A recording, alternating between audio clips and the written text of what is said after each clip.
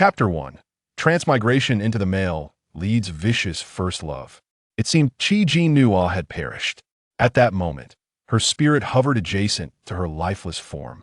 She yearned to re-enter her corporeal shell, but each attempt resulted in her being repelled, leaving her to helplessly observe her grieving kin. Her brother gently bore her upon his back, while her parents, clad in disheveled sleepwear, trailed behind, their footsteps faltering as they conveyed her to the hospital. The physician solemnly declared her to be in a vegetative state. She beheld her weeping family, and her own spectral tears mirrored their sorrow. Each endeavor to return to her body ended in ejection. Amidst her lamentations, she noticed a golden radiance emanating from her chest, where a jade pendant adorned her. Approaching it, she discovered it to be the very jade amulet she had always worn. Afflicted with congenital heart disease, her constitution had been frail since birth, rendering her susceptible to frequent ailments. Her family had fervently beseeched deities, fearing her inability to thrive. Yet, despite her delicate health, she had persevered through life's trials. At the age of 15, her mother escorted her to a venerable temple, where a sagacious monk discerned an impending tribulation in her destiny. He bestowed upon her a water-patterned jade pendant, asserting its ability to assist her in surmounting this calamity. From that day forward, she had perpetually worn the amulet, never parting with it. Could this be the tribulation foretold by the venerable master? Was it about to manifest its power? Jinnuo extended her hand, her fingertips sinking into the jade's surface upon contact. Before she could comprehend the phenomenon, she was drawn into the amulet's depths. Upon regaining her senses, a fervent breath caressed her face. Before her lay an enlarged, handsome visage, characterized by profound features, sharply defined contours, and spirited, sword-like eyebrows. Beneath these brows, a pair of somber eyes, veiled in ardent desire, glowed with a feral intensity. She stared at him in bewilderment, her mind struggling to process the situation. Abruptly, his mountainous frame descended upon her, stifling her lips. After an indeterminate period, Jinnuo groggily awoke, her body throbbing with soreness, particularly in her lower regions. As her mind gradually cleared, she surveyed the unfamiliar chamber and abruptly sat upright. Initially dismissing it as a mere dream, she now questioned the reality of the events that had transpired. She gazed upon the slumbering man beside her, and a sudden surge of pain coursed through her head, accompanied by an influx of memories that were not her own. She had, in fact, transmigrated into a novel entitled The Apocalyptic Tycoon's Healing Wife, assuming the role of Jinnuo, the male protagonist's malevolent first love, bearing the same name as herself. The male protagonist, Tung Yuanyi, was the illegitimate offspring of a forced union, subjected to maternal loathing and abuse during his formative years. This upbringing had fostered psychological distortion and darkness within him from an early age. In high school, he had inflicted severe harm upon an individual who had compelled him to perform a degrading act. The Tung family covertly resolved the matter, transferring him to the school attended by the female antagonist, Jinnuo. Despite his taciturn demeanor and solitary habits, his exceptional academic performance and striking appearance garnered considerable attention. A deluge of love letters inundated his desk, and even the school beauty succumbed to his allure, secretly conveying her affections to him. The female antagonist, Jinnuo, witnessed the school bowtie's act of devotion. This female antagonist was an artful and manipulative individual. Endowed with captivating beauty, striking features, and a doll-like allure, she possessed a fully developed physique that surpassed her peers. This physical maturity garnered her widespread admiration within the school. She reveled in the attention bestowed upon her by male admirers, often engaging in flirtatious behavior, particularly with those already in committed relationships. Her primary rival was the novel's female protagonist, the school beauty Jinnuo. While Jinnuo enjoyed popularity among the male student body, her reputation within the school was tarnished. The male students sought only fleeting dalliances with her, while revering Jinnuo as an ethereal figure. Jinnuo harbored resentment towards Jinnuo. Driven by a desire to prove her superiority, she engaged in overt and covert competitions with her, only to be repeatedly defeated. Upon discovering Jinnuo's affection for Tung Yuanyi, she surreptitiously approached him. At this juncture, The male protagonist was still in his nascent stage, both inexperienced and deprived of affection. Jinnuo's subtle flirtations and displays of warmth proved sufficient to ensnare him. Having successfully captured Tung Yuanyi, Jinnuo exulted in her triumph, repeatedly flaunting her relationship in Qin Yuxia's presence. Observing Qin Yuxia's recurring sorrow, Jinnuo experienced immense gratification. She regarded Tung Yuanyi as a mere instrument to demonstrate her superiority over Qin Yuxia, a trophy to be paraded. Behind the scenes, she continued to engage in clandestine rendezvous with various male suitors. On one occasion, Qin Yuxia witnessed her indiscretions. Confronted by Qin Yuxia's inquiries, Jinnuo openly admitted that her involvement with Tung Yuanyi was solely intended to provoke a rival.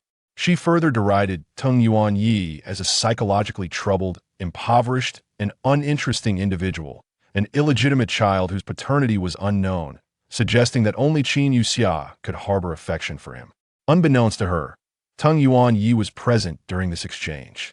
Upon hearing her disparaging remarks, his countenance darkened with a malevolent expression, and without uttering a word, he turned and departed. From that moment forward, Tung Yuanyi vanished.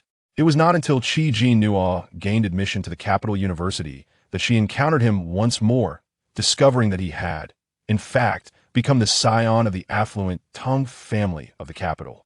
The individual she had once scorned had now ascended to a position beyond her reach. Jinnuo was consumed by regret and brazenly sought to rekindle their relationship. Chapter 2. The male protagonist's amnesia. Tung Yuan was naturally unable to forgive the woman who had toyed with his emotions. However, Jinnuo was relentless, clinging to him desperately, which soon became common knowledge. She believed that since she had once easily captured his heart, she could do so again, forgetting that Tung Yuan was no longer the same man he once was. Upon returning to the Tung family, Tung Yuan faced rejection from his brothers, was schemed against by his stepmother, and neglected by his father. In order to survive, he grew increasingly ruthless and twisted. At that time, the male and female leads had already crossed paths. The pure, warm, and kind-hearted Qin Yuxia shone like a beacon in Tung Yuan's world. While he was harsh towards others, his demeanor softened in her presence. They were in a stage of mutual attraction, yet not fully developed. However, Jinnuo's relentless pursuit threw them into a stalemate. Some high school classmates, unable to bear witnessing Jinnuo's actions, exposed her past misdeeds. She swiftly transformed from a popular campus beauty into a despised figure. Jinnuo's mental state deteriorated. She resolved to drug the male protagonist, intending to force a situation into fruition. Yet, Tung Yuan possessed remarkable self-control. Even under the influence of the drug, he attempted to escape. In a moment of desperation, Jinnuo struck him on the head with a vase. As he became disoriented and under the drug's influence, he pinned her down, and they became intimate. At the moment Jinnuo arrived, it was precisely when they had crossed that line. Fearing a miscalculation, she had lit an aphrodisiac incense in the room, which caused her to feel weak and devoid of the strength to resist upon her arrival. Faced with this catastrophic beginning, Jinnuo felt a sense of collapse. She had read this novel before. During a recent period of convalescence at home, she had stumbled upon it and found it intriguing. Little did she expect to find herself cast as the wicked supporting character. In the narrative, the male protagonist awakens to discover he has been manipulated by the antagonist, coinciding with the onset of an apocalyptic event, leading him to cast the naked antagonist onto the streets. The antagonist is subsequently dragged into an alley by thugs, and in order to survive in the apocalypse, she is forced to submit to a man over 40, enduring humiliation. Before long, as the survival conditions worsen, she is exchanged by the man for supplies, ending up in the hands of another group. From then on, she is passed between various men, becoming gaunt and frail. The antagonist experiences multiple pregnancies and miscarriages, her health deteriorating, ultimately succumbing to a sexually transmitted disease, and is ultimately discarded among the zombies. In her final moments, she sees the male and female protagonists, resplendent and blissful, pass by without a glance in her direction. Such a tragic fate is far from ordinary. Why did the jade pendant draw her into this story, making her the malevolent character who shares her name? Could altering the antagonist's fate change her own? Jinnuo was perplexed. Regardless, she needed to find a way to escape her current predicament. The male protagonist's awakening would mark a turning point in the antagonist's fate. She attempted to rise and dress, but as soon as she moved, the man beside her opened his eyes. The moment their gazes met, she felt her body tense. What kind of eyes were those? They were as dark as impenetrable night, thick and stifling, yet calm as an ancient cold pool, devoid of emotion, leaving only an eerie silence. Jinnuo felt as if her throat was constricted. She opened her mouth but could not utter a sound. In that fleeting moment, countless thoughts raced through her mind. However, when the man spoke, it caught her unawares. "Who are you?" His voice was husky from sleep, a tantalizing rasp, his dark eyes fixed intently on her. Jinnuo felt like prey under his gaze, a chill racing down her spine. "Did you not remember?" She was astonished. How was this different from the original text? The man furrowed his brow, silent, seemingly attempting to recall the past. Jinnuo's gaze fell upon the dried blood on his forehead. Could it be that the antagonist had struck him too hard, causing his amnesia? Observing the man as he struggled to remember, it was clear he had no recollection. With a determined resolve, Jinnuo threw herself into his arms, holding him tightly. Soda. It was my fault, causing you to lose your memory. I didn't mean to." Suddenly enveloped by a strange woman, Tung Yuan's expression darkened as he pulled her away. "Speak properly, don't touch," he warned sharply, yanking the blanket over her. Jinnuo gasped and pulled the blanket aside, revealing her disheveled hair as she timidly looked at him. "Please don't be angry. I didn't mean it." Tung Yuan's gaze swept across the scattered clothes on the floor, his brow furrowing deeper. The disarray of the room was indicative of the earlier chaos. He fixed a penetrating stare on the innocent-looking woman beside him, questioning the situation. His amnesia rendered him vulnerable, yet Jinnuo was no longer intimidated. She fabricated a story. "You don't remember? You insisted on bringing me here, and you were not gentle. You hurt me, and in a moment of anger, I struck you with a vase." She pointed to the bloodied vase nearby, carefully observing his expression. "I didn't mean to. I never expected it would cause you to lose your memory." Cautiously, she inched closer, her soft hand entwining with his robust arm, gently shaking it. "Please don't be angry, all right?" Draped in a thin blanket, her eyes sparkled with clarity and brightness, her delicate features framed by long, curled lashes, resembling an exquisite doll. The two seemed to share a profound connection. Tung Yuan attempted to recall his past, but his mind remained a blank slate. "What is our relationship? What happened? You must tell me everything," he demanded. Jinnuo noted his lack of resistance to her touch and inched closer, her soft form brushing against him. "We are, of course, in a romantic relationship. I'm your girlfriend. We've been together for nearly a year. How could you forget me after just one sleep?" Jinnuo feigned calmness, concealing her unease. Tung Yuan was astute and perceptive. Any hint of a flaw would expose her deception. For her, survival was paramount. The apocalypse was approaching, and she needed to cling to him tightly for her own safety. Chapter 3. The Space of Joy. Are we lovers? Tung Yuan's expression was shrouded in ambiguity. He felt an utter strangeness towards this woman. Even with amnesia, there should be some semblance of familiarity, should there not? If they truly were lovers, why did he feel no inkling of recognition? "I'm sorry." Jinnuo felt a surge of guilt, tightening her embrace around his neck. Burying herself in his arms, her voice choked with emotion. "It's all my fault. I'm just too fragile, unable to endure even a modicum of pain. Shall I take you to see a doctor?" The softness of her body pressed against him made Tung Yuan's breath hitch. He wished to push her away, yet found himself at a loss on how to do so. "Let go of me," he said in a low, husky tone. "Oh." Jinnuo reluctantly released her grip, casting a furtive glance at him. Seeing that he seemed not to question her, she let out a quiet sigh of relief. "I ask you, what is my name? And yours? What is our relationship?" Tung Yuan's brow remained furrowed. This blankness in his mind, the sensation of losing control over everything, was deeply unsettling. He felt that matters should not have devolved into this state.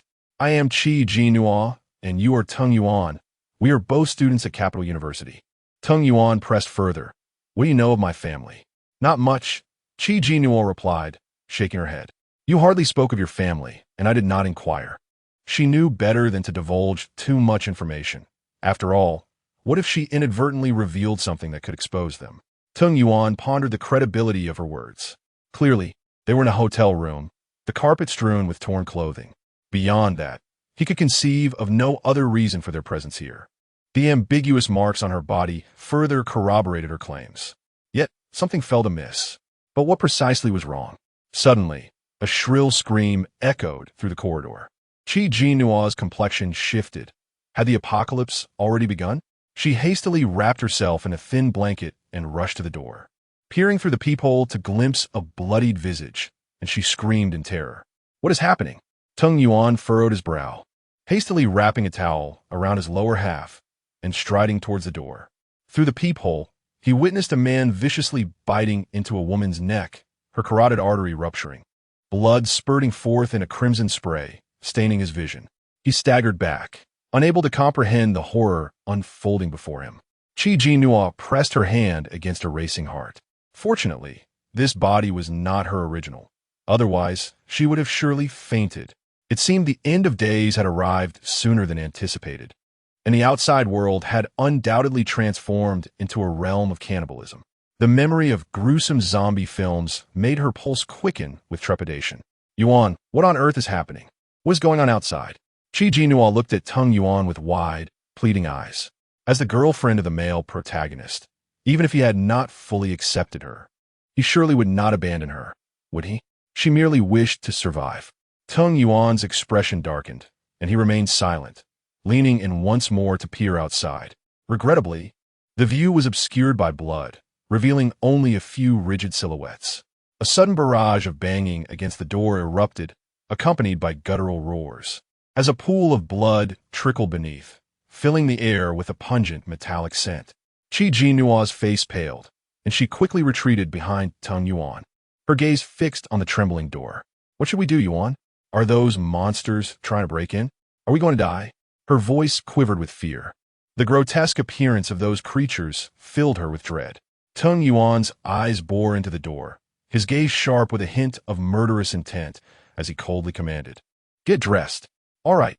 Jinnuo complied without hesitation, dashing to gather the tattered clothing from the floor, her bare feet pattering as she hurried into the bathroom. Upon closing the door, she turned to the mirror and was momentarily taken aback by her reflection. This supporting character was undeniably striking, with large, round eyes that lifted at the corners, exuding both allure and innocence. A delicate nose, rosy cheeks, and full, crimson lips framed a finely sculpted chin. The corners of her eyes tinged with a seductive hue, presenting an enticing visage. Especially her voluptuous figure, a stark contrast to Jinnuo's own flat physique, left her feeling overwhelmed and somewhat fatigued, unaccustomed to such curves. The sight of her alluring form made her cheeks flush. It was evident that to be the first love of the male protagonist, one must possess certain assets. As she uncovered the thin blanket, she noticed the marks adorning her skin, her face reddening further. Suddenly, a jade pendant dropped to the ground. Jinnuo picked it up, recognizing it as the water-patterned jade that had pulled her into the story. She examined it closely, yet found nothing particularly remarkable. Just then, a wave of dizziness washed over her. A golden light emanated from the pendant, enveloping her entirely, as she excitedly anticipated a return to her former life. She opened her eyes to find herself in a paradisiacal realm. Before her stood a majestic waterfall, cascading from the heavens into a crystal-clear pool below, the water shimmering with an unseen power. The cool mist kissed Jinnuo's face, rendering her skin refreshingly cool to the touch, an incredibly tangible sensation. Could this be the ethereal spring often depicted in novels? Kneeling by the pool, she dipped her hand into the water. It was icy yet soothing, not piercing. As she cupped her hands to drink, relishing the crisp sweetness that alleviated her aches, beneath the spring flowed a crystalline stream, its waters pure and untainted, and beyond lay a vast expanse of rich, black soil, visibly moist. Jinnuo pressed her fingers into it, feeling the dampness and sensing the immense energy it harbored. Alas, the surface was barren, devoid of any vegetation. Beside the black soil loomed an enormous warehouse, stretching into the horizon. Could this truly be the legendary space? Jinnuo surveyed her surroundings. The area was desolate, waiting for cultivation. Are you my master? A shimmering white squirrel, its fur ethereal, suddenly appeared before her. Its eyes strikingly bicolored, one golden, the other blue. Unlike ordinary squirrels, its eyes were elongated, adorned with a red eyeliner that extended into intricate patterns. Chapter 4. The space awaits the male protagonist's unlocking surprisingly. It is not merely a squirrel, but possesses an inexplicable charm that captivates the beholder. Are you referring to me? Jinnuo inquired curiously. What exactly are you? The small creature huffed with pride. I am, of course, the guardian spirit of this space. How could you not know this? How did you even enter? Jinnuo replied nonchalantly. I stumbled in by accident. She had no idea how she arrived here. She simply opened her eyes to find herself in this place, and she was completely oblivious as to why she had entered this book. The small creature displayed its disdain. How unfortunate that you were chosen as my master. Jinnuo felt momentarily speechless. Perhaps it is simply my good fortune? Enough of that, the small creature said. Since you have been selected, I must accept it. Come quickly and form a contract with me. A contract? What is that? Jinnuo asked, puzzled. A master-servant contract. Otherwise, you cannot utilize this space. As soon as Jinnuo heard this, she grew serious and exclaimed, Do not delay. Let us proceed. I am willing to form a contract with you. The small creature looked at her with a condescending gaze, as if to say, Did you really need to express your willingness? You must bite your finger to draw blood and offer it to me. Then the contract will be established. Without hesitation, Jinnuo bit her finger, allowing the blood to flow from the wound. She extended her finger toward it. Is this how it's done? The small creature opened its mouth and caught a drop of blood. A flash of red light appeared on its forehead, revealing a red ripple-like mark, which quickly vanished. Jinnuo felt a warmth in the veins of her wrist and looked down to find a similar red ripple mark on her wrist, which disappeared in an instant. This is the mark of the contract, the small creature declared. From now on, you're my master. Jinnuo inquired with curiosity. Does this mean I can now use this space? Since she was now the master of the guardian spirit, wouldn't this space belong to her as well? However, the small creature replied, No. Confused, Jinnuo asked, Why not? Did you not say that forming the master-servant contract would grant me access? Access to the space requires certain conditions, including the absorption of the fortune of a destined child. The destined child? You mean the male protagonist? Generally speaking, the male protagonist is indeed the destined child of this world. The small creature continued, Because you have acquired the fortune of the destined child, the space has been unlocked. Jinnuo exclaimed, What nonsense is this? The condition for unlocking the space is the male protagonist? Jinnuo felt exasperated. So, you mean to say that in order to use this space, I must constantly be intimate with the male protagonist? Not necessarily. You can absorb fortune by merely being near him, though it is slower. Intimacy is the quickest way to absorb fortune. Its form suddenly became somewhat transparent. What's wrong with you? Jinnuo asked anxiously. You're not going to disappear, are you? In a weakened voice, the small creature replied. This space is nourished by the fortune of the destined child. I have only just awakened, and I am too weak. I will soon fall into a deep slumber. You must remember, you need to find a way to acquire the fortune of the destined child. The closer you are to him, the more fortune you will gain, and the items in this space will gradually unlock based on that fortune. Having said this, it vanished. Hey, don't disappear just yet. Jinnuo wanted to ask more questions, but she was abruptly ejected from space. Attempting to re-enter, she discovered an invisible barrier had been erected, preventing her from returning. This was supposed to be her space, and the small creature acknowledged her as its master. Yet, the space required the male protagonist for nourishment. How does that make sense? What kind of absurdity is this? Fuming with frustration, Jinnuo was suddenly interrupted by Tung Yuan Ye's voice. Are you ready? The door can't hold much longer. We must leave at once. Upon hearing that the door was about to give way, Jinnuo felt a jolt of fear and hurriedly put on her clothes. To her dismay, she discovered the outfit was torn. It was a form-fitting, ultra-short dress with an off-shoulder design, featuring a cutout at the waist that exposed a slender, fair midriff. The skirt barely covered her backside, revealing her long, fair legs. With so little fabric and the neckline torn, she had to press her hands to maintain modesty. Jinnuo felt on the verge of tears. She had never worn such revealing attire in her 18 years of life. While she was aware the dress was damaged, she had not anticipated the strategic placement of the tiers.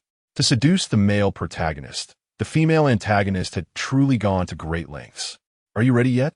Tung Yuan Yi's voice resounded again, this time tinged with impatience and dissatisfaction. The male protagonist seemed to be losing his patience.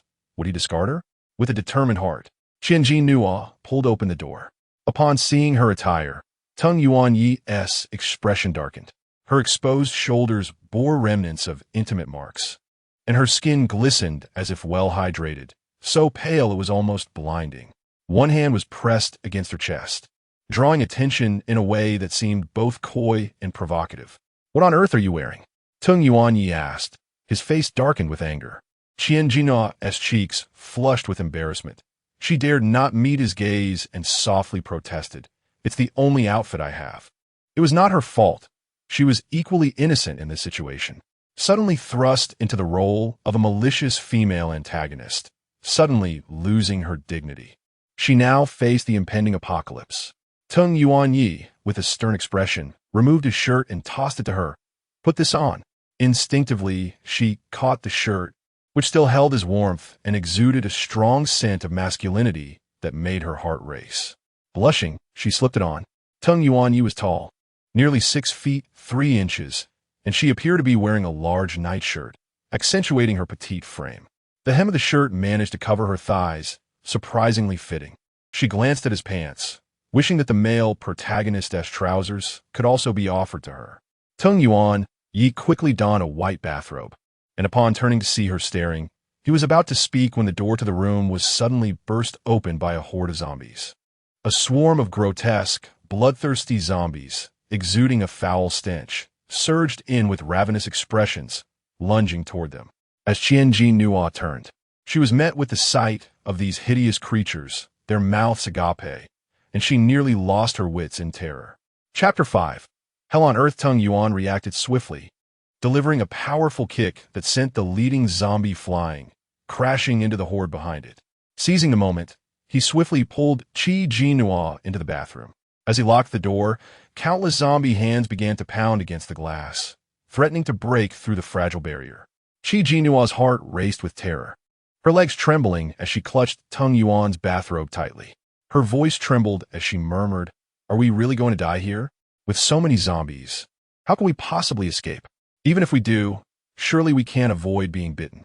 Tung Yuan's gaze darkened as he focused on the towel rack mounted on the wall.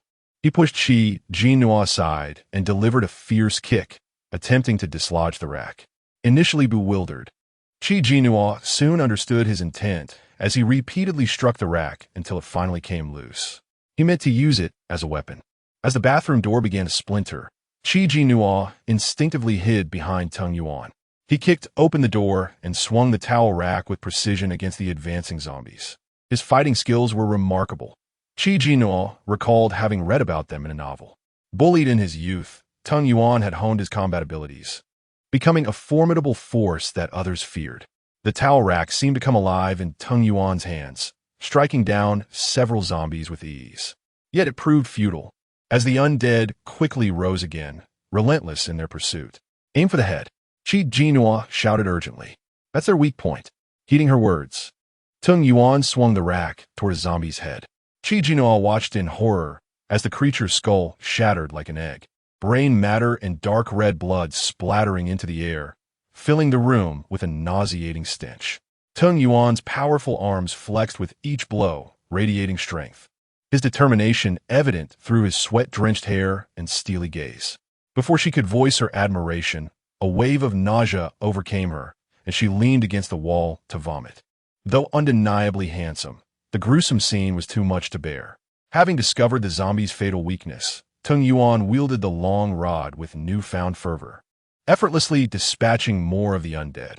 The room soon became a gruesome tableau of gore, with the floor littered with the fallen. In this early stage of the apocalypse, the zombies moved sluggishly, making them somewhat easier to handle. However, as they evolved, the challenges would undoubtedly intensify. Outside, the air was thick with the scent of blood, punctuated by the shrieks of the terrified.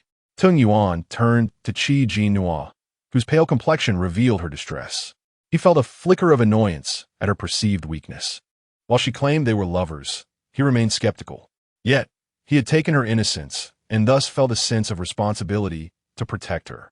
"We must leave this place," he declared, striding purposefully toward the exit. Fearing he would abandon her, Jinnuo swallowed her revulsion and followed, deftly avoiding the bodies strewn about. The corridor was awash in blood, the sickeningly sweet scent overwhelming her senses as zombies roared and panicked people screamed in chaos. Severed limbs and entrails littered the floor, painting a scene reminiscent of hell itself. As a sheltered young lady, Jinnuo had never encountered such horror, and she felt herself grow faint, her stomach churning as she retched once more. A naked male zombie lunged at her, eliciting a terrified scream. Tung Yuan reacted instantly, pulling her behind him and delivering a crushing blow to the zombie's head, which burst open like tofu, blood and brain matter spraying everywhere, leaving her reeling from the violent imagery. "Help! Save me!" A piercing scream echoed ahead. Jinnuo turned to see a mature woman clad only in lingerie, her curvaceous form a stark contrast to the chaos. Desperate for aid, she pleaded with him, but Tung Yuan merely glanced at her with indifference, ignoring her plight as he pulled Jinnuo away. Jinnuo looked back, horrified, as the woman was overwhelmed by zombies, her screams fading into agonizing silence. Blood pooled around her, and the unsettling sound of chewing filled Jinnuo with dread, as if insects were crawling over her skin. Overwhelmed, she averted her gaze, feeling powerless to help while struggling to survive herself.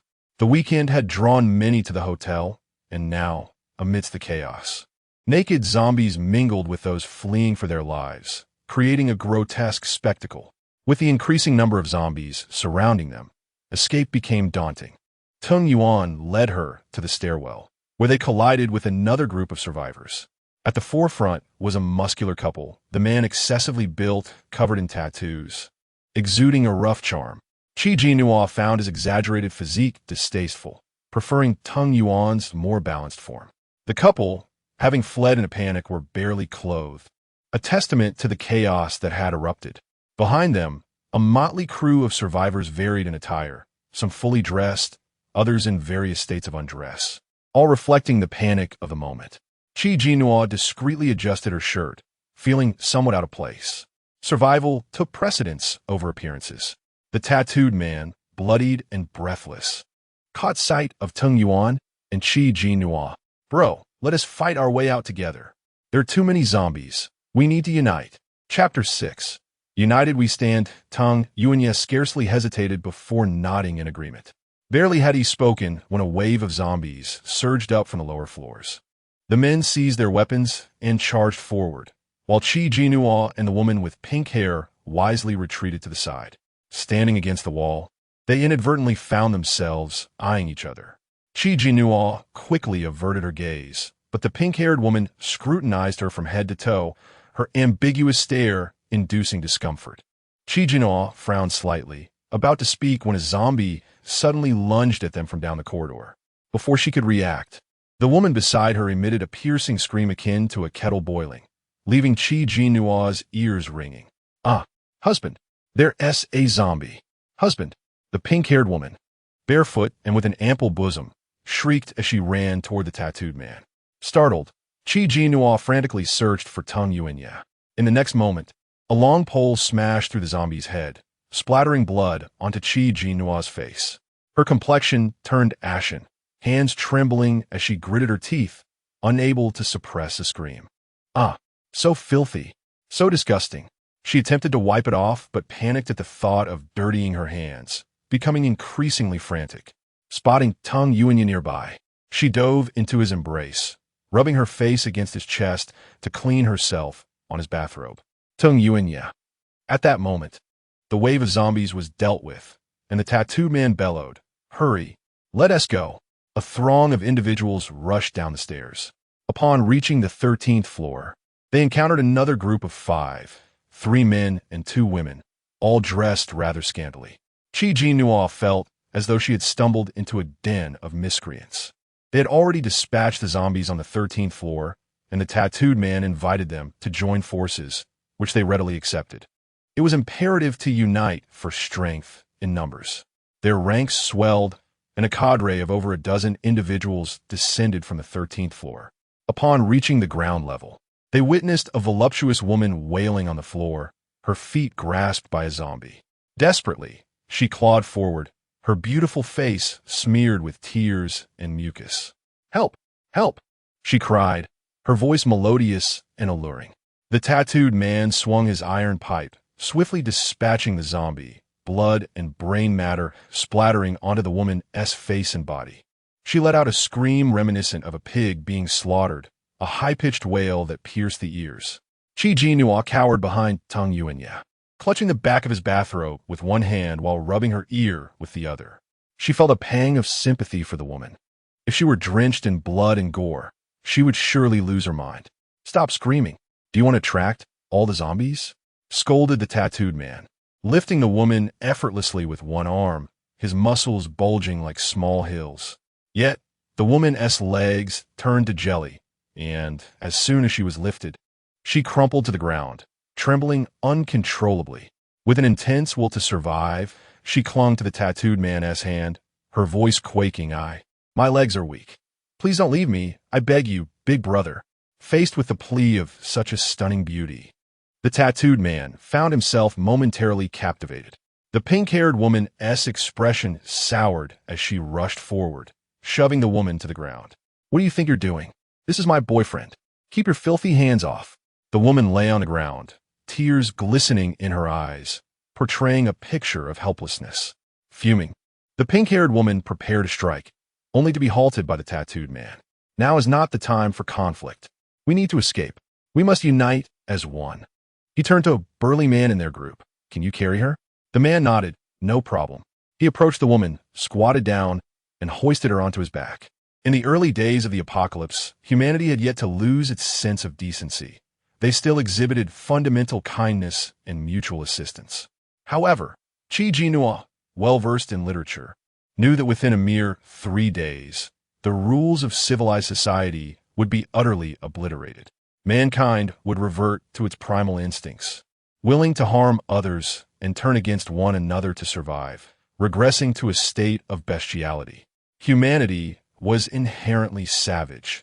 It was the rules of civilization, propriety, righteousness, and moral integrity that had restrained them. The apocalypse would transform the world into one governed by the law of the jungle, where the weak would be devoured by the strong. A shiver coursed through Jinnuo at this thought, causing her to grip Tung Yuanya's clothing even tighter. Whatever happened, she must cling to this pillar of strength. The higher floors housed fewer guests, and the 13th floor was teeming with zombies. With each subsequent descent, the number of zombies diminished, as they had mostly been dealt with by the survivors on those levels. At this juncture, the zombies were still relatively sluggish, requiring some time to navigate the stairs. However, the lower the floor, the more numerous the zombies became. This hotel was situated in the bustling heart of the city, adjacent to a CBD, a 6-star establishment. Those who could afford to stay here were either affluent or business people on trips to the CBD, all seasoned members of society, predominantly elites. The female antagonist had purposely chosen this hotel as it was less likely to be frequented by acquaintances. Had they been in a hotel near the school, it would have been easy to be recognized. Jinnuo silently thanked her for this, as there were virtually no familiar faces here. Therefore, her deception regarding the amnesiac male protagonist would likely remain undiscovered for the time being. With renewed determination, they pressed onward to the 7th floor, during which additional individuals joined their ranks, bringing their number to over 20. Comprising both men and women, including students and hotel staff, they forged ahead. The zombies on the 7th floor were more numerous, wandering the corridors, Yet not a single survivor was in sight.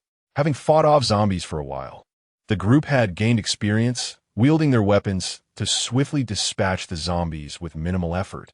However, in the early stages of the apocalypse, the zombies were akin to the novice level of a game.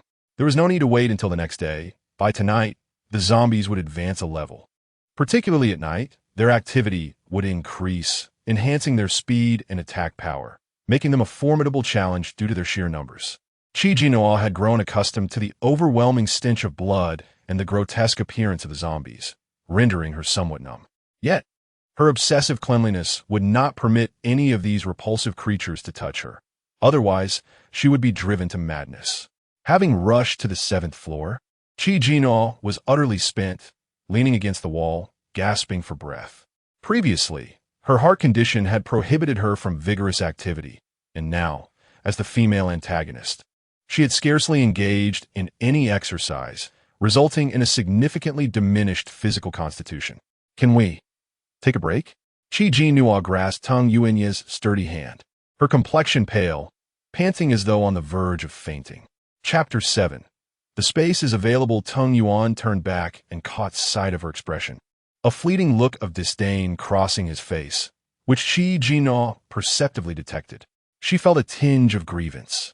The exertion she had endured today surpassed the total of all her physical activities throughout her life. Not to mention, her body was still reeling from his earlier actions, leaving her in discomfort. She gradually extended her small hand, firmly grasping his arm, leaning gently against him, and with a pouting face, she playfully complained, "I am utterly exhausted." Suddenly, she sensed a refreshing aura emanating from Tung Yuan, causing her to shiver. It felt as if that coolness permeated her being, bringing her immense comfort and alleviating her fatigue. What could this possibly be? Is this the fortuitous energy spoken of by that little entity? Jinnuo leaned closer to Tung Yuan, akin to inhaling mint, yearning to press herself entirely against him. She soon realized that the larger the surface area of their skin in contact, the more fortune flowed into her, continuously nourishing her body, eventually culminating in the ripple mark on her wrist, nurturing the space within her. She glanced down at the shimmering ripple mark on her wrist. She felt the barrier of the space gradually weakening. With a little more absorption of this fortuitous energy, the space would be unlocked. Just as she intended to draw nearer to Tung Yuan, he abruptly turned, creating distance between them, furrowing his brow at her. In dissatisfaction, she pouted and leapt into his arms, wrapping her arms tightly around his neck. "Honestly, we are so close to unlocking the space. Why cause a ruckus? I'm too tired to move. Carry me," she insisted with unyielding conviction. The softness and delicate nature of her form felt akin to a lump of dough, her pale complexion almost dazzling. Tung Yuan momentarily held his breath, his frown deepening. A woman with pink hair turned her head, witnessing this scene, and could not suppress her mockery. Some women are truly insufferably delicate, whining about fatigue after such a short distance. It's not like she's fighting zombies. If you can't lend a hand, at least don't hinder others. Upon her remark, several individuals cast glances at Jinnuo. Tung Yuan was a principal force against the zombies. His current embrace of a woman implied they would soon have diminished combat strength. Many felt discontented, yet refrained from vocalizing their grievances, considering she was his girlfriend. A cleaning lady rolled her eyes. "You city folks are so pampered, wanting a man to carry you. In our village, you'd be unwanted." Jinnuo paid no heed to their criticisms, stubbornly clinging to Tung Yuan, relishing the continuous flow of white energy coursing through her, filling her entirely. Just a little more, and the barrier of the space would vanish completely. Though Tung Yuan felt somewhat dissatisfied, he deemed it inappropriate to voice his feelings since she was his girlfriend. He placed his large hand on her slender waist, silently embracing her. His palm was so large that it nearly enveloped her little waist, creating a scene imbued with an indescribable allure. Not only was Jinnuo fatigued, those who had been battling zombies were equally worn out. One person could no longer contain himself and proposed, "Why don't we find a room to rest for a while? There are still 7 floors to go, and the zombies below are even more numerous. We should not wait until we are too exhausted to proceed. Indeed, let's take a break." We have cleared this floor of zombies. Others chimed in, clearly looking to the tattooed man as their leader, given his robust appearance and the fact that he had invited them to join. The tattooed man contemplated for a moment before nodding. All right then, let us rest and recuperate. At this moment, the hotel staff hurriedly interjected. The rooms on this floor are quite clean. The previous occupants were a high-end foreign tour group who checked out this morning. The rooms were cleaned this afternoon, and no one has checked in since. Upon hearing this, everyone felt that this floor was an ideal resting place, as the other rooms were blood-soaked. Moreover, it was already nearing 6 o'clock, dusk approaching, and the impending darkness felt ominous.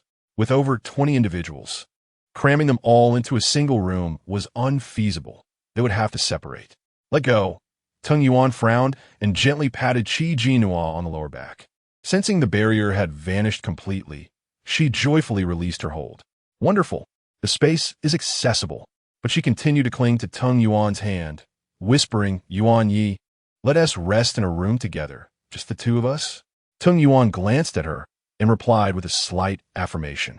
Some were reluctant to rest, arguing, what is there to rest for? Look at the time. We need to rush out and act. Someone retorted, did you not see? The streets are teeming with zombies. Charging out would be akin to courting death. Go take a look at the window. The streets are filled with them. Indeed, someone rushed to the end of the hallway and peered out the window. The streets, once bustling, were now devoid of life, overtaken by wandering zombies. At the onset of the apocalypse, chaos had reigned. But now, after 2 hours, the streets were almost deserted as everyone sought refuge. The sun began its descent, casting a grand and vivid sunset across the sky, reminiscent of blood painting the heavens, evoking an eerie beauty.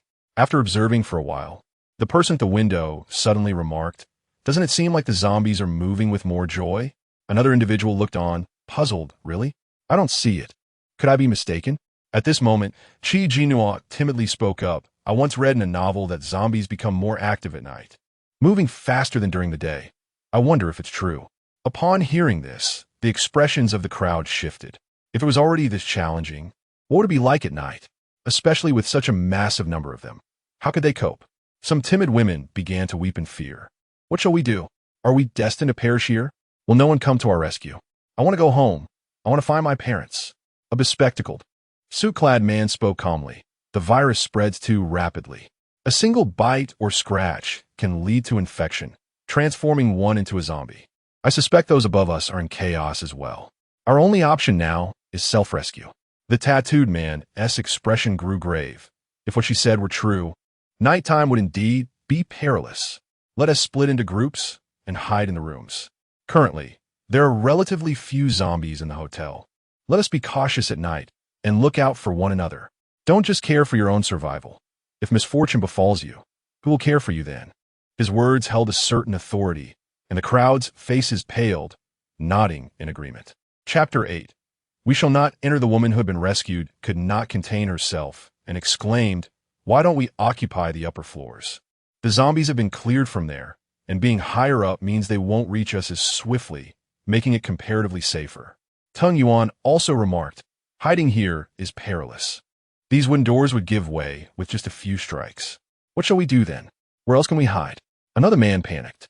At that moment, a hotel staff member suddenly suggested, let us head to the 5th floor. There is a storage room with an iron door, and it is spacious enough to ensure our safety. No sooner had he spoken than a chilling roar of zombies echoed from below, causing everyone to shudder. With darkness approaching and being on the 7th floor, descending to the 5th posed the uncertainty of encountering a horde of zombies. What if we are besieged? Who can guarantee our safety? Let us gamble. Staying here means waiting for death. Nightfall will complicate matters. The cleaning lady suddenly interjected. I know a place. There's a small storage room on the 7th floor for cleaning supplies, also with an iron door, sturdy enough for us to hide inside. The group looked at her with gratitude, and the tattooed man immediately said, lead the way. The cleaning lady promptly guided them towards the end of the corridor, only to be confronted by 2 zombies that lunged at them, causing her to scream and flee in panic. 2 men reacted swiftly, striking at the zombies' heads. To their horror, one of the zombies moved faster, lunging directly at one of the men. The group froze in shock until the man emitted a cry, prompting them to rush forward and dispatch the zombie. However, it was too late. The man had been scratched, 3 distinct marks marring his arm. The group stared at the scratches, their faces pale with dread. The woman with pink hair pointed at him, exclaiming, "He has been scratched. He'll soon turn into a zombie. He cannot stay with us." The man stared at his wounds, weeping. I don't even know how I got hurt. I don't want to become a zombie. Please save me. I beg you, don't abandon me." Silence enveloped the group. No one spoke. They didn't wish to be heartless, yet he was infected. Should he transform into a zombie? Would they not be the ones in danger? This concern weighed heavily on their minds, but none dared to be the first to voice their intention to abandon him.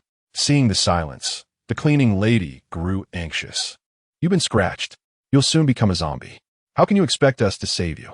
You should leave and not endanger us." A seemingly innocent girl could no longer hold her tongue and spoke up. "How can you say that? He got hurt saving you. Don't you have any conscience?" The cleaning lady shot her a glare. "What is it to you? I didn't ask him to save me. How can you be so callous?" The girl retorted, turning to the tattooed man. "We can't abandon him at such a time. Otherwise, we will all feel the chill of his betrayal. He was one of us, fighting side by side." The man looked at her with gratitude, tears welling up. "Thank you. Thank you." The woman with pink hair rolled her eyes. "You're so kind. If you're not afraid of death, then go with him. Let us see how noble you are when he turns into a zombie and tries to bite you." Though none wished to leave the man behind, the moral restraint held them back from voicing their intentions. The cleaning lady and the pink-haired woman were aligned in their views, leading to a silence in the room. Jinnuo firmly grasped Tung Yuan's hand, unwilling to relinquish any opportunity for fortune. Even when he cast several glances her way, she stubbornly clung to him. When he attempted to withdraw his hand, she tightened her grip, prompting him to look at her again. "Time is running out. Darkness will soon fall." Jinnuo finally spoke. The chilling roars of zombies echoed from below, draining the color from everyone's faces. "What if we bind him with a rope and keep watch over him? If he turns into a zombie, we will deal with it then." Her suggestion gained consensus among the group. The tattooed man nodded. "Let us do it." Tung Yuan looked at Jinnuo once more, and she feigned innocence. What's wrong? Tung Yuan's expression remained unchanged. Nothing. Despite her reluctance, the cleaning lady could not oppose the group's decision and begrudgingly led them to the storage room. She produced a key and unlocked a thick iron door embedded in the wall. Given the hotel's futuristic decor, the door appeared quite high-tech. However, once opened, the sight of cleaning supplies, mops, brooms, and detergents immediately dispelled any sense of sophistication. The interior was clean yet stifling, despite the presence of a ventilation fan.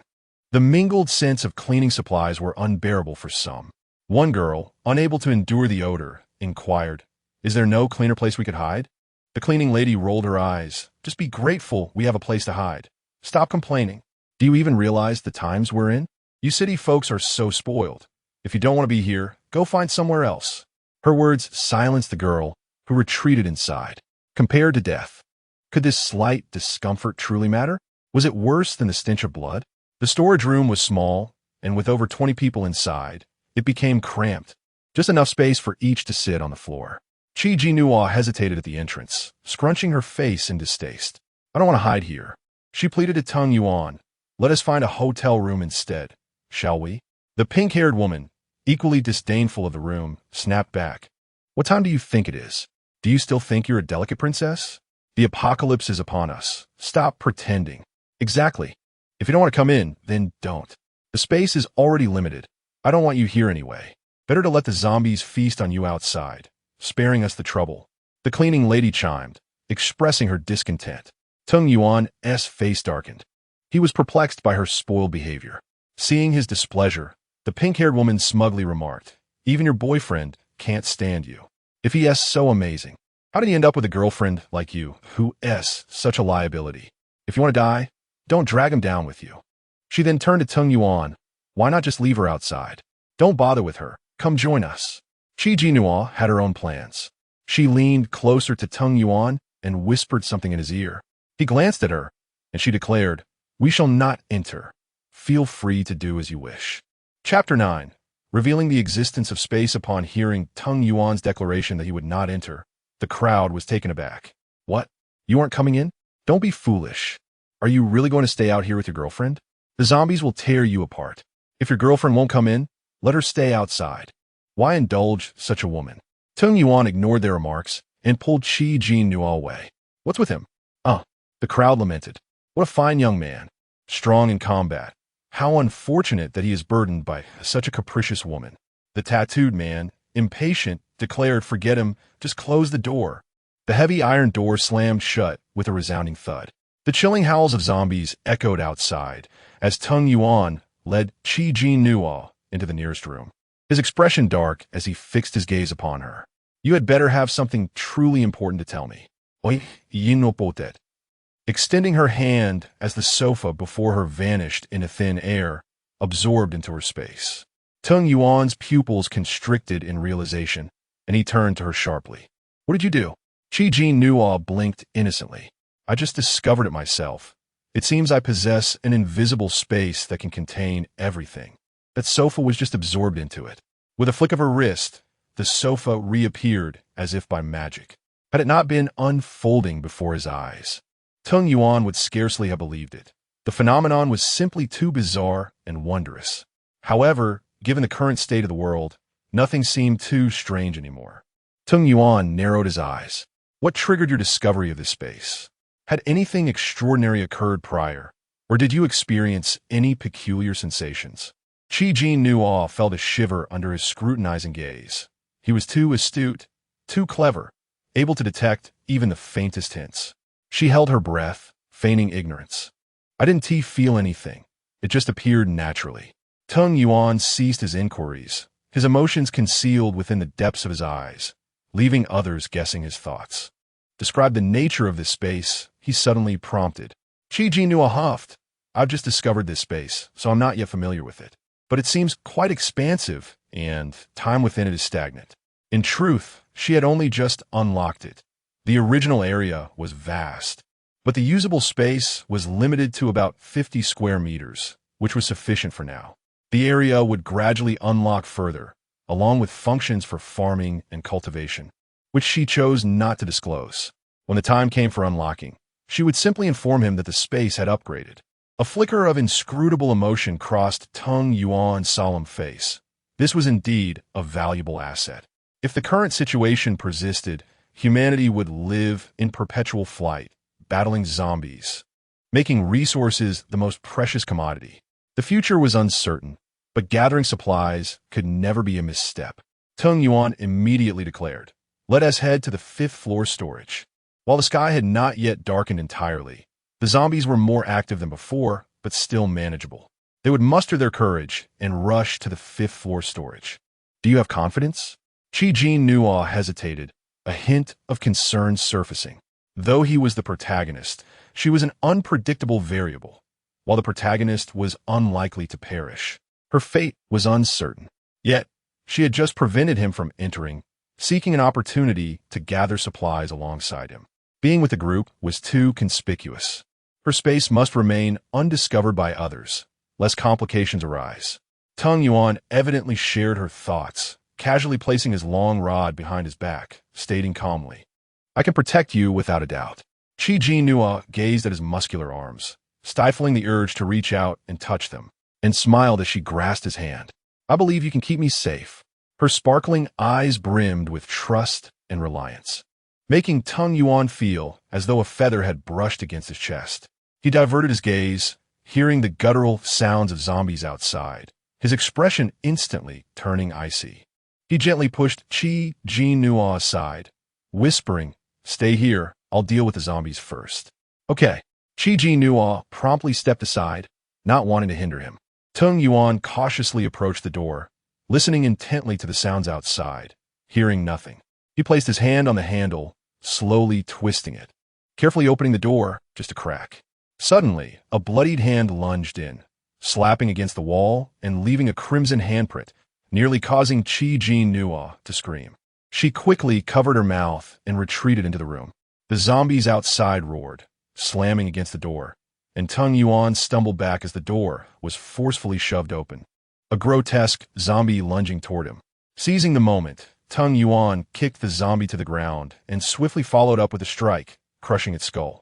In the early days of the apocalypse, zombies not only moved sluggishly, but were also exceptionally frail. At this stage, they had yet to evolve. Their blood and flesh remained uncorrupted and grotesquely fresh, a sight most unpleasant. The once pristine floor became stained with blood, and the overwhelming stench invaded Jinnuo's nostrils, making her feel as though she could scarcely breathe. Although she could no longer gag at the scent, her aversion to it persisted. "Come here," Tung Yuan called back to her. Jinnuo hurriedly ran to his side, clutching his hand tightly.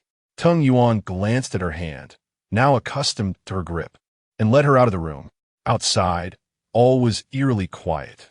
Though the lights blazed brightly and electricity still flowed, the communication systems lay in ruins, rendering phone calls and internet access impossible.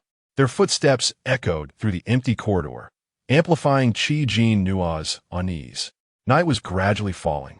Although a sliver of light lingered on the horizon, the interior had succumbed to darkness. "Yuanyi, I'm a bit scared," Jinnuo murmured, pressing closer to him. She was genuinely frightened. The silence felt oppressive, as though unknown dangers lurked ahead. Even with the protagonist by her side, she trembled. Were it not for the need for supplies, she would have hidden in the room. "It's all right," he replied softly, one hand firmly clasping Jinnuo's and the other gripping his long rod. They cautiously approached the stairwell. Strangely, they encountered no zombies nor heard any unusual noises until they reached the stairs. Jinnuo felt puzzled. Where had all the zombies gone? They slowly descended to the 6th floor, only to be confronted by 2 zombies with gaping mouths. Before Jinnuo could even scream, Tung Yuan charged forward. Chapter 10 Encounter with the security team. Jinnuo's scream lodged in her throat, swallowed back silently upon witnessing Tung Yi deftly dispatch 2 zombies. One of the zombies had exhibited evasive maneuvers against Tung Yuan's assault, indicating a genuine evolution taking place among them. The speed was astonishing. Tung Yi wiped the blood from his weapon, his profile strikingly resolute, his cold gaze reminiscent of a professional assassin. He scanned the area ahead, a desolate expanse scattered with blood and the remains of zombies. Yet no other entities were in sight. The other corpses had likely fallen prey to someone else. Jinnuo hastened to his side, whispering, "It appears there are no zombies here. Let us swiftly proceed to the 5th floor. I hope there aren't too many zombies there." Tung Yi nodded, preparing to descend when suddenly a door swung open, revealing 2 short, dark-skinned men clad in security uniforms. "Brother, so you are human after all? You startled us just now." They appeared relieved, cautiously glancing around. "There are no zombies, right?" Tung Yi replied nonchalantly, "There shouldn't be any left." The men sighed in relief, and one of them gave Tung Yi a thumbs up, praising, "I just saw your skills. You are quite adept, aren't you?" His features bore a somewhat cunning expression as he spoke to Tung Yi, while casting furtive glances at Jinnuo, his eyes widening in surprise. Jinnuo's beauty was striking. Even in an industry flooded with stunning individuals, her fair skin and alluring figure were captivating. She felt the man's gaze slither over her skin like a serpent's tongue, sticky and repugnant, prompting her to retreat slightly behind Tung Yi. Noticing her discomfort, Tung Yi's expression hardened, his towering frame a formidable barrier shielding Jinnuo. "Do you have something to say?" The man awkwardly averted his gaze. No. Were you two just escaping here?" With Tung Yi silent, he continued, "We are security from the neighboring shopping mall, numbering over a dozen. We just arrived. The outside is swarming with zombies, yet this place seems relatively safe. Your skills are impressive. Why not join us?" At that moment, an older man emerged from the room, also donning a security uniform, albeit darker in hue, possibly indicating his rank as a team leader. He appeared robust, yet exuded an inexplicable aura of sleaziness. Upon seeing the older man, the 2 younger men immediately greeted him with respect. "Brother Qin." The man addressed, as Brother Qin nodded and approached Tung Yi, scrutinizing him before extending his hand in a polite introduction. "Greetings, young brother. I am Qin Sheng, the security team leader."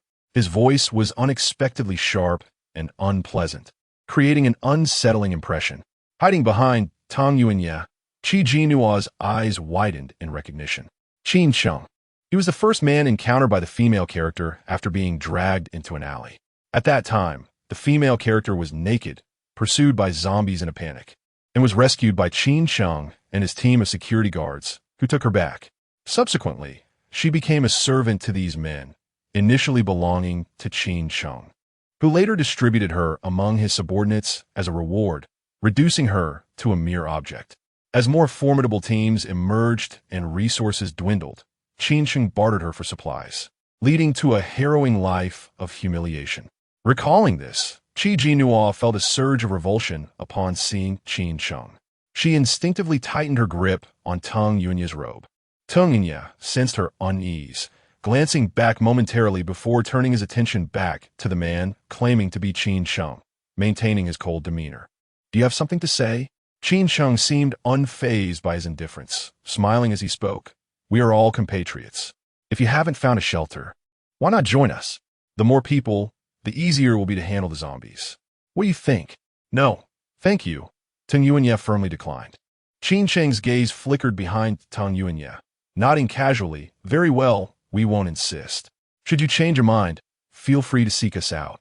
Teng Yunya remained silent, turning slightly to protectively wrap an arm around Jinnuo's shoulders, guiding her toward the staircase. Jinnuo kept her head down, yet it did not hinder Qin Sheng from stealing glances at her profile and smooth, fair neck, his eyes glimmering with greedy admiration. Once the pair had descended, the two younger men approached Qin Sheng, whispering, "Brother Qin, why not keep them here? We have over a dozen men. He is just one person, burdened with a liability. How could he refuse us?" Another chimed in, "Indeed, we outnumber him. He won't be able to resist. That girl is stunning. Wouldn't it be perfect to take her?" Qin Sheng, narrowing his eyes, replied nonchalantly, "No rush. The streets are crawling with zombies. They won't dare venture out. We can take our time. That girl will be mine eventually." Just as he finished speaking, a woman's piercing scream erupted from within the room, followed by a torrent of curses. "Stop shouting. We just saved you. Isn't it reasonable for you to serve us? This woman has such delicate skin. I'm an internet celebrity. I'm wealthy. Please, spare me. I'll give you whatever you want. What does being an internet celebrity matter now? In this chaos, who cares about your status? Just obediently serve us." Qin Sheng licked his teeth and strode into the room, followed closely by the two men, who shut the door with a resounding bang. The fifth floor was eerily quiet, devoid of any zombies, yet the distant roars of zombies and the panic cries of a fleeing crowd echoed outside. Jinnuo heard a throng of men and women rushing down the street, their commotion attracting the nearby zombies. Were they reckless enough to make such noise? However, their distraction of the zombies proved beneficial. As Teng Yunya led Jinnuo forward, they stumbled upon the remains of zombies on the ground, likely cleared away by the security team during their incursion, inadvertently assisting them. The fifth floor was expansive, and locating the storeroom proved challenging, but they eventually discovered the restaurant.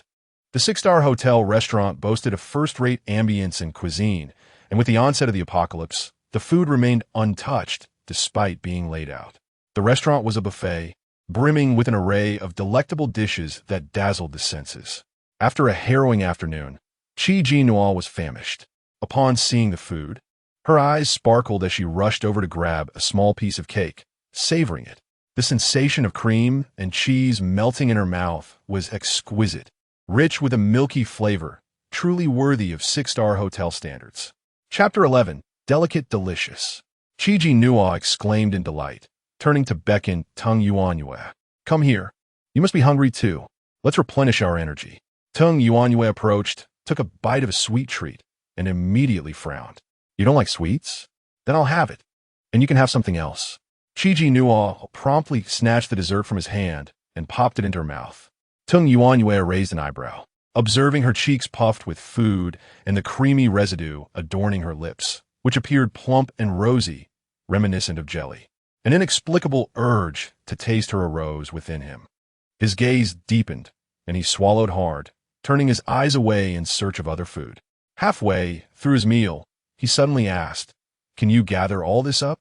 "Of course, no problem," Jinnuo replied, enjoying her cake while simultaneously collecting all the remaining food into her space.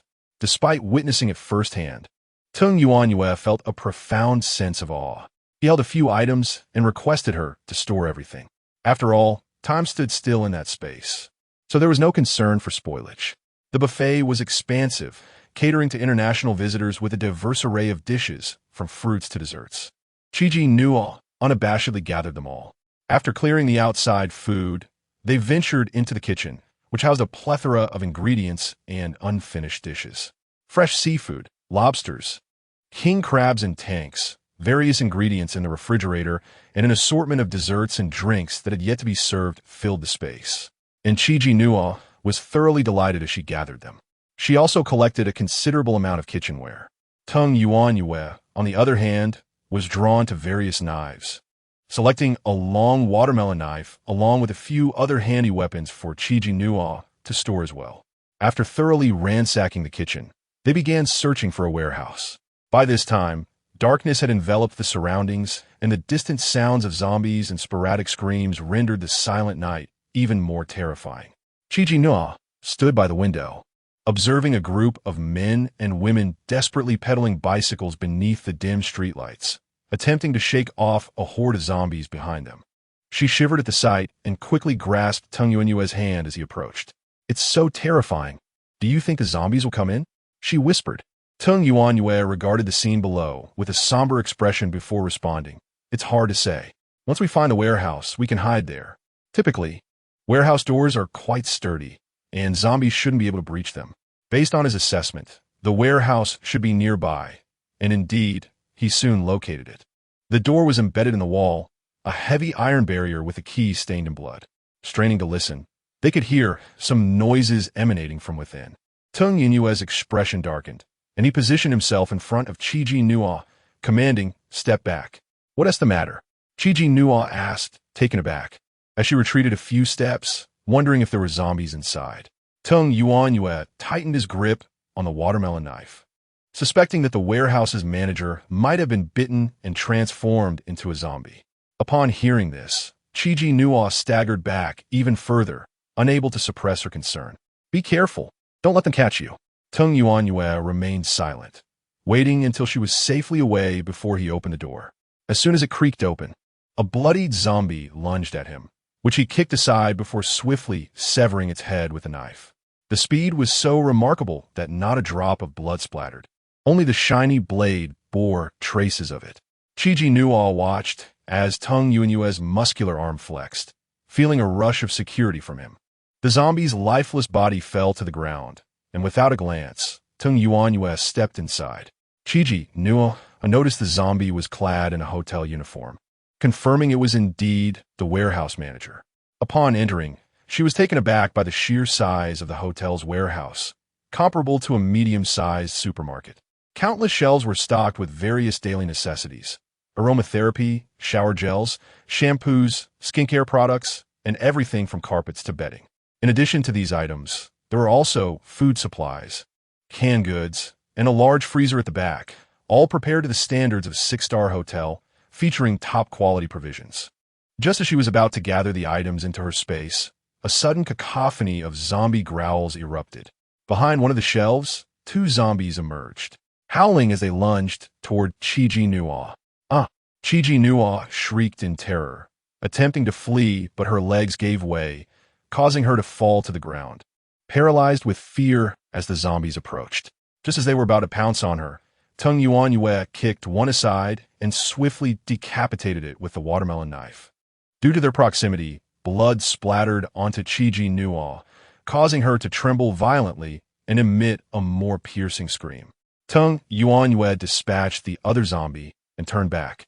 Rubbing his ears, his voice tinged with exasperation. "It's taken care of." "Blood, blood."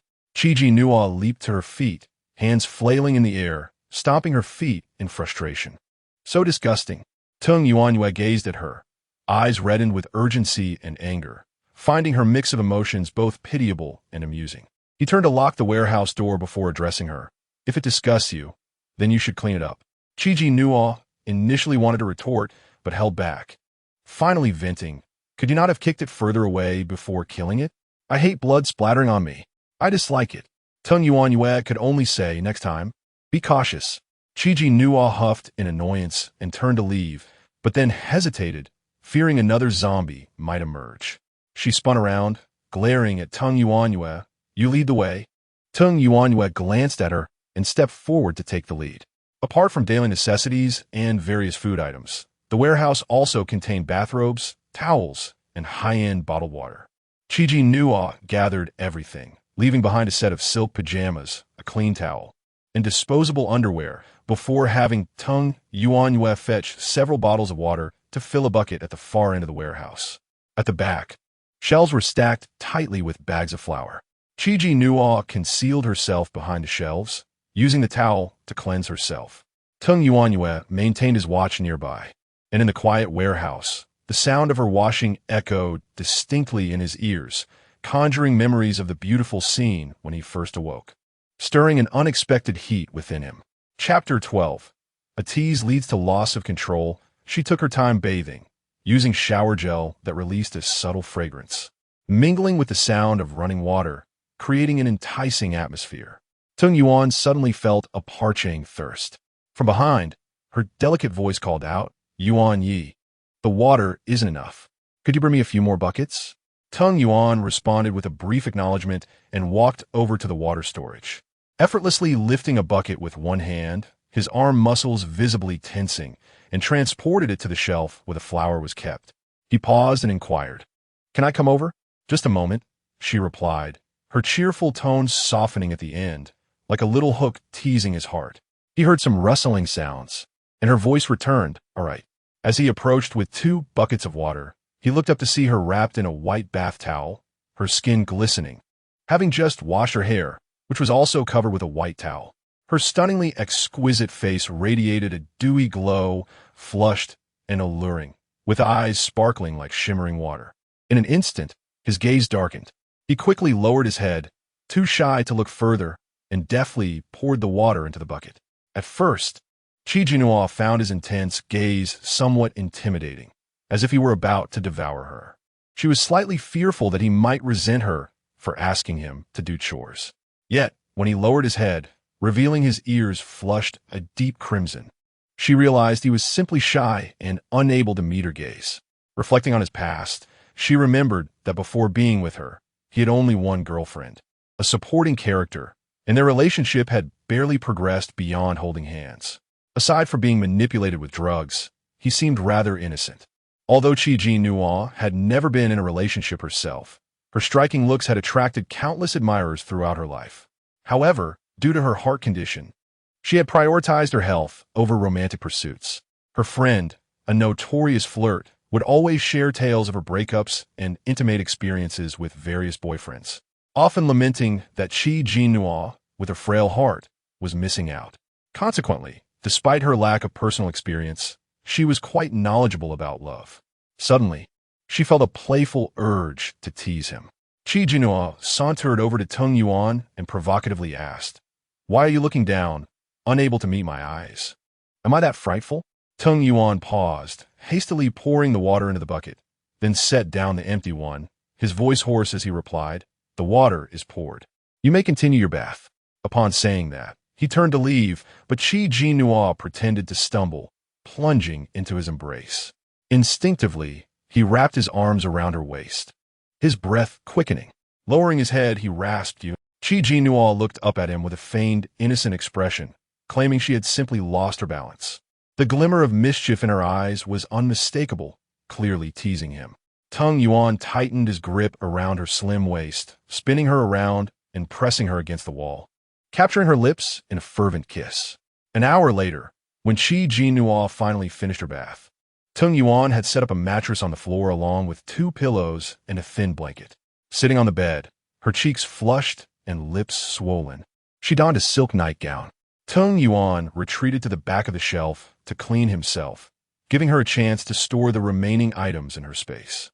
Upon checking, she discovered that the storage was nearly full, leaving little room left. However, the abundance of supplies provided a profound sense of security, as such provisions were vital in the apocalypse.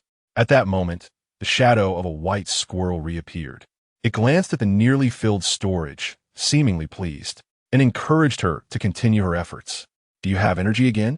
Jinnuo inquired, curious. What exactly are you? The little creature huffed. I am not a squirrel. I am an ancient divine beast. A divine beast? You? Jinnuo couldn't help but laugh. She had never encountered a divine beast resembling a squirrel. Most divine beasts possessed a commanding presence, whereas this one lacked any semblance of such. The little creature, offended by her mockery, retorted, How dare you look down on me? You will need my help to survive in the apocalypse. Your words are rather audacious. I am your master. Is this how you speak to your master? Jinnuo scoffed. The creature dismissed her. And what of being a master? You possess no magical power. In critical moments, you will have to rely on me. Very well. Then tell me what abilities you possess. How can you assist me? Jinnuo was too weary to argue further. The little creature stammered. I am currently too weak to help you, but once I recover, I will be of assistance. Then, what is the point of your bravado? Jinnuo was at a loss for words. The little creature jumped up, but I will recover sooner or later. At that time, I will. Enough. You are quite noisy. Perhaps you should just tell me when you expect to recover? Jinnuo interrupted, feeling exasperated. And do you have a name? The little creature angrily replied, No, I cannot tell when I will recover. It depends on your efforts. Then let me name you. How about Little White? Or Bye-Bye? Jinnuo pondered. What a cliché name. It's utterly unpleasant. The creature protested. Ignoring its discontent, she proposed, How about Enin? I believe it suits your character well. Horrible. I refuse. Fine. Enin, I'm going to rest now. You should be quiet. The little creature seemed about to protest, but upon hearing her words, it abruptly vanished. Jinnuo arched an eyebrow, sensing that the master-servant contract was taking effect. With the contract in place, it should impose some constraints on the little creature. Emerging from her space, she noticed the sound of water had ceased. After a while, Tung Yuan, clad in a dark silk nightgown, emerged, his wet hair falling over his forehead, a deep neckline revealing hints of his sculpted chest. Tall and slender, he epitomized the ideal physique, looking equally impressive in clothing and without. What are you staring at? Tung Yuan felt uneasy under her gaze, recalling the earlier moment when he had lost control and kissed her fiercely. Such emotions were unfamiliar to him, leaving him with a sense of being out of control. Chapter 13. A safe night. Jinnuo blinked, admiring the sight before her. You look wonderful, she said. Without waiting for a response, she patted the space beside her. Come here. I can't bear to sleep without you. Tung Yuan furrowed his brow slightly, feeling that such intimacy was a bit excessive. Yet, considering they were lovers and had already crossed the boundaries of modesty, any hesitation now seemed contrived. He moved closer, and as soon as he lay down, Jinnuo nestled into his embrace, wrapping her arms around his waist, seizing the opportunity to absorb the ambient energy throughout the night. She was determined not to miss this chance, especially since they needed to unlock more space for their supplies. Noticing Tung Yuan's gaze, she boldly leaned against his chest and pouted, I'm scared. Tung Yuan said nothing, resting his hand on her waist, murmuring softly, just sleep.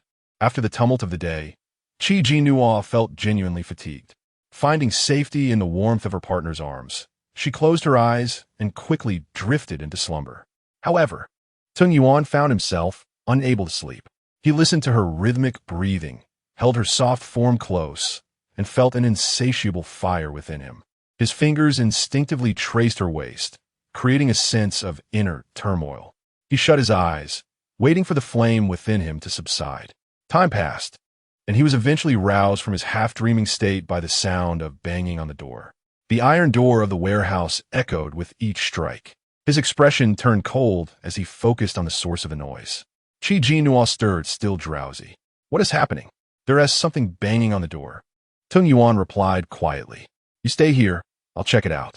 He gently removed her hand, rose, and approached the door. In such a scenario, Jinnuo could no longer stay asleep. She instantly awoke and followed him. Tung Yuan stood by the door, straining to hear the commotion outside, faint voices filtering through. Were they hiding inside? Where else could they go? Surely they were here. Another series of knocks echoed. Stop banging. You'll attract the zombies. Came a frantic shout. Hurry, hurry. The zombies are coming. A cacophony of howls erupted outside, followed by chaotic sounds and the guttural moans of the undead. After a brief silence, the banging resumed, this time haphazard and relentless, a clear sign that the zombies were trying to break in. Jinnuo pressed against Tung Yuan, her heart racing, gripping his hand tightly. He placed a finger to his lips, signaling her to be quiet. They stood in silence, waiting. The zombies continued to pound on the door for what felt like an eternity, but eventually, they retreated, leaving an eerie stillness in their wake. Jinnuo let out a quiet sigh of relief. That had been far too perilous. Had they been in a hotel room, the wooden door would have surely given way. "I'll take a look," Tung Yuan said softly. "Don't." Jinnuo grasped his arm in fear. "I am scared. Please don't go out. Let us wait until morning." Seeing her pale face, Tung Yuan nodded in agreement. Suddenly, a chorus of wails erupted from above, the ceiling thudding ominously. They both instinctively glanced up. "Zombies! There are zombies! Run! Ah, don't leave me!" How many zombies were there to create such a ruckus? Jinnuo and Tung Yuan exchanged a glance, shivering at the thought. If memory served, the group upstairs consisted of security personnel. It seemed they were doomed. They waited in anxious silence until the chaos finally subsided. When all was still, they reluctantly returned to their resting place, hoping for sleep. Time passed, and Jinnuo was stirred from her slumber by the sound of Tung Yuan opening the door. She quickly sat up, relieved to see daylight filtering through. Tung Yuan cautiously opened the door a crack, confirming the coast was clear before fully stepping outside. A pool of blood lay at the entrance, darkened and half-congealed. It was unclear whether it belonged to a human or a zombie, but he suspected the former. Perhaps it was one of the two who had been banging on the door last night. The sun had yet to rise, casting a somber atmosphere over the disheveled dining area, the faint scent of blood lingering in the air, evoking a sense of desolation. He closed the door, turning to Jinnuo. "Let us freshen up, and then assess the situation outside." "Okay," she nodded, heading to the back of the warehouse to wash up. From her space, she retrieved a mirror, a comb, and a hair tie. After smoothing her hair into a high ponytail, she looked in the mirror, satisfied with her reflection. Framing her delicate face with a couple of strands of hair, she appeared vibrant and youthful. Once ready, she set up a small table and 2 chairs, then prepared breakfast, 2 sandwiches, 2 cups of juice, and a fruit salad. After Tung Yuan finished washing up, they shared a meal before heading to the cold storage. Having spent the night in Tung Yuan's embrace, Jinnuo noted that her space had expanded slightly, though the progress remained slow. It seemed that close proximity to her partner accelerated the unlocking process. Tung Yuan opened the cold storage door, a rush of icy air enveloping them, making Jinnuo shiver. "Let us be swift," he urged. "Okay," she agreed, stepping inside to gather the stored ingredients before quickly exiting. The cold storage was well stocked with premium steaks, frozen seafood, various meats, and dairy products. However, after collecting so much, her space shrank further, now only about 10 square meters. Nearby was a high-end shopping mall with an imported supermarket and luxury brand stores. Everything they needed could be found there. Yet with so little space left, it would be insufficient for their needs. If only it could expand further. Still clad in the hotel's pajamas and slippers, she realized they needed to shop for clothes and shoes. "Let us go," Tung Yuan said, seeing that they had finished gathering supplies. He instructed Jinnuo to store the watermelon knife in her space and held onto a long pole. Though the knife was sharp, the pole was more practical for keeping a safe distance. Tung Yuan carefully opened the warehouse door. Seeing no zombies outside, he stepped out confidently, with Jinnuo cautiously following. As they reached the corridor, they peered out the window, observing that there were still zombies wandering below, though significantly fewer than the day before. "Hey, you're still alive?" came a voice from behind them. They turned to see a group of tattooed men along with the security personnel descending from upstairs. Jinnuo raised an eyebrow, puzzled by how these two groups had ended up together. Chapter 14. Parting ways with the tattooed man's group, she cast a discreet glance at the security personnel and noted a reduction in their numbers. Yesterday, Qinsheng had mentioned they were a dozen strong, yet now only 10 remained, one of whom was a woman. The woman's eyes were swollen and red, betraying the tears she had shed. Her lips were also chafed, the corners marred by bruises that ignited curiosity about the harsh treatment she had endured. With her disheveled hair and a white dress that left her bruised skin exposed, she appeared forlorn and terrified, her gait suggesting a lingering trauma. It was evident she had suffered at the hands of the security guards. A pang of sympathy stirred within Jinnuo as she noticed the guards eyeing her with unabashed contempt. She instinctively positioned herself half-hidden behind Tang Yuanya. Turning her gaze to the tattooed man's group, she observed their dark circles and lackluster spirits, indicative of a night without rest. A reasonable outcome, given the stifling, odorous confines they had endured. Amidst the crowd, Jinnuo spotted the man who had been clawed by a zombie the previous night. Remarkably, he appeared unscathed and vibrant. Had he triumphed over the virus and awakened latent abilities? The woman with pink hair, noticing the two were well, couldn't help but curl her lip in disdain. The tattooed man approached Tang Yuanya with a grin. "Brother, I knew you would be fine. Morning has arrived. Shall we all depart together? Someone here has gained special abilities." Tang Yuanya raised an eyebrow. Intrigued, special abilities? "Xiao Su, come here." The tattooed man beckoned with a cheerful wave. The man who had been scratched last night stepped forward and delivered a punch to the iron railing of the corridor, which instantly crumpled under the impact. Tang Yuanya's eyes widened in astonishment. The tattooed man chuckled. He was clawed by a zombie, and we all thought he would turn into one. Instead, he burned with fever all night and emerged with special abilities. Isn't that remarkable? Tang Yuanya, having experienced Jinnuo's spatial incident, was not as taken aback. It was indeed quite extraordinary. And then there are them. The tattooed man indicated the security guards. They were attacked by zombies last night, losing several members. Fortunately, we assisted them, allowing them to survive, so we are now united. Their skills are commendable for security personnel. Qin Sheng stepped forward from the group, nodding and smiling at Tang Yuanya. "Little brother, it's good to see you again." However, his gaze slid past Tang Yuanya to rest on Jinnuo. She furrowed her brow and retreated further behind Tang Yuanya. Tang Yuanya declined their proposal to join them. "We shall not accompany you. We have matters to attend to." The tattooed man understood and did not press the issue, nodding very well. They descended from the 5th floor to the ground floor, encountering few zombies. Only 2 or 3 scattered ones swiftly dealt with. However, it was evident that the zombies had become quicker, their skulls harder. Aiming for a headshot was no longer a simple task. Upon reaching the ground floor, their opinions diverged regarding their next destination. "We should find a place to hide. A secure refuge where we can gather supplies," suggested the elite man. "But I wish to return home," a girl murmured softly. The cleaning lady rolled her eyes at this. "You want to go home?" "I wish to go home too. You can return if you wish, but we shall not accompany you." The girl fell silent, her eyes brimming with tears, looking pitiful. With zombies lurking outside and no means of self-defense, separating from the group could lead to her swift demise. She was terrified. After much deliberation, they ultimately agreed to heed the elite man's advice and seek a safe place to hide.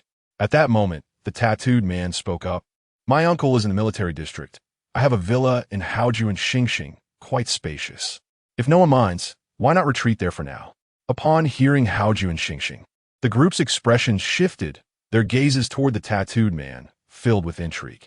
It was a renowned, affluent area, suggesting that the tattooed man's background was quite notable. The pink-haired woman proudly linked arms with him, declaring, "My boyfriend has military ties. Following him guarantees your safety. His uncle will surely dispatch troops to protect us." The enthusiasm in the group's eyes intensified, and they unanimously agreed to head to the tattooed man's villa. He extended another invitation to Tang Yuanya. "Brother, are you certain you want to join us? A group is safer than being alone." Tang Yuanya replied coolly, "You all may go. I have matters to attend to. Perhaps we shall meet again in the future." The tattooed man expressed a hint of regret. "All right then, I hope to see you again." He led the group outside, and as Qin Sheng reached the door, he glanced back at Jinnuo, his gaze as venomous and greedy as a serpent, sending shivers down her spine. "Yuanya, where should we go next?" Jinnuo inquired, looking up at Tang Yuanya. "I do not recall my past, hence I am unsure of where to proceed. Do you have a destination in mind?" He replied. Jinnuo pondered, suddenly recalling that Tang Yuanya had a luxurious apartment nearby, a duplex on the top floor. Her knowledge stemmed from the memories of the female supporting character who had relentlessly pursued Tung Yuanye after encountering him in college, knowing not only his residence, but even the code to his door. You have a house nearby. Shall we go there? Jinnuo proposed. Tung Yuanye had no objections. Sure. Lead the way. As they exited the hotel, Jinnuo remembered that the male protagonist had parked a car here. He had come to the hotel for business. As the Tung family was eager for him to engage with the family business, he was here to negotiate with a collaborator. The female supporting character had drugged his drink with the help of a waitress to secure her goal, eventually succeeding in following him to his hotel room. Though nearby, it was not feasible to walk there. Encountering zombies could spell disaster, as they would not outrun them on foot. Jinnuo strained to recall the male protagonist's license plate number and hurriedly led Tung Yuanye toward the parking lot. You have a car parked in the lot. We should drive there. Upon arriving, Jinnuo located the male protagonist's luxurious vehicle, but there were no keys. Just as she felt disheartened, Tung Yuanye produced a key from his pocket. How do you have this? She asked in surprise. It was in my pants pocket. I tucked it away when I changed clothes, he replied. Excellent. Quickly unlock the door, Jinnuo urged. Though Tung Yuanye had no recollection of the past, his instincts and muscle memory remained intact. He pressed a button, and the car emitted a loud sound as the doors unlocked. Chapter 15. Arrival at residence. As the car lock clicked open and the two were about to enter, a few zombies unexpectedly appeared in the parking lot. Sensing the scent of human flesh, they began to advance rapidly towards them. Hurry, get in the car, Jinnuo exclaimed, her face pale with fear as she quickly pulled open the door and scrambled inside. Tung Yuan took the driver's seat, staring at the steering wheel, momentarily unsure of how to operate it. With the zombies drawing ever closer, Jinnuo urged, drive quickly. Yet, Tung Yuan was still trying to comprehend the unfamiliar controls. As the zombies approached, one of them lunged towards the window, mouth agape, causing Jinnuo to instinctively lean back in terror. The grotesque visage of the creature was enough to send anyone into a panic. Just then, the engine roared to life, and the car surged forward like an arrow, flinging the zombie off the window. Jinnuo, still trembling from the shock, exclaimed, "You nearly scared me to death." She clutched her chest, unable to suppress her complaints. If she were still in her modern body, she would have surely suffered a heart attack by now. It's just that I'm not very familiar with driving yet, Tung Yuan replied. Jinnuo silently thanked her stars that he still remembered how to drive. Otherwise, they would have been doomed. As the vehicle passed rows of upscale shops, she felt an urge to grab some clothes or shoes, but upon seeing the hordes of zombies wandering the streets, she quickly abandoned the idea. Some zombies, hearing the roar of the engine, began to chase after them, but their sluggish speed allowed the car to distance itself rapidly. Jinnuo couldn't help but marvel at their ineptitude. No need to rush. Let's take it slow. There are just too many zombies around for us to handle, she thought, guiding Tung Yuan along the route stored in her memory until they successfully arrived at his residential complex. Although it was a high-end community, it had succumbed to the chaos, though its elevated security provided some advantage, making it difficult for ordinary zombies to enter. The gate was automatic. As long as the vehicle's details were previously registered, it would scan and grant access to the owner's car. Inside the complex, an eerie silence prevailed, with only a few zombies wandering about. Upon spotting their vehicle, the zombies rushed over, surrounding it, beating against the car while snarling and attempting to bite. Jinnuo recoiled in disgust, thinking how utterly repulsive these creatures were. Stay inside the car, Tung Yuan cautioned, gripping a long pole tightly.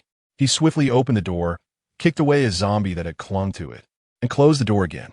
Two other zombies quickly approached, but Tung Yuan dispatched them with a swift strike of his pole, then turned to eliminate the remaining threats. Brains and blood splattered against the windows, causing Jinnuo to turn her head away in revulsion. After cleaning the pole of its gruesome remnants, Tung Yuan tapped the window. Get out. Only then did Jinnuo exit the vehicle, and they hurried into the building. The elevator in this complex was still operational, as it was equipped with a backup generator to ensure the residents had power. Jinnuo hid behind Tung Yuan, waiting for the elevator doors to open. Upon confirming that no zombies lurked inside, she stepped in. Upon reaching the top floor, Jinnuo walked straight to the door, inputting the code to unlock it. This top floor housed only one resident, which spared her the nuisance of encountering neighbors turned zombies. It was Jinnuo's first time visiting Tung Yuan's home, and she was immediately taken aback by its luxuriousness. Her family was well off, owning an interior design company, and although she had never lacked for money, this place was on a different level. If her family wished to acquire a penthouse in the city center, it would certainly be a challenge. Having temporarily escaped the zombies, Jinnuo relaxed and flopped onto the sofa, feeling utterly drained. Tung Yuan surveyed the apartment, and for a moment, it seemed as if flashes of memories flickered in his mind, leaving him with a dull ache in his head. Noticing his unusual demeanor, Jinnuo jumped up in alarm, momentarily forgetting that this was the male lead's residence. Yuan, what's wrong? She hurried to his side. Are you feeling unwell? Please sit down. After helping him to a seat, she observed him cautiously. Are you remembering something? Tung Yuan frowned, taking some time before replying. No, I haven't recalled anything. Just that this place feels somewhat familiar. Jinnuo breathed a sigh of relief. It's all right. Take your time. Even if you can't remember, I'm here for you. Suddenly, she remembered the wound on Tung Yuan's forehead and brushed aside his hair. Let me see your injury. As she leaned in, a faint floral fragrance wafted between them, her gentle touch causing him to hold his breath.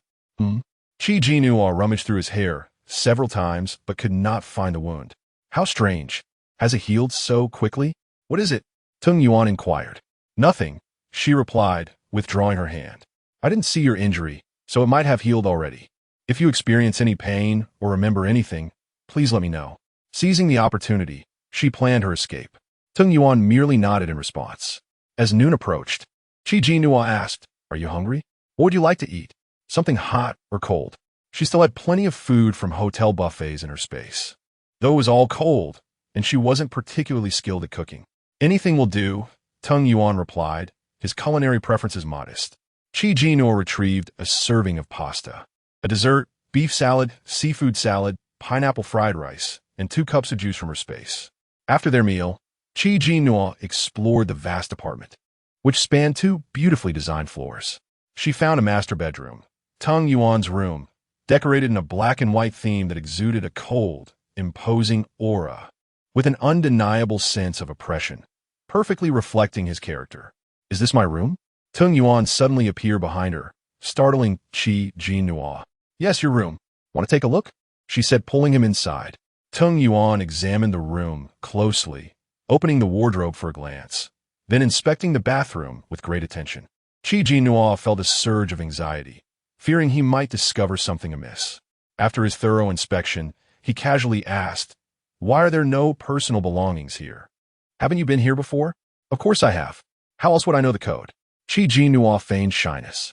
But I've been here infrequently and never stayed overnight.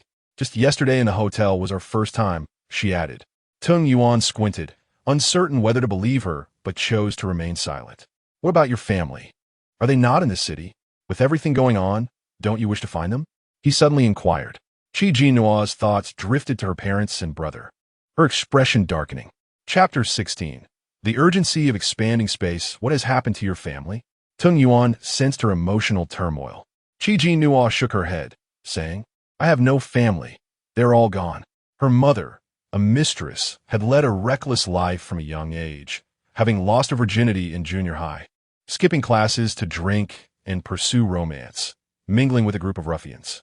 When she failed to enter university, she went directly to work as a hostess in a nightclub, earning substantial amounts due to her stunning appearance. Eventually, she encountered Jinnuo's father, learned of his wealth, and cunningly became pregnant with Jinnuo. She had intended to ascend socially through her child, but the man's legitimate wife was ruthless, prompting her to flee back home, where she gave birth to Jinnuo. Her mother harbored little affection for her, viewing her merely as a means to earn money. From a young age, Jinnuo was indoctrinated with the belief that marrying well was more advantageous than excelling in her studies, which left her disinterested in academics, her thoughts mirroring her mother's fixation on attracting wealthy suitors. However, Jinnuo possessed one redeeming quality. She was not as promiscuous as her mother and employed more sophisticated methods, eschewing the idea of ensnaring a man with her body. Yet, this distinction was marginal. Under such circumstances, Jinnuo certainly did not wish to acknowledge her mother, who was not her biological parent. Tung Yuan fell silent. His temperament precluded him from uttering comforting words like "I will be your family," so he merely offered a gentle pat on her head. They resided on the 22nd floor, a height neither particularly low nor high. Yet, with the communication facilities damaged and signals lost, they felt isolated from the world. Tung Yuan rummaged through an old radio, attempting to catch some signal, but after much effort, only static greeted him. Jinnuo felt an urge to venture out to gather supplies. But the limited space restrained her, compelling her to wait for an expansion before she could leave. She fixed her gaze on Tung Yuan's back, silently resolving to win him over that night. As night fell, the atmosphere shifted dramatically. The once tranquil day was replaced by the heightened frequency of zombie howls.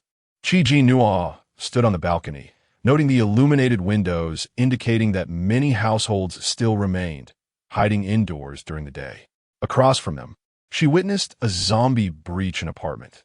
The female occupant was swiftly overpowered, her neck bitten through as she attempted to escape, while the male occupant selfishly retreated to safety, abandoning their young daughter, who was soon to meet the same fate.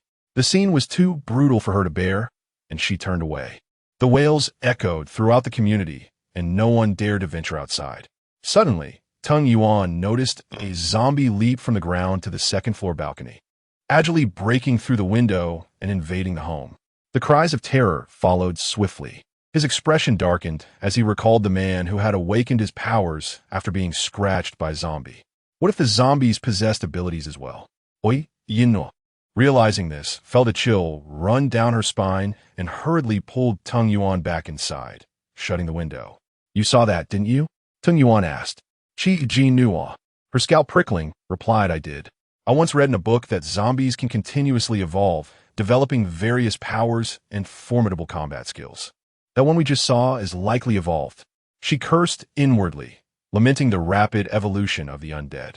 Could it be that in just a few days, even their 22nd floor sanctuary would no longer be safe? Tung Yuan's expression was grave. You evolved spatial abilities, and that one became immensely powerful after being scratched. Does that mean everyone bitten by a zombie has a chance of gaining superpowers? Jinnuo nodded, explaining that was indeed the principle. But those who did not survive would simply become zombies. Tung Yuan furrowed his brow, seemingly deep in thought. Let us rest for now. Overthinking won't help. We could discuss it tomorrow. Jinnuo interjected, eager to prevent his mind from spiraling into darker thoughts. Tung Yuan glanced at the thick darkness outside and replied gently, You should rest. I will join you later. Then I'll wait for you in the room, she affirmed, nodding before departing. She entered the master bedroom, opened the wardrobe, and retrieved a white shirt from Tung Yuan's closet before heading to the bathroom. Lying in the bathtub, she felt a wave of comfort wash over her. Although water was still available, she knew it would soon become scarce. She recalled that in a few days, a blood rain would fall, causing the zombies to evolve further, and some people would begin to burn with fever, awakening their powers. The rain would also contaminate the water supply, making it unusable. It was imperative to gather as much water as possible. The expansion of their space could not be delayed. Rising, she spritzed herself with a hint of perfume, admiring her smooth, radiant skin in the mirror, feeling satisfied as she donned the white shirt. Intentionally, she left the top 2 buttons undone, knowing her figure would be alluring to a man. After all, Tung Yuan was a man too. She doubted he could resist. Lying on the bed, she awaited Tung Yuan's arrival. However, as time passed, he did not come, and she nearly dozed off. Checking her watch, she realized it was nearly midnight. What would he be doing outside? Unable to contain her curiosity, Jinnuo stepped out of the room. The silence outside was unsettling, and she found no sign of Tung Yuan. Where could he have gone? Barefoot, she wandered down the corridor and noticed the guest room door ajar, light spilling from the crack. She raised an eyebrow, wondering if he intended to sleep apart from her. Not a chance. Jinnuo pushed the door open, finding the room empty. Hearing the sound of water from the bathroom, she proceeded toward it. The frosted glass revealed a strong, tall figure, Tung Yuan, whose physique was nothing short of impressive. Jinnuo suddenly understood what her friend had meant by a perfect man. To share her first experience with someone like him was indeed a stroke of luck. Hearing a noise behind him, Tung Yuan turned, momentarily stunned to see her before frowning. "How did you get in here?" He instinctively grabbed a towel to cover himself. A playful smile formed on Jinnuo's lips as her delicate fingers traced down her chest, unbuttoning her shirt. The white fabric fell to the floor, quickly becoming drenched and nearly transparent. Chapter 17. The Chrysoprase Liquid You. Tung Yuan's gaze darkened as he stared at her, his throat tightening, and he abruptly turned away. "You should leave." He gritted his teeth, his voice hoarse and barely recognizable. Jinnuo raised an eyebrow, not only refusing to exit, but instead advancing towards him step by step. Ultimately, he lost control and pinned her against the wall. Outside, the night lay still, occasionally pierced by the distant groans and wails of zombies. Jinnuo had been awakened by the commotion of a little creature in the space. "Wake up! Wake up! The chrysoprase liquid has appeared." Still dazed, Jinnuo wondered, what chrysoprase liquid? This. The little creature hopped excitedly, its tiny paw pointing at the wall of the spring pool. Jinnuo looked over and saw a jade pendant with rippling water patterns embedded in the wall, its jade surface glistening, with a milky white viscous liquid subtly flowing. A drop of the milky liquid was on the verge of falling. The little creature chattered. "The chrysoprase liquid is a precious treasure. Just one drop a day is invaluable. Hurry and find something to catch it. Don't let it go to waste. Drinking it can strengthen the body, cleanse impurities, and enhance beauty. It has countless uses. Is it really that miraculous?" Jinnuo felt invigorated, quickly finding a glass from the storage room to place beneath the jade pendant, just in time to catch a drop of chrysoprase liquid. She drank it, and the sweet flavor refreshed her, banishing all fatigue. However, her skin began to exude a foul-smelling black substance. She stank. Jinnuo leapt out of bed and rushed into the bathroom for a quick shower. Standing before the mirror after her bath, she admired her skin, which now resembled smooth jade, glistening with moisture and silkier than milk. Unable to resist, she touched her skin, falling in love with the texture. Although her skin had been good before, it now felt even more refined, as if she had applied a smoothing filter, radiating vitality. The chrysoprase liquid is truly extraordinary. Jinnuo couldn't help but marvel. The little creature snorted. "Naturally, anything produced in this space is of the highest quality." Jinnuo raised an eyebrow. "You suddenly disappeared before. How come you're back now?" "I vanished because you made me. Once my energy was depleted, I couldn't appear, but now that I have energy, I'm back." Jinnuo noticed its shadow seemed less faint than before and couldn't help but appreciate how useful the male protagonist was. "The storage room has expanded. You should hurry out to collect supplies," the little creature urged. "Don't starve before I revive you. Do I need your reminder? I'll go in a moment. By the way, you mentioned I need you to survive in the apocalypse. Can you grant me any life-saving abilities? In a few days, everyone will awaken their powers, and even the zombies will level up. How will I be able to compete?" The little creature looked at her disdainfully. "When have you ever fought zombies? You always hide behind the male protagonist, don't you? Wasn't it because I lack the ability? Besides, zombies are disgusting. I find them revolting to fight." After saying this, Jinnuo suddenly felt something was amiss and narrowed her eyes. "Did you just say the words male protagonist? Do you know why I ended up in this book?" The little creature appeared embarrassed, its gaze evasive. "I didn't say that, did I? You must have misheard. This little creature." Jinnuo was certain it knew something. "What male protagonist? What book?" The little creature began to feign ignorance. "My energy is low. I need to enter a sleep state. You should strive to absorb more fortune."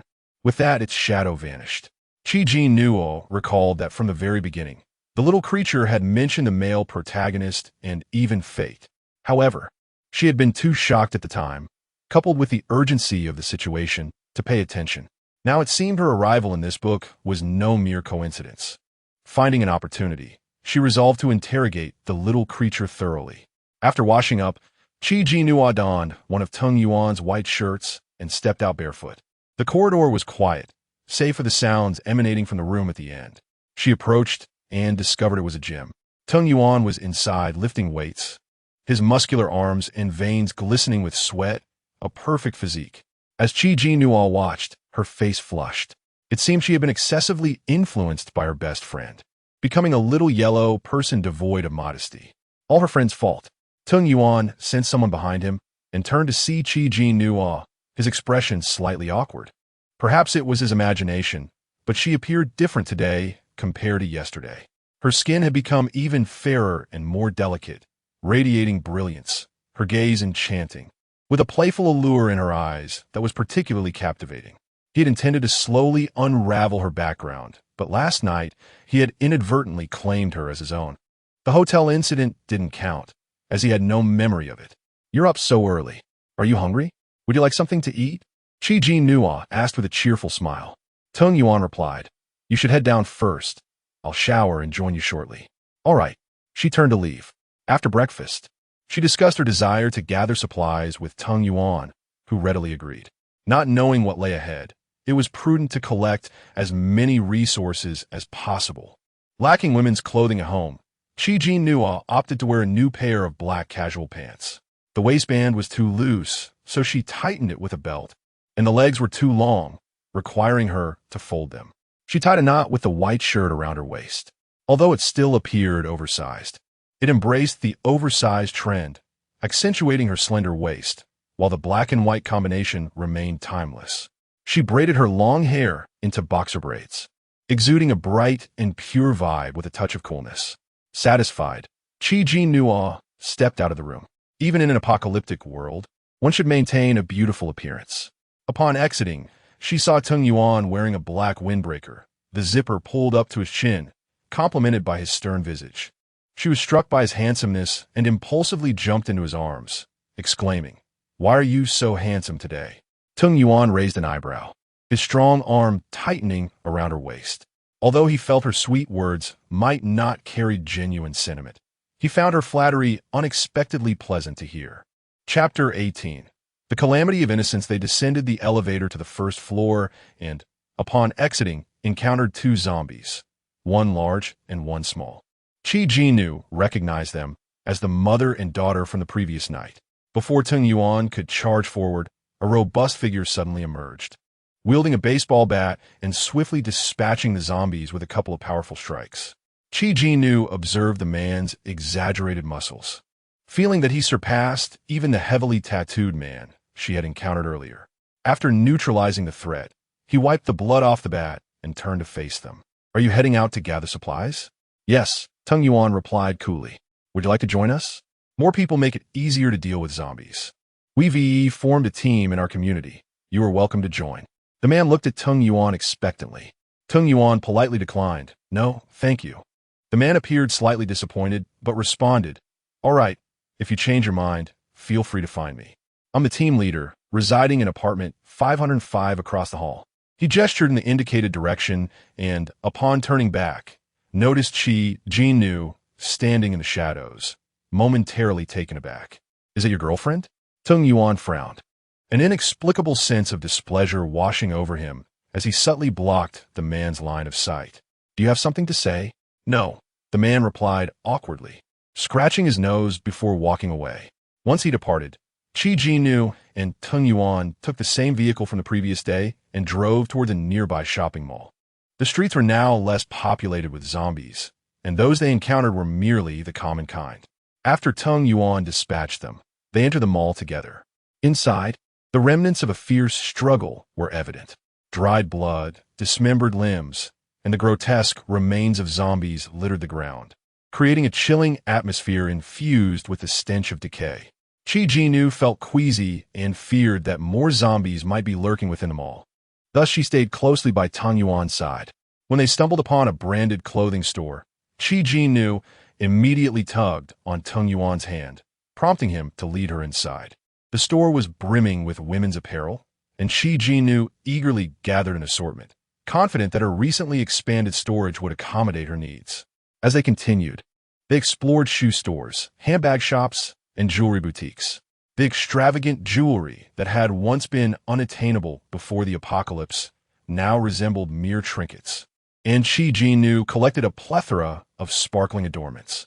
She also acquired numerous perfumes, cosmetics, and skincare products, taking advantage of every store they encountered. Their expedition led them to an imported supermarket, where they gathered an abundance of snacks, chocolates, fresh vegetables, and fruits, as well as frozen meats and instant meals. Regardless of whether the items were for consumption or utility, Jinnuo collected them all, believing they would serve her well in the future. The sight of the empty shelves was both astonishing and sobering, yet she left some supplies for others who might come after them. After their successful scavenging, as they prepared to leave the supermarket, a group of individuals burst in, approximately a dozen, creating a commotion that attracted the attention of nearby zombies. Hurry! Run faster! Ah! They're catching up! Stop yelling! All your fault! Two girls began to bicker, but when they saw the zombies approaching, they screamed anew and dashed for the upper floors. The men in their group busily fought off the zombies, but the sheer number of foes quickly overwhelmed them. Jinnuo's keen eyes spotted the muscular man from earlier, still valiantly battling the encroaching zombies. This indicated that the newcomers were residents of the same community. Jinnuo raised an eyebrow, observing the individuals fleeing up the staircase. The first woman to reach them recognized Tung Yuan, and her eyes lit up with surprise.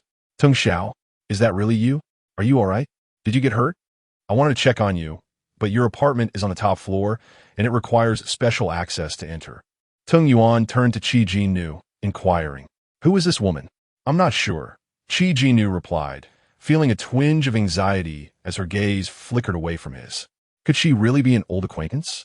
What a coincidence it would be if they met here. The woman's attention shifted to Jinnuo, her expression suddenly hostile. "Who are you? What is your relationship with Tung Xiao?" "What relationship?"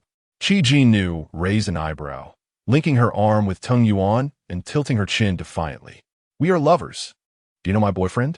"Lovers? I've never heard of Tung Xiao having a girlfriend." "Where did you come from, imposter?" The woman's brows furrowed in disbelief, adamantly asserting, "Tung Xiao has no girlfriend." Jinnuo retorted coldly, "Your ignorance does not equate to reality. May I ask how well you know my boyfriend? Are you privy to all his affairs?" The woman stammered, momentarily caught off guard. "Regardless, Tung Xiao does not have a girlfriend." "Now he does," Jinnuo replied icily. The woman turned to Tung Yuan, her expression revealing her frustration as she realized he did not contradict Jinnuo. "Run. We can't hold them off any longer. There are too many zombies." At that moment, the commotion below escalated as more people rushed up the stairs. The woman hastily abandoned the discussion and sprinted up the staircase. The mall boasted 7 levels, with a cinema on the top floor that had superior security measures and a reinforced soundproof entrance. Upon reaching the upper level, the group found themselves with no place to hide and quickly sought refuge within the cinema, locking the doors behind them. Tung Yuan and Jinnuo were reluctantly drawn into this predicament, victims of an unforeseen calamity. The cinema was stifling, and with the heat outside, Jinnuo found the oppressive atmosphere unbearable. Stealthily, she retrieved a bottle of perfume from her belongings and sprayed it around her. The earlier woman glared at her, exclaiming, "What are you doing? Do you still have time for perfume? Our lives are at stake. Didn't everyone appreciate beauty before the apocalypse?" Yet after enduring so many harrowing experiences, Jinnuo's thoughts were solely consumed with evading zombies and surviving. She had no time for skincare or makeup, and her appearance had suffered as a result of anxiety. Meanwhile, the woman stood there, seemingly pampered and unfazed, still spritzing her perfume. If it hadn't been for her fortuitous encounter with Tung Yuan, would she have fared as well? The woman gritted her teeth, unwilling to accept that Jinnuo was Tung Yuan's girlfriend. She approached him, stating, "Tung Xiao, we met at an event once. I was a model promoting products for your company, and you even spoke to me. Do you remember?" Chapter 19. The evolution of zombies. Without waiting for Tung Yuan yet to speak, Jinnuo had already positioned herself protectively in front of him. "What are you doing? Trying to get close? Have you not noticed he already has a girlfriend? For heaven's sake, have some decency. Why does it concern you if I'm talking to Tung Xiao?" The woman shot Jinnuo a fierce glare. Jinnuo, however, audaciously settled herself on Tung Yuan's lap, feigning innocence as she said, "How does it not concern me? My boyfriend claims he no longer knows you. Yet here you are, shamelessly trying to flirt. How embarrassing." It was evident that this woman harbored intentions towards Tung Yuan. After all, Women understand women best. Her scheming was almost palpable to Jinnuo, though she was unaware of how much the woman knew about Teng Yuanya. She felt compelled to prevent her from getting any closer. You. The woman was at a loss for words, biting her lip as she cast a pitiful glance at Teng Yuanya. He merely frowned slightly and gave Jinnuo a light pat on the waist. Get off. What does this look like? With so many people around, you can't just sit on my lap like this. Yet Jinnuo stubbornly refused to budge. Not only did she remain seated, but she also wrapped her arms around his neck, nestling against him, and murmured, "Are you perhaps infatuated with her because she is pretty?" Feeling pity for her, her words dripped with a hint of jealousy. Upon hearing this, the woman's eyes brightened as she looked eagerly at Teng Yuanya. "Teng Xiao, what nonsense are you spouting?" Teng Yuanya chuckled helplessly, allowing her to remain in his embrace. A nearby muscular man could no longer contain himself and approached, glancing between the woman and Teng Yuanya. "Do you know each other?" The woman replied, "We do." Teng Yuanya coolly interjected, "We do not." The muscular man looked at the woman, his heart heavy with discontent. "Xiao Shi Wei Yu." Suddenly, another woman mocked, "Wei Rong, I've told you that this girl is nothing but a SLT, yet you refuse to believe me. You worry about her safety, bringing her to the community and pampering her, only for her to turn around and chase after another man. What's the point?" Liang Shui exploded in anger. "Wu Ningjing, who are you calling a SLT?" Wu Ningjing retorted, "Did I say anything wrong? She has already got you buying her clothes and bags within days of meeting. She is nothing but a gold digger. Only someone as naive as Wei Rong would fall for her tricks. If you hadn't shouted and drawn all those zombies to us, would we be trapped here now?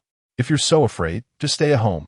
"Ningjing," Wei Rong chided sharply, signaling her with a glare to not go too far. Wu Ningjing, her eyes reddened with anger, shot back, "You keep protecting her. Just wait until she latches onto a more powerful man.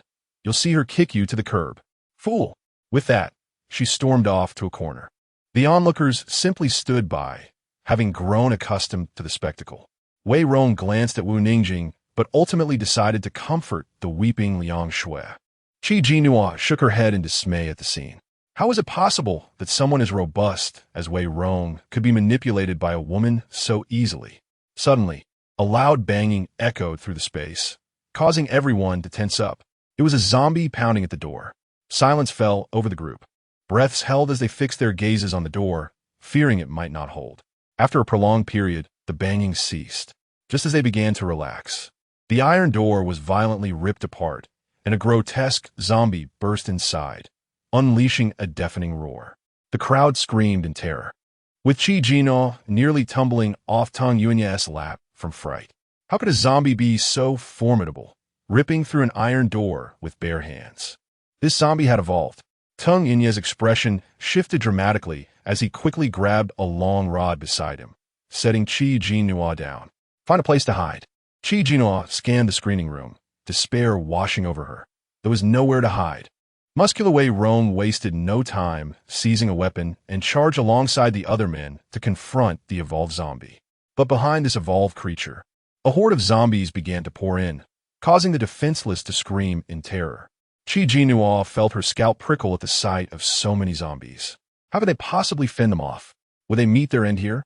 "Inin, Inin," Jinnuo fervently called out in her mind. "Are you there? If you don't help me now, I might die here today." The little creature responded helplessly. "I can't help. I'm too weak. Just a remnant of my former self. How can I assist you? You must fend for yourself." What a joke. Jinnuo cursed inwardly, just as a zombie lunged at her, prompting her to scream and dodge hastily. But zombies continued to flood in, far too many to withstand. In a moment of desperation, Jinnuo retrieved a long knife from her space. Yet upon seeing the hideous face of the zombie, her hands trembled, rendering her unable to act. Meanwhile, Teng Yuanya was occupied dealing with the evolved zombie, leaving her without support. Just as she steeled herself to charge forward, her knife was suddenly yanked from her grasp. "Useless. Let me handle this. Step back," Wu Ningjing declared, wielding Jinnuo's knife with prowess, swiftly decapitating a zombie, leaving Jinnuo in awe. She quickly joined in to fight against the other zombies, her agility suggesting she had some martial arts training. The evolved zombie was exceptionally fierce, roaring as it clawed at a man's face. He screamed in horror, retreating as blood spilled, the scent invigorating the other zombies, making them more frenzied. The zombie lunged at Wei Rong, who defended himself with a baseball bat, but the creature's rancid breath nearly made him retch. Tung Yuanye delivered a kick, sending the zombie sprawling. Wei Rong sighed in relief. Thanks. Suddenly someone shouted, There's an exit. A small exit was spotted on the other side of the screening room. Quick, go through here. Wei Rong urged, I'll cover you. The other zombies were manageable, but it was crucial to hold back the evolved one. One by one, the others squeezed through the opening, leaving Jinnuo standing still. What are you waiting for? Hurry. Wu Ningjing tugged at her. Jinnuo gritted her teeth, glancing toward Tung Yuanye. You go first. She turned and sprinted toward Tung Yuanye. Yuanye. Jinnuo produced a long knife from her space and offered it to him. As Tung Yuanye turned to accept the knife, the zombie lunged once more. He raised the knife and severed one of its arms. The creature went into a frenzy, roaring even more viciously. The ordinary zombies began to swarm towards them, threatening to encircle them completely. Go! Tung Yuanye grasped Jinnuo's hand, urging her toward the exit. Just then, Jinnuo stumbled and fell to the ground. As she trembled in fear, the evolved zombie seized the moment to pounce. She shut her eyes tight, bracing for impact, but the anticipated pain never came. Opening her eyes, she found Tung Yuanye standing before her, wielding the long knife to shield her. While he had blocked the zombie, 3 claw marks marred his arm. Chapter 20 Tung Yuan had also been injured, leaving Jinnuo in a state of shock. Tung Yuan had been wounded. Gazing into his cold and resolute eyes, Jinnuo suddenly felt a tightening in her throat. You! Tung Yuan kicked aside a zombie and swiftly severed its head with a blade. There was no time for further words. He grasped her hand and urged, Let us go. Emerging from a small exit, they found themselves on a street, momentarily free of zombies. The group had escaped from peril, trembling with fear and collapsing onto the ground. Gasping for breath, once they regained their composure, they noticed that some individuals had sustained injuries. Everyone understood that being scratched or bitten could lead to infection and transformation into a zombie, instinctively distancing themselves from the injured. Those hurt were filled with terror, unable to accept their grim reality. Help me. I don't want to die. I truly don't want to die. A young man knelt in anguish. The onlookers felt a pang of sorrow, unable to bear the sight. Who knew when it might be their turn? Mr. Tung, you've also been hurt. Liang Shui exclaimed in horror, stepping back 2 paces as she beheld Tung Yuan's wound. Jinnuo, witnessing her reaction, felt a wave of disdain. Such cowardice. You. Wei Rong looked at Tung Yuan's injury, hesitating to speak. Tung Yuan remained calm, aware that time was of the essence and that lingering outside could be perilous. He glanced at Jinnuo, contemplating whether she should stay with the others. He was injured, and there was a possibility he might awaken supernatural abilities, or, conversely, turn into a zombie. It was ultimately unsafe for her to remain by his side. Jinnuo shook her head resolutely. No need, let us go back. Wei Rong, unable to contain his concern, turned to Jinnuo. You need to think this through. He is injured and may turn into a zombie. What a charade. Liang Shui muttered under her breath. Indeed, she had spoken to Tung Yuan at an event, having been startled to learn he was the future heir of the Tung family. Young and handsome, she couldn't help but harbor thoughts about him and had deliberately spilled wine on his suit to engage him in conversation. Though their interactions were limited, she distinctly felt his gaze lingering on her, suggesting he harbored feelings for her. Later, she sought opportunities to connect with him, but found none. With the apocalypse upon them, she was uncertain why he hadn't remained with his family. Yet with the Tung family's resources, she believed they would undoubtedly endure, igniting her desire to associate with him. Alas, he claimed not to remember her. Now that Tung Yuan was injured, Liang Shui naturally abandoned those thoughts. That woman displayed an unwavering loyalty, which Liang Shui found pretentious. What benefit was there in feigning devotion to a dying man? It was absurd. Wei Rong, just ignore her. Liang Shui remarked sarcastically. Look at her, clinging to her precious boyfriend. This was fine. In the future, they could be a pair of zombie lovers. Wu Ningjing coldly interjected, Your words are truly unpleasant. You were once flirting with him, and now your demeanor has shifted faster than the weather. Liang Shui, stung by her words, shot her an angry glare. What is it to you? Jinnuo, weary of their bickering, took Tung Yuan's hand and softly said, "Let us go back." Tung Yuan regarded her, hesitating. "I know what you're worried about." "It's all right," Jinnuo reassured him. He was the protagonist, after all, and would surely be fine. Seeing her unwavering confidence, Tung Yuan reluctantly agreed to leave with her. Wei Rong watched their retreating figures, feeling a pang of regret. Once in the car, Jinnuo retrieved disinfectant and bandages from her space, tending to his wounds. Though the bandaging was futile, as the virus had likely already infiltrated his system, Tung Yuan observed her tie the bandage into a butterfly knot, momentarily speechless.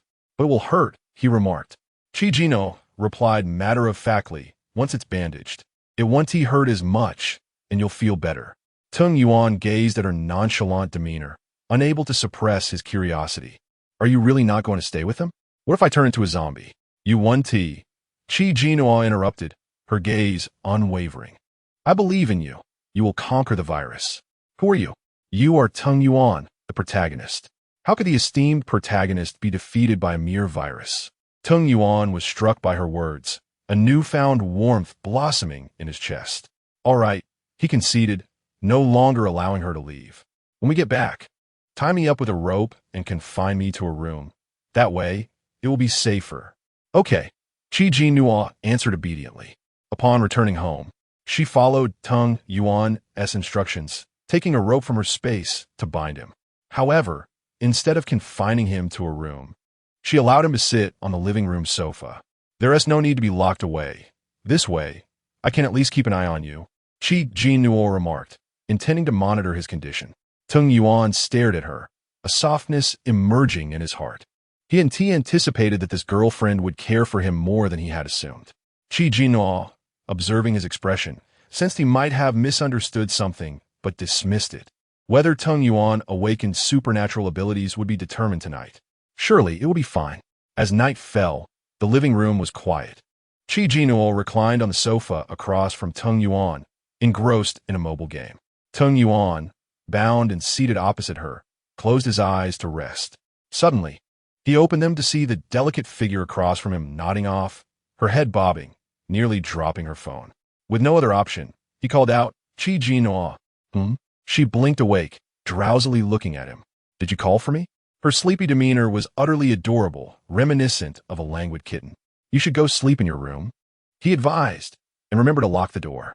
Jinnuo fully awakened, stepping closer to observe him closely, finding no signs of him turning into a zombie. She reached out to check his forehead, recoiling in shock. "Your forehead is so hot. Don't you feel it?" Tung Yuan was taken aback, shaking his head. "Is my forehead really that hot?" He attempted to reach out, but remembered he was bound.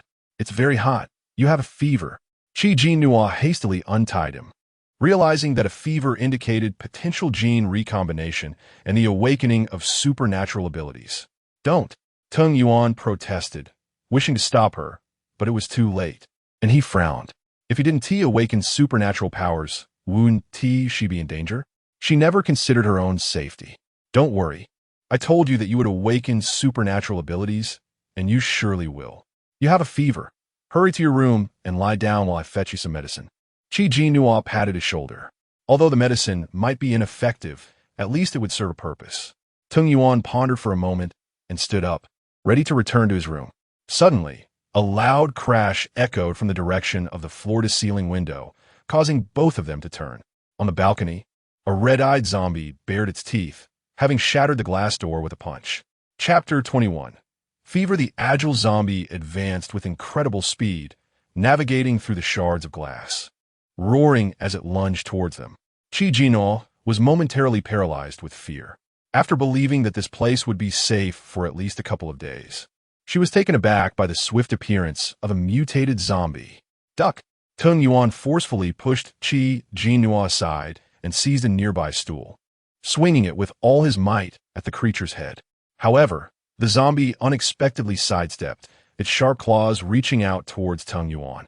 Reacting quickly, he raised the stool to shield himself, but the claws pierced through, emitting a horrific screech as the zombie flung the stool aside. Tung Yuan staggered back a couple of steps, visibly shaken. This was dire. He was still feverish. Why did a mutated zombie have to appear at this moment? Jinnuo retrieved a long knife from her space and hurled it toward him, exclaiming, "Knife!" To her dismay, the mutated zombie glanced back at her and kicked the knife far away. Jinnuo gritted her teeth in frustration. This grotesque creature, perhaps sensing her hostility, it shifted its target and lunged at her. Panic-stricken, Jinnuo attempted to flee but stumbled over a chair and fell to the ground. Tung Yuan quickly picked up the knife and swung it at the zombie. Yet, this mutated creature had gained intelligence and evaded the weak point of its head, causing Tung Yuan's strike to land on its shoulder instead, before it sank its teeth into his arm. Blood gushed forth, the scent of flesh driving the zombie into a frenzy. "Yuan!" Jinnuo shouted, scrambling to her feet. Clenching his teeth, Tung Yuan endured the pain as he withdrew the knife and, using his other injured arm, severed the zombie's head. The creature's body collapsed to the ground, lifeless. Tung Yuan himself fell to the floor, his complexion alarmingly pale, beads of cold sweat dotting his forehead. "Yuan!" Jinnuo rushed to his side, horrified to find his temperature had escalated to an alarming level, nearly scalding. Could a person survive such heat? In a panic, she helped him up, insisting, "We must return to the room. I need to tend to your wounds." Tung Yuan gritted his teeth and stood, relying heavily on Jinnuo, but tragically, he lost consciousness just as they reached the door. With determination, Jinnuo dragged him into the room, locking the door securely behind them. She retrieved medicine and bandages from her space. The injury on his arm was horrific, nearly a chunk of flesh gnawed away, revealing glimpses of bone. Trembling, she steeled herself to disinfect and bandage the wound. The metallic scent of blood threatened to overwhelm her. She felt his forehead, hotter than before. Was he truly going to be all right? Fumbling through the antipyretics she had collected from the pharmacy, she found a cooling patch and fever-reducing medication. Holding a bottle of water, she placed the cooling patch on his forehead and attempted to feed him the medicine, but he refused to open his mouth. In desperation, she held the pill in her mouth and transferred it to him through a kiss, using alcohol to help lower his temperature. After nearly 2 exhausting hours of effort, she collapsed onto the floor, gasping for breath. The room was eerily silent. Even the sound of Tung Yuan's breathing was absent. Suddenly, a piercing scream echoed from outside. Jinnuo jolted upright and dashed to the balcony, only to witness 2 mutated zombies entering the night, mercilessly attacking 2 families. Pale-faced, she realized Tung Yuan lay unconscious. If the mutated zombies approached, she would be utterly defenseless. Recalling that zombies were attracted by scent, she quickly closed the floor-to-ceiling windows, drew the curtains, and retrieved the most pungent perfume from her space, spraying it by the windows and doors. Unexpectedly, the perfume proved effective. Once the room was filled with the overwhelming fragrance, she felt herself on the verge of fainting. Yet, she dared not sleep, remaining vigilant by the bedside. Eventually, fatigue overcame her, and she dozed off at the edge of the bed. In a hazy state, she felt a warm presence drawing near her. Waking abruptly from the heat, she opened her eyes to find Tung Yuan's crimson gaze fixed upon her, wild and fervent like a beast. "Ah!" she shrieked, terrified he had transformed into a zombie, and stumbled backward. A strong arm encircled her waist, and with a powerful motion, he tossed her onto the bed. Before she could comprehend the situation, Tung Yuan flipped over, pinning her beneath him. Only then did she realize he hadn't turned into a zombie. Instead, the fever had driven him to a state of madness. His body ablaze with heat, he rubbed against her like an animal, then fiercely pressed his lips against hers, his temperature frighteningly high. Suddenly, Jinnuo understood his intentions. A wave of fear washing over her as she worried he might inadvertently hurt her in his delirium. His eyes glowed an even deeper shade of red, as if he sought to consume her whole. Tung Yuan awoke, sensing a soft, delicate form nestled in his embrace. Lowering his gaze, he found Jinnuo peacefully asleep against him. A rare look of embarrassment crossed his face. She must have been utterly exhausted last night. He cautiously extracted his hand, hoping not to disturb her, but she abruptly opened her eyes.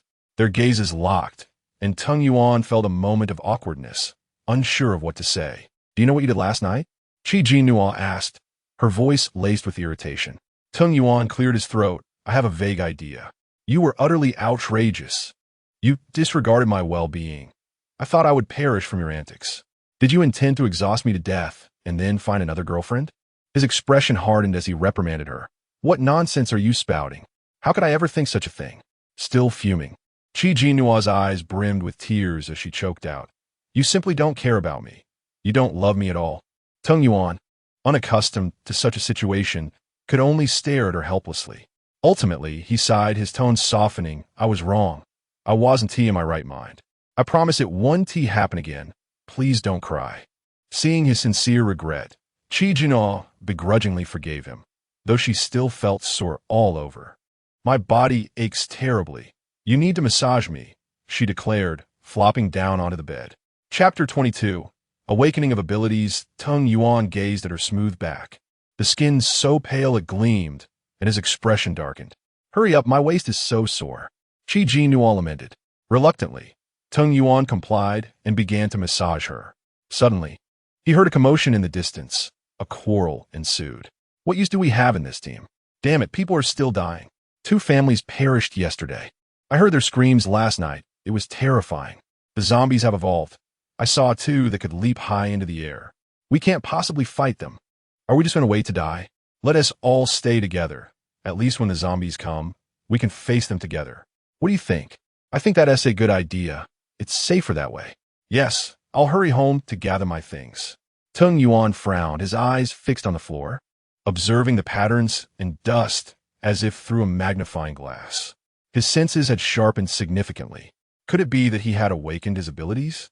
Jinnuo felt the pressure on her waist lessen and could not help but exclaim, Put some effort into it.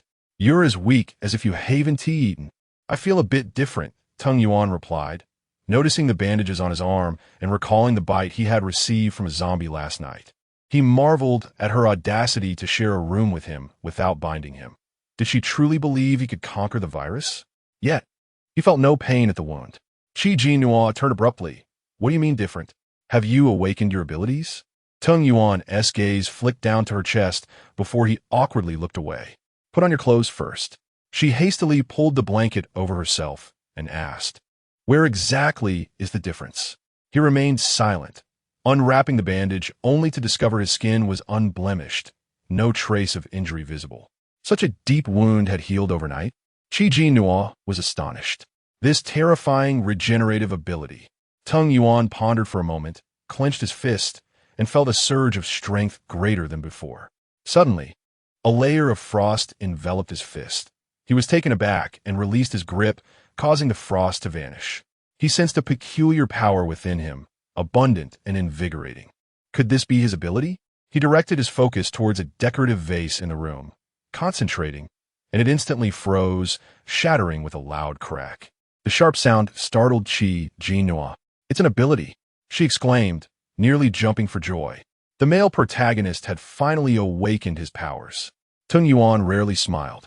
I can feel a powerful force within me. Jinnuo leapt into his arms. That's wonderful. I knew you would awaken your abilities. What powers do you have? Tung Yuan contemplated. One is the ability to freeze. The other I'm not quite sure yet. Jinnuo already knew what he had awakened. The book indicated he possessed 2 abilities, freezing and psychic powers. Can you suddenly hear sounds from afar? She inquired tentatively. Tung Yuan was taken aback. How do you know? I read about it in a book. She beamed. This is the psychic ability, and if used well, it's incredibly powerful. In the novel, Tung Yuan became a formidable leader because of his psychic powers. This ability was the most potent of all, enabling him to control others and even manipulate zombies. In the later stages, he could even command zombie kings, making it his greatest weapon. Jinnuo's heart soared, and she hugged him tightly again. This is fantastic. We won't have to fear zombies anymore. You can protect me.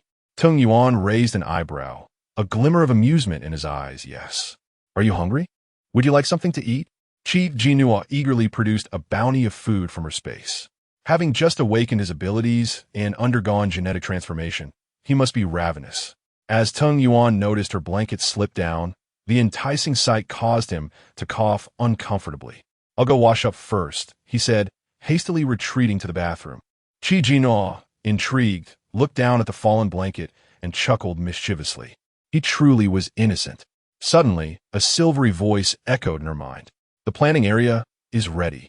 You may begin planting now." Jinnuo observed that its light had brightened again and arched an eyebrow. "You've regained energy?" The little creature cheekily replied. "That is all thanks to you. Keep up the good work." You call me your master, but it seems you are the one benefiting from my hard work." Feeling a bit guilty, the little creature pointed to the side, where a droplet of jade-like liquid had formed. "Would you like to drink this? It would ease your fatigue." "Do I need you to tell me?"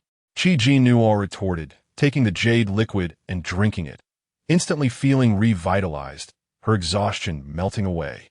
She looked down at her arm, noticing it seemed to glow with vitality. Her skin, already fair and delicate, appeared almost luminescent. However, she was thoroughly pleased with her complexion, finding herself irresistibly drawn to it. "I won't disturb you any longer. Go gather some seeds today and start planting." The little creature hastily disappeared, wary of Jinnuo's potential annoyance. After lounging on the bed for a while, Jinnuo saw Tung Yuan emerge from the bathroom, wrapped in a towel, his muscular physique quite a sight.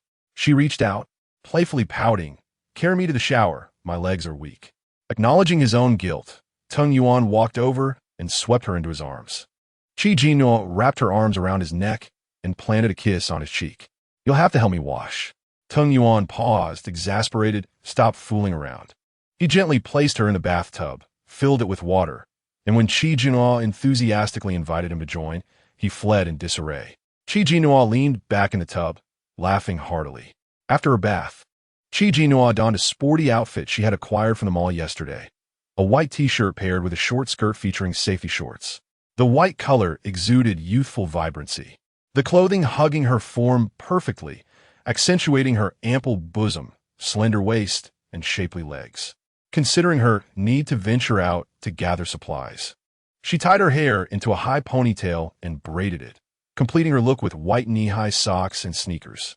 She admired her reflection in the mirror, satisfied, and spritzed herself with a hint of grass-scented perfume, instantly brightening her mood. Her complexion needed no makeup. Her skin radiated a rosy glow, reminiscent of a fairy nourished by essence, exuding a captivating allure that left her too bashful to gaze for long. Chapter 23. Black Rain. As Jinnuo stepped outside, she noticed Tung Yuan clad in black jeans and a black t-shirt, his tall and upright figure standing out remarkably. The black attire accentuated his stern visage, exuding an air of aloofness that was both captivating and imposing. Upon seeing her, Tung Yuan gazed at her for a brief moment before uttering, "Let's go." Jinnuo trotted over and took his hand, flashing him a sweet smile. In Tung Yuan's garage sat a jeep, and the pair set out in search of a farmer's market. They sought fruit saplings, vegetable seedlings, and aquatic life. Jinnuo, seated in the passenger seat, counted on her fingers. "Why are we looking for these?" Tung Yuan inquired. "Shouldn't your space be filled with food by now?" "Indeed, it is filled with food," Jinnuo replied. "Oh, I forgot to mention that my space has upgraded and unlocked a planting area. This means I can cultivate and raise things now." "Really?" A flicker of surprise crossed Tung Yuan's eyes. "Does this mean all spatial abilities can cultivate and raise?" "Certainly not," she retorted. "This is a unique advantage bestowed by the Jade Pendant. Other spatial abilities can merely store items, and their capacity is significantly limited compared to mine." However, in Tung Yuan's presence, she could only shake her head and say, "I'm not quite sure, but my ability allows for it." Tung Yuan appeared contemplative. After wandering around the streets, they finally discovered a somewhat secluded farmer's market. "Stay in the car for a moment," Tung Yuan instructed, stepping out with a long knife. He surveyed the area to ensure no zombies were lurking before opening the door for Jinnuo to exit. "How thoughtful," Jinnuo praised. Tung Yuan led the way, with Jinnuo following closely behind, allowing him to take the lead. Upon entering the farmer's market, a zombie lunged at them, but Tung Yuan swiftly dealt with it using his knife. The creature's head rolled to the ground, spilling a pool of thick, dark red blood that emitted a foul odor. Despite having witnessed many horrors since the apocalypse began, Jinnuo still struggled to adapt, covering her nose in disgust and stepping aside. Days had passed, and the produce in the market had begun to wilt, yet some items still appeared fresh. Jinnuo collected various hardy vegetables, such as broccoli, potatoes, tomatoes, and cabbages into her space. As they reached the seafood section, she noticed the tanks were still aerated, and the fish and shrimp appeared lively. She gathered them all into her space as well. Venturing further in, she spotted numerous fruit and vegetable seedlings and gathered them indiscriminately, reasoning that she would know what they were once they grew. Approaching the area with fish and shrimp fry, Tung Yuan beckoned her over. Jinnuo hurried to his side, and upon seeing the small fish and shrimp, waved her hand to collect them all into her space. The farmer's market was abundant with produce. Although the apocalypse had commenced, water and electricity had yet to cease. Jinnuo thoroughly swept through the items stored in refrigerators and those that remained relatively fresh. As they prepared to leave, Jinnuo suggested, "Shall we head back?" Tung Yuan nodded, and they returned to the vehicle. The streets were sparsely populated, with only a few scattered zombies wandering about, creating an eerie emptiness in the city. The ground was littered with severed limbs, rotting flesh, and dried bloodstains. A scene too shocking for any film to portray, a true purgatory for humanity. Suddenly, a thunderclap echoed, and the previously clear sky was swiftly enveloped in dark clouds. Lightning streaking across the heavens, instilling a sense of impending doom. "What is happening?" Jinnuo gasped, leaning out the car window, only to be met with a fierce wind that made her face tremble. As the gusts intensified, trees along the roadside began to sway violently. Debris lifted into the air, and the howling wind filled her ears. Jinnuo quickly retreated into the vehicle, her expression grave as she closed the window. The abrupt change in weather heralded significant events ahead. What could it be? Jinnuo frantically recalled the plot of the original story when a piercing scream pierced the air. A group of young men and women were sprinting down the street, pursued by a horde of zombies. Tung Yuan's expression darkened as he swiftly turned the car around to escape. However, a crimson-eyed zombie suddenly descended from above, crashing onto the hood of their vehicle, causing the front to crumple and shatter the windshield. Glass shards flew, but Jinnuo's focus remained solely on the gaping maw of the zombie, rendering her mind blank with terror. In the next instant, the red-eyed zombie was encased in ice, shattering into countless pieces. Regaining her composure, Jinnuo cast a grateful glance at Tung Yuan. Salvation had arrived, yet this delay allowed the zombies to close in on them. Tung Yuan immediately attempted to restart the vehicle, but discovered it was inoperable. "Get out," he urged, his expression serious as he grabbed his long knife, taking Jinnuo's hand as they exited the vehicle. As they stepped out, zombies swarmed towards them, but in the next moment, they were all frozen into ice sculptures. The group of young individuals stood in astonishment, unable to comprehend the unfolding events. "What is happening?" A young girl cried out in fear as she was tackled by a zombie, her companions too late to rescue her. The creature bit into her carotid artery. Blood sprang onto a nearby boy, who stood frozen in shock. "Ah!" the girl screamed. With a multitude of zombies closing in, Tung Yuan activated his powers to freeze the foremost attackers, then grabbed Jinnuo's hand and dashed into a nearby office building. Others quickly followed suit, snapping out of their stupor. "What are you waiting for? Run," someone urged, pulling the stunned boy along as he finally regained his wits and joined the others in the office building. As the group entered, a flash of lightning streaked across the sky, followed by torrential downpour. The zombies that had been pursuing them halted, standing still with their heads raised, as if accepting a divine baptism. Jinnuo stood on the second-floor corridor, witnessing this scene, and suddenly recalled that the zombies were about to evolve. In the original narrative, a sudden downpour of black rain polluted the water resources, causing mutations in flora and fauna, leading to the zombies' evolution. It was precisely this black rain that introduced numerous impurities to the earth. The rain contaminated rivers, seeping into the soil and irrigating plants, resulting in tainted flowers and fruits. These, in turn, were consumed by humans, introducing impurities into their bodies. These impurities would gradually accumulate, and once they reached a certain threshold, individuals would succumb to black rain disease. In its initial stages, the afflicted would experience irritability and a loss of rationality, and as the impurities increased, their skin would begin to rot and emit foul odors. The greater the impurities within, the grayer the skin would become. Upon evolving, zombies would develop crystals in their brains known as sun crystals and moon crystals. Sun crystals were golden yellow, facilitating the enhancement of abilities, with the color deepening in richness with energy levels.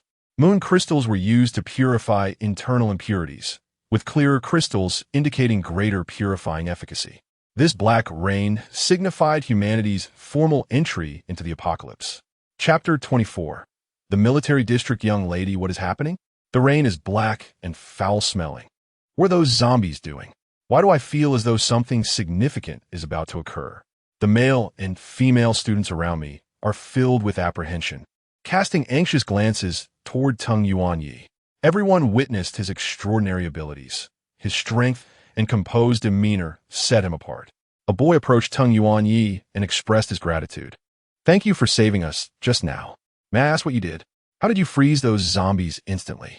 As soon as he spoke, others gathered closer. Indeed, how could such a phenomenon be possible? I have heard of individuals awakening supernatural powers. Have you awakened such powers? Tung Yuanyi furrowed his brow at the crowd encircling him. Noticing his silence, Jinnuo interjected. Yes, it is indeed a supernatural ability. At that moment, everyone finally noticed Jinnuo standing beside Tung Yuanyi, their eyes shimmering with admiration. Earlier, they were too preoccupied with fleeing and the panic induced by the black rain to notice anything else. Now, a strikingly beautiful woman stood before them, captivating their attention. They were students from a nearby art college, accustomed to the presence of attractive individuals. Yet, even amidst their peers, these two exuded an unparalleled beauty. The young man, tall with sharp features reminiscent of a drawn sword, radiated an air of danger. In contrast, the woman possessed an elegant stature, her skin fair and luminous. Delicate as if she had emerged from a dream, her presence starkly different from those around her. Although the art college was not devoid of beauty, the young men and women were momentarily mesmerized. The leading boy's face flushed, and he struggled to meet Jinnuo's gaze, stammering, may I inquire about your supernatural abilities? Tung Yuanyi, observing the boy's bashfulness akin to first love, felt a surge of irritation and casually wrapped an arm around Jinnuo's waist, stating, let us go. Before Jinnuo could comprehend, he led her up the staircase. What's wrong? Do you dislike crowds? She inquired, intrigued by the abundance of people. It's unnecessary. It's noisy. Tung Yuanyi replied. Ah, so the esteemed one finds it bothersome. After their departure, the remaining students could not suppress their chatter. Who is that man? He is incredibly powerful. He managed to freeze a horde of zombies. And he is so handsome. Is that woman his girlfriend? Can we accompany them? One person could not help but ask. The earlier boy sighed. It seems he does not wish to engage with us. Let's focus on surviving today. The lower floors are still perilous. We should move upward. Thus, a group of over 10 began their ascent. However, just as they stepped onto the staircase, a group of individuals burst in, cursing. What kind of rain is this? It reeks. Let us hope it doesn't touch us. What if it poses a health risk? How could it not? You're speaking nonsense. It's pouring. A delicate voice retorted angrily. Young lady, allow me to wipe your clothes, said a young girl, looking pampered, while a middle-aged butler attempted to dry her garments. The remaining men, clad in black suits, appeared to be bodyguards. One girl whispered, which young lady is this? After finishing, the young lady disdainfully sprayed herself with perfume, raising her head to confront the group on the second floor. Who are you people? The leading boy replied. We are university students from the nearby art college. Oh, art students, the young lady scoffed, her eyes filled with contempt. You're blocking the staircase. Are you going up or not? If not, step aside. Before the students could yield, the bodyguards rudely pushed forward, clearing a path and shoving the students aside. Some, unable to contain their frustration, considered confronting them, but were restrained. Better to avoid trouble. They seemed formidable. You should hurry up, Otherwise, it will be troublesome if zombies swarm in, the butler ingratiated. With a cold huff, the young lady ascended the stairs. You've done well. My father is a major general in the military district. If you protect me, I assure you he will reward you. Upon hearing this, the bodyguard's eyes gleamed with interest. If not for her father's military connections, they would not be so dedicated to her protection in this apocalyptic world. The Navi University students were taken aback, whispering amongst themselves, truly someone of great significance if she is connected to the military district. Might we be able to? This office building only has 6 floors. Upon reaching the 6th floor, they spotted a man and a woman standing by the window, engaged in quiet conversation. Who goes there? The butler shouted, prompting the bodyguards to swiftly position themselves protectively in front of the young lady. Jinnuo turned in confusion, her delicate features illuminated by the light. The bodyguards were momentarily captivated. Tung Yuan cast a cold gaze over the bodyguards, subtly shielding Jinnuo behind him. The young lady stared at Tung Yuan, her expression bewildered. What is your name? Tung Yuan did not respond.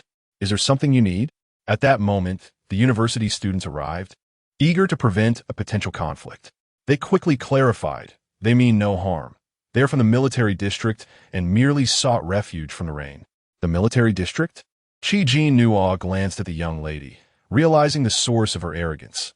She was a military family member. Reflecting on the characters from the original story connected to the military, she was still trying to recall when Tung Yuan pulled her away. The young lady, taken aback by Tung Yuan's disregard, scowled. What is the big deal? Tung Yuan opened one of the rooms, ushering Jinnuo inside, and locked the door behind them. It was a small office furnished with desks and computers, but lacking a bathroom or shower facilities. With the relentless rain, it seemed they would have to spend the night there. Jinnuo approached the window, observing the zombies standing motionless outside. She recalled that the rain had been pouring for 3 days and nights. Tung Yuan joined her, asking, Were you serious about what you mentioned earlier? I am uncertain. Jinnuo murmured softly, yet it seemed plausible. It was exactly like this in my dream. She relayed her visions of the sun crystal and moon crystal, as well as the zombies' evolution, to Tung Yuan, explaining that it had come to her in a dream. Tung Yuan gazed at the zombies, his eyes darkening. If that were the case, it would indeed spell trouble. Chapter 24. She actually wants her boyfriend to be a bodyguard. The night was deep, enveloped in profound silence. Initially, the university students and bodyguards were on edge, fearing that zombies might suddenly burst in. However, as hours passed, and the zombies remained motionless in the rain like statues, their tension gradually diminished. Yet, the night was rife with unknown dangers, and they dared not let their guard down. After some discussion, they decided to huddle together in a large office for the night. A male student approached Jinnuo and Tung Yuan, inquiring if they wished to join them. The door was opened by Jinnuo, and upon seeing her, the boy's voice softened. After Jinnuo politely declined, he couldn't help but remark, strength lies in numbers. If zombies come in the middle of the night while you two are alone in a room, do not worry, Jinnuo replied with a smile. My boyfriend is capable of handling them. The boy paused, contemplating, and conceded that the man was indeed formidable. Then, my apologies for intruding, he said, turning away with a hint of regret. Jinnuo closed the door and complained, This place is so inconvenient. There's no private restroom or bathroom. I can't even take a shower. She was drenched in sweat, unable to tolerate her own odor and yearning for a warm bath. Tung Yuan, who had been resting with his eyes closed, opened them upon hearing her lament. Find an unoccupied office. You can shower inside while I stand guard outside. What a splendid idea, Jinnuo exclaimed, pulling Tung Yuan to his feet. Let us go now. As they ventured out, the corridor was eerily quiet, with everyone else tucked away in the large office, too fearful to roam freely. Jinnuo located a vacant office, entered, and Tung Yuan stood watch outside. Moments later, the door creaked open again, and Jinnuo peered out, winking as she asked, Do you want to join me for a shower? Tung Yuan cleared his throat. No need. You go ahead. Jinnuo chuckled and shut the door once more. My lady, you should eat something, the butler offered, presenting a crumpled piece of bread and a box of milk. Yan Huan glanced at it with distaste. This bread looks revolting. How am I to eat it? The butler awkwardly explained. It had to be squished to fit in my pocket. There's no other food available. How bothersome. I refuse to eat. Yan Huan huffed, standing and gazing out at the dark rain, her irritation growing. She stepped out of the room, and the butler attempted to call her back but was halted by a nearby bodyguard. Spoiled, the guard scoffed. A few missed meals will bring her to her senses. The butler ultimately did not pursue her. Upon exiting, Yan Huan spotted a tall figure leaning against the wall, eyes closed in repose. She scrutinized his face for some time. This man was undeniably the most handsome and masculine she had ever encountered. Having met numerous popular idols and male celebrities, she often found their fawning demeanor tiresome after some time. They always seemed to lack something indefinable, but now she realized what that was: a potent male vitality, an alluring and untamed essence that evoked a primal desire within her. Just a glance at him stirred something deep inside her, compelling her to tame this wild, captivating man. Absent of ostentatious attire and embellishments, he exuded raw strength and vitality. With her extensive experience with men, she was certain he was exceptional. The mere thought of it made her heart race. Unable to resist, she approached him. "Hey, why are you here alone? Where's that woman from before?" Tung Yinye opened his eyes, his deep and cold gaze instantly enveloping Yan Huan with an overwhelming sense of pressure. Yet it excited her. This man radiated strength. "I am Yan Huan. What is your name?" She inched closer, her shoulder brushing against Tung Yinye's arm, which earned her a dispassionate glance. "How about you become my bodyguard? I find you quite strong. You would not regret it. My father is." Tung Yinye shifted slightly. "You stink. Don't come closer." Yan Huan's face flushed. It was the first time someone had told her she smelled. In her usual manner, she would have erupted in anger, but for some reason, she only wished to please him in this instance. "It's all because of this wretched rain. I sprayed perfume. There's no reason for me to smell bad." She pulled out her perfume and spritzed it on herself. Tung Ye's expression of disdain became more pronounced, and he covered his nose. "Stay away from me." Stung by his rejection, Yan Huan's expression stiffened, and just as she was about to retort, the door behind her swung open. "Oh, what is going on here?" Jinnuo emerged, clad in a pink bunny pajama set, radiating a refreshing scent of shower gel.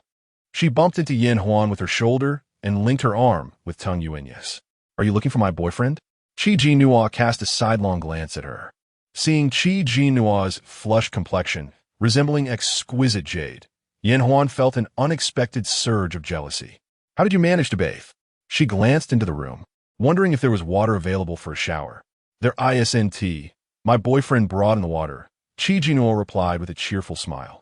"If you want to bathe, why not have your bodyguard get some for you?" Yan Huan observed the intimate way Jinnuo clung to Tung Yuenye, an inexplicable irritation brewing within her. She looked down at Jinnuo. "I was just suggesting that your boyfriend become my bodyguard, but he declined. However, I still urge you to consider it.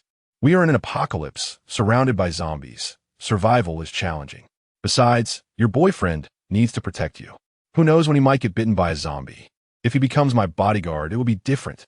My bodyguards are all professionally trained soldiers, and my father is a major general in the military district. Once I reunite with him, I assure you, you will want for nothing. This is something that others envy. Not everyone can be my bodyguard." Jinnuo chuckled, "Oh, so you think being your bodyguard is an honor?" "Pretty much," Yan Huan retorted, casting a glance at her. "If your boyfriend protects me well, I might spare you a morsel." At this, Jinnuo could no longer contain her laughter. "Do you truly believe you are a savior? Just because you claim to be a military district princess, does that make it true? Who are you trying to impress with that lofty demeanor? We are in an apocalypse. Who will indulge you now? Do not take yourself too seriously." Yan Huan's face flushed with anger. "You, my boyfriend, will only be my bodyguard. As for you, return whence you came." Chapter 26. The Blood Moon. After Jinnuo finished speaking, she directly pulled Tung Yuenye away. "Unappreciative." Yan Huan scolded furiously. "When the time comes, even if you come to plead with me, I shan't entertain you." The only response to her tirade was the sound of the door slamming shut. For the first time, the young lady felt so humiliated that she stomped her feet in anger and turned back to the main office. "What a lunatic! Ignore her." Jinnuo remarked as she closed the door. She still thinks this is the world before the apocalypse, where everyone must indulge her whims. A sheltered young lady who has grown up in an ivory tower. She will have her share of hardships ahead. Noticing Tung Yuanya's silence, Jinnuo looked at him suspiciously. You don't truly intend to become her bodyguard, do you? Not interested, Tung Yuanya replied. That's more like it. Jinnuo instantly brightened up. You are my boyfriend, so of course, you can only protect me. You once promised to love me forever and remain by my side. Even if you've forgotten, it's all right. I remember. She subtly attempted to influence him. Tung Yuanya remained silent, feeling that such words were not his own. I'm hungry. Let's have something to eat, Jinnuo suggested as she retrieved a table, 2 chairs, 2 hamburgers, 2 cups of juice, a fruit salad, and a beef salad from her space. These were cold dishes she had gathered from the hotel restaurant earlier, enough to last them for quite a while. In such a small space, it was unsuitable for cooking. Once they sat down to eat, Jinnuo instructed Tung Yuanya to move the table and chairs aside, bringing out a mattress, blanket, and pillow. After setting up the bed, she turned to Tung Yuanya. Would you like to take a shower? It seems inappropriate to get into bed without washing first. All right, Tung Yuanya nodded in agreement. Jinnuo accompanied him to find an empty office, providing him with 2 buckets of water and some toiletries before stepping out to wash herself, returning only after she was done. The rain continued to fall outside, bringing with it an unsettling stench. Approaching the window, Jinnuo gently pushed it open. Below, the zombies stood motionless. A blood-red moon loomed ominously in the sky, its vivid hue strikingly eerie. Jinnuo's expression changed instantly. When had this crimson moon appeared? She recalled that the original story did not depict such a scene. The moon grew increasingly red, and in the darkness, something seemed to writhe. Terrified, she closed the window, her complexion pale. When Tung Yuanya returned and saw her by the window, looking unwell, he hurried over. What is wrong? A red moon has appeared in the sky, Jinnuo said anxiously. I have a bad feeling that something is about to happen. Tung Yuanya looked up, his expression darkening. Let me probe with my mental energy. He closed his eyes, releasing his mental power, which resembled fine strands of hair, quickly landing on a zombie and swiftly penetrating its body. Jinnuo noticed Tung Yuanya suddenly frown and felt a surge of curiosity about what he had seen. His control over mental energy was still rudimentary, and having just awakened his powers, he could easily overexert himself. Suddenly, his face turned ashen, and he opened his eyes wide, seemingly startled. What did you see? Jinnuo asked urgently. Tung Yuanya's face was grim as he gazed into the depths of darkness. Something was devouring the zombies. Devouring? Jinnuo blinked in surprise, turning to look outside. This was dire. Only evolving zombies could consume others, and they were the advanced kind. Only advanced zombies had the ability to devour others. The rest fed on humans.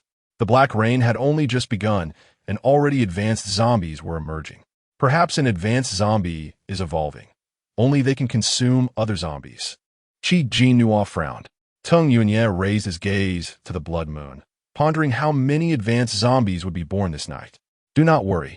They won't attack humans until this Black Rain ceases, for they need to complete their evolution. In other words, the real trouble would begin once their evolution was complete. There's no point in worrying about it. Let's sleep for now. I'm feeling a bit drowsy. Jinnuo yawned. You should rest, Tung Yuanya suggested.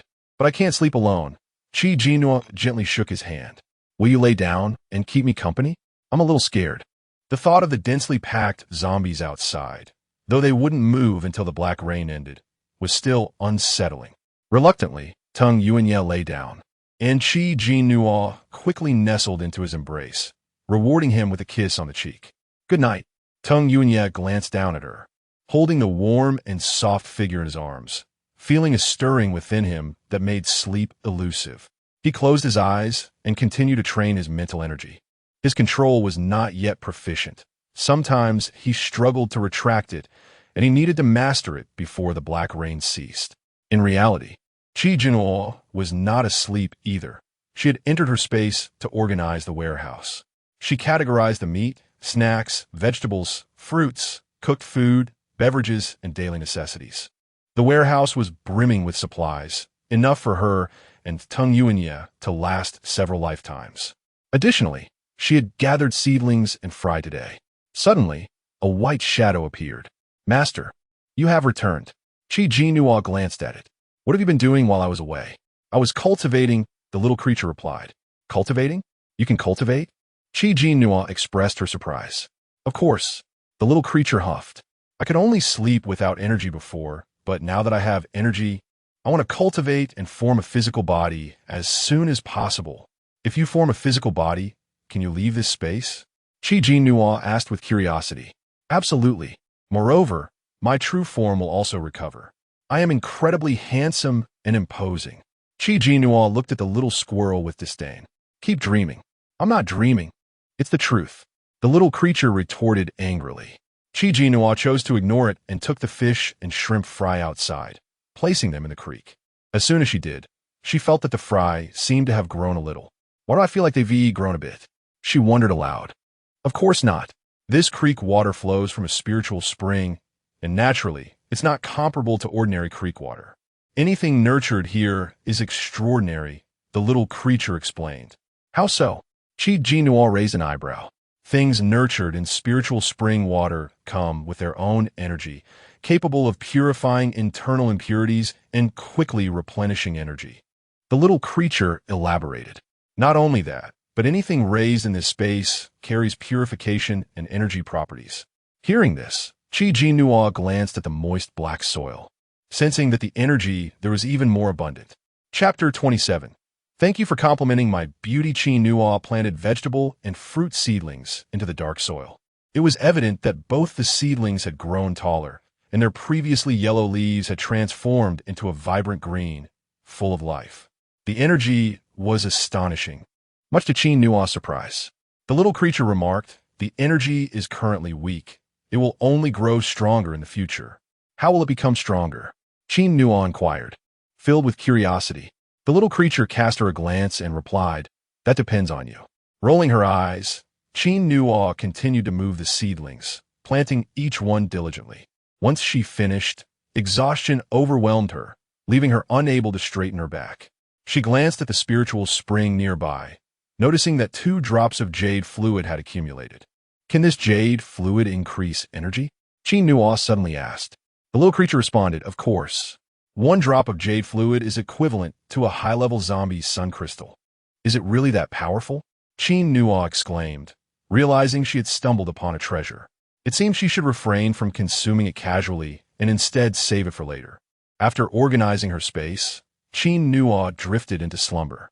Upon awakening, she first noticed the dimly lit room. She lay in Tung Yuanya's embrace, her back turned to him. As he held her from behind, his breath tickling her neck. Looking out the window, she saw that the blood moon had vanished, though the sky remained overcast and rain poured heavily. Had the night passed? Retrieving a watch from her space, she found it was already 7:30 in the morning. The night had indeed ended, yet darkness still enveloped the world, indicating that dawn would not break until the torrential rain ceased. Suddenly, a piercing scream erupted from next door, rousing Tung Yuanya from his sleep. What is happening? Jinnuo shook her head. It seems to be coming from next door. They shared a wall with a large office, suggesting that trouble was brewing there. Tung Yuanya rose and approached the door, hearing a cacophony of chaos outside. As Jinnuo moved to follow, he raised a hand to stop her, saying, stay put. I'll check it out first. Be careful, Jinnuo whispered. Tung Yuanya nodded, opened the door, and stepped outside, shutting the door behind him. The moment he emerged, the guttural growls of zombies reached his ears. Don't come near me. Don't pull me. Help. Amidst the chaos, Tung Yuanya caught sight of a zombie dressed in a bodyguard suit, its mouth agape as it lunged towards a group of college students. The students resembled docile lambs, utterly unprepared to defend themselves against the oncoming threat. Meanwhile, the other bodyguards shielded Yanhuan, showing no inclination to assist the struggling students. One boy, spotting Tung Yuanya, cried out in desperation, Big boss, help me. A cold glint flashed in Tung Yuanya's eyes. In the next instant, ice spread from the zombie's feet, encasing it entirely, before shattering into fragments. With the crisis averted, The pallor on everyone's faces was evident as they collapsed to the ground in exhaustion. "We are saved." Some even succumbed to tears. Yin Huan and the steward exchanged incredulous glances at the scene before them. "What did you just do?" Yin Huan asked, astonished. Tung Yuanya shot them a cold glance before turning away. "Don't go," Yin Huan exclaimed, panic rising as she attempted to follow him. Suddenly, a bodyguard to her left tilted his head, his eyes glazing over as he let out a roar and lunged toward Yin Huan. "Ah!" Yin Huan squealed, darting towards Tung Yuanya like a frightened rabbit. "Help me!" The bodyguard charged at Tung Yuanya, who with a mere glance froze him in place, rendering him motionless as if under some unseen force. Tung Yuanya had initially intended to test his mental powers, but revealing his second ability in front of so many people felt perilous. Instead, he opted to freeze the bodyguard, turning him into shattered ice. The two ferocious zombies were effortlessly dispatched by Tung Yuanya. Yin Huan's impression of him had shifted. He was no longer merely a handsome and strong man capable of fighting, but someone astonishingly formidable. "What did you just do? What on earth happened?" Yin Huan couldn't contain her excitement, grasping his hand. "It was you, right?" Tung Yuanya detached his hand coldly. A nearby boy explained, "He is a big boss, extraordinarily powerful. He possesses abilities." "Abilities?" The bodyguards and steward gasped in unison. Although they had heard tales of miraculous powers emerging in the wake of the apocalypse, they had never witnessed such a phenomenon. The steward couldn't help but inquire, "What kind of ability is it?" "I have no obligation to inform you," Tung Yuanya replied curtly, turning to leave. "Wait." Yin Huan's eyes sparkled with excitement. "With your prowess, protect me. If you safely escort me to the military district, I can have my father promote you to squad leader. How about it? If you perform well, a rise to a higher position is not out of the question." "Not interested." Tung Yuanya frowned. "Don't block my way." "Not interested? You don't care about your future? Do you only wish to cling to that weak girlfriend of yours?" Yin Huan could hardly believe it. "What good does she bring? Can she provide you with strength or a bright future? With power and status before you, a rational person would know how to choose." "Thank you for calling me beautiful," Jinnuo scoffed, stepping forward to link her arm with Tung Yuanya's, unabashedly stating, "Could you refrain from pestering my boyfriend? Did you not hear that he has already rejected you?" Yin Huan's face turned ashen. "I'm speaking to your boyfriend. What does it have to do with you? Why would Tia concern me? My boyfriend's matters are my matters. He listens to me." Jinnuo smiled at Tung Yuanya. "Right?" "Indeed," Tung Yuanya replied. Yin Huan's expression darkened further. "You, let us go. Don't waste time with her." Jinnuo firmly pulled Tung Yuanya away. Fuming, Yin Huan shouted, "I never expected such a masculine man to be so weak-willed, obeying a woman in everything. I misjudged you." Jinnuo turned back, sticking her tongue out at her, further infuriating Yin Huan. "I can't believe there are such despicable people." The steward sighed. "Miss, if he is unwilling, then let it be." Returning to their room, Jinnuo looked at Tung Yuanya with a hint of grievance. "If I don't let you go, will you blame me for holding you back and hindering your future?" Tung Yuanya replied calmly, "I have no interest in being anyone's bodyguard." Chapter 28. Harvesting at night, I knew it. Jinnuo exclaimed joyfully, snuggling tightly against Tung Yuanya. "I sensed your thoughts, which is why I helped you refuse. We truly share a deep connection." Tung Yuanya had long since grown accustomed to her ramblings, barely lifting an eyelid in response. Her words, though occasionally sweet as honey, were often insincere. He furrowed his brow, pondering the two bodyguards who had been acting strangely. It was easy to deduce. They must have been exposed to the black rain yesterday, succumbing to the virus and transforming into zombies. But what if they had survived? They would awaken their abilities. Tung Yuanya suintet intrigued. "You seem to know everything. How are you so well versed in the apocalypse?" "Well, it's because I dreamed about it. Perhaps the heavens, seeing my beauty, couldn't bear to let me perish so soon. So they provided me with some hints." Jinnuo replied unabashedly. Tung Yuanya couldn't help but chuckle as he moved to the window. "What does your laughter imply? Do you think I am not beautiful?" Jinnuo pursued, her curiosity piqued. Tung Yuanya dismissively replied, "Yes, beautiful."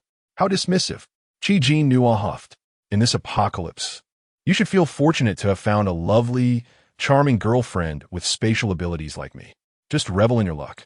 Unable to resist, Tung Yuan Yi playfully pinched her cheek, thinking that aside from her charm, her audacity was unmatched. Qi Jinnuo, feigning displeasure, warned, if you continue to irritate me, you might find yourself without a meal. I will eat, he replied, releasing her and tousling her hair, leaving it in disarray. You messed up my hair, she exclaimed, dodging away. She retrieved a small mirror from her spatial storage, fixing her tousled locks. Observing her vanity, Tung Yuan Yi couldn't suppress a faint smile. His expression turned serious as he gazed down at the zombies below. After a night of black rain, he sensed the formation of sun crystals and moon crystals in their brains. Using his mental energy, he discerned that the yellow ones were sun crystals, while the transparent, murky ones were moon crystals. Some are almost fully formed, albeit of a lower grade. Qi Jinnuo, having put away her mirror, noticed Tung Yuan Yi deep in thought. What are you looking at? She inquired, moving closer. Tung Yuan Yi mused. A few sun crystals and moon crystals are about to fully form. Is there a way for me to harvest them without being contaminated by the black rain? Qi Jinnuo's eyes sparkled at a suggestion. You're thinking of harvesting now? Truly worthy of being the protagonist. She quickly pulled out a raincoat, gloves, and knee-high boots from her spatial storage. Wearing these will ensure that the black rain does not touch you. Oh, and this too. She produced a helmet. Tung Yuan Yi glanced at the gear and nodded. I think it will work. When will you go? Qi Jinnuo asked, her excitement palpable. Tung Yuan Yi looked out the window again. No rush. At least wait until nightfall. By then, the sun crystals and moon crystals should be fully formed, and we can harvest in waves. Then we have to wait. Let's have breakfast first. I want something warm, Qi Jinnuo suggested. Let's find an empty office next door to cook something, Tung Yuan Yi proposed. The two searched for a vacant office, and, after freshening up, Qi Jinnuo set up a table with a portable stove and a small gas canister she had collected from a mall. This way, they could enjoy hot meals anytime. She brought out a pot, filled it with spring water, and set it on the fire. Once the water boiled, she added noodles, cooking them until soft. She then reheated the meat sauce she had gathered from a hotel buffet, pouring it over the noodles, filling the room with an inviting aroma. She boiled some greens and fried 2 eggs, mixing everything together, with the dish topped with fried eggs and fresh greens, complemented by 2 glasses of freshly squeezed juice and a beef salad. It was a perfect breakfast. Breakfast is ready, Qi Jinnuo announced, satisfied. I'm coming, Tung Yuan Yi replied, having been doing push-ups nearby. On the second day of the black rain, power had gone out and tap water had turned black. Others had not had the opportunity to prepare food, having gone hungry the previous night, their stomachs now growling with hunger. As they watched someone munching on snacks, they couldn't help but salivate. The once derided snacks had become lifelines, even the pampered lady Yan Huan quietly gnawing on dry bread. Suddenly, the tantalizing scent of meat sauce wafted through the air, causing a stir among the crowd. Who is cooking something? Where's it coming from? Someone asked, unable to resist standing up. Yan Huan swallowed her last bite of bread and gritted her teeth. Let's go see. A group followed the aroma, eventually stopping at the door of an office. With a glance from Yan Huan, a bodyguard kicked the door open, revealing Tung Yuan Yi and Qi Jinnuo seated at a table, enjoying their noodles. The noodles, coated in vibrant red meat sauce, were accompanied by fried eggs, greens, juice, and a beef salad. Everyone's mouths watered uncontrollably. Where did you get the food? Yan Huan's eyes widened in disbelief. Oi, Jinnuo blinked innocently. We collected our own supplies. Is that a problem? That's a lie. You had nothing yesterday. How do you know? Perhaps we hid our supplies here beforehand. Jinnuo retorted. But you all, barging in like this, what do you mean to do? Are you trying to steal our food? Tung Yuan Yi slowly raised his head. The group suddenly felt intimidated. No, we just wanted to see. I doubt you would intentionally seek your demise, Qi Jinnuo said with a friendly smile, slurping up a large mouthful of meat sauce noodles. The sounds of growling stomachs echoed in the room. Yan Huan swallowed hard, biting her lip. How much do you want? I'll buy some. Buy? Young lady, this is the apocalypse. Money is nothing but worthless paper now. What use do I have for it? Qi Jinnuo shook her head. Survival supplies are paramount. Outside, the black rain is falling, and we cannot go out to gather supplies, someone murmured. That's your concern, not mine, Jinnuo replied.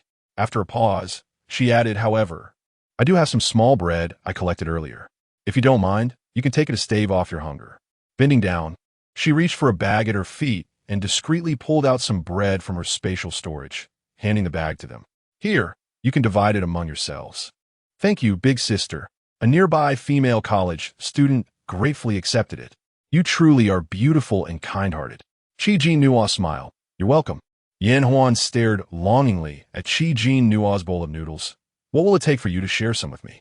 After 2 days of eating dry rations, just the sight of noodles makes me nauseous. Chapter 29. The hunt for crystals. We are barely able to feed ourselves, let alone share, Jinnuo stated firmly, rejecting the proposal outright. The butler, watching them anxiously, felt an urge to intervene, but having witnessed Tung Yuan's capabilities, he restrained himself. Despite the presence of several bodyguards on their side. Miss, let us leave.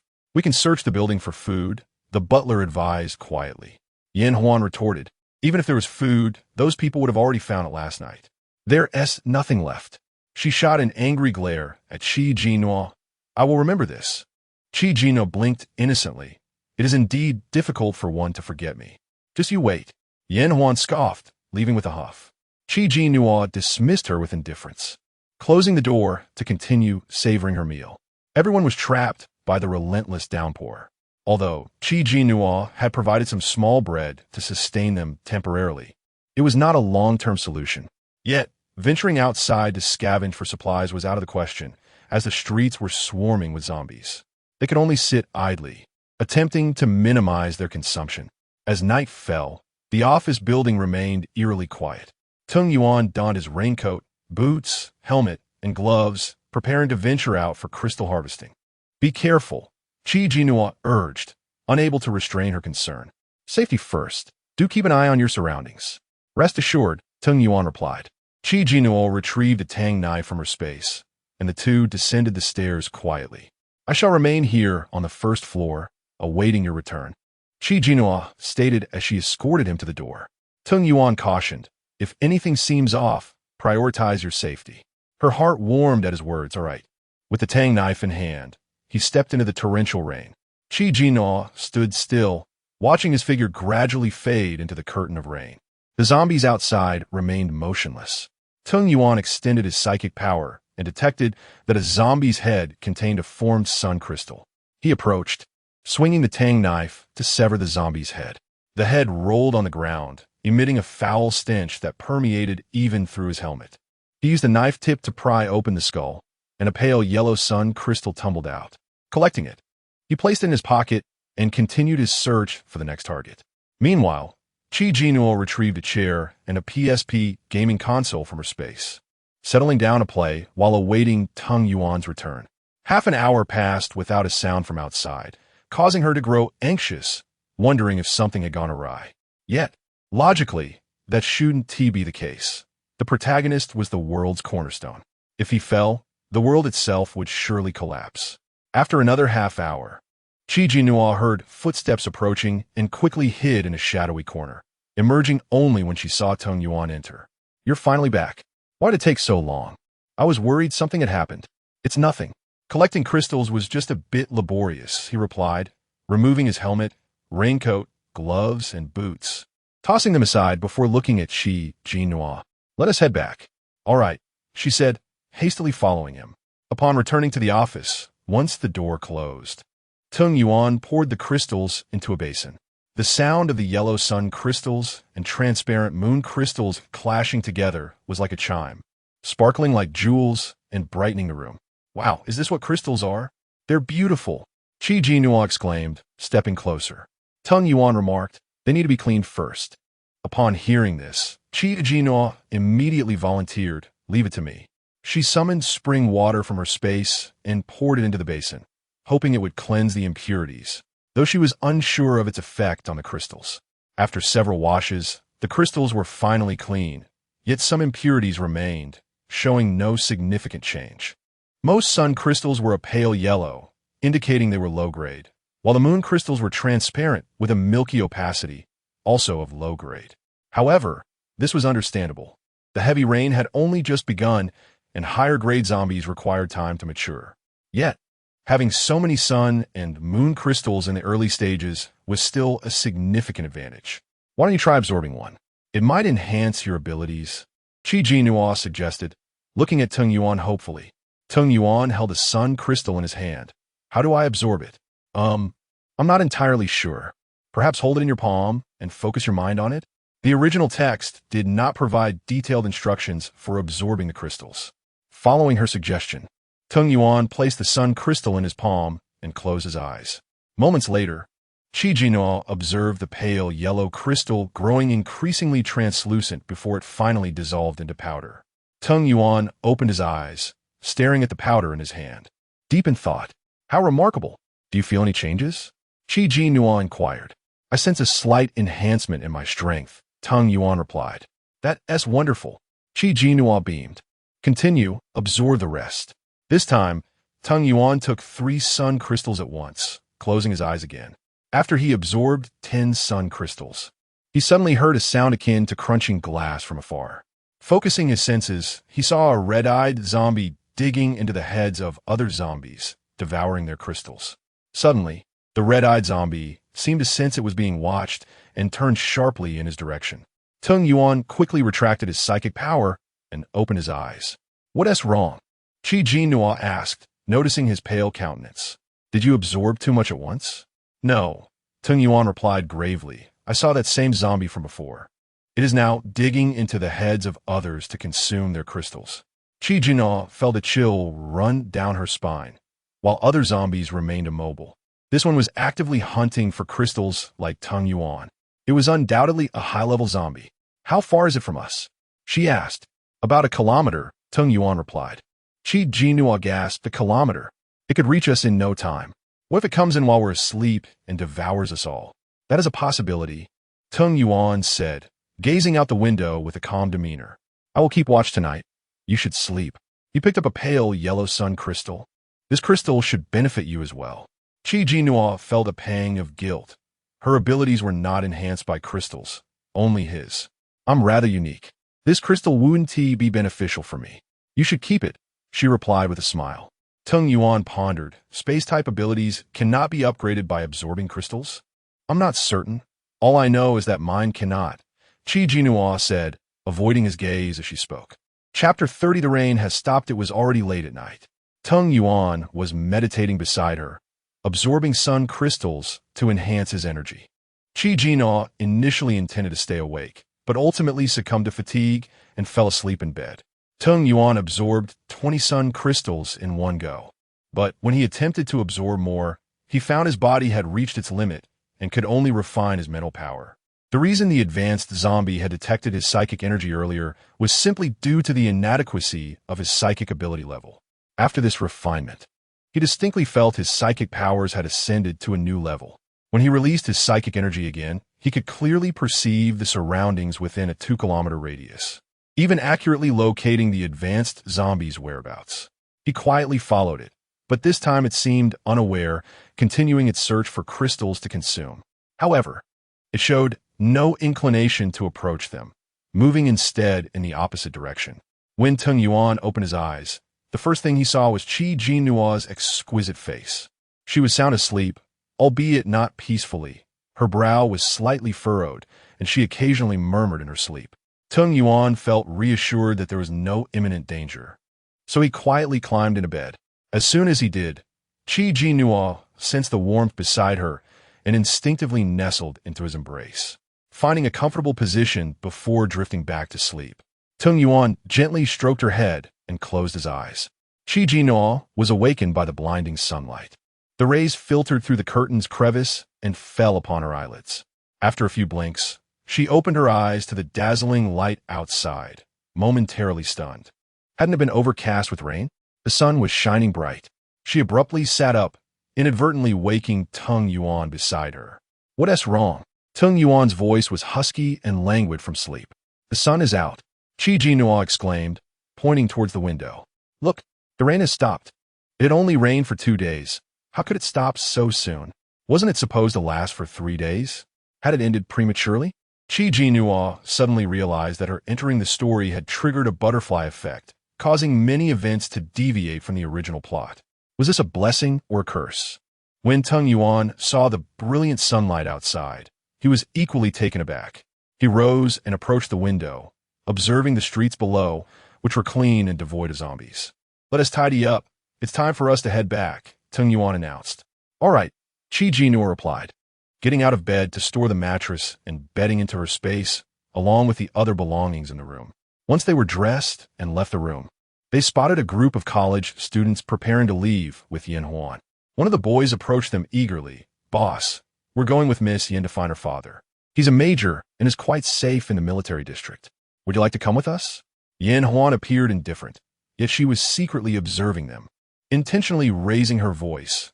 "Once you miss this opportunity, there won't be another. Think carefully. The military district is exceptionally safe now. We don't need to." Tung Yuan coldly declined. The boy was momentarily taken aback, about to persuade them when Tung Yuan directly took Jinnuo's hand and walked away. Yin Huan, annoyed by his straightforward refusal, bit her teeth and said, "Don't regret it later." Upon exiting the office building, a foul stench of decay hung in the air, making Jinnuo wrinkle her nose in distaste. Tung Yuan noticed a parking lot nearby and suggested, "Let us check over there." Although unsure of his intentions, Jinnuo followed him. The parking lot was desolate and exuded a chilling atmosphere.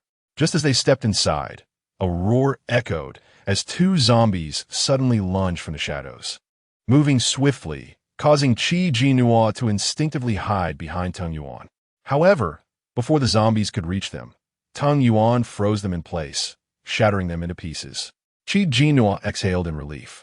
These were evolved zombies, specifically evolved ordinary zombies, which were significantly more challenging to deal with than their pre-evolved counterparts. Before evolution, ordinary people could handle them if armed. Now, even with weapons, it was exceedingly difficult. Encountering a higher-level zombie would be disastrous. Jinnuo noticed two milky white moon crystals on the ground. "Look, moon crystals."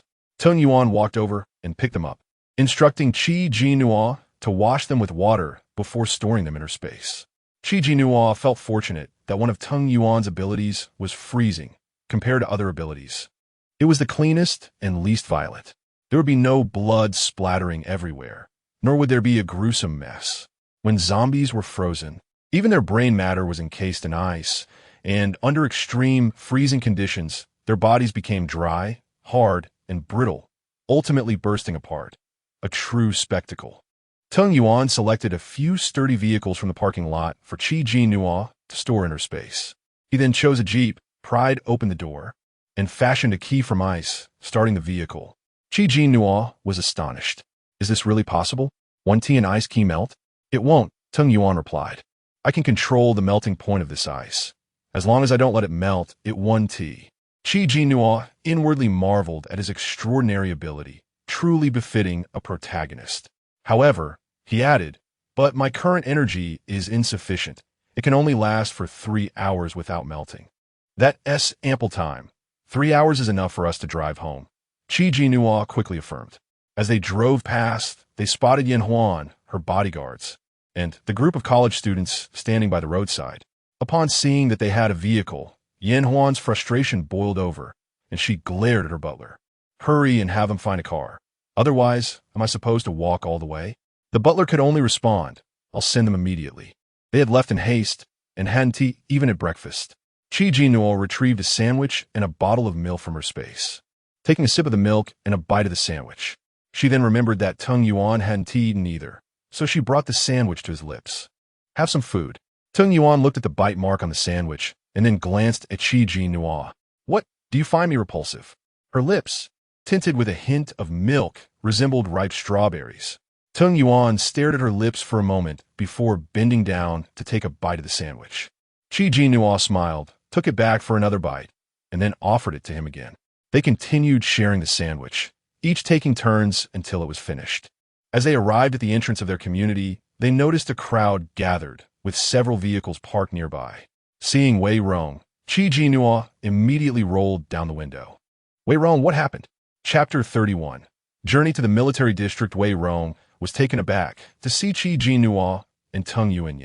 "Are you both unharmed? What could possibly have happened to us? Jinnuo replied, puzzled. With a sigh of relief, Wei Rong said, as long as you were safe. After the black rain subsided, several advanced zombies attacked our community, resulting in numerous casualties. Now, fewer than 20 of us remain. He cast a somber glance behind him. The community was in ruins.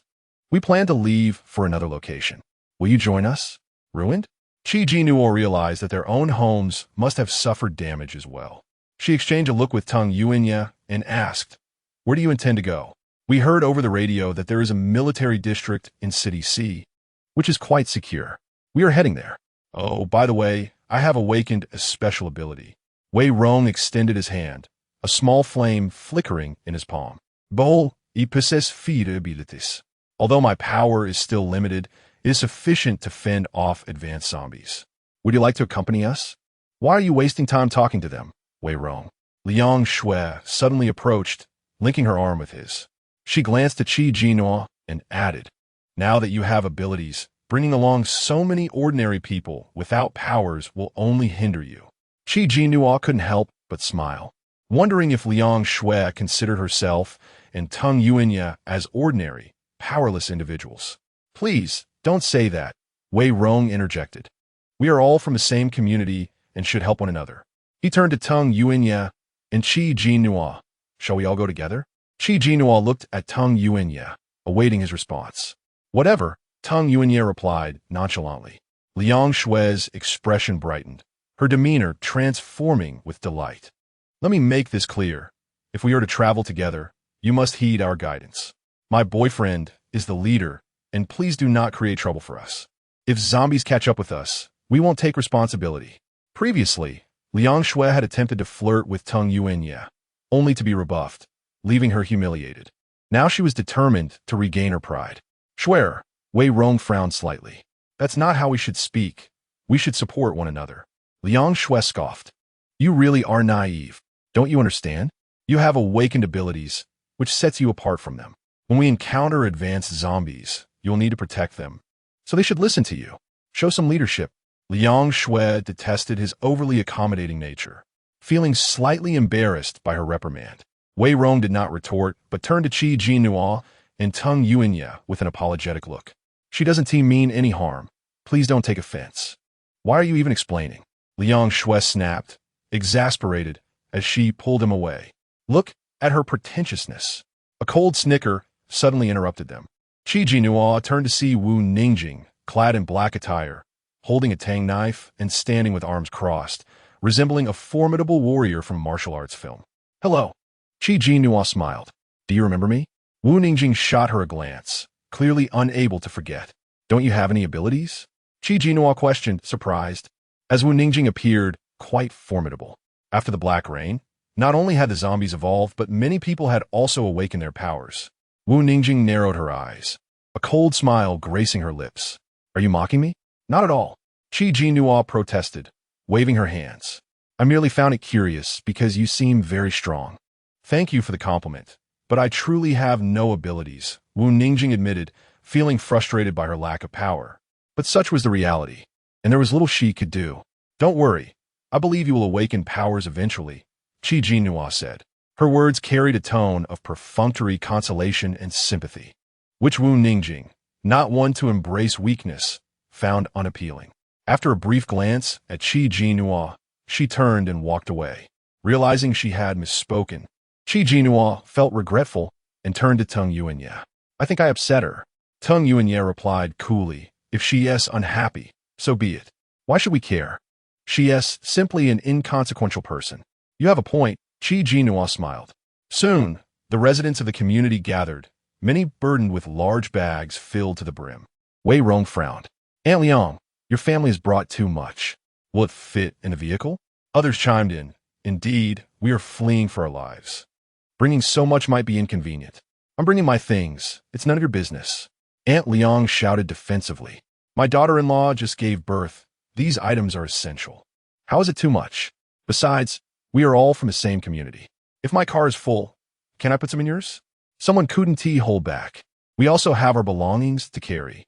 Surely there must be some space left? We are all in this together. Why the coldness? Aunt Liang accused, oblivious to her imposition. Helping you is no issue, but what are these items you're carrying? Tables, chairs, vases, nightstands. What purpose do they serve? A man questioned. These are antiques. They hold value. Of course, I intend to take them. In a post-apocalyptic world, these items are useless, mere trash. You should discard them. You are the trash. Your entire family is trash. How can these items be useless? Do you want me to throw them away so you can sneakily reclaim them for yourself? Aunt Liang retorted angrily. The others were left speechless, baffled by her inability to discern priorities after all these years. Aunt Liang's son finally intervened. Mom, they have a point. We are fleeing, and these items are indeed a burden. What do we have to fear with a vehicle? Aunt Liang snapped at her son. These are antiques passed down from your grandfather. How could you suggest we dispose of them? After being scolded, her son fell silent. Ultimately, Aunt Liang crammed all her belongings into the car, refusing to let others store their items, fearing they would claim them as their own. The rest of the group was relieved, as the burden was not theirs to bear. However, this left her daughter-in-law and child in a cramped situation, with the four of them squeezed tightly into the front seats, nearly suffocating. Chapter 32. On the road, Jinnuo felt that they were merely reaping what they had sown. A domineering mother and a timid son. Although he recognized his mother's faults, he lacked the courage to resist. His wife and child were also pitiable if they encountered zombies. He would undoubtedly prioritize his own survival. Wei Rong conducted a head count, preparing to set off, when suddenly the wailing of a child erupted from Aunt Liang's vehicle. Her daughter-in-law was sweating profusely, trying to soothe the baby, while Aunt Liang's scolding echoed in frustration, and her son stood by, helpless. Observing this, a man from a car ahead offered for the daughter-in-law to hold the child in his vehicle, where there was space available. With that issue resolved, they finally set off. Wei Rong led the way, with Tung Yuan's car following closely behind Jinnuo's. I thought you wouldn't want to travel with them, Jinnuo remarked, resting her chin in curiosity. Do you wish to go to the military district? Tung Yuan replied, since there's nowhere else to go. After a moment, he added, there are many people in the military district. Perhaps I might find someone who knows me. This revelation startled Jinnuo. Was he attempting to recover his lost memories? Or had he recalled something significant? Suddenly, Tung Yuan turned to her, asking, do you wish to find your family? Feeling guilty, Jinnuo responded, I don't really have any family. Is that so? I can hardly remember mine, Tung Yuan replied slowly. Jinnuo hurriedly shifted the topic. Let's not dwell on unhappy matters. Are you thirsty? Would you like some water? She produced a cup of milk tea from her space, cheerfully offering it to him. Would you care for a sip? Tung Yuan leaned down and took a sip. How is it? Is it good? Jinnuo inquired, recalling how she had acquired the milk tea from a shop that had prepared hundreds of cups, all neatly arranged, likely waiting for a corporate order that never arrived due to the apocalypse. It's a bit sweet, Tung Yuan admitted. Not fond of sweet things? Not particularly. Then I shall drink this, Jinnuo said, reclaiming the cup and taking a sip before retrieving a bottle of water from her space, twisting off the cap and offering it to him as well. As the journey progressed, boredom set in, prompting Jinnuo to take out a gaming device from her space. She played for a while and then, feigning sleep, entered her space to tend to her burgeoning crops. Just one day had passed since planting, and the seedlings had already flourished, their leaves a vibrant green, indicative of ample nourishment. The little fish and shrimp had also doubled in size. By noon, they halted in an open area to rest and share a meal. Given the difficulties of cooking outdoors, most had brought dry rations. However, Jinnuo and Tung Yuan prepared a small feast in their vehicle, retrieving steaming dishes from her space and eating discreetly with the windows closed, wary of attracting unwanted attention with enticing aromas. Accustomed to luxury, Jinnuo held high standards regarding food. She struggled to consume the dry rations, her appetite modest, leaving half of her meal untouched as she glanced helplessly at Tung Yuan. Understanding her plight, Tung Yuan said, if you can't finish it, give it to me. Jinnuo beamed and handed it over, exclaiming, you're so kind. After a brief respite, they continued on their journey. The road ahead felt monotonous, and Jinnuo could hardly sit still, fidgeting like a restless child. Eventually, hunger struck again, prompting her to create a fruit salad drizzled with yogurt from her space. She took a forkful for herself and offered a bite to Tung Yuan. He accepted the piece of cantaloupe, its surface glistening with yogurt, and they shared the dish until it was finished. Noticing a bit of yogurt on the corner of Tung Yuan's mouth, she instinctively reached out to wipe it away. Turning to her, he observed her finger, now smeared with yogurt, as she teasingly remarked, "You have yogurt on your mouth." Then, she playfully licked her finger, declaring, "We shouldn't waste it." Tung Yuan's expression darkened momentarily. Meanwhile, the vehicles behind them spotted the jeep ahead pulling over, and as they drove past, they heard soft, delicate sounds emanating from within. The couple exchanged glances, instantly comprehending the situation. Ah, the vigor of youth. Ugh. Jinnuo found herself pressed against the window, her waist feeling constricted, her lips captured in a fervent kiss, leaving her somewhat dazed. The air was thick with Tung Yuan's commanding presence, and through the thin fabric of their clothes, they could distinctly feel each other's warmth. Once released, Jinnuo remained in a daze, uncertain of what had transpired, her breaths rapid and shallow. She gazed at him, her voice soft and enchanting. "You don't tempt me," he murmured, his gaze heavy upon her as he covered her eyes with his hand. Jinnuo thought to herself, but I didn't tea. He had initiated the kiss without warning. After a moment of adjustment, their vehicle finally caught up with the group. As dusk approached, they arrived at an area resembling a development zone, filled with numerous vacant buildings, where they encountered other teams. Their journey thus far had been remarkably smooth, without a single zombie encounter. But this was the first time they had met other groups, more than one in fact. Wei Rong exited the vehicle to converse with them, ensuring they were also headed for the military district and were safe before allowing the others to disembark. As Jinnuo stepped out of the car, nearly every gaze in the vicinity turned toward her, accompanied by hushed gasps. She wore a simple outfit, light-colored jeans and a delicately designed lace blouse, exuding an aura of cleanliness and sweetness. The jeans accentuated her flawless curves and long, slender legs, while the white blouse highlighted her fair skin, and her casual bun radiated youthful exuberance. In a world recently ravaged by chaos, she stood out like a vibrant bloom amidst a desolate landscape, drawing the attention of all around her. One group of burly men, upon seeing her, revealed predatory gazes. Feeling exposed, Jinnuo instinctively moved closer to Tung Yuan, who wrapped an arm around her waist, pulling her protectively to him while casting a cold glance at the men. The men, unfazed, shifted their gazes away. "We shall rest here for the time being," Wei Rong announced. "Traveling in the dark is unsafe." Aunt Liang, with her chin held high, huffed. "Don't say I didn't warn you. Don't wander about, and don't cause us trouble, or you will bear the consequences." Look at her. She seemed to relish her authority.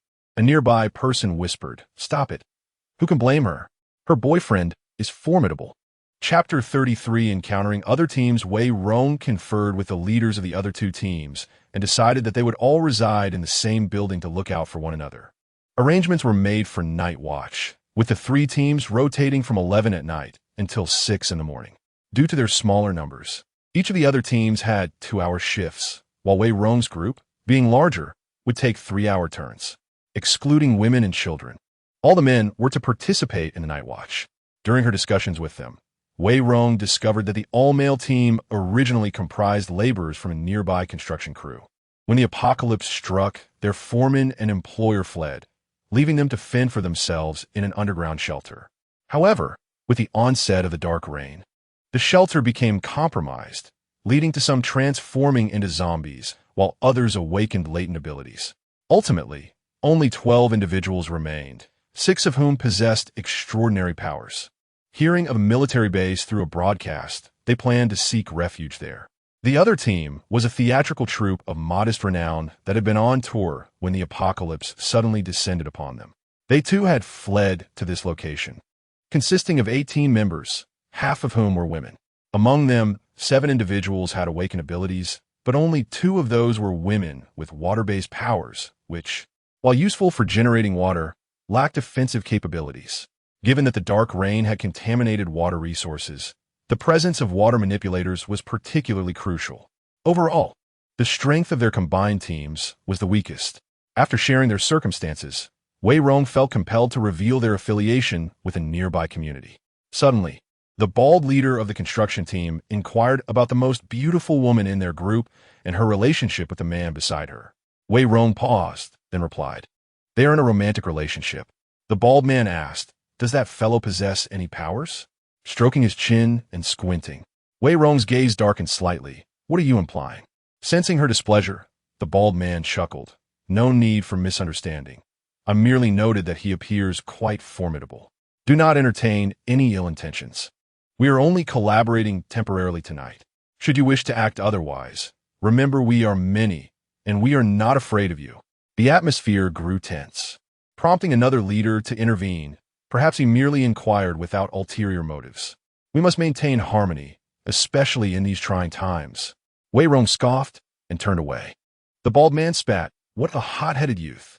The other leader frowned, contemplating that under different circumstances, he would not stoop to collaborate with such a character. As he attempted to leave, the bald man detained him, licking his lips. "Your group seems to have a fair number of lovely ladies. Care to consider a collaboration?" Initially resistant, the leader pondered, "What sort of collaboration?" The bald man proposed, "Let us merge our teams. I will lead, and you shall be my deputy. However, I expect you to allow my brothers some leisure with your attractive women. How's that sound?" The man's brow furrowed, visibly torn. The bald man mocked, "In this apocalypse, women must rely on men for survival. They lack the means to protect themselves. Their only contribution will be to satisfy the desires of vigorous men. We will provide for them. What is wrong with that? Otherwise, what reason do we have to support them?" With a clenched jaw, the man finally conceded deal. Tung Yuan also perked up, his senses alert. "What did you hear?" Jinnuo whispered. "The other two teams plan to merge, and the women from one team are to entertain those men." Tung Yuan replied quietly. Jinnuo's teeth clenched, but in this harsh reality, the prospect of ordinary people surviving without awakened powers seemed exceedingly bleak. Wei Rong returned as daylight waned. "It is nearly dark. Let us ascend to the upper floors. For safety, we should all stay on the same level, and the men must prepare for the night watch." After briefly outlining the watch schedule, she led everyone upstairs. They arrived at a newly developed district where many buildings were unfinished, lacking doors and windows, with bare concrete floors. Upon their arrival, the other two teams had already settled in. Jinnuo surveyed the construction workers, noting their sun-kissed skin and robust physiques, their predatory gazes scanning the women uncomfortably. Tung Yuan seemed to sense her discomfort, subtly positioning himself to shield her. The members of the theatrical troupe, although attractive, appeared worn and disheveled. The bald man cheerfully beckoned them. "Come and sit. Let's not stand on ceremony. Our meeting is fortuitous." As he spoke, his gaze drifted toward Jinnuo, but Tung Yuan's protective stance obscured her from view, leaving him only with a glimpse of her slender legs. The bald man licked his lips, turning back to invite the others. Tung Yuan, unwilling to mingle with such a crowd, addressed Wei Rong directly. "I will take my girlfriend to the adjacent room. Please call for me when it is time for the watch." Wei Rong was taken aback. "Aren't you joining us? If zombies attack at night, we may not be able to assist you promptly. It would be safer to stay together. My girlfriend is not accustomed to being in close quarters with so many people." Tung Yuan replied. Liang Shui scoffed. "Why is it that everyone else can manage, yet she cannot? Look at our current predicament. Simply surviving is a luxury, and she should not act like a spoiled princess." At this, Jinnuo could no longer contain her anger. Stepping out from behind Tung Yuan, her delicate face flushed with indignation. Chapter 34. Just spoiled, so what if I am spoiled? My boyfriend is more than willing to indulge me. Does it concern you? It's not like I'm bothering you. Do you live by the sea and feel the need of metal? Upon hearing this, Liang Shui's temper flared. "How am I not affected? The captain is my boyfriend. If something were to happen to you, wouldn't it implicate him as well? My boyfriend is the only one in the team with special abilities." Liang Shui proudly linked her arm with Wei Rong's, casting a glance at Tung Yuan, who lacks any abilities. Just don't drag Tung Xiao into this. At these words, Wei Rong's expression soured. "Enough." Liang Shui looked at him in disbelief. "Are you scolding me?" Wu Ningjing sneered. "Fool. You. Liang Shui was about to retort at Wu Ningjing when Wei Rong pulled her back. He frowned at the crew and approached Tung Yuan, whispering, "That bald man seems to have intentions toward your girlfriend. You should be cautious. It's better not to live alone. Stay with us." At least he wouldn't dare to act recklessly. Tung Yuan's eyes darkened as he glanced at the group. And indeed, he saw those burly men staring eagerly at Qi Jinnu. "Thank you for the warning, but I can protect my girlfriend." Wei Rong wanted to say more, but was interrupted by Liang Shui. She sarcastically remarked, "Since they don't appreciate your concern, why bother urging them? When trouble arises, they'll be obedient. Just so you know, if zombies show up at midnight, we want to be responsible for you. Did I ask you to take care of us?" Qi Jinnu retorted. Tung Yuan added, "The night watch arrangement is unreasonable." "What is unreasonable about it?" Wei Rong inquired. "One team takes turns watching during their assigned time slots, while all the capable men are out on watch. What about the remaining women and children?" Tung Yuan's gaze was piercing as he looked at Wei Rong. "Didn't you consider that when you go on watch, the other team's men are all present?" Realization dawned on Wei Rong, causing him to break into a cold sweat. "Thank you for the reminder. I'll discuss it with them right away."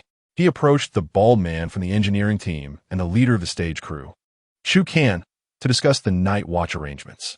After hearing him out, the bald man exchanged glances with Chu Kansas. "So how do you intend to arrange it?" the bald man asked. Wei Rong suggested, "We need 3 teams on duty for each time slot. What do you think?" Ultimately, they revised the plan, ensuring each time slot had representation from every team. The specifics of how many and who would be assigned were left to the team leaders. Wei Rong decided to place Tung Yuan on watch from 1 to 3 in the morning, the time when zombies were most active. However, it was also the least favorable period. Sleep would be fragmented and disrupted. Tung Yuan had no objections, leading Qi Jinnu to the adjacent room. "Look at her acting all haughty." Liang Shui scoffed. "I wonder how long she can keep up this charade, as if she's the most delicate one here. Tung Yuan has no abilities. How dare she pull him away to a room alone?" "She said she doesn't need you to take responsibility," Wu Ningjing replied, irritated. "What is it to you? Mind your own business." Liang Shui shot back. "You're not even pretty. A tomboy like you can't get a man, even if you tried. Maybe you should think about how to avoid becoming zombie fodder."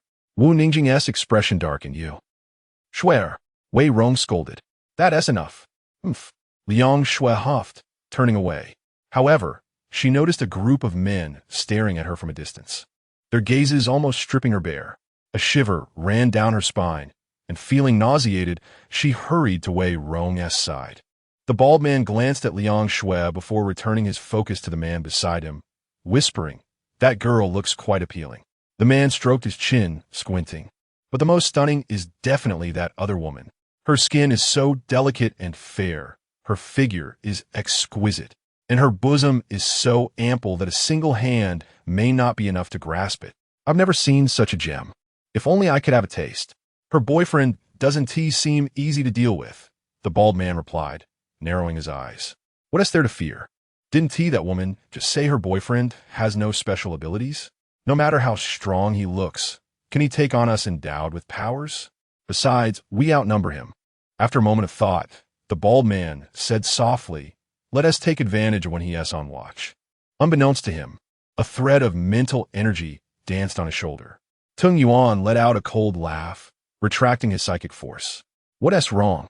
Qi Jinnu, noticing his sudden chill, turned to him curiously. "Did you overhear something again?" "Nothing," Tung Yuan replied, choosing not to spare her any distress. He was certain he could protect her. "How about you accompany me while I keep watch?" Tung Yuan suddenly suggested. Qi Jinnu blinked at him. Tung Yuan looked down at her. "Are you afraid?" "I'm not afraid." She shook her head. "With you around, what is there to fear? Are you worried about being bored alone? If so, I'll keep you company." A faint smile graced Tung Yuan's lips as he playfully tugged at her cheek. Qi Jinnu looked at the dusty concrete floor, realizing how inconvenient it was without doors and windows. All their belongings were stuck in the space. "I wish I could take a shower. I want to sleep in a bed. I've been in a car all day, and I'm sore all over," she complained. After pondering, Tung Yuan suggested, "Let us go upstairs. I'll keep watch for you." Qi Jinnu's eyes brightened. Great. She had always been particular about cleanliness. She couldn't stand not showering for a day. They quietly ascended to a higher floor, finding an empty room.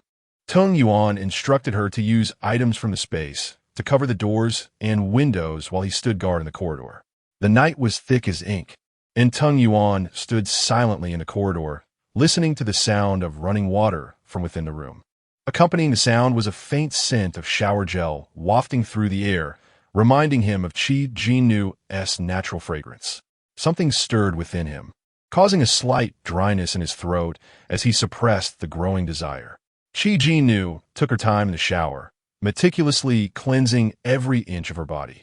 And after washing, she applied fragrant body lotion to complete her skincare routine. Although the jade liquid kept her skin smooth and flawless, basic skincare was still essential.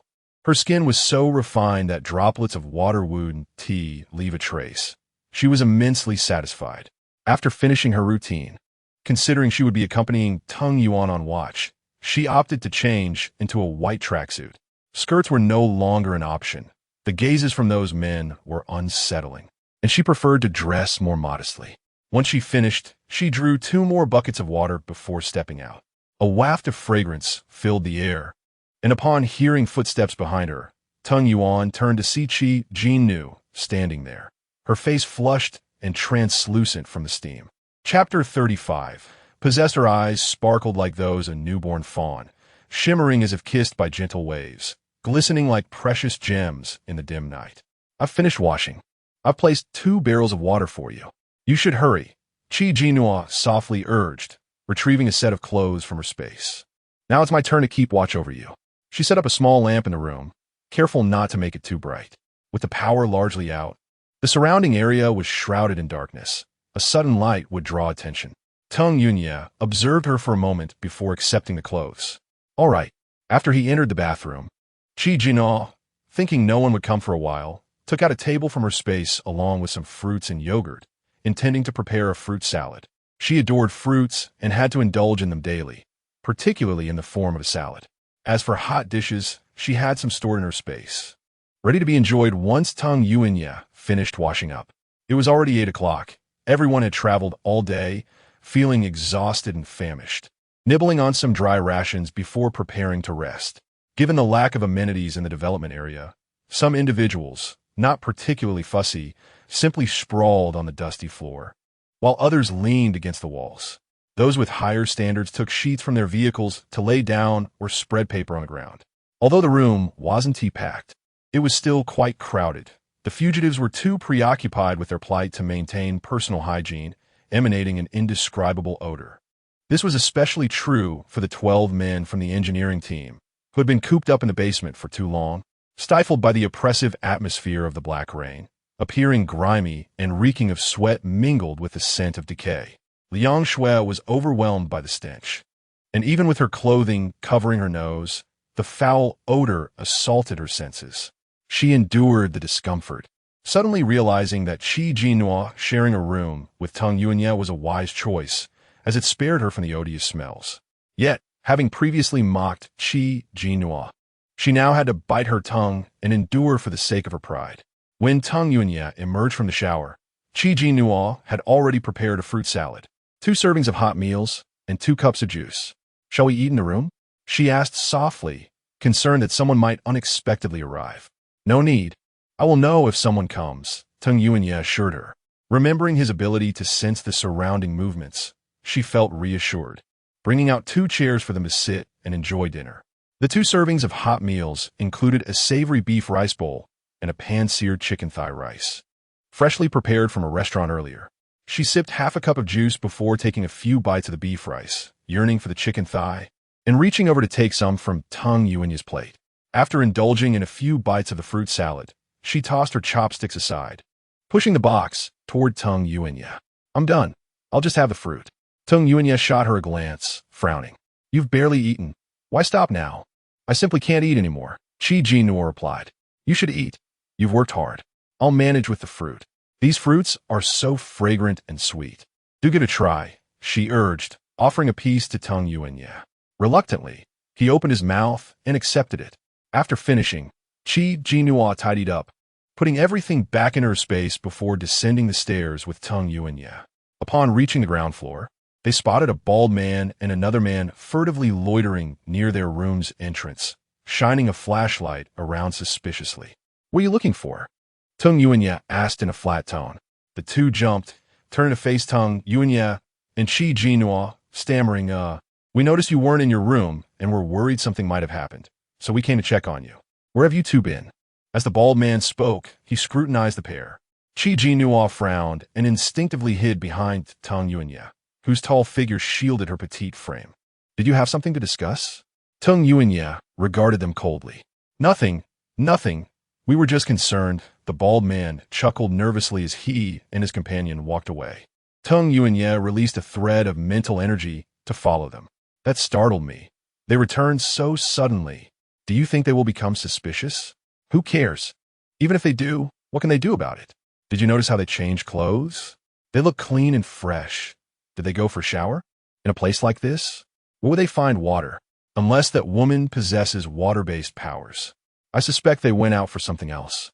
"What sort of something else could it be? Between a man and a woman, what more could there be? Just that sort of affair?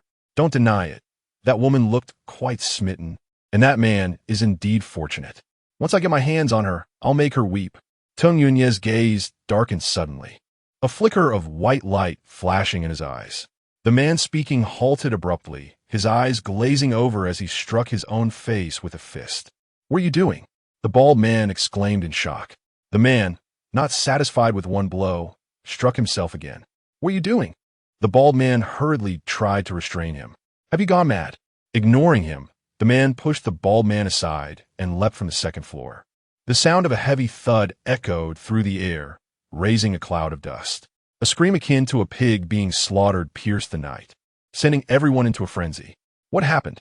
Jinnuo rushed to the railing, catching a glimpse of a figure sprawled on the ground, moaning in agony. She was bewildered. Had someone just jumped from the building?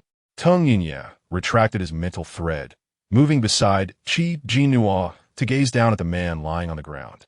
Even in the darkness, his vision remained unaffected, clearly discerning the man's broken leg and the taut muscles of his face contorted in pain. "Oh no!" Tizai jumped off. The bald man shouted. "Quick, let us check on him." In an instant, a dozen individuals rushed down the stairs, the entire building shaking from their descent. Others from different teams also came down, surrounding Tizai and murmuring amongst themselves. "How could he jump like that?" The bald man anxiously explained. "I have no idea. He suddenly seemed possessed, punched himself twice, and then pushed me aside to jump." "Tizai, are you all right? Quick, lift him up. That commotion could attract zombies." Hearing the commotion, Jinnuo sensed something was amiss. Wasn't this Tung Yuanya's mental control at play? She turned to him, blinking, and whispered, "Was it you?" Tung Yuanya acknowledged with a slight nod. "Don't look anymore. Let us return to the room." Following him, Jinnuo felt something was off. He wouldn't just act against someone without reason. Did that man say something to provoke him? Tung Yuanya found 2 wooden planks, using one to block the window and the other to secure the door. He dusted off his hands. "You may now retrieve items from your space." Chapter 36. The Torment of Women. How considerate. Jinnuo complimented him as she retrieved the mattress, 2 pillows, and a thin blanket. Though the days were hot, the nights held a slight chill. She could hardly contain her excitement as she leapt onto the bed, rolling around in delight. Finally, she could sleep on a proper bed. The discomfort of resting in the car had been unbearable, waking intermittently and feeling sore all over. The bed was a welcome relief. Tung Yuan also sat beside the bed, urging her to sleep, for he would need to keep watch later. "Oh right," Jinnuo recalled, sitting up to take her phone from the space. Intending to set an alarm, Tung Yuan pressed her hand down gently. "No need to set it. I won't sleep. I'll wake you when the time comes." "You're not sleeping?" Jinnuo asked, observing him. "I need to refine and absorb the sun crystal. Enhancing my abilities is of utmost importance now." "Very well," Jinnuo conceded, placing her phone back and retrieving the sun crystals. He had previously collected over 10, albeit all of a lower grade, yet sufficient for someone newly awakened to their powers. As she watched Tung Yuan close his eyes, she held the sun crystal in her palm, gradually absorbing its energy. Before snuggling back under the blanket, she too closed her eyes and entered her space. Upon entering, the little creature's light and shadow appeared. observing it closely. Jinnuo remarked, "Your light seems unchanged compared to a few days ago." The little creature sighed. "That's because your efforts have been lacking. My energy is depleted, thus I cannot cultivate." Jinnuo was well aware of its energy source. "Let's not dwell on that," she said, turning her attention to the vegetables and seedlings she had previously planted, only to find their growth disappointing. Why are they growing so slowly? She wondered aloud, recalling how quickly they had sprouted initially. The little creature lamented, "Energy, energy. Without it, how can this space function? But I'm with the male lead every day." She protested. "You plant vegetables, grow fruits, raise fish and shrimp, and have the jade liquid. Besides maintaining the space, you must provide for my cultivation. How can such a meager amount of energy suffice?" The creature teased, "If you want them to grow faster, you should seduce the male lead into a fierce battle." "Enough." Jinnuo blushed. "I see it's you who has stolen all the energy for your own cultivation, causing these plants to grow so slowly." The creature scoffed. "Such a trivial amount of energy is hardly sufficient for my cultivation. I wouldn't even bother." Ignoring it, she checked the jade liquid only to discover it had run dry. She had refrained from drinking it these past 2 days, hoping to save some for a critical moment. Yet it had completely evaporated. "Energy, energy," the little creature droned on. "Oh, how tiresome. Be quiet." Jinnuo shot at a glare. Acknowledging the circumstances of the past few days were unique, promising to check again in a few days. The little creature huffed and vanished. Truly, its temper was growing increasingly irritable. Just as Jinnuo emerged from her space, she was startled by a woman's piercing scream from the next room. She bolted upright, her heart racing. "What is happening? Are zombies attacking?" "Not zombies," Tung Yuan replied, opening his eyes and stating calmly, "It's those men assaulting the women." This was an anticipated turn of events. "Let me go. Help." A woman, her hair disheveled, struggled desperately, her eyes filled with tears, pleading with the troop leader, Quan Can. "What are you doing? Make them let me go." Quan Can pressed his lips together tightly, bowing his head in silence. "Are you even human? You're betraying everyone's trust."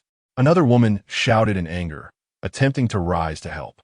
Suddenly, a fireball exploded at her feet, causing a collective gasp of fear among the crowd. The woman turned pale, rooted in place, afraid to move. "Don't move if you wish to live," a bald man warned, a fireball floating ominously in his palm. "I've already spoken with your team leader, Quan Kansas. The 2 teams are merging. I'm the captain. Quan Can is the vice captain. We possess abilities to protect you and provide sustenance, but in return, you must pay a price."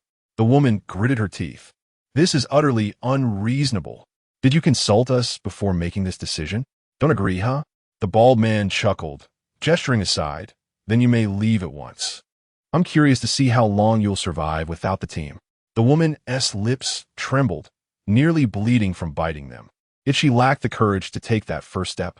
With a cold snort, the bald man exchanged glances with his companions, who, like ravenous beasts, seized the women they desired, dragging them away amid screams. Were this the world before the apocalypse, they would never have approached such women. Yet here, in this new reality, awakening their powers had elevated them from the downtrodden to a position of superiority, reveling in their newfound authority. Wei Rong and Wu Ningjing's faces turned ashen as they prepared to intervene, but were restrained by Liang Shui. "What are you doing?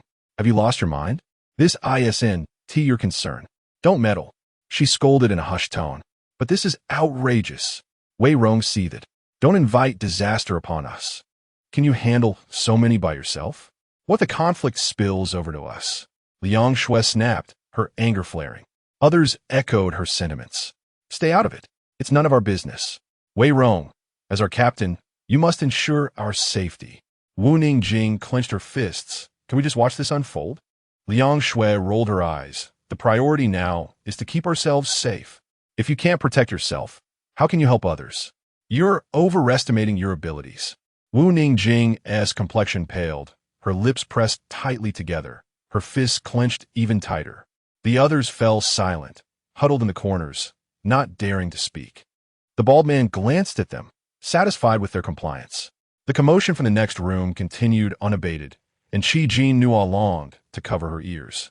She cocooned herself in her blanket, burying her head beneath it, like a small arch, closing her eyes and blocking out the foul language. Her heart heavy with sorrow for the women, yet feeling utterly powerless to save them. Suddenly, the blanket was yanked away. Jinnuo blinked in confusion at Tung Yuan. Surely, he wouldn't react to this chaos? Unbeknownst to her, her collar had slipped, exposing her shoulder, innocent eyes reflecting a pure allure. Tung Yuan gazed at her, breath held captive. Initially, he had feared she might suffocate herself beneath the covers, but beneath them lay an unexpected sight. At that moment, the noise from next door intensified. Their eyes locked, and an unspoken awkwardness hung in the air. Jinnuo quickly averted her gaze, stammering before she could finish. Tung Yuan lunged toward her. Chapter 37. The despicable man. She was caught off guard as he pinned her down onto the bed, leaving her momentarily dazed. Hush! Tung Yuan whispered, there are people outside. Jinnuo immediately fell silent, yet the position was somewhat awkward. Looking down, she noticed her collar was open, exposing half of her shoulder. However, with Tung Yuan pressing down on her, she could barely move. She could only inch her hand up, attempting to pull her collar back into place. Tung Yuan's head was positioned beside her face, his brow furrowed as he listened intently to the sounds outside. How could the door be obstructed? Are they inside? What is to be afraid of? Just barge in. It doesn't matter if they are inside or not. No, that boy seems unfathomable. He probably isn't easy to deal with. Best to let it be for now.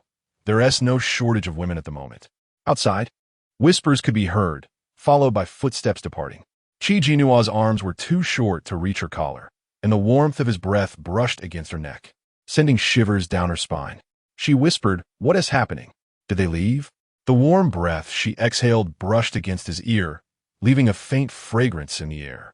Tung Yuan lifted his head to find her shoulder partially exposed, her skin as pale as snow, with her long hair cascading over the pillow, accentuating her delicate and alluring face.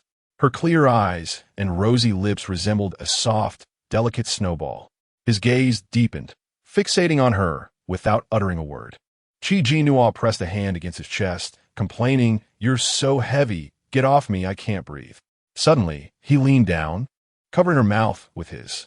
Outside, two individuals had moved further away, but one abruptly halted. Did you hear anything? What sound? The man chuckled lewdly. Isn't it all the same kind of sound on this floor? Not that kind. I can't quite describe it. Can't describe it? You must be imagining things. Hurry back. Those few should be finishing up soon. The first group of night watchers has returned. Yet, the revelry was only halfway through, and the returning men quickly joined the festivities, the air thick with an indescribable scent that lingered long after. It was time for the second group of night watchers to take over. Wei Rong stood up with a stern expression, while Liang Shui grasped his hand in fear. Wei Rong, I'm scared. Please don't go. Stay with me. The cries of the women taken away echoed ominously, accompanied by the shouts of men, sending chills down her spine. She feared ending up like those women. Wei Rong adored her, and even in the face of the apocalypse, she felt relatively safe. However, it was only tonight that she realized the brutality of the world for women. She understood the significance of having a strong protector. She dared not act recklessly. She would cling tightly to him.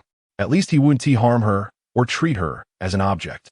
Wei Rong was also concerned for Liang Shui, hesitating as he glanced at Wu Ningjing, hoping she could watch over her. However, Wu Ningjing appeared pale, staring blankly into the distance, seemingly frightened and lost in thought. Despite her usual strength, she was still a girl, and Wei Rong didn't want to trouble her at that moment. Caught in a dilemma, he looked at Liang Shui. How about you come with me to keep watch? Okay, I'll go. Liang Shui nodded eagerly. It was certainly better to accompany him than to remain behind. Wei Rong took her hand, leading her away, unaware of the bald man's gaze fixated on Liang Shui from behind. He went to call Tung Yuan, only to find his door and windows barred. He knocked on the door. Yuan, are you in there? It's our turn to keep watch. After a moment, a faint rustling sound emerged from within, as if fabric were being adjusted. He waited, but suddenly, silence fell again, prompting him to knock once more. Yuan? The door was abruptly opened, revealing Tung Yuan's tall figure, though his lips appeared slightly swollen, and he was breathing a bit heavily, his clothes somewhat disheveled.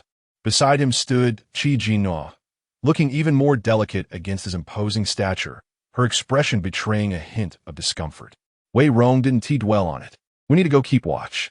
Tung Yuanya nodded, grasping Jinnuo's hand. She seemed to be in a bit of a sulk, turning her face away from him and instinctively attempting to free her hand, only to have him hold it tighter. Is your girlfriend coming too? Wei Rong inquired. Tung Yuanya replied, I can't leave her here alone. His voice was a touch hoarse, sounding different than usual. That makes sense. I wouldn't feel secure either, given that group tonight. Wei Rong's brow furrowed, stopping mid-sentence, biting his lip. Let us go. He pulled Liang Shui and turned to leave. In that fleeting moment, Liang Shui caught sight of Jinnuo stepping out from the room, moonlight cascading over her. She noticed Jinnuo's lips were slightly swollen, resembling ripe strawberries, and her collar was disheveled. It was evident what the two had been up to. She scoffed softly, turning her head away. Jinnuo, with a pout, twisted her small hand in Tung Yuanya's grasp, wriggling like a nimble little snake, trying to escape his hold. Yet he tightened his grip, commanding, don't move. Jinnuo, her face flushed with embarrassment, finally blurted out, Your hands are dirty. She felt awkward. Dirty? Tung Yuanya raised an eyebrow. Are you now disgusted with yourself? Don't say that. Jinnuo, annoyed, felt a sudden urge to hit him, realizing for the first time how infuriating he could be. Tung Yu's lips curled into a slight smile as he held her hand tighter, intertwining their fingers forcefully. Once downstairs, the rest of the team had arrived. The engineering team sent 4 men, while the theater troupe contributed 3, making 5 from their side. The 4 dark-skinned men appeared disheveled, exuding an indescribable scent, their faces showing satisfaction. Upon seeing Tung Yuanya and Wei Rong approaching with a woman in tow, they beamed, eyes fixed on them. Oh, bringing your woman to keep watch. Are you afraid we might take advantage while you're gone? Indeed, both of your girlfriends are stunning beauties. You're quite fortunate, one remarked. As men, I understand. We all know the situation, but it's the apocalypse. Chapter 38. Dawn as dawn broke. Wei Rong's expression instantly turned icy. Mind your words. Apologies, apologies. The man replied nonchalantly, a smirk playing on his lips as his gaze flitted between Liang Shui and Jinnuo, his eyes glinting with unspoken thoughts.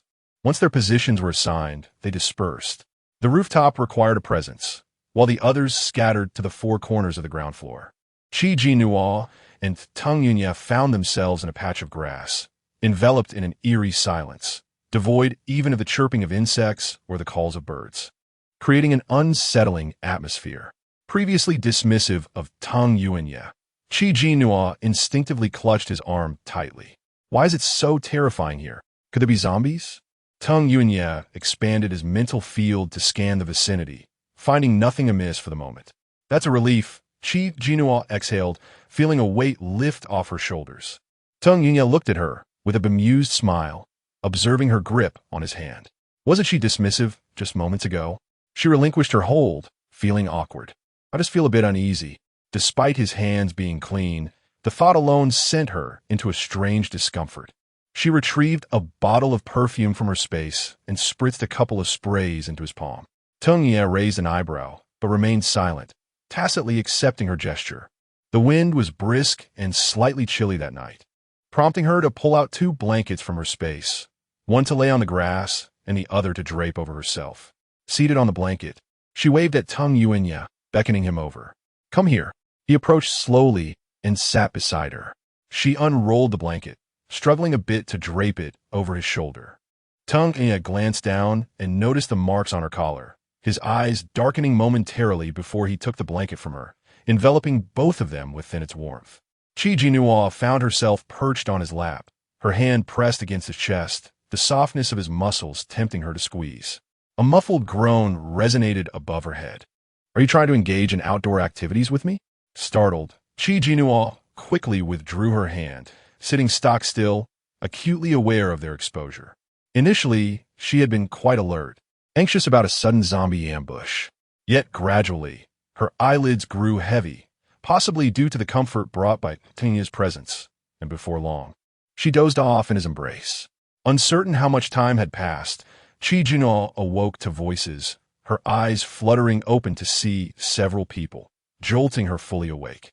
Realizing it was shift change and that she had been cradled in Tung Yunya's arms without him waking her, she felt a pang of embarrassment. Seeing her awake, Liang Shui quipped sarcastically, "Some people are truly worthless, unable to help but excellent at being a burden. Can't they see the current circumstances? Still acting like a delicate little princess." What infuriated her further was the sight of Tang Yin doting on a woman who seemed utterly devoid of merit aside from her looks. He had chosen to hold her instead of waking her. Initially feeling guilty about her position, Jinnuo decided against moving, tightening her grip around Tung Yunya's neck. "I am indeed a delicate little princess. What of it? Not satisfied?" Liang Shui ground her teeth in frustration. Why should other women endure hardships and emerge disheveled while she remained pristine? She could not fathom a man continuously pampering a woman of no substance. Upon reaching the upper floor, Jinnuo quickly dismounted from Tung Yunya. "Are you tired? Why didn't you wake me?" She offered him a gentle massage on his arm. "Let me knead it for you." "I'm not tired, just a bit sore," Tung Yunya replied. For him, such soreness was negligible. He checked the time. There were still 3 hours until dawn. "Want to catch some more sleep?" "Sure." Jinnuo released a mattress, pillow, and light blanket.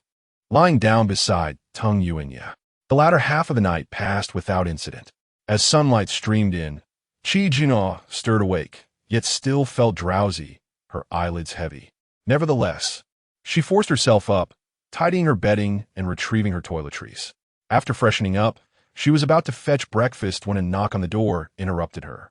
"Are you awake? We need to leave." Liang Shui's impatient voice rang out from outside. Reluctantly, Jinnuo emerged with an empty stomach, following Tung Yunya downstairs. Upon reaching the ground floor, she saw the bald man grinning widely at Wei Rong. "So you're heading to the military district next?" "So are we. Our destination is the same. Why not travel together? It will be mutually beneficial. We VE merged with another team. Are you interested in joining us? More people means greater strength. I can make you the deputy leader. How about that?" Suppressing his revulsion, Wei Rong flatly refused. "No need.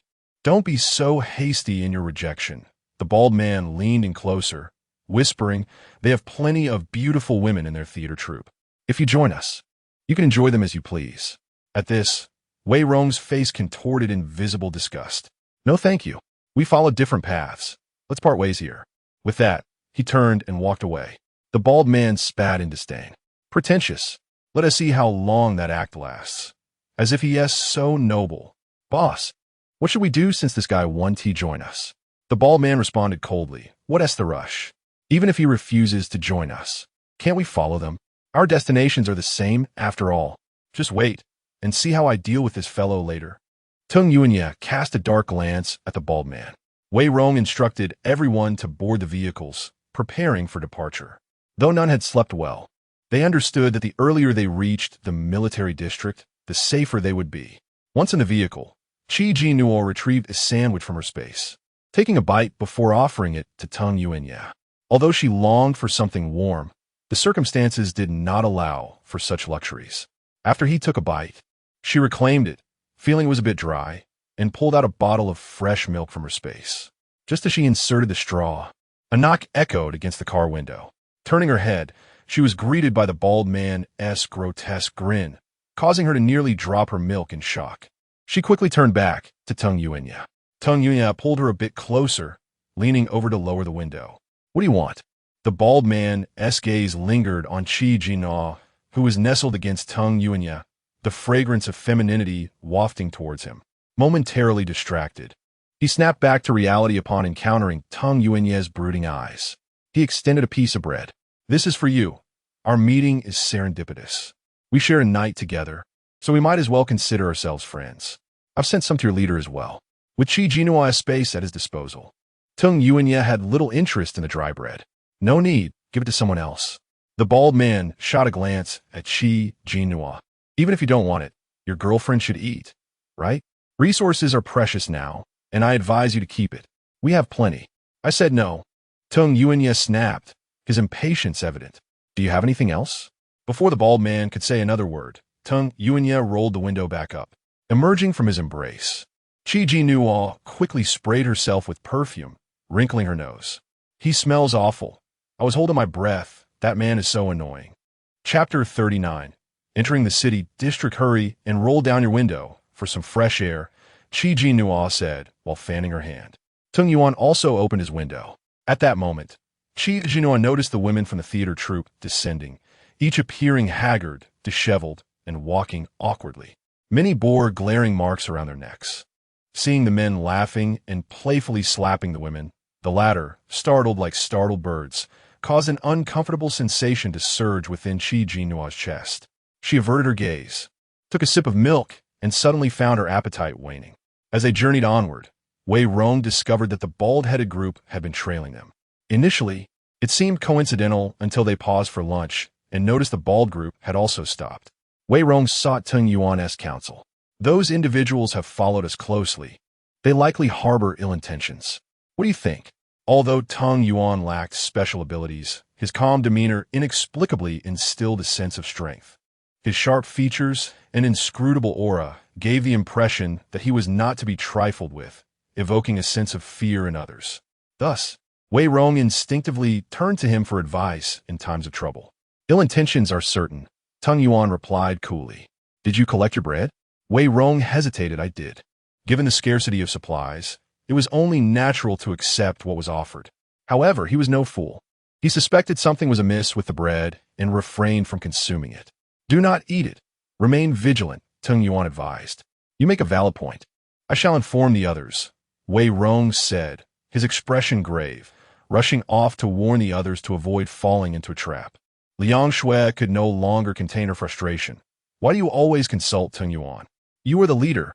Why defer to him? She could not tolerate Wei Rong's indecisive demeanor.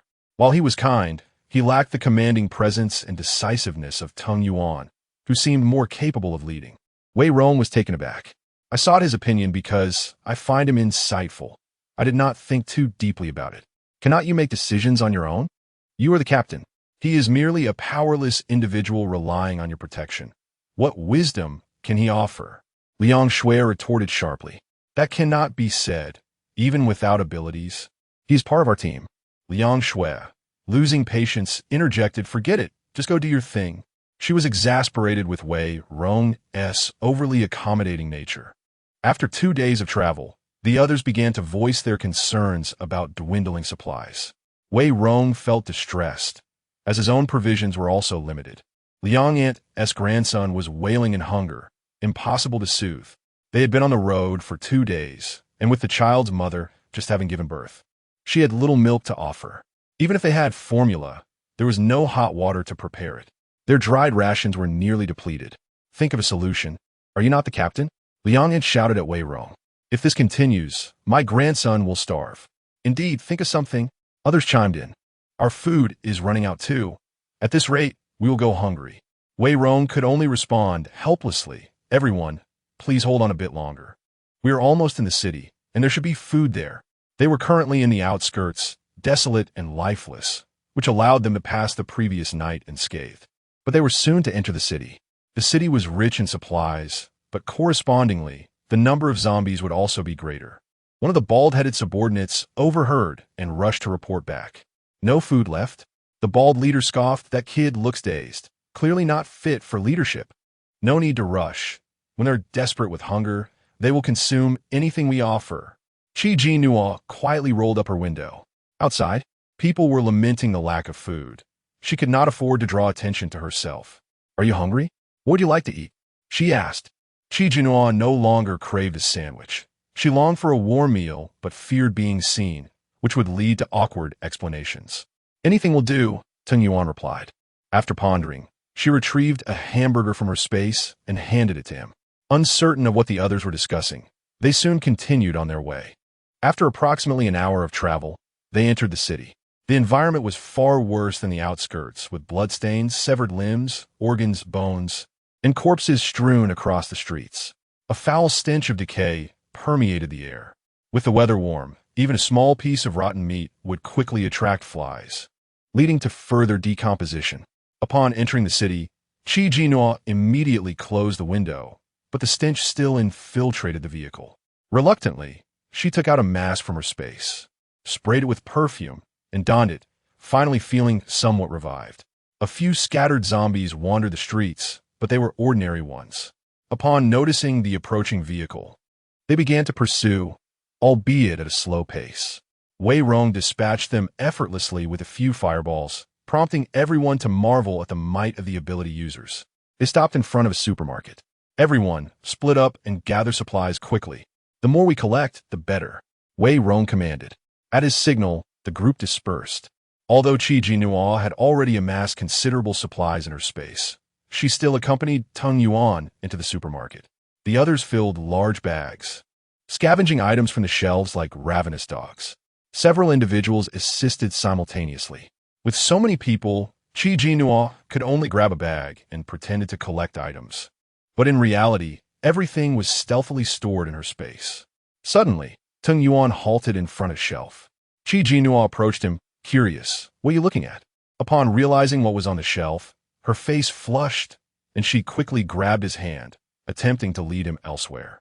However, Tung Yuan remained rooted in place, his expression meaningful. "Shouldn't we stock up on this? What are you thinking? Quickly gather supplies."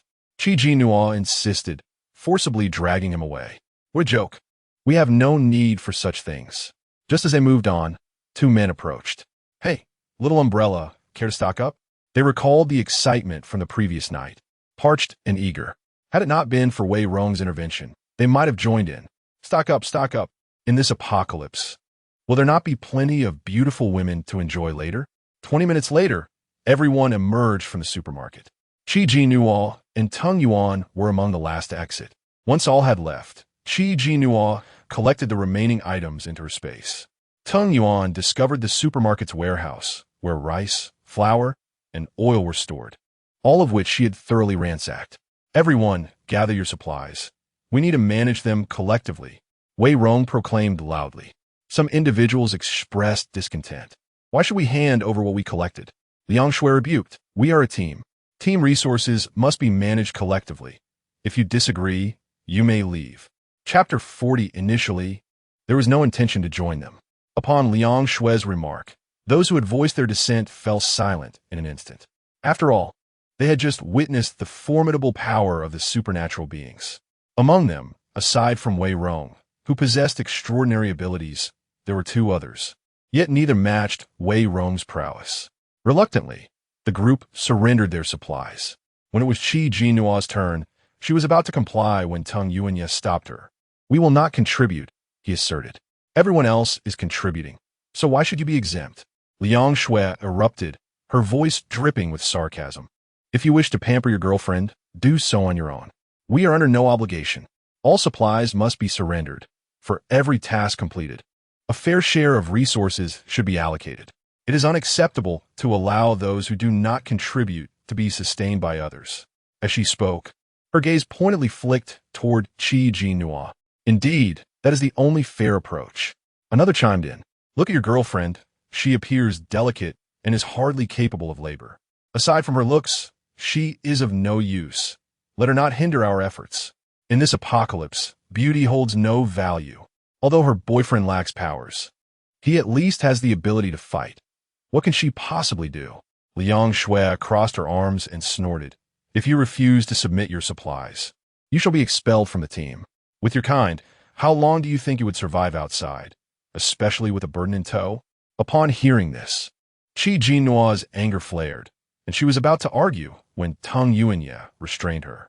"It seems you have misunderstood," he stated coldly. "We have never considered ourselves part of your team. I merely indicated a willingness to travel alongside you, not to join you." Liang Shui's expression shifted at his words. "What do you mean? You no longer wish to join us?" She laughed, her tone mocking. "Oh, how amusing. Just because we call you young Master Tung, do you still think yourself the privileged heir of the past? Wake up. Look at the current situation. Without strength, who regards you as a master? We do not support idleness." Others echoed her sentiment. "Indeed, let him leave. One without powers, and the other who considers herself a princess. Better to rid ourselves of the burden." Wei Rong interjected hastily. "Please, let us not act this way. We all came from the same neighborhood." "What of it?" Liang Shui rolled her eyes. "Don't play the good Samaritan. You spoil them. If they wish to leave, let them. I am eager to see how well they fare on their own. With a cold smile, Jinnuo declared, "Rest assured, we will thrive far better than you. Let's depart." She grasped Tang Yuanya's hand and turned away. Wei Rong called after them, "Don't act impulsively. Reconsider." Liang Shui shot him a glare, silencing him. Once in the vehicle, Jinnuo fumed. "I am so infuriated. That Liang Shui is utterly arrogant. She herself lacks ability and only relies on Wei Rong's might. There is no need to waste energy on a fool," Tang Yuanya replied. Jinnuo eyed him skeptically. "Did you plan to part ways with them all along?" "I never intended to join them. I merely traveled with them for a short distance," Tang Yuanya stated nonchalantly. Reflecting on his words, Jinnuo realized it was indeed his nature to be solitary. He was not one to be overly benevolent. A group so large, with half lacking combat capability, would only bring him trouble. "Where shall we go next?" Jinnuo inquired. "Let us first head to the military district," Tang Yuanya suggested, starting the vehicle, for there was nowhere else to go. After driving for a while, the car suddenly halted. "High-level zombies ahead," Tang Yuanya remarked, his brow furrowed. "What?" Jinnuo gasped. "How many? Are they close?" Tang Yuanya lifted his gaze forward, a glimmer of white light flashing in his eyes. "Just ahead." No sooner had he spoken than a red-eyed zombie appeared before them. Tang Yuanya expanded his psychic domain, attempting to discern whether it contained sun or moon crystals, but was met with an impenetrable barrier. This inability to see through meant the zombie was of a higher level than he. His expression grew grave as he grasped his tang knife, instructing, "Stay in the car and do not exit." Jinnuo, sensing the tension in his demeanor, asked urgently, "Are you able to handle this?" Tang Yuanya remained silent as he stepped out and shut the door behind him. The red-eyed zombie, catching the scent of flesh, let out a frenzied roar and charged at him. In a flash of silver, the red-eyed zombie was encased in ice, frozen mid-stride. Tang Yuanya rushed forward, seizing the opportunity to sever its head.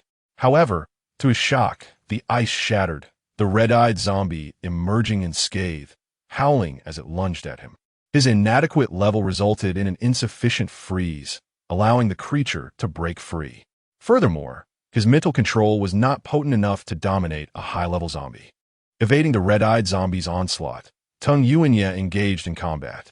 From the car, Jinnuo watched in distress, her heart racing, desperate to assist, yet powerless to do anything. "Silver, Silver, are you there? What's the matter?" The small voice replied. "Hurry, something's about to happen. Think of a way to help your male lead.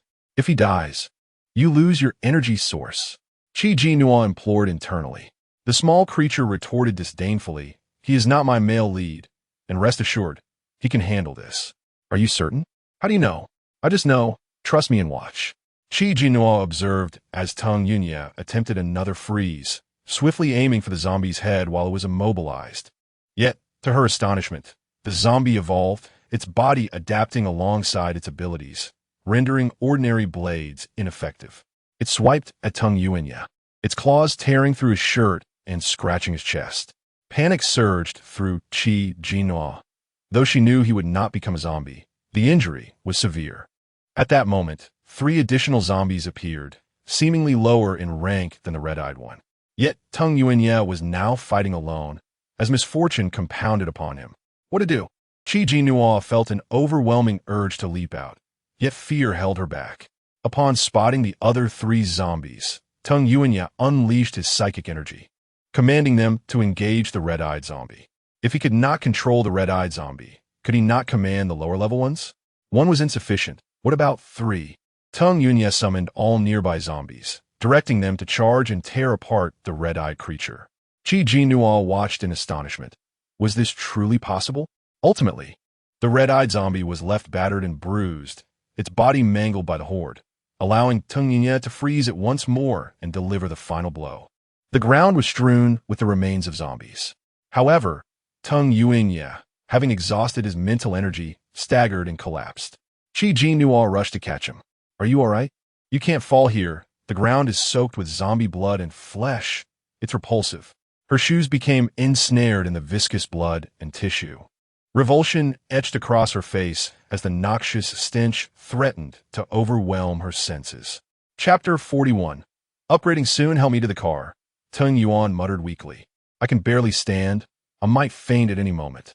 You drive and take care of yourself. Before he could finish, his head drooped, collapsing into Jinnuo's arms. She hurriedly embraced him, but his towering frame, over 6 feet tall, was beyond her capacity to support. Fearing the approach of zombies, she exerted every ounce of strength to drag him into the vehicle, grimacing as she retrieved the tang knife. As she turned, a sense of forgetfulness washed over her, prompting her to glance back at the headless corpse of the advanced zombie they had just vanquished. Tung Yuan had fought valiantly to slay it. She needed to collect its crystal core. Locating the head, she took a deep breath, steeling herself as she plunged the knife in, the blade piercing through the skull with a texture reminiscent of flesh, yet oddly gritty, sending chills down her spine. An overwhelming stench assaulted her senses, and she held her breath as a golden sun crystal rolled forth. Its hue and texture were distinctly superior to that of lower-grade sun crystals, explaining the creature's formidable nature. Jinnuo first retrieved a bottle of water from her space to cleanse the crystal, then delicately wrapped it in a handkerchief before storing it away. She cleaned the tang knife, discarded her shoes, and once inside the car, she replaced them with a fresh pair from her space. Tung Yuan lay unconscious in the back seat. Casting a glance behind, Jinnuo realized they needed to find a secure location to hide. Remaining in the car was imprudent. She feared encountering zombies as much as she did other survivors, whose terror was often equal to or greater than that of the undead. Moreover, Tung Yuan's wounds required urgent attention. After a brief circuit, she selected a hotel but hesitated at the entrance, apprehensive of zombies lurking within. Ying, are you there? She silently called out. What do you want? Came the response. Can you check if there's zombies inside that hotel? How am I supposed to do that? I'm merely an ephemeral shadow without a physical form. Stop boasting about your prowess when you can't even manage this simple task. Do you not owe it to the male lead for the energy he has bestowed upon you? It's your ineptitude that has rendered me formless. Enough, useless creature. While I cannot detect zombies, I can temporarily conceal your presence from them. Why didn't you mention this sooner? But it will only last 15 minutes. My strength is insufficient. That will suffice. Once her presence was cloaked, Jinnuo helped Tung Yuan out of the car and stored the vehicle away before gritting her teeth and leading him into the hotel. Upon entering, she was confronted by a zombie with its mouth agape, causing her to freeze in terror, barely daring to breathe. The creature's decaying visage and rancid breath nearly made her faint. Holding her breath, she fought against the instinct to flee. The zombie, seemingly blind, walked past them, oblivious to their presence. Relieved, Jinnuo guided Tung Yuan deeper into the building, searching for a clean room. She ascended from the 2nd to the 3rd floor, nearly exhausting herself in the process. Time is of the essence. Hurry, urged Yinin. Forget cleanliness. We must hide quickly before the concealment fades. Just as the last moment approached, she found a pristine room and ushered Tung Yuan inside, slamming the door shut behind them. Exhausted and weak, she collapsed beside him, gasping for breath. Yinin, you have truly earned your keep this time. Remember this favor well. Provide me with more energy, and I shall grow stronger, proving ever more useful in the future. Fine, I understand. After resting briefly, Jinnuo summoned the strength to move Tung Yuan onto the bed. His body felt unnaturally hot. She touched his forehead, then her own, confirming he had a fever. How could he be feverish? Could he have contracted the zombie virus again? That seems unlikely. Yin's voice echoed in her mind. His abilities are about to upgrade. Does upgrading cause fever? Not necessarily. His injuries could also be a contributing factor. Quickly, retrieve that sun crystal and place it on his forehead. He will need it for the upgrade. Oh, hastily, she placed the crystal on Tung Yuan's forehead. Is this sufficient? Will he absorb it? Yes, it will be absorbed automatically. But how long will he remain unconscious? Depending on the circumstances, it could be as quick as 1 day or as long as 2 or 3 days. 2 or 3 days. Just kill me now. Despair washed over Jinnuo as she pondered her own survival until he awoke. She could only pray that they remained undetected by zombies during this time. Taking out some healing ointment from her space, she treated Tung Yuan's chest wound. Gradually, darkness enveloped the room. Nightfall was perilous. Jinnuo secured the windows and curtains, spraying perfume around to mask their scent. Lacking appetite, she nibbled on fruit salad while vigilantly staying by Tung Yuan's side, even foregoing a shower. She feared that a zombie might invade while she was occupied, or that she might open the door post-shower to find one waiting outside with its mouth agape. The mere thought was terrifying. Staying near the male lead provided her with a sense of security. As fatigue set in, she inadvertently drifted off to sleep. A sudden loud crash jolted her awake. Like a startled bird, she sprang up, alertly facing the door. However, the noise was not from within, but rather from the street outside.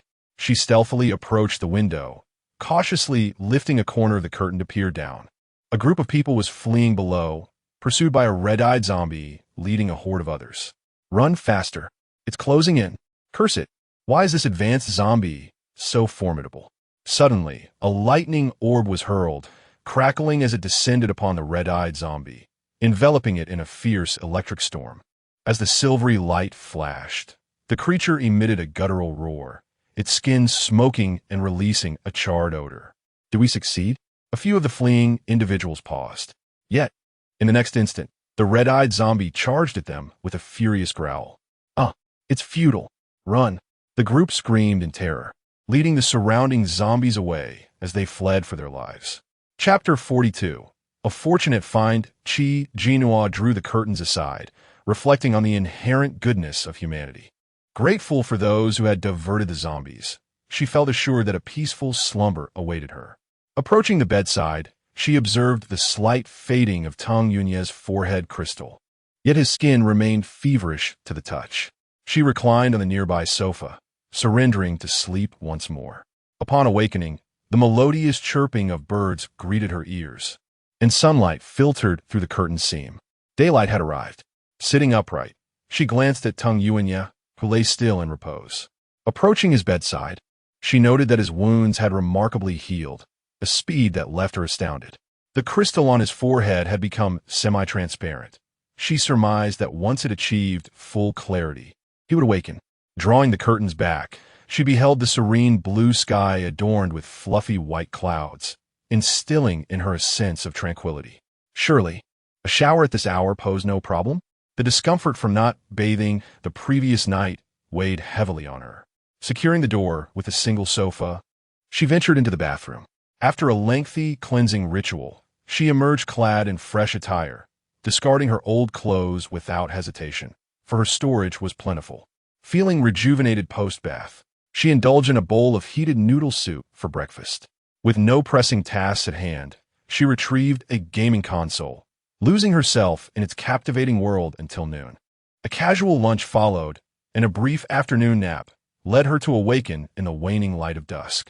Lying on the sofa, she felt a wave of despair wash over her. Boredom enveloped her, yet the thought of encountering zombies kept her rooted indoors. When would Tung Yuan awaken?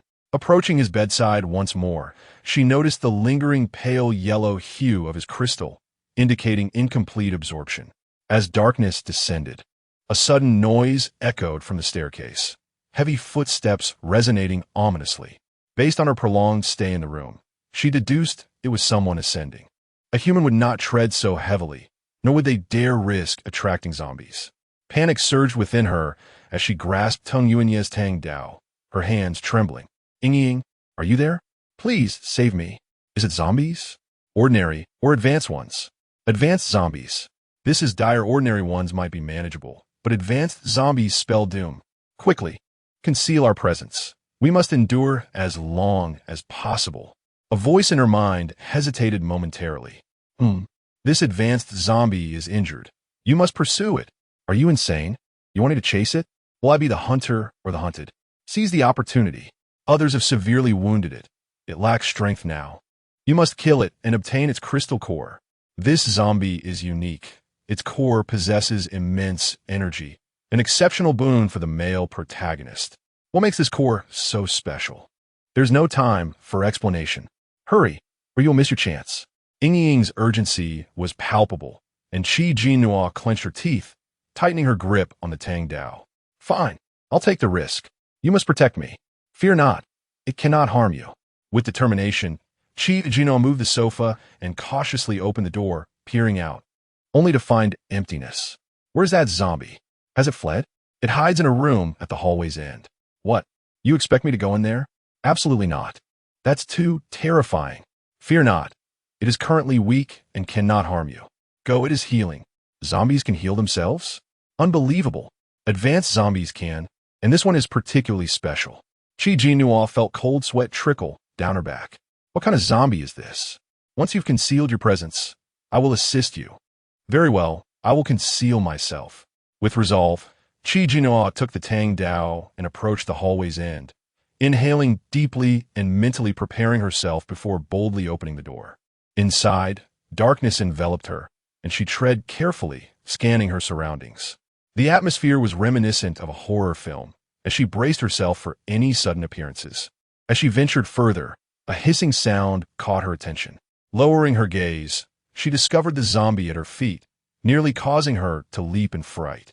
She stifled a scream, covering her mouth tightly. The acrid scent of charred flesh wafted through the air. Evidently, it was the red-eyed zombie from the previous night. It leaned against the wall, a gaping wound in its chest, surrounded by a swirling crimson glow that seemed to be healing its injury. Now's your chance. Do not hesitate, urged the voice in her mind.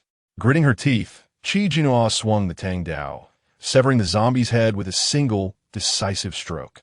Gory blood splattered across her, the stench overwhelming her senses, and she fought the urge to vomit as she hastily split the zombie's head open to extract the core. To her astonishment, it was a radiant red crystal, glimmering like a ruby, exquisite and captivating. With no time for admiration, she retrieved a thick cloth from her storage and swiftly placed the crystal within before fleeing the room. Just as she stepped outside, the sound of approaching footsteps and voices reached her ears. The group that had injured the zombie was drawing near. Jinnuo quickly stowed her Tang Dao and hurriedly pushed open the nearest door to hide. Who goes there? A lightning ball shot toward her, and she screamed in terror. As the ball illuminated her face, she saw a man hastily waving his hand, redirecting the energy toward the wall, leaving a deep mark behind. Cold sweat broke out on her forehead. That was close. 3 men stood before her, and she noted the man in the center conjuring a flicker of electricity at his fingertips, clearly the source of the earlier lightning ball. They were tall and imposing, forming an impenetrable wall that loomed over her. A woman? The man in the center spoke, his voice deep and resonant. What are you doing here? Naturally. I am seeking refuge from zombies. Jinnuo replied. Did you see a red-eyed zombie? We wounded it, and it fled nearby, the man to the left inquired. Feeling guilty, Jinnuo replied, I did not see it. The man in the center scrutinized her intently, exuding an air of authority that made her uneasy. Aren't you hiding from zombies? Why are you out now? He questioned. I heard commotion outside, so I came to investigate. Are you alone here? The man on the right asked, his voice youthful. Maintaining her composure, Jinnuo replied, yes. Uncertain of their intentions, she was determined not to reveal Teng Yuanya's presence. Chapter 43. The mother zombie. The man in the middle scrutinized Jinnuo. This woman was impeccably dressed, with porcelain skin and a demeanor indicative of a life of luxury. From head to toe, she exuded an aura of meticulous care.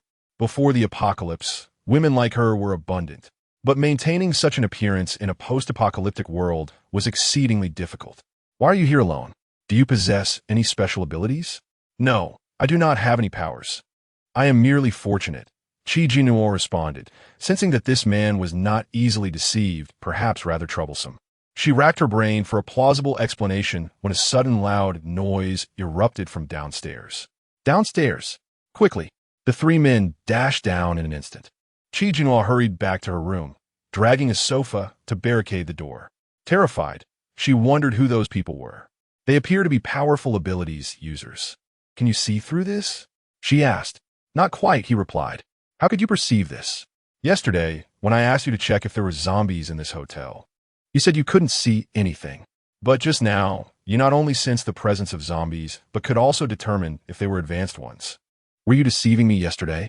Indeed, I couldn't sense anything yesterday. However, today it suddenly became apparent perhaps due to the male lead upgrading and his energy intensifying, which has allowed you to absorb more power from him. Is that so? Jinnuo questioned, her skepticism evident. It should be like that. I do not fully understand. Never mind, she sighed, retrieving a crystal core from her space and entering the bathroom to cleanse it. It sparkled, red as fresh blood, truly captivating. What makes this crystal core different? What is its uniqueness? Jinnuo inquired. This is the core of a mother zombie. Mother zombie? How can one distinguish it?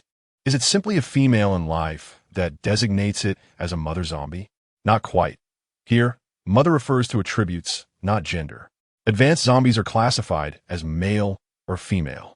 Male zombie cores are categorized as sun or moon crystals, and which one appears depends on luck, while mother zombies solely possess red cores, which are exceedingly rare. The red core possesses immense energy, capable of elevating an ability's user's powers by an entire level. It is crucial to note that abilities are divided into 6 levels, with level 3 being a watershed. Advancing beyond that becomes quite challenging.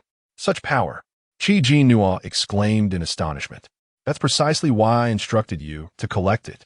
However, this particular mother zombie likely has not fully formed, which explains why those novice abilities users manage to injure it so easily.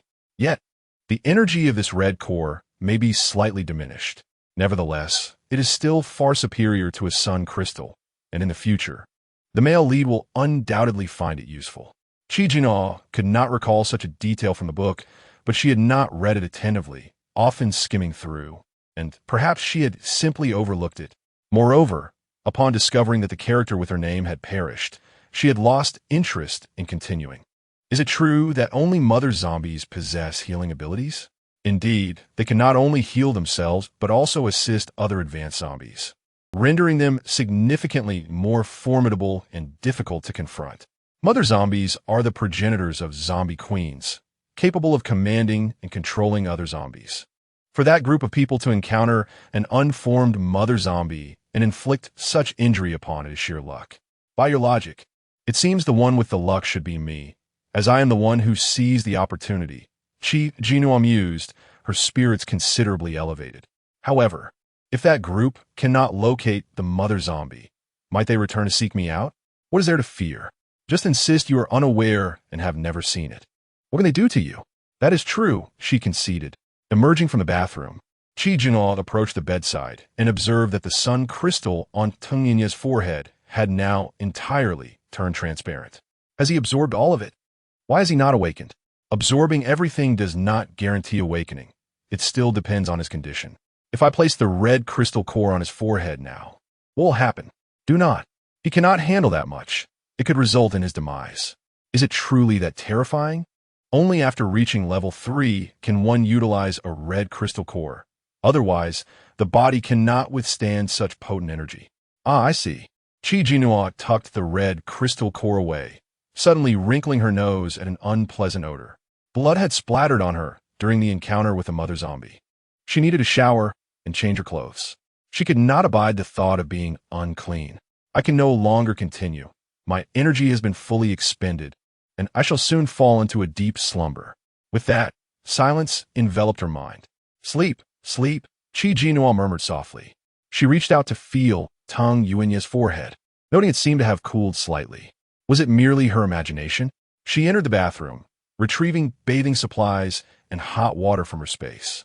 The hot water had been prepared in advance, anticipating the need for cleanliness during their potential escape.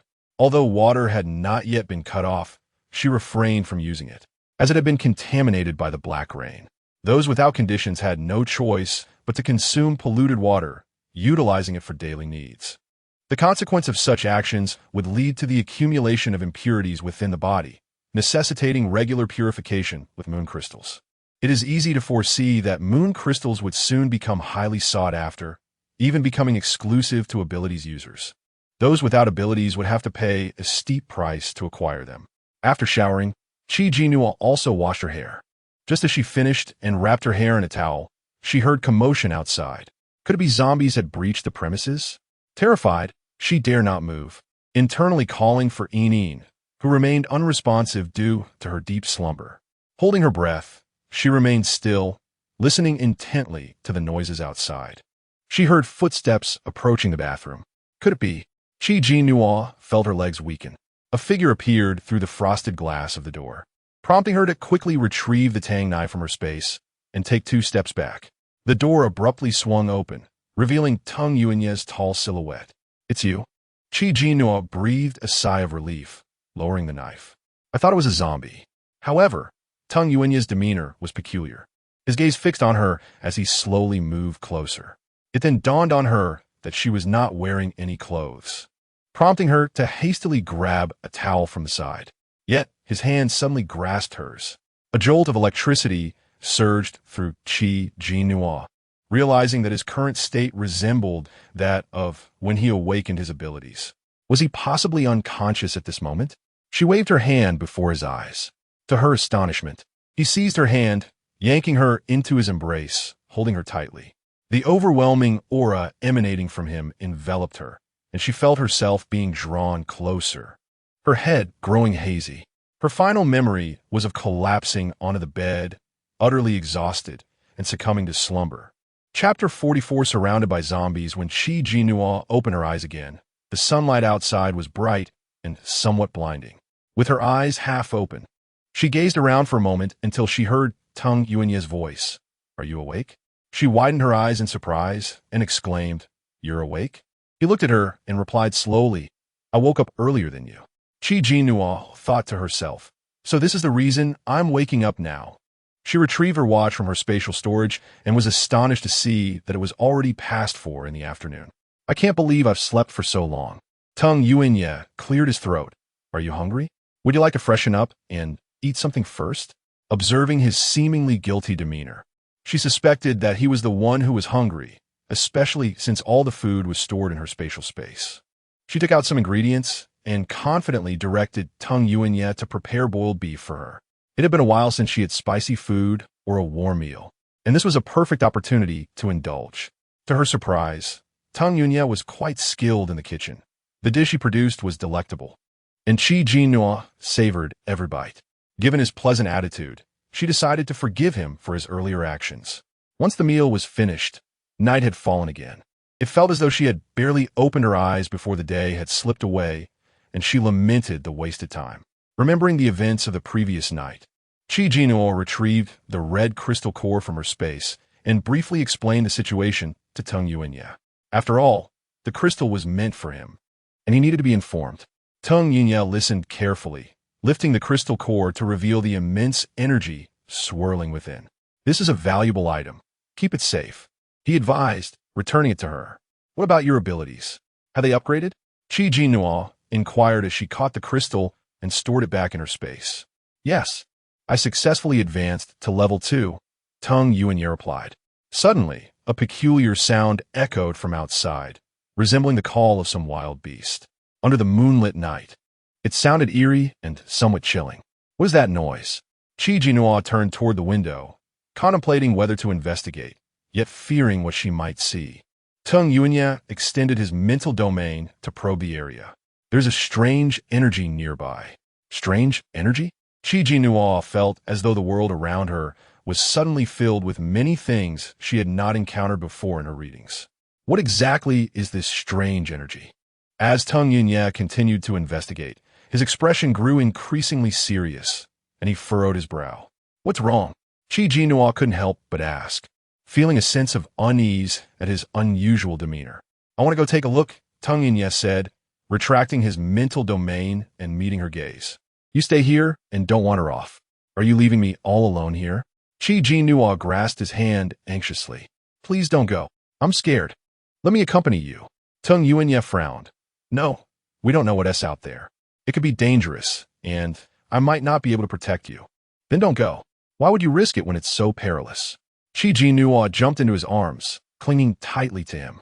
"Could you bear to leave your lovely, gentle girlfriend here all alone? That is so cruel. You heartless man. What nonsense are you spouting?" Tung Yuanye chuckled and playfully tapped her head. Jinnuo nuzzled against his neck. "I don't care. You can't go. I already checked. There are no zombies nearby. It's safe, as they have all gathered in one location. That's why I want to investigate," he murmured. "I'll do my best to return quickly, all right?" But isn't that dangerous? What if you don't come back? No, I can't let you go. Jinnuo insisted, stubbornly clinging to him. Despite her protests, Tung Yuanya remained resolute, calming her while leaving a thread of spiritual connection. If you're in danger, I will return immediately. Just stay put and don't go outside. He took his tang knife, pinched her puffed-up cheeks affectionately, and stepped out. As Jinnuo closed the door, she sighed. Men are indeed unreliable. It was the subordinates of the mother zombie from last night, rallying all the zombies for revenge. Suddenly, a voice echoed in her mind. You're awake? Jinnuo hastily replied. So the crowd of zombies was due to this? Indeed. Then it added mischievously, not only am I awake, but I am brimming with energy. You certainly worked hard last night. Keep it up. Jinnuo retorted. You sound like a brothel, madam. Anyway, you are safe here for now, as all the zombies have congregated elsewhere. Then those people from last night are doomed. The zombies will seek revenge on them. Well, they did injure their king. Suddenly, Jinnuo sensed something was amiss. Wait, the mother zombie was indeed injured by them, but I was the one who killed it. They want to come after me, right? In hesitated. They probably won T, right? Who knows you were the one who killed it? Jinnuo felt relieved that that's true.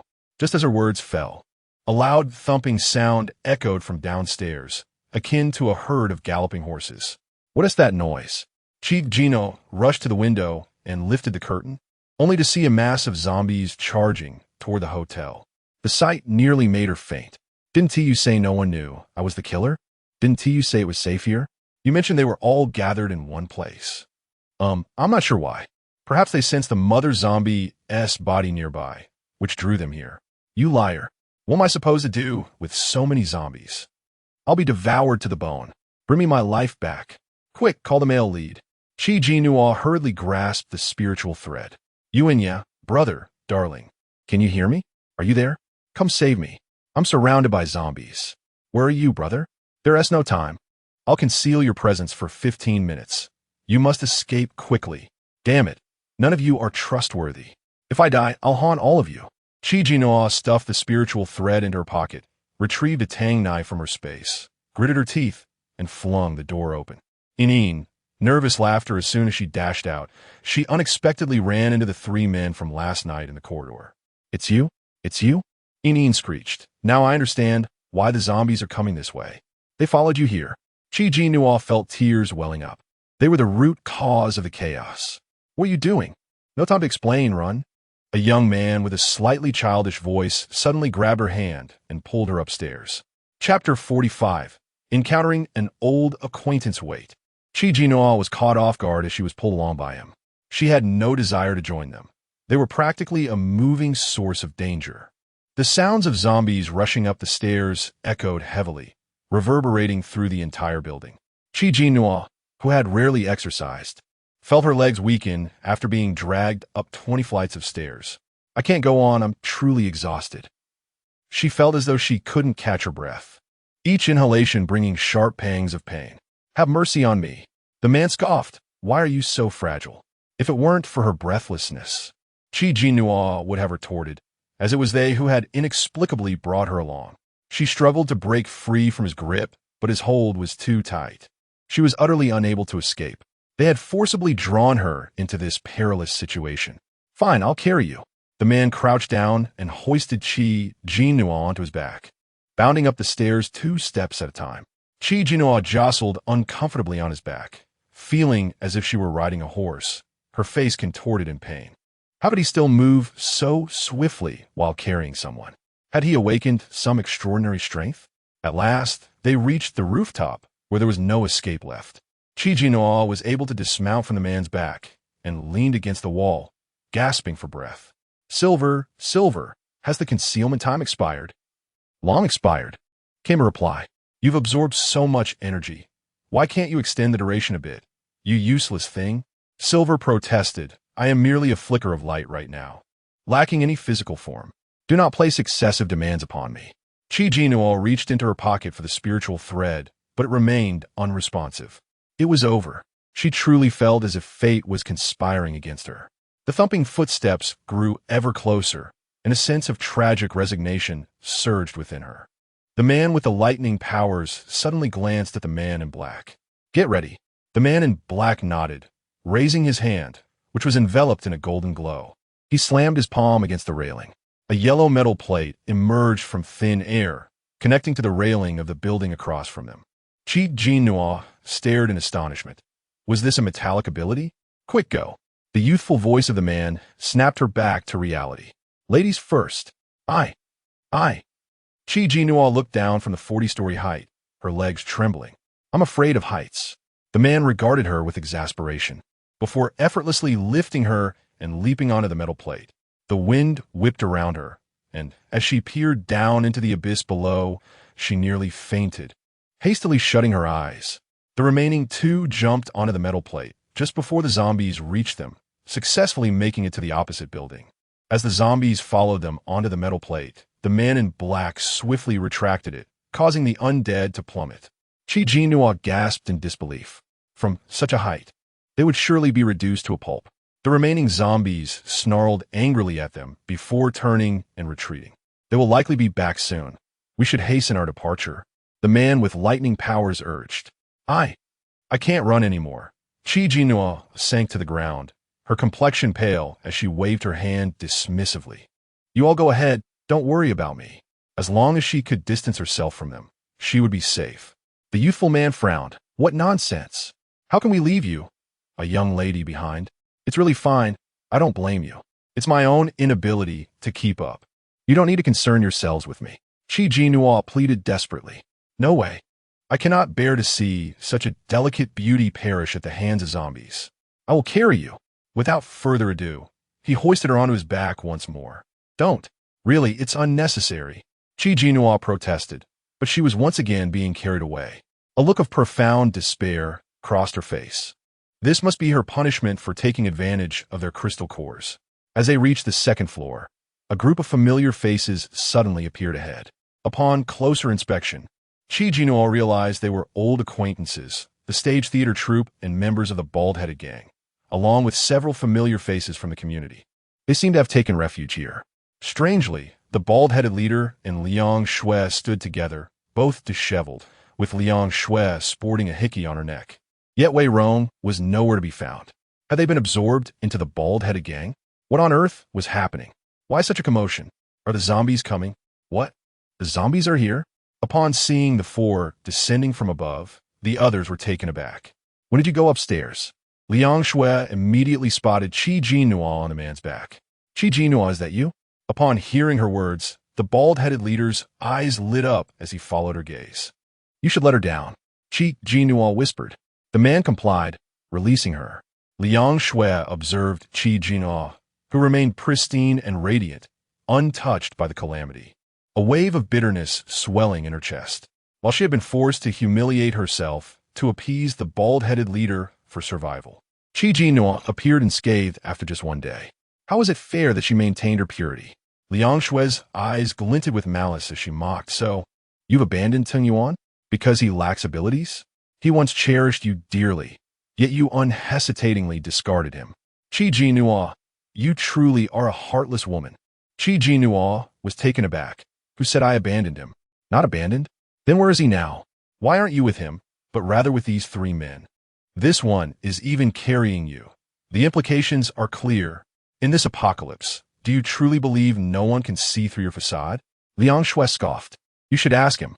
I too wish to know where he is now. Jinnuo retorted angrily. She had believed he would return to her side at the first sign of danger, yet now he was nowhere to be found. Oh, so he has abandoned you then? Liang Shui laughed. He must have handed you over to these men to ensure his own survival. It seems you cannot escape the fate of being forsaken. Just as Jinnuo was about to counter, the bald-headed leader fixated on her, declaring, You'd be better off with us. We have more ability users in our team and can definitely protect you. What do you say? If you join us, I will treat you well and hold you in high regard. Biaoge? Liang Shui looked at him incredulously. You said my position was unparalleled, that you would cherish me above all. What do you mean by this? Do you really believe those sweet words?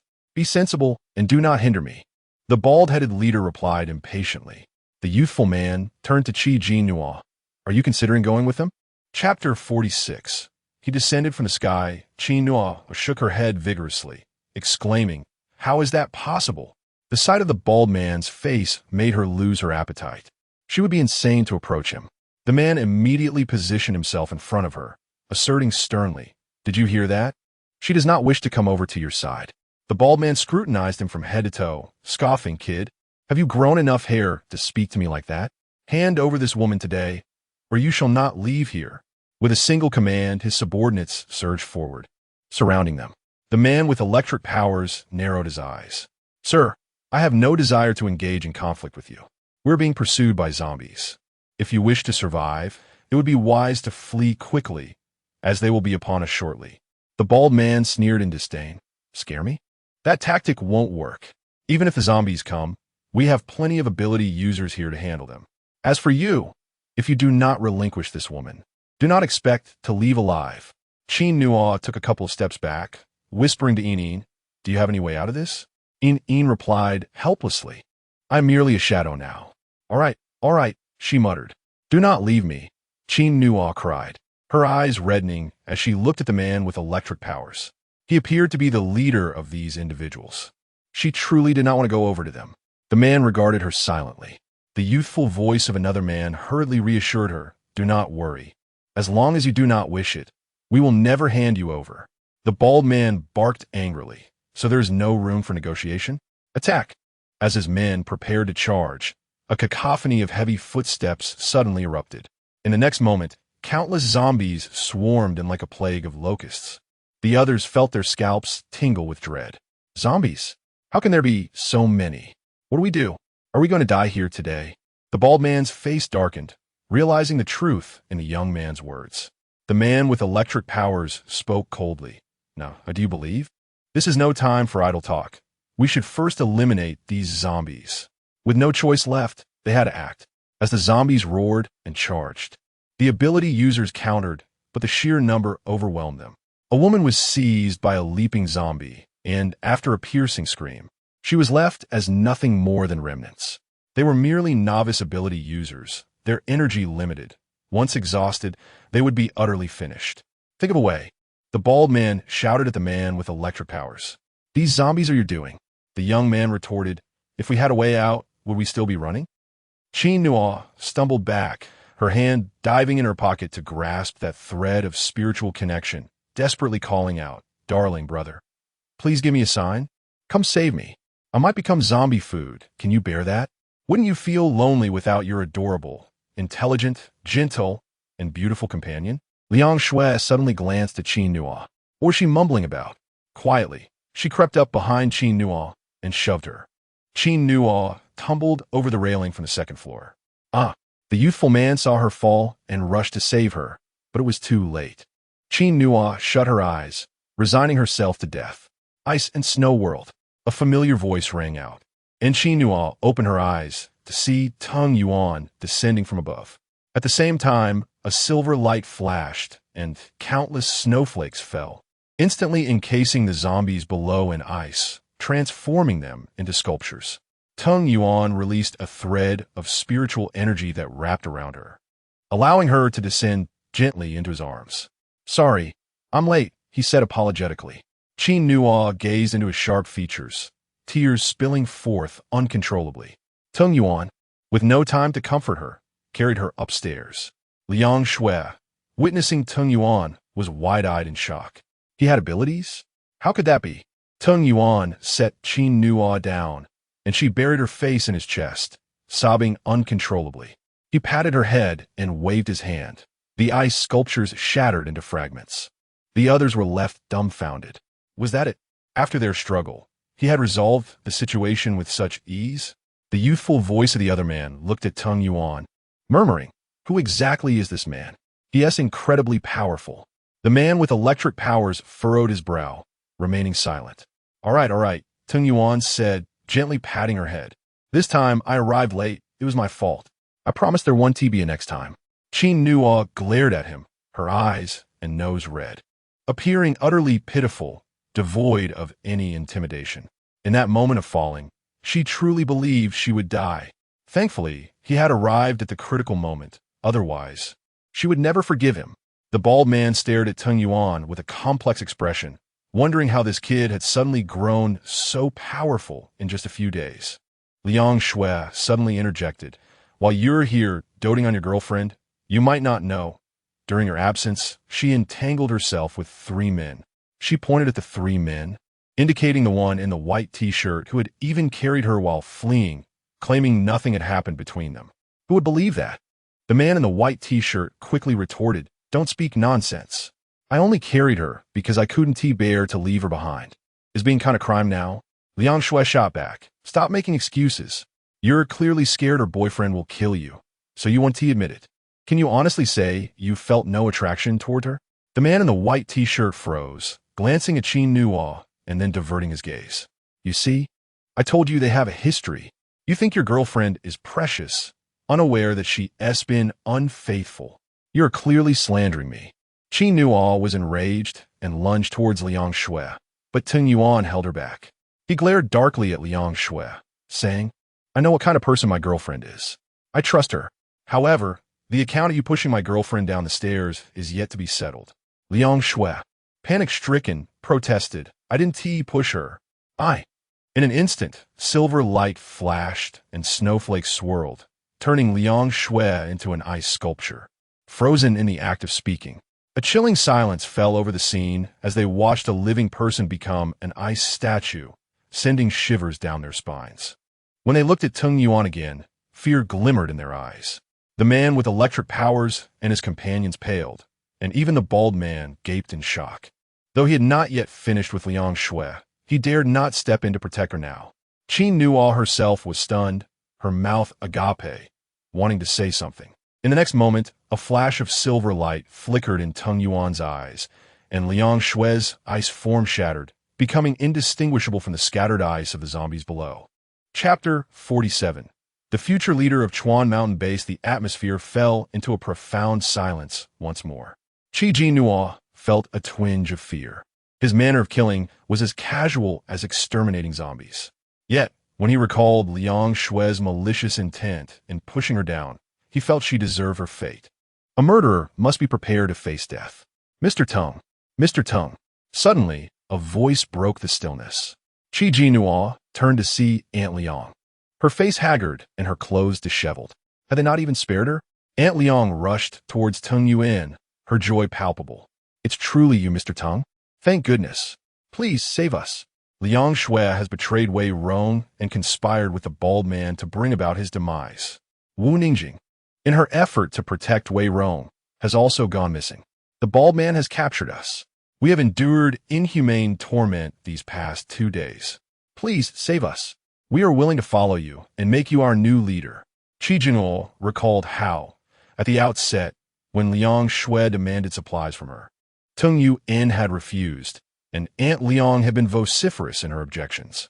She had been unwilling to concede an inch, fearing Jinnuo would take advantage of them, even criticizing Tung Yuan for lacking abilities and urging them to leave swiftly.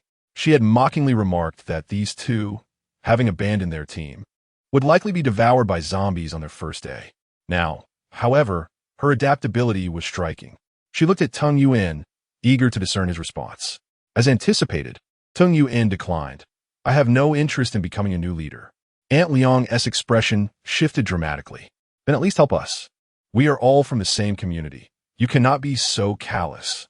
Wei Rong had at least protected you in the past. Now that you possess abilities, should you not safeguard his original team? Otherwise, you would be akin to a heartless wolf." Jinnuo could no longer bear to listen. What protection? They had traversed smoothly, encountering not a single zombie. The absence of zombies might well indicate that they were aware of Wei Rong's abilities and dared not approach. Aunt Liang could not restrain herself, exclaiming, "Regardless, shouldn't you offer assistance? In a community, we ought to support one another." The others, seeing a glimmer of hope, gathered around. "Mr. Tung, please help us. We truly do not wish to remain with these people." The bald man's expression darkened, and he bellowed, "What are you all doing? Get back. I've provided you with food and drink these past few days. Is it not fair for you to repay me with your bodies? How dare you express dissatisfaction?" He frantically signaled his subordinates to drag the group of women back into the room. He then turned to Tung Yuan, threateningly stating, "Though you are formidable, these individuals are already mine. If you dare to take them, I will not show you mercy. We have more ability users on our side, and in a confrontation, you may not stand a chance." He postured as if ready to engage in a fierce confrontation. Tung Yuan, however, did not even spare him a glance, taking Jinnuo's hand and turning to leave. "Wait, sir." The man with lightning abilities suddenly spoke. Tung Yuan halted, casting a dispassionate glance at him. "What is it? I just witnessed your prowess. You are quite impressive. Would you consider joining our team? We have begun to form a cohesive unit, currently comprising 15 ability users and a total of 40 individuals." The man with lightning abilities looked at him intently. "If you join, I can offer you the position of vice captain." "I have no interest in joining any team." However, Tung Yuan replied slowly, "Given that you have 15 ability users, perhaps we could explore collaboration." "Collaboration?" The man with lightning abilities became intrigued. "What kind of collaboration do you envision?" Tung Yuan glanced at the bald man, indicating that this was not the appropriate setting for such discussions. After some contemplation, the man with lightning abilities suggested, "Let us return to our base. It is secure there." "Agreed," Tung Yuan replied. The man with lightning abilities had a modified off-road vehicle, sturdy in appearance, exuding a sense of futuristic technology and boasting excellent performance. Due to the presence of outsiders, Jinnuo felt it inappropriate to summon her vehicle from space, so they squeezed into the one car together. The man in black drove, the man in a white t-shirt occupied the passenger seat, while the man with lightning powers, along with Tung Yuan, sat in the back, with Tung Yuan positioned in the middle to separate Jinnuo from the other man. In their conversation, Jinnuo learned that the man with lightning abilities was named Lu Xingzhou, a former executive at a foreign enterprise, who enjoyed racing in his spare time and had personally modified the vehicle. After the apocalypse, he awakened his lightning abilities. The man driving, named Qinziyu, was his cousin, taciturn and a recent graduate yet to find employment, who had awakened metal abilities. The man in the white t-shirt was named Yuan Xin, a physical education teacher who had recently begun teaching. After being bitten by a zombie, he was rescued by Lu Xingzhou and subsequently awakened superhuman strength. The three of them had journeyed together, encountering other ability users along the way, gradually forming a team that had reached its current scale. Jinnuo found the name Lu Xingzhou increasingly familiar. Wasn't he the leader of Chuan Mountain Base? Their team must have been the embryonic form of Chuan Mountain Base. No wonder she sensed that Lu Xingzhou was extraordinary. Before long, the vehicle came to a halt before a villa district where someone peeked out and, upon recognizing Lu Xingzhou's vehicle, promptly opened the iron gate. They drove in and parked before a villa. Lu Xingzhou, while exiting the vehicle, explained, "The security features of this villa district are quite comprehensive, and we have personnel on guard around the clock. Should any zombies be spotted, they will immediately report, ensuring safety here." Jinnuo surveyed the area. The villa resembled a grand estate, expansive with a large garden, surrounded by a high wall that was topped with barbed wire and electric fencing, which appeared to be electrified. Although power was out everywhere, it would likely pose no challenge for Lu Xingzhou, the lightning ability user. Soon, someone rushed out from the villa, leading a graceful, delicately featured woman. She dashed towards Lu Xingzhou, her face alight with joy. "Xingzhou, you're back. I was so worried about you." Lu Xingzhou's demeanor was somewhat aloof as he merely nodded, then turned to the others, saying, "Let us head inside." The woman's gaze shifted to them, her smile fading slightly. "Who are these two?" "My guests," Lu Xingzhou replied. Jinnuo nodded in acknowledgement, following them inside. The woman lingered for a moment, observing Jinnuo's retreating figure before she too entered. Lu Xingzhou led them into a study where tea was served. He sat down, looking at Tung Yuan. "Now, let us discuss your proposed collaboration. There exists a nest 3 kilometers outside this place, harboring the future zombie queen," Tung Yuan stated. His words caused the expressions of those in the study to shift dramatically. "What? Are you serious?" Chapter 48. Tung Yuan had also glimpsed into the memories of the past. Even Jinnuo was taken aback, for he had discovered the future zombie queen. No wonder he had been unable to return. But how could she recall a plot that was absent from a book. Was this the consequence of her inattentiveness while reading? A silvery voice echoed in his mind. It seems the strange energy he sensed must belong to the zombie queen. The lair of the zombie queen was fraught with peril, guarded by numerous high-level zombies. Acquiring the crystal core of the zombie queen would grant access to her extraordinary powers. What? Jinnuo nearly gasped in disbelief, hastily inquiring in his mind. Is that true? Indeed, but the zombie queen is formidable, not to mention the multitude of high-level zombies that protect her. Attempting to storm in with just a handful of extraordinary beings is nothing short of a pipe dream. Jinnuo turned to Tung Yuan, questioning his intentions. Did he truly comprehend the significance of the zombie queen's crystal core? Lu Xingzhou furrowed his brow, his expression grave, asking, "What do you intend to do?" Leaning casually against the sofa, Tung Yuan's demeanor was composed, yet his sharp features resembled a sword, ready to crush any threat in its infancy. Lu Xingzhou remained silent for a moment, pondering. How do you know we can handle this? The future zombie queen will undoubtedly be flanked by many high-level zombies. Should we fail, we would merely become fodder for her evolution. Yet, if we succeed, we could obtain several solar and lunar crystals, along with the zombie queen's crystal core, effectively eliminating a significant threat to humanity. Lu Xingzhou fell silent, as if weighing the merits of such a venture. But do we stand a chance against so many high-level zombies? Tung Yuan replied calmly. Naturally, we won't recklessly charge into battle with the high-level zombies. I have already devised a plan. If executed successfully, our chances of victory will be substantial. Now, it depends on whether you dare to take a gamble. Lu Xingzhou could not help but ask, what is this plan? This plan is still in its infancy. The specifics will require adjustments after I observe the extraordinary beings here. Tung Yuan tilted his head slightly to look at him. Are you willing to take the risk? Lu Xingzhou did not give him a definitive answer, suggesting, let us discuss it further once your plan is finalized. However, I will fully cooperate, gathering all the extraordinary beings for you to assess. Tung Yuan readily agreed. Very well. As night deepened, Lu Xingzhou arranged a room on the same floor for Jinnuo and Tung Yuan to stay in. The villa had electricity and water, but Jinnuo dared not use the water there. Instead, she retrieved spring water from her spatial storage, boiling it before bathing. Although there was still stored hot water in her space, she preferred to reserve it for a time when boiling water might be unfeasible. After her bath, Jinnuo emerged clad in a pink silk camisole, her skin a delicate shade of rosy white, exuding an aura of youthful charm. She noticed Tung Yuan reclining on the sofa, his legs crossed, one hand propping up his chin while the other toyed with a dagger.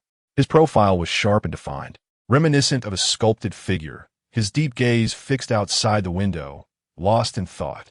An unfamiliar aura enveloped him, causing Jinnuo to feel an inexplicable sense of unease. She approached him swiftly, wrapping her arms around his neck from behind, nuzzling her face against his neck. What are you thinking about? The dagger in his hand halted its movement as Tung Yuan lowered his head slightly to glance at her. Are you done bathing? Yes, I'm all clean and fragrant. Jinnuo replied in a sweet voice.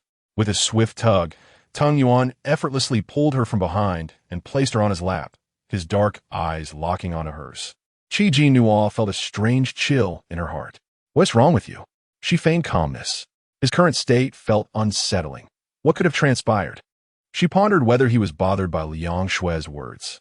She hurriedly clarified, I didn't mean to disregard your instructions. I was actually staying obediently in the room, but when I saw a horde of zombies rushing toward me, you didn't respond when I called, so I thought I had to escape. During my flight, I encountered Lu Xingzhou and his companions. They were quite kind and helped me flee. Eventually, I could no longer run, and the man in the white t-shirt, named Yuan Exen, who possesses immense strength, carried me on his back. She earnestly explained, he was simply being kind, but there is nothing between us. Liang Shue is just trying to sow discord. Don't believe her words. Just think about it. You are tall, handsome, and well-built, with 8-pack abs and 2 extraordinary abilities, having even reached level 2. When you came to my rescue today, you were incredibly dashing. Other women must envy me terribly, with a boyfriend as remarkable as you. How could I possibly be attracted to anyone else? Unless I were blind. Please don't be upset. Tonight was an exceptional circumstance. It won't happen again. I'll make sure to keep my distance from them in the future, all right? You are the most handsome and capable." As she spoke, a hint of grievance crept into her tone. "You said that when I'm in danger, you would rush back to save me. But when I called, you didn't respond. Now you are sulking here. How is that reasonable?" Seeing her eyes redden, brimming with tears, Tung Yuan sighed. "What have I said? I'll let you finish speaking. I'm not angry." Jinnuo remained skeptical. "You really aren't angry?" Then Yuan replied firmly. "No. Then what were you thinking just now? Looking so frightening?" Tung Yuan's eyes darkened slightly as he remained silent. The reason he was able to uncover the lair of the zombie queen was due to encountering a zombie endowed with psychic abilities. Shortly after he left, he stumbled upon it. It used its psychic powers to control him, leading him back to the lair, intending to make him a source of nourishment for the zombie queen.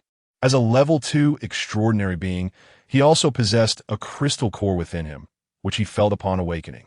Thus, the high-level zombies hunted extraordinary beings to harvest their crystal cores to awaken their queen. The reason that particular zombie did not seize his core after subduing him was that he was persistently attempting to escape its control. Consequently, Jinnuo's calls went unheard by him.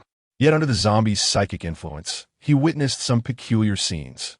In a lounge, he saw Jinnuo boastfully telling another woman, "Yes, I'm with Tung Yuan on purpose, just to outshine you. Don't think I'm unaware of your feelings for him. Only someone with a problematic mentality like yours would be attracted to him. He is poor and dull, if not to irritate you. I wouldn't even give him a second glance. I managed to win him over in just a month.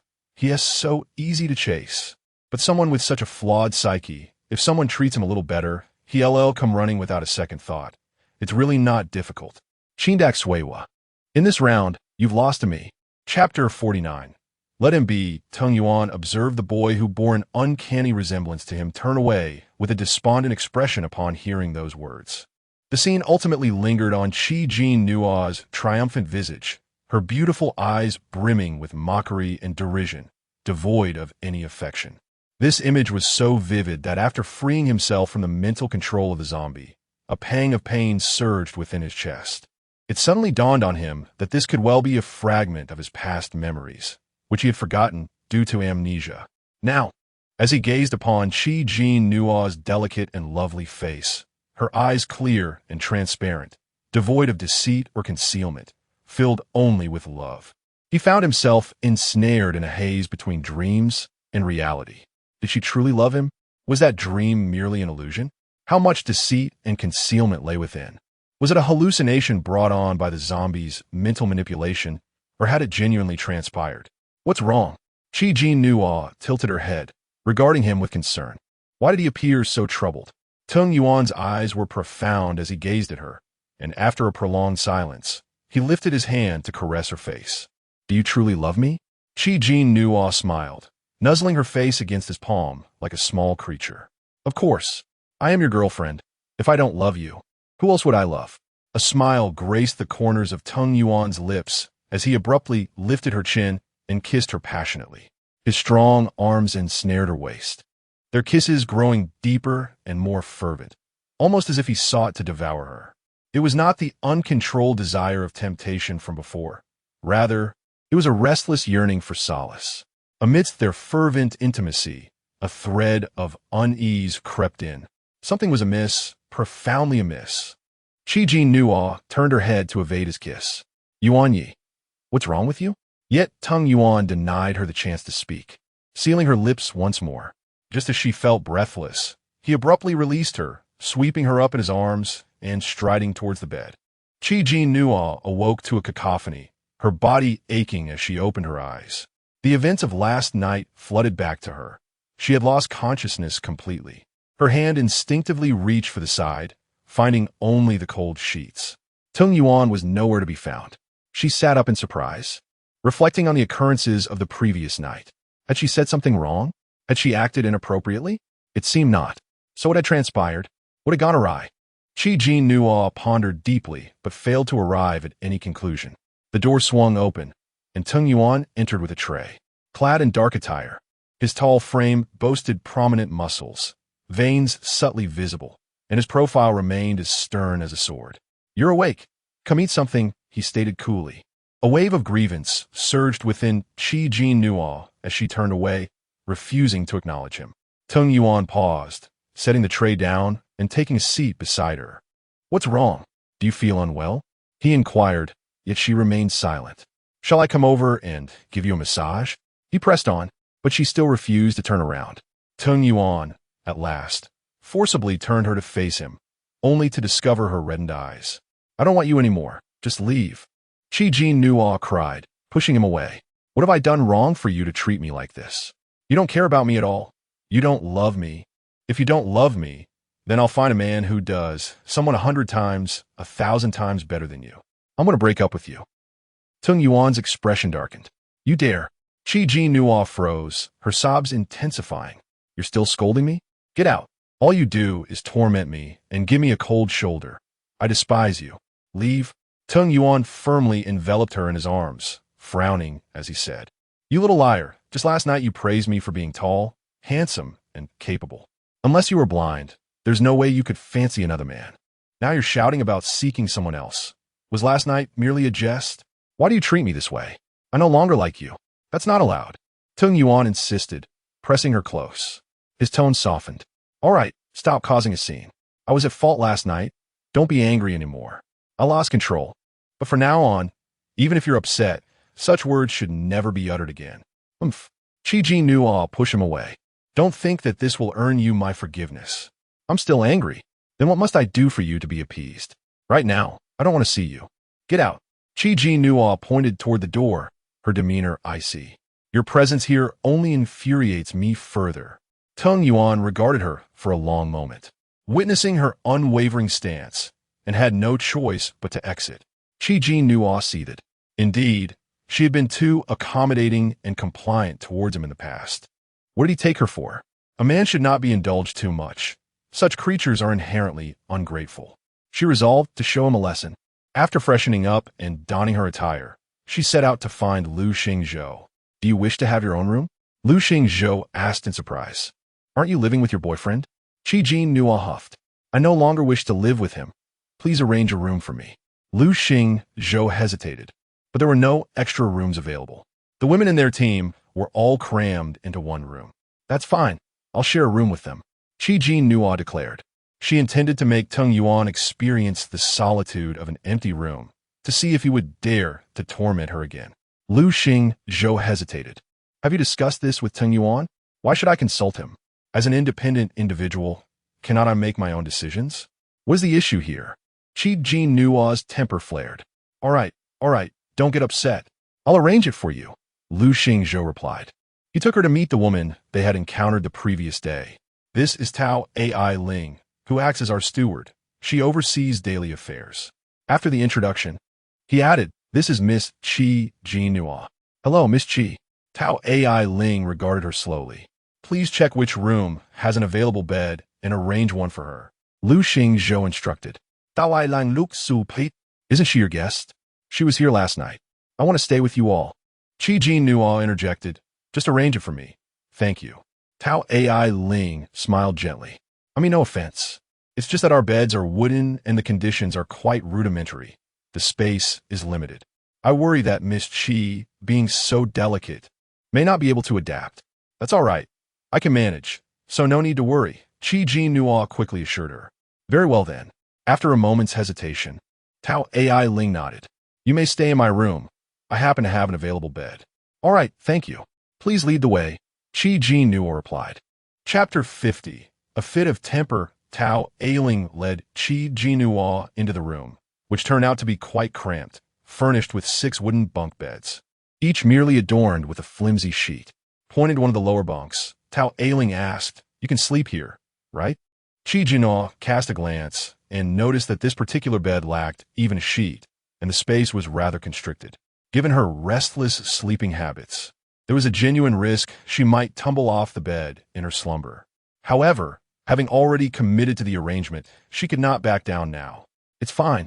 She gritted her teeth and replied. With a smile, Tao Ai Ling said, I'll fetch you a clean set of bedding for you to arrange yourself. Jinnuo quickly interjected. No need, I have my own. I can manage. Thank you, Sister Ai Ling. May I call you that? You seem to be a year or two older than me.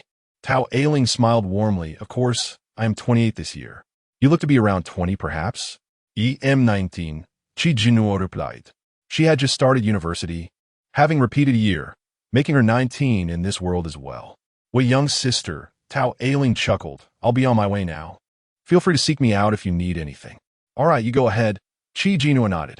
After Tao Ailing departed, she took out a soft mat from her belongings and draped a silk quilt over it, also retrieving a silk pillow and a cotton blanket. She favored the color pink, and these soft, pastel-hued linens transformed the simple wooden bed into a princess's haven, appearing exceedingly comfortable. After Jinnuo had left with Tao Ailing, Lu Xingzhou sought out Teng Yuanye to discuss the matter. Did you two have a quarrel? Teng Yuanye remained silent for a long moment before finally responding. Perhaps it is wise to take a couple of days to cool off. Lu Xingzhou raised an eyebrow, sensing that a genuine argument had indeed occurred. Just last night, he distinctly heard the sounds of their affection. How could it have turned into a conflict so swiftly? Are the men here causing trouble? Teng Yuanye suddenly frowned. Rest assured, I will keep them in check and ensure your girlfriend remains unharmed, Lu Xingzhou assured him. That would be for the best, Teng Yuanye replied. Casting a glance at the time, Lu Xingzhou suggested, let us go. I'll introduce you to those with abilities. During lunchtime, Tao Ailing returned to take Jinnuo out to eat. As they descended the stairs, she explained here, we have distinct roles. The men are responsible for protecting everyone and gathering supplies, while the women handle the household chores and cooking. Upon reaching the kitchen door, Jinnuo observed several women fervently preparing lunch, while a group of men devoured their meals with gusto. As soon as they noticed the two women approaching, the men lifted their heads and stared intently at her. With skin as fair as porcelain and a complexion rosy like a ripe peach, she wore a fitted white dress, her long hair cascading down her shoulders. Radiant and enchanting, she resembled a flower blooming in the sunlight, drawing all eyes to her. Even before the apocalypse, such beauty was rare. In the aftermath, women often appeared worn and haggard, stripped of their former grace. Yet she maintained her pre-apocalypse allure. Jinnuo frowned, disliking the way those men looked at her. She was all too aware of the implications behind their unabashed gazes. Losing her appetite, she contemplated leaving but turned to see Teng Yuanye and Lu Xingzhou approaching, prompting her to sulkily pivot back. Sister Ailing, please take me to eat. I'm hungry. She insisted. Of course, Tao Ailing replied with a smile. Noticing Jinnuo's abrupt turn away from him, Teng Yuanye's expression darkened. Lu Xingzhou shot him a knowing glance and remarked, let us go. The dining areas for men and women were separate, and Tao Ailing led Jinnuo to another dining hall, where she fetched her plate.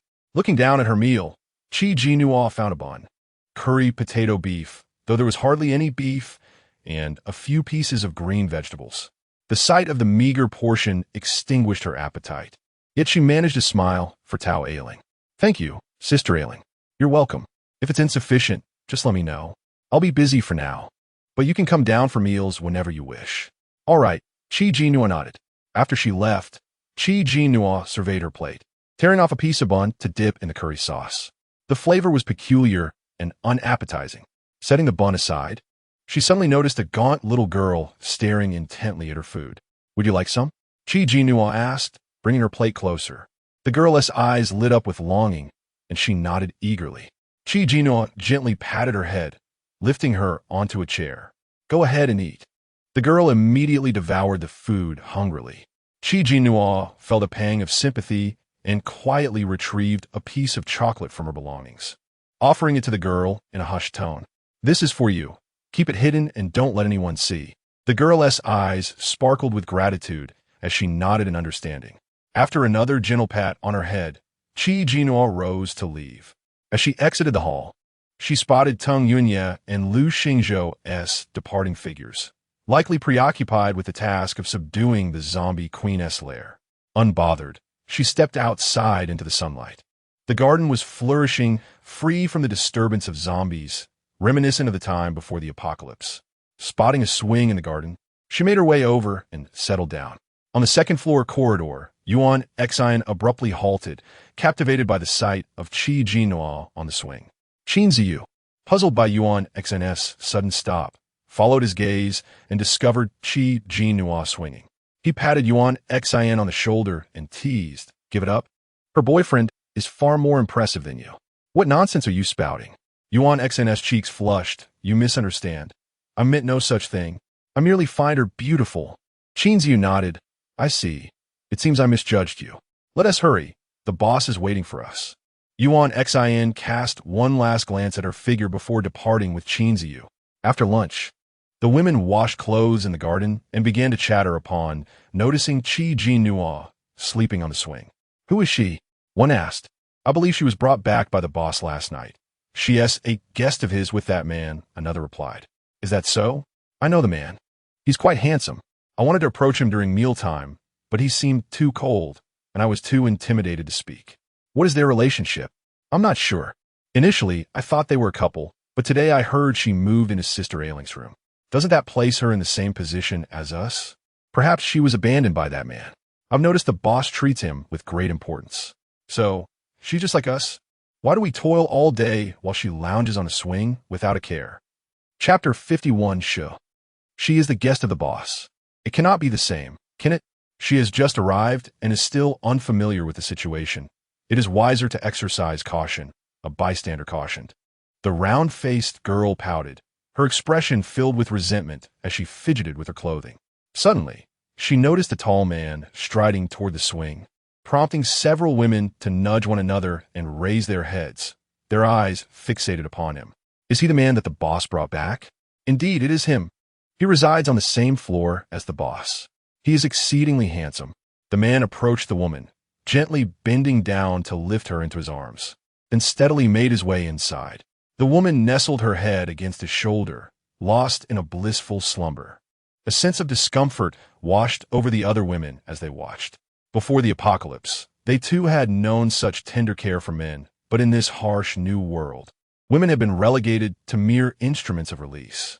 It felt as though they were insignificant objects, subjected to casual bullying and insults. Yet, to survive in this world, they had no choice but to endure. Once, they had thought that although life here was burdensome and devoid of dignity, it was far better than the uncertainty of wandering outside, perpetually fleeing for their lives, fearing that they might become fodder for zombies any day. Here, it felt like paradise. However, with the emergence of comparison like Jinnuo, an imbalance stirred within them. Jinnuo felt a gentle sway and, upon opening her eyes, was met with the sharp jawline of Tung Yuan. From her peculiar angle, she perceived his high nose, thin lips, and prominent Adam's apple as irresistibly alluring. Judging solely by appearance, he was indeed impeccable, aligning perfectly with her aesthetic preference. Yet, she swiftly recalled her annoyance and, with a frosty demeanor, declared, "Put me down. I do not wish to be carried." Tung Yuan paused, remaining silent as he continued to carry her toward the room. "Did you not hear me ask to be put down? I do not want to return to your room." Jinnuo grew agitated. With no other option, Tung Yuan changed direction. "Which room do you stay in?" he inquired. Jinnuo glared at him. "Can you not just set me down? I can walk back myself." "That is not possible," he replied coolly. "You can either allow me to carry you, or I can take you back to my room. Choose one." "Unreasonable." Jinnuo begrudgingly pointed in a direction. Tung Yuan carried her into the room, and upon seeing the cramped quarters with 6 bunk beds, he frowned immediately. One of the lower bunks was adorned with a soft pink duvet, and he knew without a doubt that it belonged to her, for she had an undeniable affinity for pink. Moreover, it was rare to find someone still using silk bedding in these times. Apart from her, it would be difficult to encounter anyone else. Her delicate skin required garments and bedding of soft materials. Otherwise, rough fabrics would leave her skin red and irritated. He gently placed her on the bed. "You may leave now," Jinnuo instructed. Tung Yuan hesitated and murmured, "You should return to your own room." "All right. This bed is quite small. You might fall off during the night." "That does not concern you. You do not care about me. So why worry about whether I fall during the night?" Jinnuo retorted, "Even if I do fall, it is not you who will feel the pain." Tung Yuan furrowed his brow slightly, momentarily at a loss for words. "I'm tired of your incessant chatter. Please leave. I wish to sleep," Jinnuo urged, pushing him away. Tung Yuan could not help but chuckle in frustration at her lack of appreciation. Just as he turned to leave, a round-faced girl entered. Casting a glance at Jinnuo's pink bedding, and immediately questioned with an unfriendly tone, "Where did you get this? Is it Sister Ailing's?" Her tone suggested an accusation akin to theft. Jinnuo, unyielding, replied, "Why, do you think I do not deserve to have it? Must you insist it belongs to someone else?" Taken aback by her retort, the girl momentarily faltered and, feeling indignant, responded, "I was merely inquiring. Is there a need for you to explode with anger? I was simply answering your question truthfully.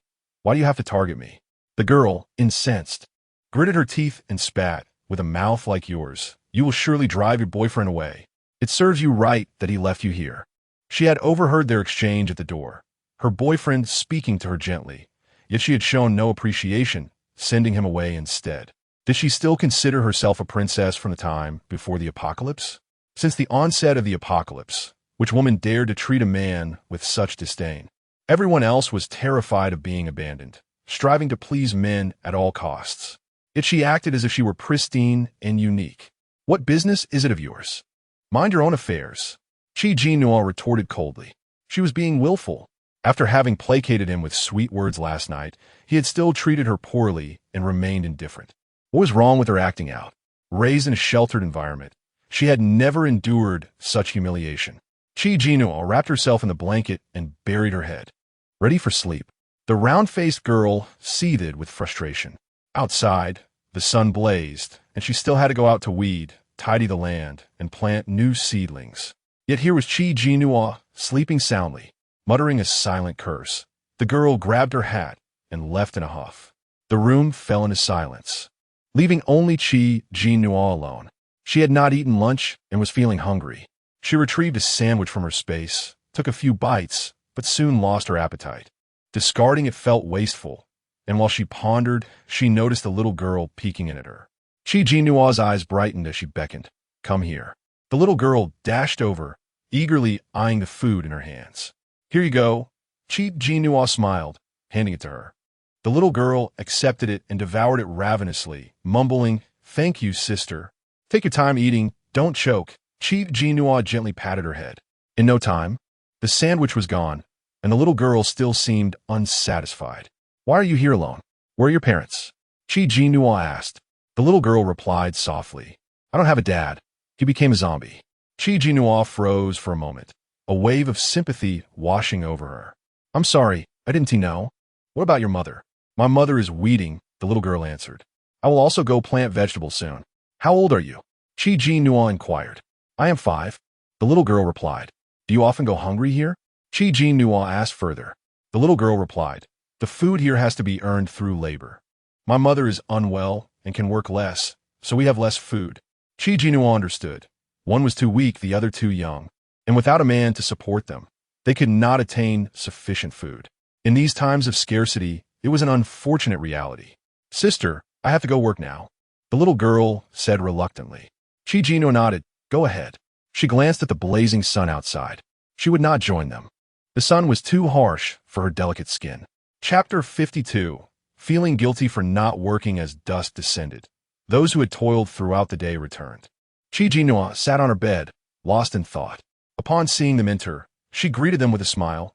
"Hello, I am Jinnuo. I will be staying here for a while, and I appreciate your kindness."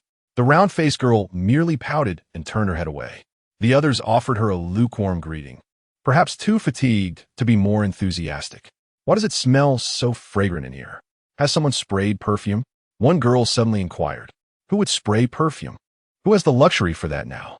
The group exchanged glances, all eyes landing on Jinnuo. She paused for a moment and then realized, "I didn't tea spray any. It must be the scent from my quilt and pillow. I apologize, I didn't know it was unwelcome. Oh, by the way, I have some chocolates to share with you." Jinnuo picked up a bag containing chocolates she had previously taken from her space. "Chocolates?" The girl's eyes brightened instantly. "Yes, since I'll be staying here and might cause you some inconvenience, consider this a treat. Please don't hold back," Jinnuo said with a cheerful smile. The girls quickly gathered around her, eagerly tearing open the wrappers to indulge in the chocolates. In the days before the apocalypse, they would have scoffed at such sweet, calorie-laden treats.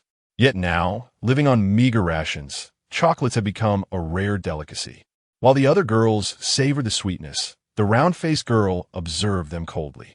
Jinnuo could tell she desired the chocolates, but was likely waiting for an invitation. However, Jinnuo chose not to extend one.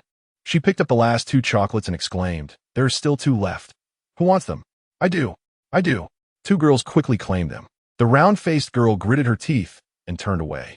Seizing the opportunity, Jinnuo struck up a conversation with the others and learned that the round-faced girl was named Lin Yu, a university student known for her less-than-pleasant temperament. The other 3 girls were all in their early 20s, either current university students or recent graduates. As for Tao Ailing, it was said that her family was quite wealthy before the apocalypse. Tragically, her parents had been bitten by zombies. Captured due to her beauty, she was saved by Lu Xingzhou, who heroically rescued her. Jinnuo understood why Tao Ailing looked at Lu Xingzhou with such admiration. It was clear she held feelings for him. However, whenever they mentioned Tao Ailing, the girls spoke cautiously, as if afraid to reveal too much. Jinnuo found Ailing to be quite amiable and surmised that she wouldn't intimidate them to such an extent, but when she sought to inquire further, they excused themselves, claiming they needed to prepare dinner. In the study, Teng Yuan and Lu Xingzhou were formulating a plan. "We still do not have enough ability users," Teng Yuan remarked. "Even though the zombie queen has not awakened, her subordinates are formidable." Lu Xingzhou pondered for a moment. "A large contingent will arrive in a few days." "A large contingent?" Teng Yuan inquired. "My uncle is a senior military officer. I contacted him recently, and he's bringing troops this way. Judging by the timeline, it should be in the next few days." A senior military officer would likely have many ability users among his ranks. "That would be ideal," Teng Yuan replied. "But I must reiterate, I only want the zombie queen's core. Everything else can be yours." Lu Xingzhou was puzzled. "May I ask why you're so fixated on the zombie queen's core?" "In my opinion, the sun and moon crystals are of utmost importance," Teng Yuan replied coolly. "You do not need to know. Just understand that I only require this." "That is acceptable, as we have agreed from the start," Lu Xingzhou said, expressing no objections. To him, acquiring a significant amount of sun and moon crystals was far more advantageous. "By the way, we pursued a high-level zombie a couple days ago. This particular zombie had the ability to command other zombies, and it gave us quite a bit of trouble. Our team of over a dozen ability users fought it for 2 days and nights before we managed to injure it, but it ultimately escaped. It fled to the hotel where you were staying at the time," Lu Xingzhou noted, observing Teng Yuan. "We only saw your girlfriend then. You weren't there?" It turned out that the red core they had found was a stroke of luck, though they were unaware that it was a mother zombie with a red core in its brain. "I was unconscious at the time, undergoing an upgrade," Teng Yuan explained. Lu Xingzhou was taken aback. "Your ability has already reached level 2?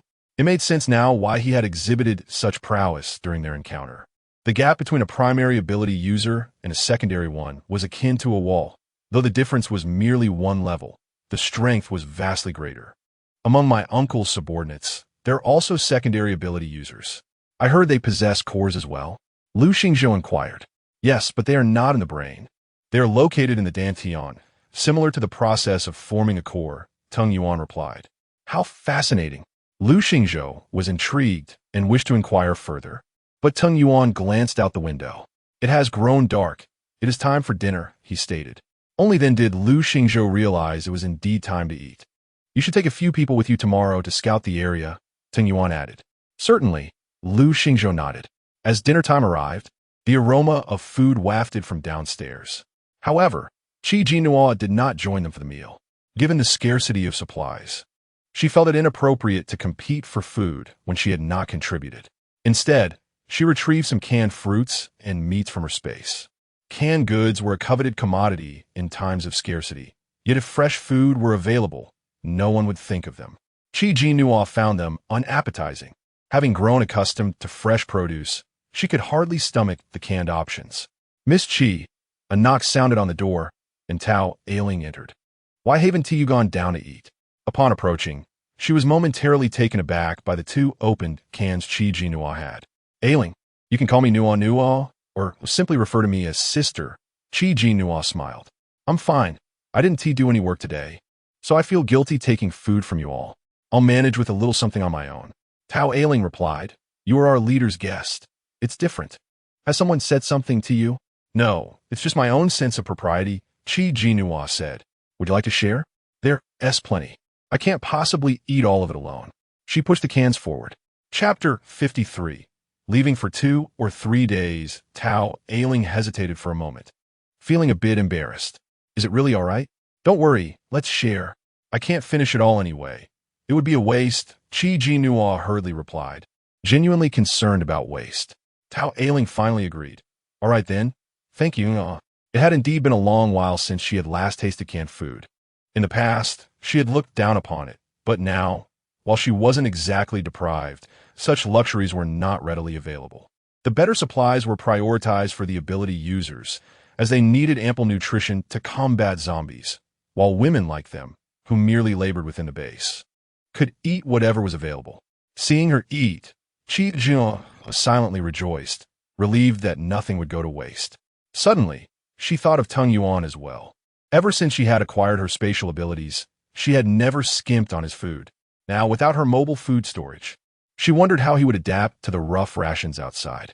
At that moment, other girls returned and were taken aback to see Tao Ailing eating canned food. Ailing you? Jinnuo explained, this canned food is mine. I can't finish it alone, so I invited Ailing to share. It was a mix of fruit and meat cans. The other girls gazed at them enviously. Nuo, did your boyfriend give you this? Jinnuo had intended to deny it, but realizing it might raise suspicion, she nodded. Yes. Your boyfriend treats you so well. The girls exclaimed, filled with admiration. The round-faced girl, Lin Yu, interjected sarcastically, your boyfriend gives you food, and you immediately share with others, even opening 2 cans at once. How extravagant. Aren't you worried about exhausting your boyfriend? Her words made Tao Ailing visibly uncomfortable, caught in an awkward position of whether to eat or not. It's no wonder you look down on our food. You eat well every day. You're not one of us. Jinnuo remained unfazed, responding lightly. I'm not eating because I haven't worked. I would feel guilty eating. Is it against the rules for me to eat my own food? The issue is that not your boyfriend's? Aren't you ashamed? Lin Yu retorted with a mocking expression. Jinnuo laughed. It's my boyfriend's, so why should I feel ashamed? What does it matter to you? I just can't stand you. Lin Yu suddenly erupted, adopting a tone of a spoiled princess. Who do you think you are, flaunting your superiority here? Do you take pleasure in seeing us struggle? Shall you? Tao Ailing reprimanded. What nonsense are you spouting? Nuo is merely being kind. You should apologize immediately. The others chimed in. Yes, Nuo is a good person. How can you say that? You all can fawn over her if you wish. I just can't stand her. Lin Yu shouted before storming out of the room. The remaining girls felt awkward and hurried to comfort Jinnuo. However, she was unfazed. Such petty attacks meant little to her. As night deepened, the girls prepared to bathe together. The hot water was heated by solar energy, but to conserve resources, they had to bathe in a communal area. They enthusiastically invited Jinnuo to join them. While she had been contemplating the bathing situation, she hesitated but eventually followed them. Upon arriving at the bathing area, she discovered there were no partitions. Everyone stood under the showers, completely exposed. Jinnuo felt uncomfortable with this arrangement, primarily because she didn't want to bathe in contaminated water that could taint her purity. She waited until everyone finished before quietly slipping in, pouring the pristine spring water she had stored in her space into a bucket. When she emerged from her bath, the surroundings had grown darker. The others had long since finished and returned to rest. Distantly, she could hear the growls of zombies, sending a shiver down her spine. She quickened her pace. But at the corner, a pair of hands suddenly reached out, pulling her into the darkness. She almost screamed, but stifled it upon recognizing the familiar scent. In the dark, though she couldn't see his face, she felt his warm breath. A heated gaze settled upon her. After a moment of silence, she broke the tension. What is going on? He had dragged her here without uttering a word. After a while, he enveloped her in a warm embrace. Jinnuo nearly kicked him in the shins, struggling. If you have something to say, just say it. Don't get handsy. Stay still. Let me hold you for a moment, he murmured, pressing her gently against him. Jinnuo ceased her struggles. After a considerable time, he finally spoke. I will be leaving with Lu Xingzhou and the others to scout the zombie queen's lair. I'll be gone for 2 or 3 days. Qi Jinnuo was taken aback. 2 or 3 days? Isn't it only a few kilometers away? Does it really require that long? There are many arrangements to make beforehand, which will take a couple of days, but I will return as soon as possible. He released her, ruffling her hair gently. All right, let us head back. He turned to leave. Wait. Qi Jinnuo called out hurriedly. Tung Yuan paused and turned back, the moonlight casting a gentle glow upon him, making him appear tender and captivating, softening Qi Jinnuo's heart. After a moment of awkwardness, she stepped forward, her head bowed. Your clothes are still with me. Let me get them for you. Tung Yuan nodded, okay. She retrieved a bag from her space, handing him 2 sets of clothes. After a moment's thought, she stuffed in a large assortment of canned fruits, chocolates, and water, covering them with the clothing. Watching her actions, Tung Yuan felt a sudden warmth in his heart. He pulled her back into the shadows, pressing her against the wall. In the darkness, sensations heightened, and the mingling of their lips felt soul-stirring. Qi Jinnuo returned to her room, her face flushed. A girl noticed her arrival and, seeing her rosy cheeks, asked, "No, what's wrong? Are you feeling feverish? Your face is so red. Is it?" Qi Jinnuo touched her face, feeling guilty. Maybe I'm just a bit warm. Your lips are swollen too. What happened? Did it sting you? Seriously, what's going on? The girls surrounded her with questions, while only Tao Ailing wore a knowing look. No, I just bumped into something. Qi Jinnuo's gaze darted away. I'm going to sleep now. She quickly climbed into bed, covering herself with a blanket. On the 3rd floor, however, Tung Yuan found it hard to sleep, his feet still aching. The earlier moment had nearly spiraled out of control, and after she had stepped on his foot, she had run away. You little troublemaker. The more he thought about it, the more irritated he became, restless with heat, grinding his teeth. He ultimately got up and took a cold shower in the middle of the night. Only when he cooled down did he return to bed to rest. Chapter 54. The onslaught of the zombie horde. Lu Xingzhou and Tung Yuan set off at 8 in the morning. Among the 15 superhumans at the base, they took 7 with them, leaving 8 to guard the premises. They prepared 2 small trucks, the contents of which remained a mystery. Lu Xingzhou turned to Tao Ailing and said, I will leave the base in your capable hands for the next couple of days. My uncle and the military are expected to arrive tomorrow. Please extend them your hospitality. Before Lu Xingzhou, Tao Ailing always wore a gentle and considerate demeanor. She smiled and reassured him, Rest easy. I will take care of everything here. Nodding in acknowledgement, Lu Xingzhou turned to see Tung Yuan gazing intently at a window on the 2nd floor. Following his gaze, Lu Xingzhou recalled that it seemed to belong to the girls' dormitory. With a raised brow, he remarked, We should be on our way. Tung Yuan withdrew his gaze and climbed into the vehicle. Meanwhile, Qi Jinnuo at the 2nd floor window watched as the vehicle slowly departed, feeling a peculiar emptiness within her. Perhaps it was because she had not been apart from Tung Yuan since her arrival here. The sudden separation for 2 or 3 days felt rather disconcerting. As the others busied themselves with their tasks, Qi Jinnuo decided to enter her space. Having not visited in several days, she discovered that her crops had flourished, their vibrant green a delight to behold, and the fruit trees were in bloom. Upon inspecting the small stream, she noticed that the fish and shrimp had grown considerably, appearing nearly twice their size from just a few days prior. Suddenly, a shimmering light materialized.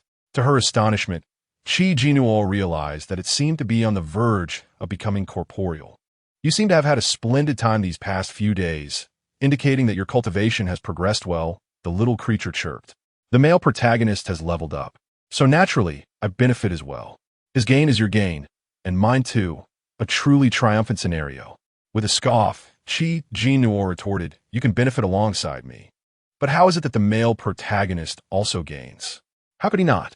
You consume the spiritual spring water daily and feast on the produce from this space, your body brimming with spiritual energy. Naturally, in close contact with you, the male protagonist reaps the rewards. Intrigued, Qi Jinnuo inquired about the specifics of these benefits. For instance, has his strength increased? Is his courage amplified? With narrowed eyes, Qi Jinnuo sensed that it would not provide any substantial answers. This creature was hardly a serious spiritual companion. As if sensing her disdain, The little creature huffed. Do not underestimate the significance of robust health. In a world ravaged by viruses and harsh conditions filled with impurities, having a strong and healthy body is critical, especially when there are no medicines available, even for the sick. You make a valid point. Jinnuo conceded dismissively as she turned her attention to the jade fluid, noticing that it had accumulated significantly, filling the cup to a shallow layer. With only one drop produced each day, it was indeed precious. Jinnuo picked up the cup, contemplating how to consume a drop, when suddenly, a drop of the jade fluid flew directly to her mouth, leaving her startled. It was cool and tasteless. She glanced at the little creature. Was it you?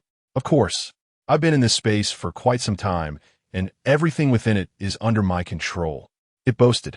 An idea struck Jinnuo, and she set the cup down. Since you claim to be so powerful, can you grant me superhuman abilities? If she possessed such powers, she could defend herself against the zombies. While she did not aspire to be as formidable as Tung Yuan, she at least wanted to ensure her own safety. I cannot bestow my abilities upon others. My strength does not translate to enabling yours, the creature replied.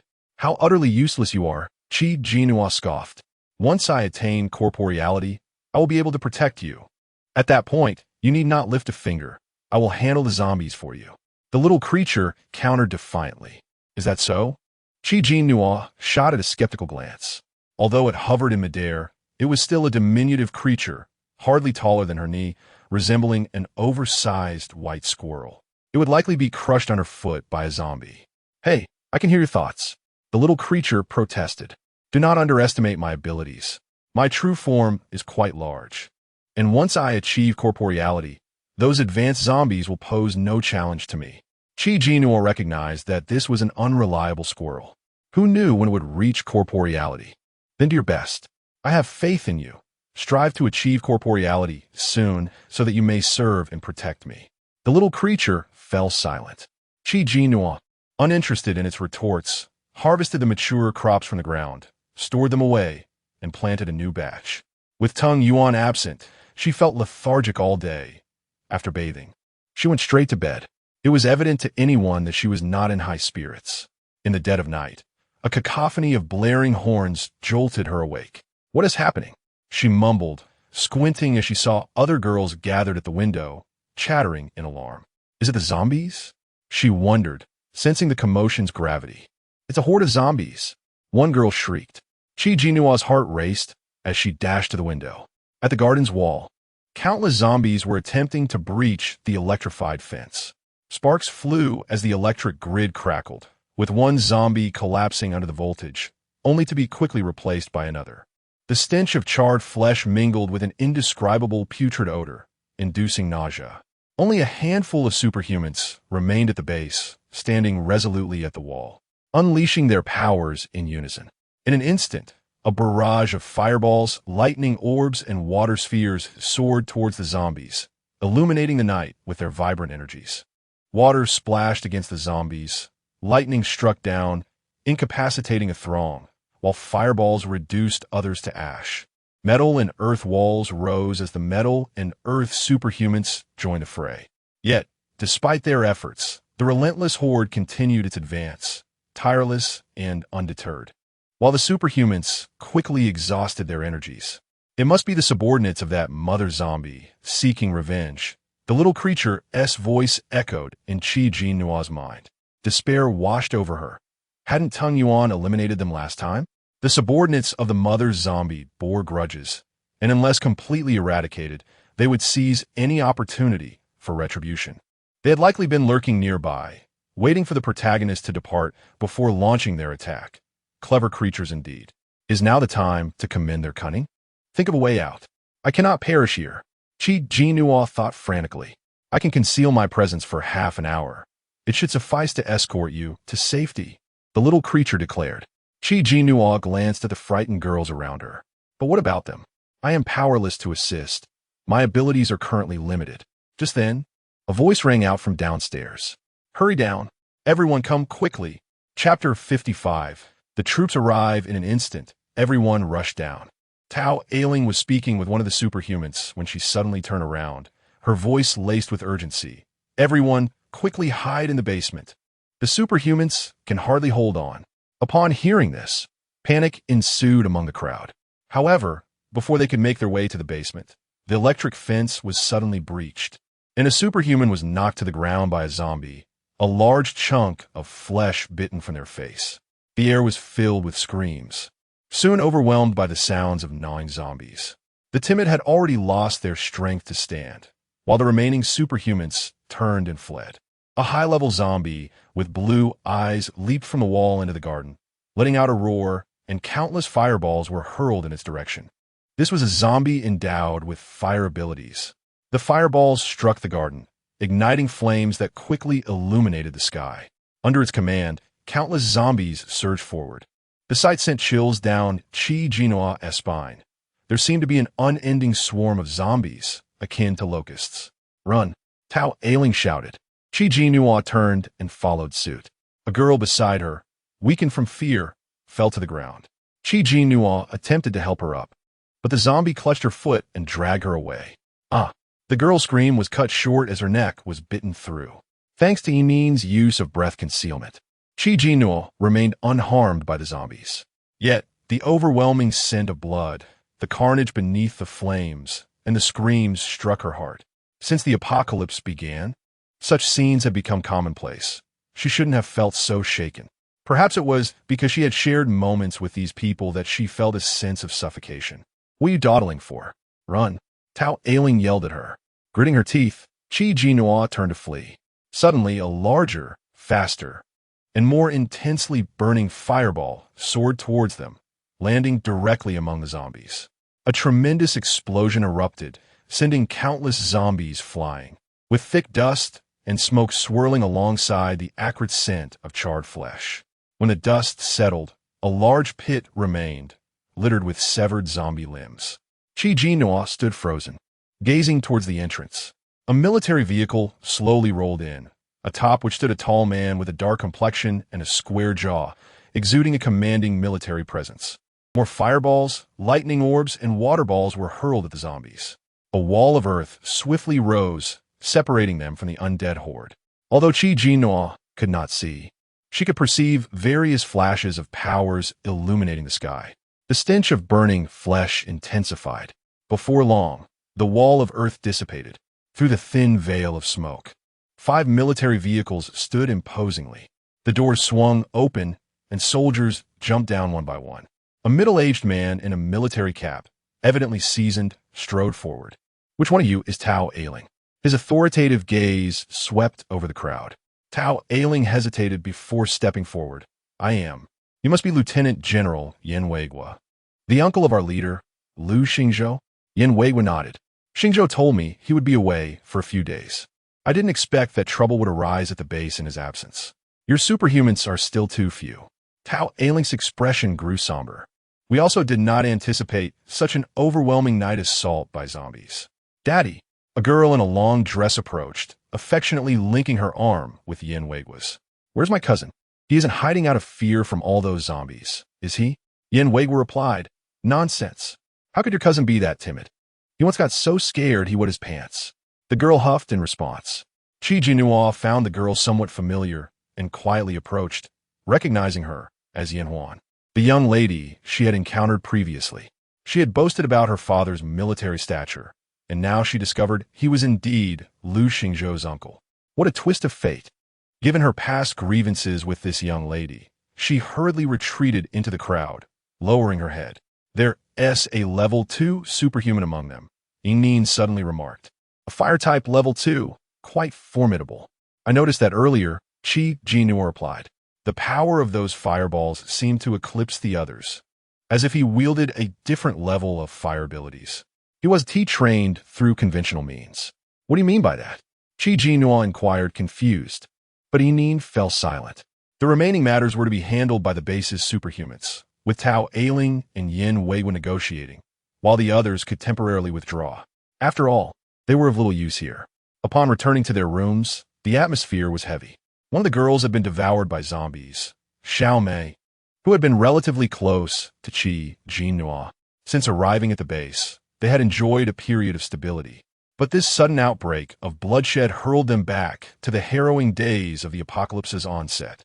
Before long, Tao Ailing returned. Everyone need not worry. Tonight you can sleep soundly.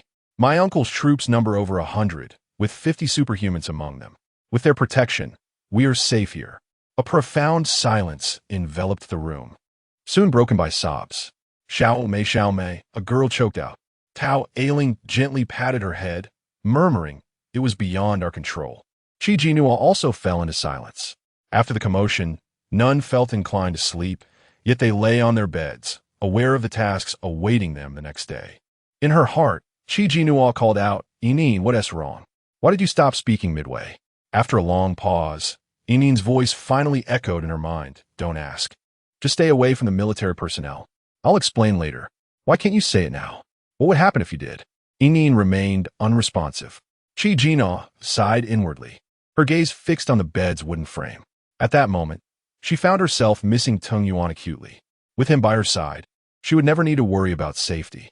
The following day, as Jinnuo descended the stairs, she spotted Yin Huan, her demeanor brimming with arrogance, gathering all the women in the base. Jinnuo immediately turned to retreat. "Stop right there." The voice of the young lady rang out behind her. Jinnuo felt a surge of regret. She shouldn't have stepped out of her room today. "I just called all the women to gather here. Why didn't you come?" Yin Huan asked, displeased. Tao Ailing quickly intervened. "This is our leader's guest. She is not from our base. I don't care if she's a guest. Isn't she living here now? Eating and residing here?" Yin Huan retorted. "My cousin is the leader of the base. I'm also half a master here. And from now on, you all must listen to me. You there, turn around." Yin Huan shouted at her. Chapter 56. Endure for a moment. Anger grows. Yin Huan felt a sense of familiarity with the woman's silhouette, as if she had encountered her somewhere before, yet the memory eluded her. The women in this base labored daily, their once delicate skin now roughened by toil, their fair complexions darkened by the sun, and their faces bore varying degrees of fatigue, appearing rather drab. Only this particular woman retained an ethereal glow, her skin smooth as if polished, exuding an air of pampered privilege. This resemblance stirred memories of an insufferable woman. "Miss, I have something unsightly on my face that may frighten you, so I shan't trouble your eyes any longer. I shall return to my room to avoid infecting you," Jinnuo said in a lowered tone, attempting to leave. "Stop. Did I permit you to leave?" Yin Huan's unease intensified, prompting her to stride forward and forcibly turn Jinnuo around.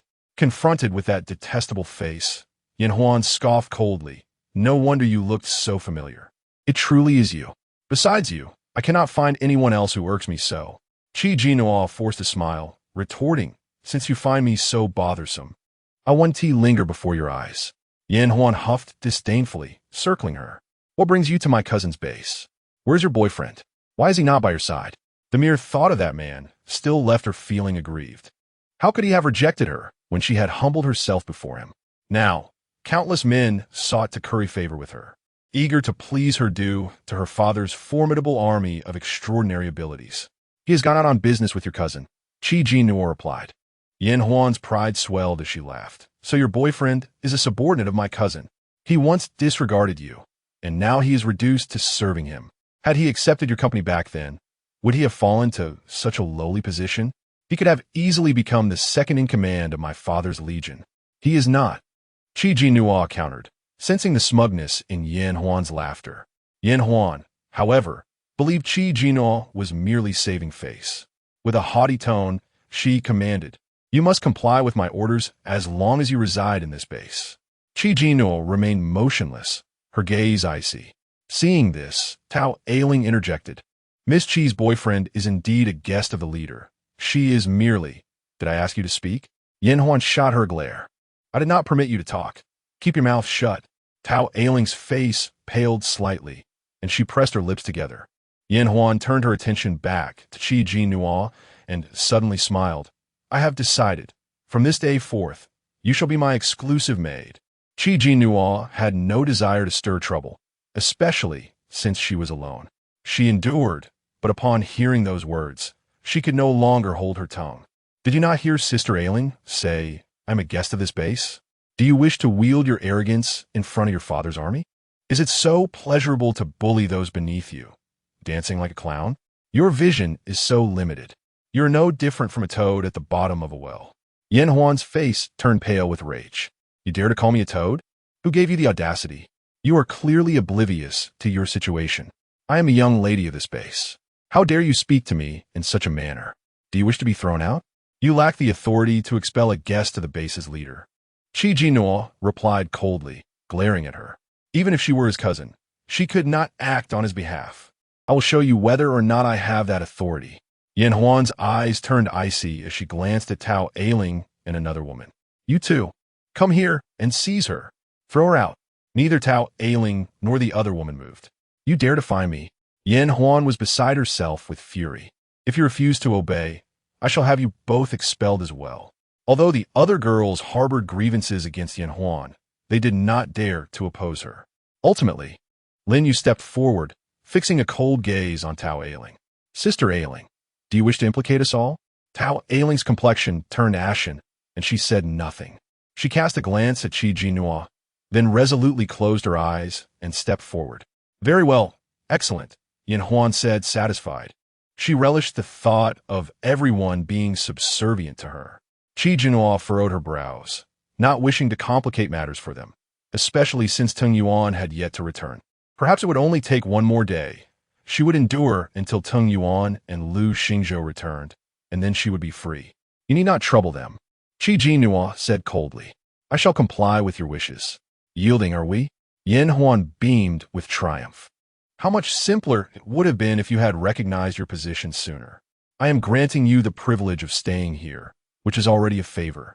Jinnuo's expression remained impassive, her lips sealed. Yan Huan waved her hand dismissively. Enough, you may all return to your tasks. The others cast sympathetic glances at Jinnuo before dispersing. Yan Huan shot her a glance and sneered, come with me. Jinnuo followed her into the villa behind them. This spacious villa housed only Yan Huan, her father, and a few elite subordinates, while the rest resided in tents outside, as the villa could not accommodate them all. Upon reaching Yan Huan's room on the second floor, Yan Huan retrieved a faded, rough fabric outfit from the wardrobe. Change into this. Jinnuo glanced at the garment, instantly recognizing it as attire for a servant. The rough fabric would surely chafe her delicate skin. Noticing her hesitation, Yan Huan's irritation flared. Did you not hear me? Change into it. I find your current attire displeasing. Hurry up. Taking a deep breath, Jinnuo forced a smile and replied through clenched teeth, fine. She took the outfit into the bathroom and emerged shortly thereafter. Though she wore simple clothing, her alabaster skin and radiant face still irked Yan Huan. How could her complexion remain so pristine after all this time in the apocalypse? Yan Huan glanced outside to see women toiling in the fields, their skin darkened and roughened by the relentless sun. An idea began to form in her mind. Jinnuo dutifully served Yan Huan lunch, enduring the discomfort when Yan Huan deliberately poured hot water over her arm, leaving a red mark. Jinnuo nearly lashed out, but restrained herself, reminding herself that it was only for one day. However, in the afternoon, Yan Huan led her to the fields, ordering her to weed and plant vegetables. The sharp blades of grass cut into her tender palms, and she was forbidden from wearing gloves, forced to pull weeds with her bare hands. Jinnuo cursed her internally 1,000 times over. Suddenly, a tinkling voice echoed her mind. Do not worry. Watch how I deal with her tonight. Chapter 57. A most embarrassing incident. Jinnuo cast a glance at Yan Huan, who was sipping juice under the sunshade, and infuriated, tossed the grass root in her hand aside. Tonight, I shall give her taste of her own medicine. She could no longer endure such indignities. Having never faced such humiliation throughout her life, she rose with fury and marched toward Yan Huan. What are you doing? Yan Huan slammed her cup down. Did I tell you to get up? Have you finished weeding? You're not permitted to stop until the job is done. Jinnuo glanced at the cup, a smile creeping on her face. It seems you have run out of juice. Allow me to fetch you another. With that, she seized Yan Huan's cup. Seeing that Jinnuo had finally shown some semblance of servant awareness, Yan Huan felt a sense of satisfaction. At last, the girl was beginning to act appropriately.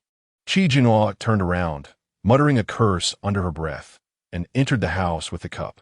Once inside, she set the cup down, glanced around to ensure no one was watching, and retrieved a small packet of powder from medicine box. What might this be? A laxative. This was something she had collected from the pharmacy earlier, having taken everything in a rush. It was only upon later organization that she discovered this particular item. Perfect for use on that wretched Jinnuo. Since she had the audacity to constantly monitor her work, Jinnuo decided to make her run to the restroom all afternoon, leaving her legs trembling. Let us see if she still has time to keep an eye on her. Having deemed one packet insufficient, she added another before mixing it into the watermelon juice and taking it back outside to Jinnuo. "Miss, please enjoy," she said, forcing a smile that revealed all her teeth. Jinnuo, believing that her tormentor had finally conceded after a morning of vexation, lowered her head, feeling even more satisfied. "Excellent. A teachable child. If you continue to please me, you shall enjoy good days ahead." She took a sip of the watermelon juice, finding it delightfully refreshing and sweet, and took a larger gulp. Jinnuo watched intently as she drank, internally scoffing. "Let's see if you can still act so brazenly afterward. All right, you may return to your weeding." Jinnuo waved her off dismissively. Before Jinnuo could retreat, Yin Weiguo approached with a group of individuals through the garden. Among them was a young man, quite handsome, yet with a frivolous demeanor and dark circles under his eyes, resembling someone who had been drained of vitality. He clearly did not possess good character. However, he seemed to hold a significant position, walking alongside Yin Weiguo with an air of nonchalance. "Hua Huan," Yin Weiguo called out cheerfully, beckoning her over. "Come quickly, Zheng Qing is here." Yin Huan frowned, murmuring, "Why is he here?" Reluctantly, she set down her cup and made her way over. "This is Huan Huan. Zheng Qing, you two have not met since the apocalypse," Yin Weiguo said, smiling at the young man beside him. "Now that you are here, it is a perfect opportunity for you to bond with Huan Huan." There was a hint of ingratiation in his smile. Jinnuo couldn't help but feel curious about the identity of this person, who could prompt Yin Weiguo to adopt such a demeanor. Even the audacious Yan Huan dared not behave rudely in his presence, obediently saying, "Mr. Yi, it has been a long time." Yi Jingqing's gaze fell upon her face, briefly furrowing his brow before shifting away. "Hello," he replied stiffly. Yin Weiguo continued, "You and Huan Huan were supposed to have held a wedding ceremony long ago. Had it not been for the apocalypse, it would not have been delayed until now." "Uncle, let us speak of this matter later," Zheng Qing suddenly interrupted.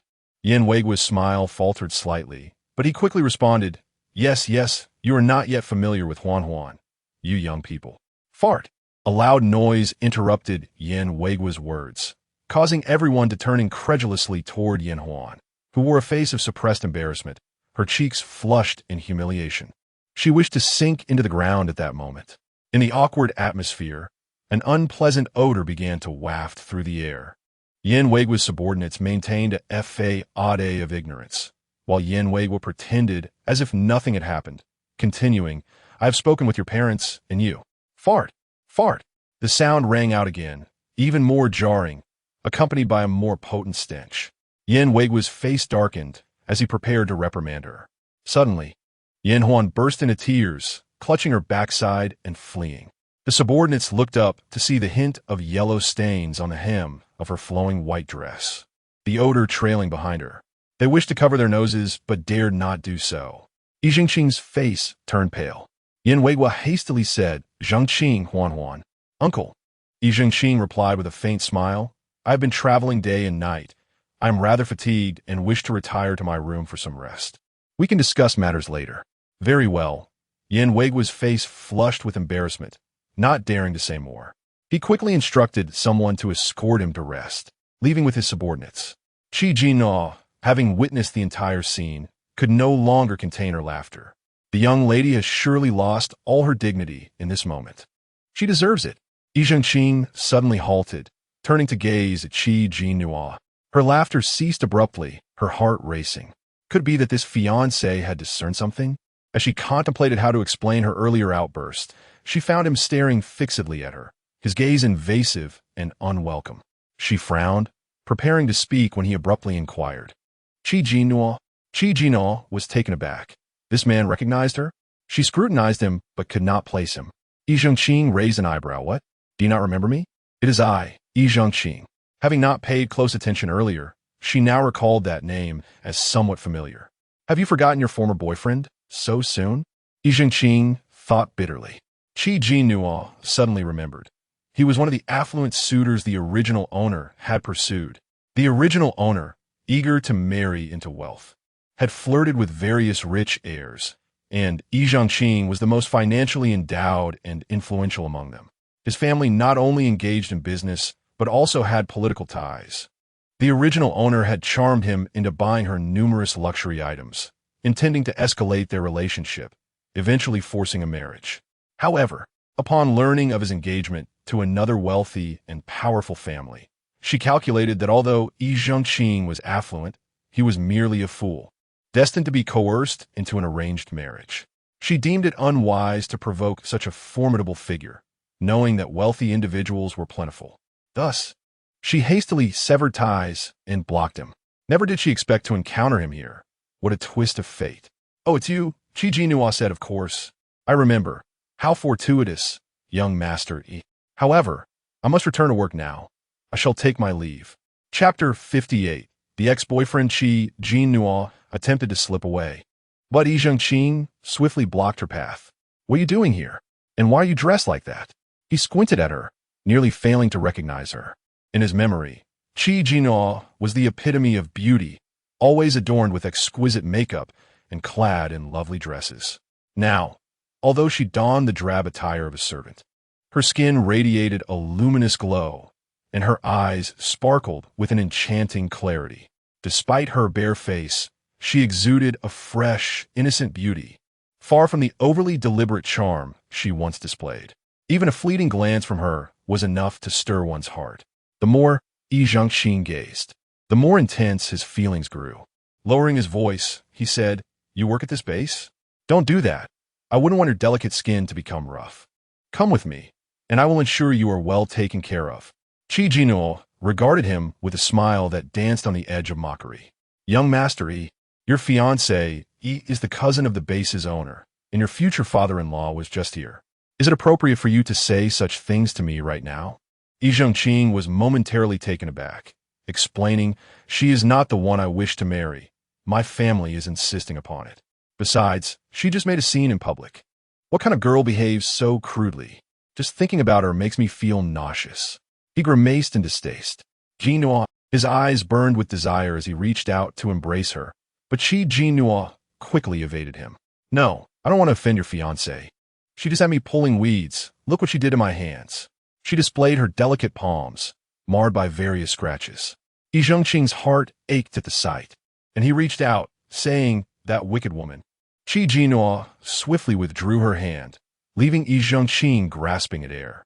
He paused, gritting his teeth. She simply cannot stand to see someone more beautiful than her. It's always been this way. Don't worry, I will definitely seek justice for you. Perhaps it will be better not to. What if she seeks revenge on me? Jinnuo feigned a pitiful demeanor. It's best if you don't get involved. With that, she turned and fled.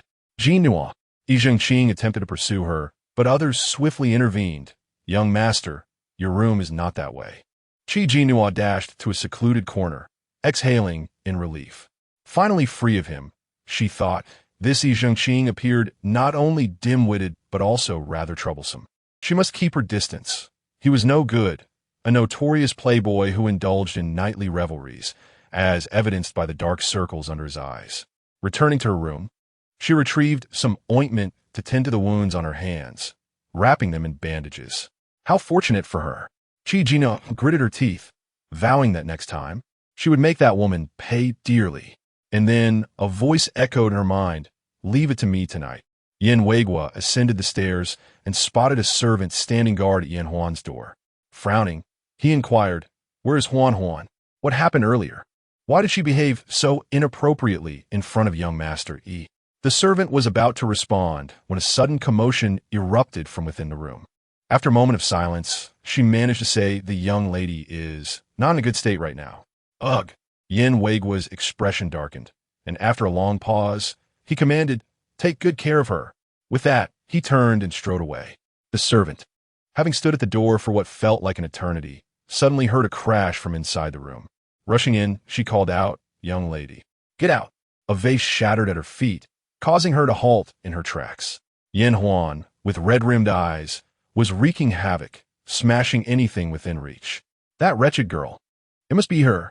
I only drank the juice she brought. And now look at me. How could she suddenly be so kind? Oh, I am furious. Go fetch that wretched girl for me.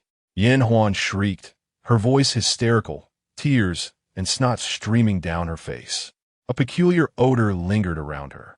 The servant took a cautious step back, asking, "Young lady, when you say that wretched girl, are you referring to Jinnuo?" Yin Huan shot her a glare. "You don't even know that?" The servant froze, her body stiffening at the mention of the name.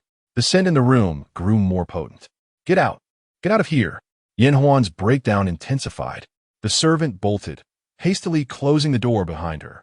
Until nightfall, Jinnuo heard no further disturbances from Yin Huan's room. Meanwhile, during dinner, others animatedly discussed the day's events. "I heard the young lady had an accident today. Is that true? How could that happen? She's a grown woman." "It is true. There were many witnesses. Everyone saw it when she ran away. Her dress was soiled." "What? How could she just?" "Apparently, her fiancé was also present. How utterly embarrassing for her. Who knows? She hasn't shown her face since." What on earth was going on with Huan Huan? Yin Weigua grew anxious. Why had she locked herself away all afternoon, refusing to come out and eat dinner? Was she unwell?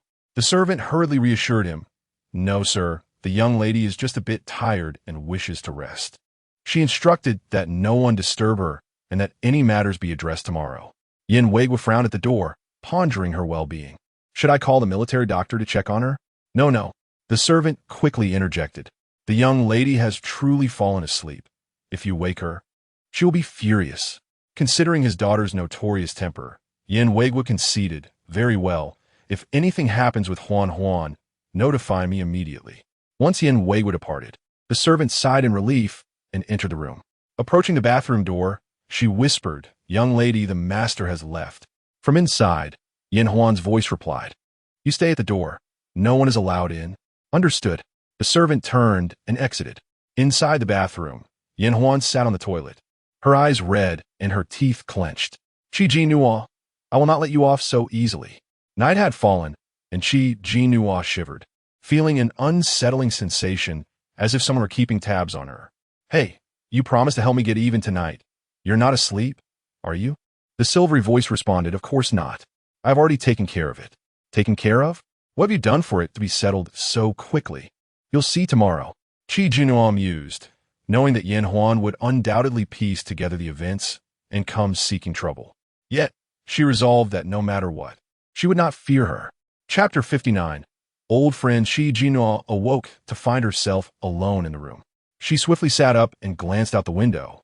Noticing the sun shining brightly, it was quite late.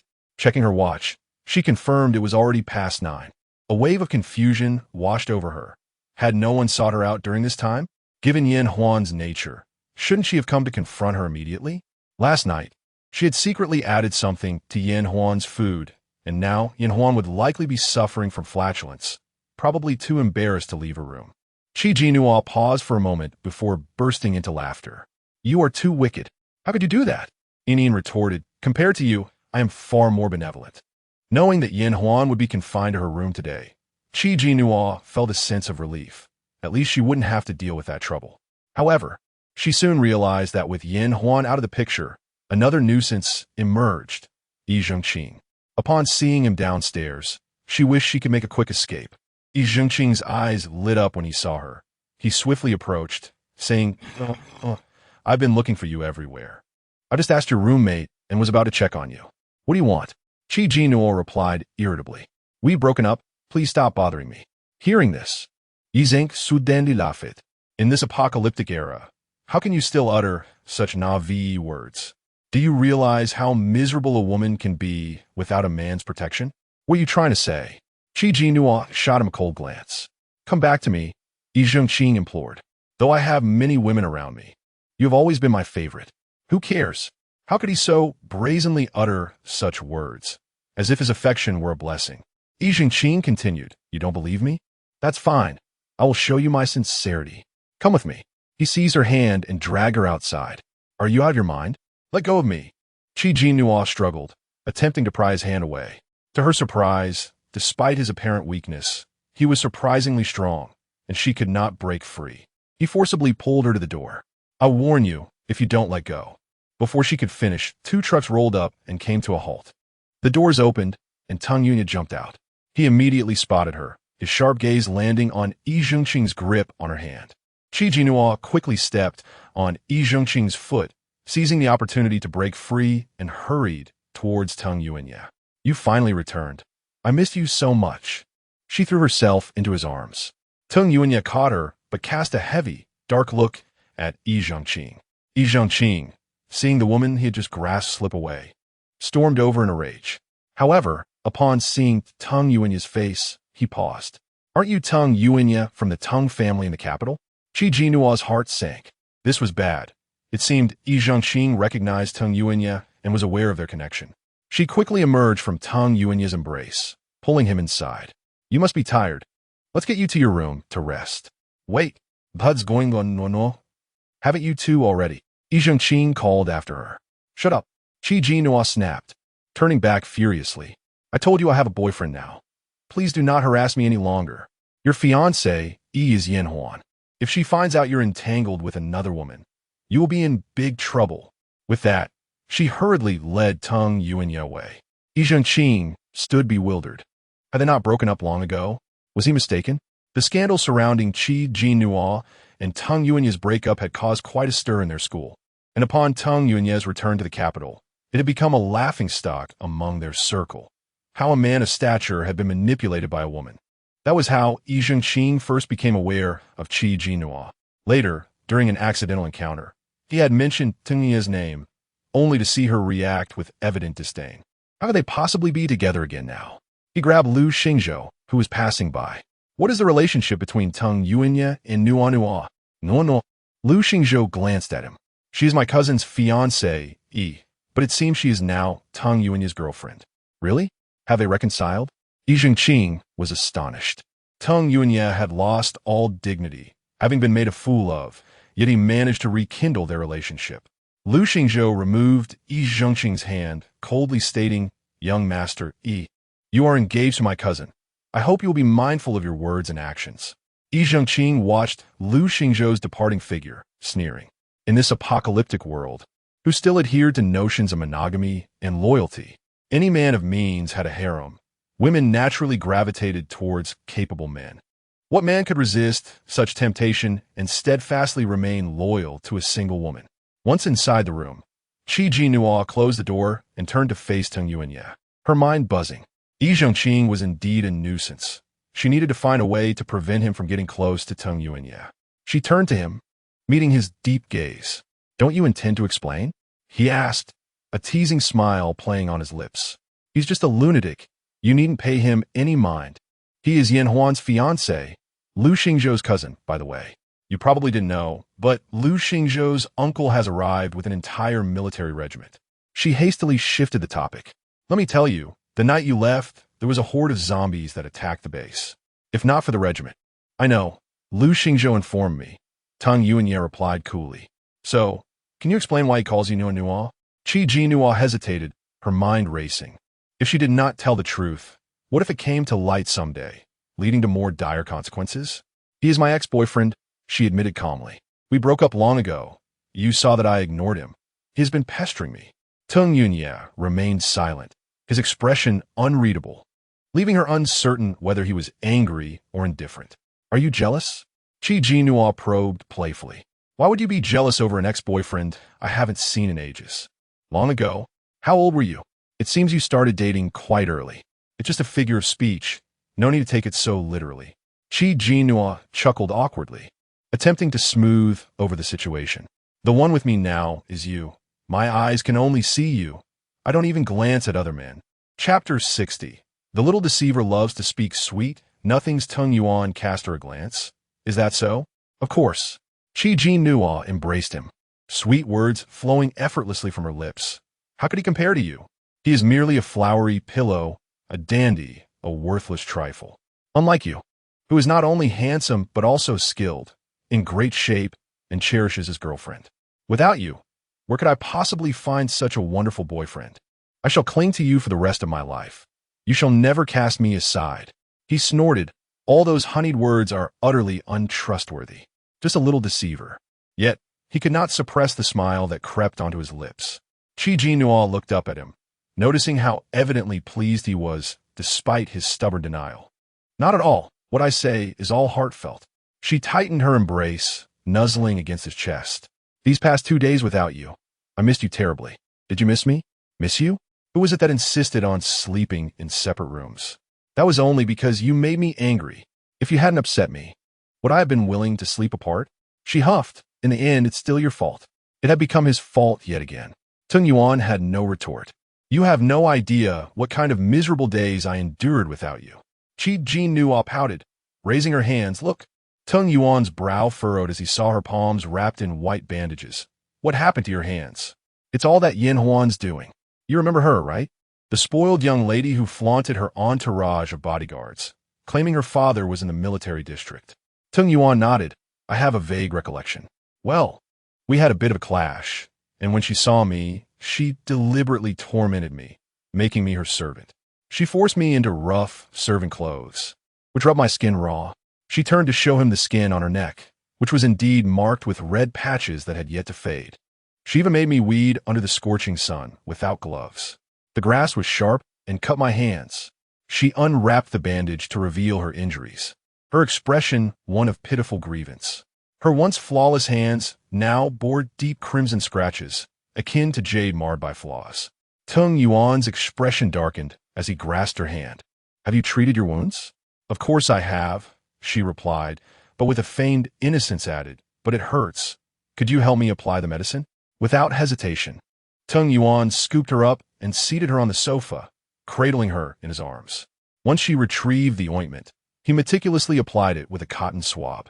As Jinnuo looked down, she noticed how his previously stern features softened with care, a sudden warmth blooming in her heart. If only she were the heroine, rather than the wicked supporting character. Does it hurt? He inquired. Yes, she answered, her voice laced with sorrow. Tung Yuan adjusted his touch to be gentler. After applying the medicine, he carefully rewrapped her hands with fresh bandages. You usually seem so capable in front of me. How is it that you were bullied like this in my absence? Where's your temper? Are you only fierce at home? He remarked with a hint of irritation. Jinnuo felt even more aggrieved, but she is the only daughter of a general, Lu Xingzhou's cousin, practically the mistress of the base. What could I do? You weren't there. She even threatened to kick me out. I don't have any special abilities. Would I survive out there? I had no choice but to endure it. If you had been by my side, you would have protected me. She leaned against him, sadness evident in her demeanor. Tung Yuan gently stroked her hair, his voice low. But I won't always be by your side. If such a situation arises again, and I cannot protect you, you would be left vulnerable. His gaze deepened with gravity. He had to obtain the crystal core of the zombie queen. How could you not be by my side? Jinnuo's heart skipped a beat, cautiously asking, Are you? Don't overthink it. Tung Yuan patted her head, setting her down on the nearby sofa. You should rest in your room for now. I have some matters to attend to with Lu Xingzhou. Oh, Jinnuo nodded. As she approached the door, he turned back. You should move back, right? Jinnuo smiled, of course. Suddenly remembering something, he added, Since your hand is injured, stay in the room and don't go out. I'll bring your things back later. All right, uncle. Lu Xingzhou entered the study, spotting Yin Weiguo, but not seeing Yin Huan. Where's my cousin? Didn't she come with you? She has returned. Yin Weiguo set down his documents, gesturing for him to close the study door. Lu Xingzhou turned and complied. Your cousin, I don't know what happened. Speaking of my daughter, Yin Weiguo's expression hardened. It was bad enough she lost composure in front of so many people, but she also acted out in front of Yishao. I sensed that Yishao seems somewhat averse to her now. Lu Xingzhou frowned slightly. That Zhangqing doesn't seem like a good person. Just a dandy, a useless fool. My cousin doesn't like him either. I think we should abandon this marriage. You don't understand. Yin Weiguo shook his head. It doesn't matter if he is a fool. What matters is his family, the Yi family behind him. Lu Xingzhou was puzzled. Why do you place such importance on the Yi family? Yin Weiguo chose not to elaborate further. Shifting the topic, What were the results of your investigation into the zombie queen's lair?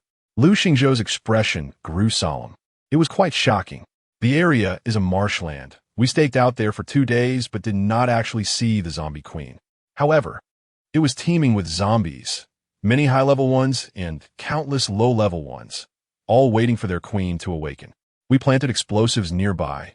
They should prove useful later. Coupled with your abilities, Uncle, we may stand a chance. Then remembering something, he added, by the way, the Tung Yuan I mentioned before has a plan to deal with those high-level zombies. I've asked him to come over shortly. We are cooperating. The zombie queen's lair was discovered by him first. He said he only wants the zombie queen's crystal core, and the rest can be ours. Do you know what the zombie queen's crystal core is used for? Yin Weiguo suddenly interrupted him. Lu Xingzhou was puzzled. What is it used for? Yin Weiguo looked at him. Obtaining the zombie queen's crystal core grants one her powers. Lu Xingzhou was taken aback. The crystal core of the zombie queen has such a function? So that's why that young man only wants the zombie queen's crystal core. Yin Weiguo sneered. That bit of solar crystal is nothing compared to the zombie queen's crystal core. You're still too naive. Chapter 61. The crystal core of the zombie queen, Lu Xingzhou, finally comprehended the situation. No wonder he'd found Tung Yuanya so generous. This crystal core of the zombie queen must not be relinquished to him. Yin Weiguo coldly asserted, such a remarkable treasure should naturally be seized by us. Lu Xingzhou hesitated. But uncle, I have already made an agreement with him. Xingzhou, your approach is still too rigid. Yin Weiguo frowned. It is permissible to renege on promises. To achieve great things, one must possess a ruthless spirit. How could such a vital object be handed over so easily? We are in an apocalyptic era, and adherence to the rules of civilized society is no longer necessary. It is the one with the strongest fist who will acquire the most resources. This crystal core could be used for your cousin, enabling her to possess abilities for her own protection. Lu Xingzhou frowned. Although he felt his uncle's actions were somewhat unethical, he had to admit that his uncle's words held truth. Initially, he had been unaware of the crystal core's properties, which had led him to unintentionally agree. Ultimately, it was also Tung Yuanya who had concealed the information. But uncle, Lu Xingzhou expressed concern, this may not be so simple. He is a level 2 ability user. Oh, Yin Weiguo was somewhat taken aback. What abilities does he possess? Lu Xingzhou recalled that during their outings over the past few days, Tung Yuanya had not demonstrated any abilities. Upon their first encounter, he had used ice-type powers, which were quite formidable, capable of freezing all zombies in an instant. The ice abilities cannot compete with your lightning powers or the fire abilities of my subordinates. Yin Weiguo scoffed. Moreover, we have the advantage of numbers. He fights alone and cannot contend with us. Even if we seize the crystal core of the zombie queen, what can he do? You are correct, Lu Xingzhou nodded. A knock at the door interrupted their conversation. Lu Xingzhou approached and opened the door, revealing Tung Yuanya. You're here. Lu Xingzhou greeted him with a nod, stepping aside to let him in. After closing the door, he introduced Yuanya. This is my uncle, General Yin Weiguo.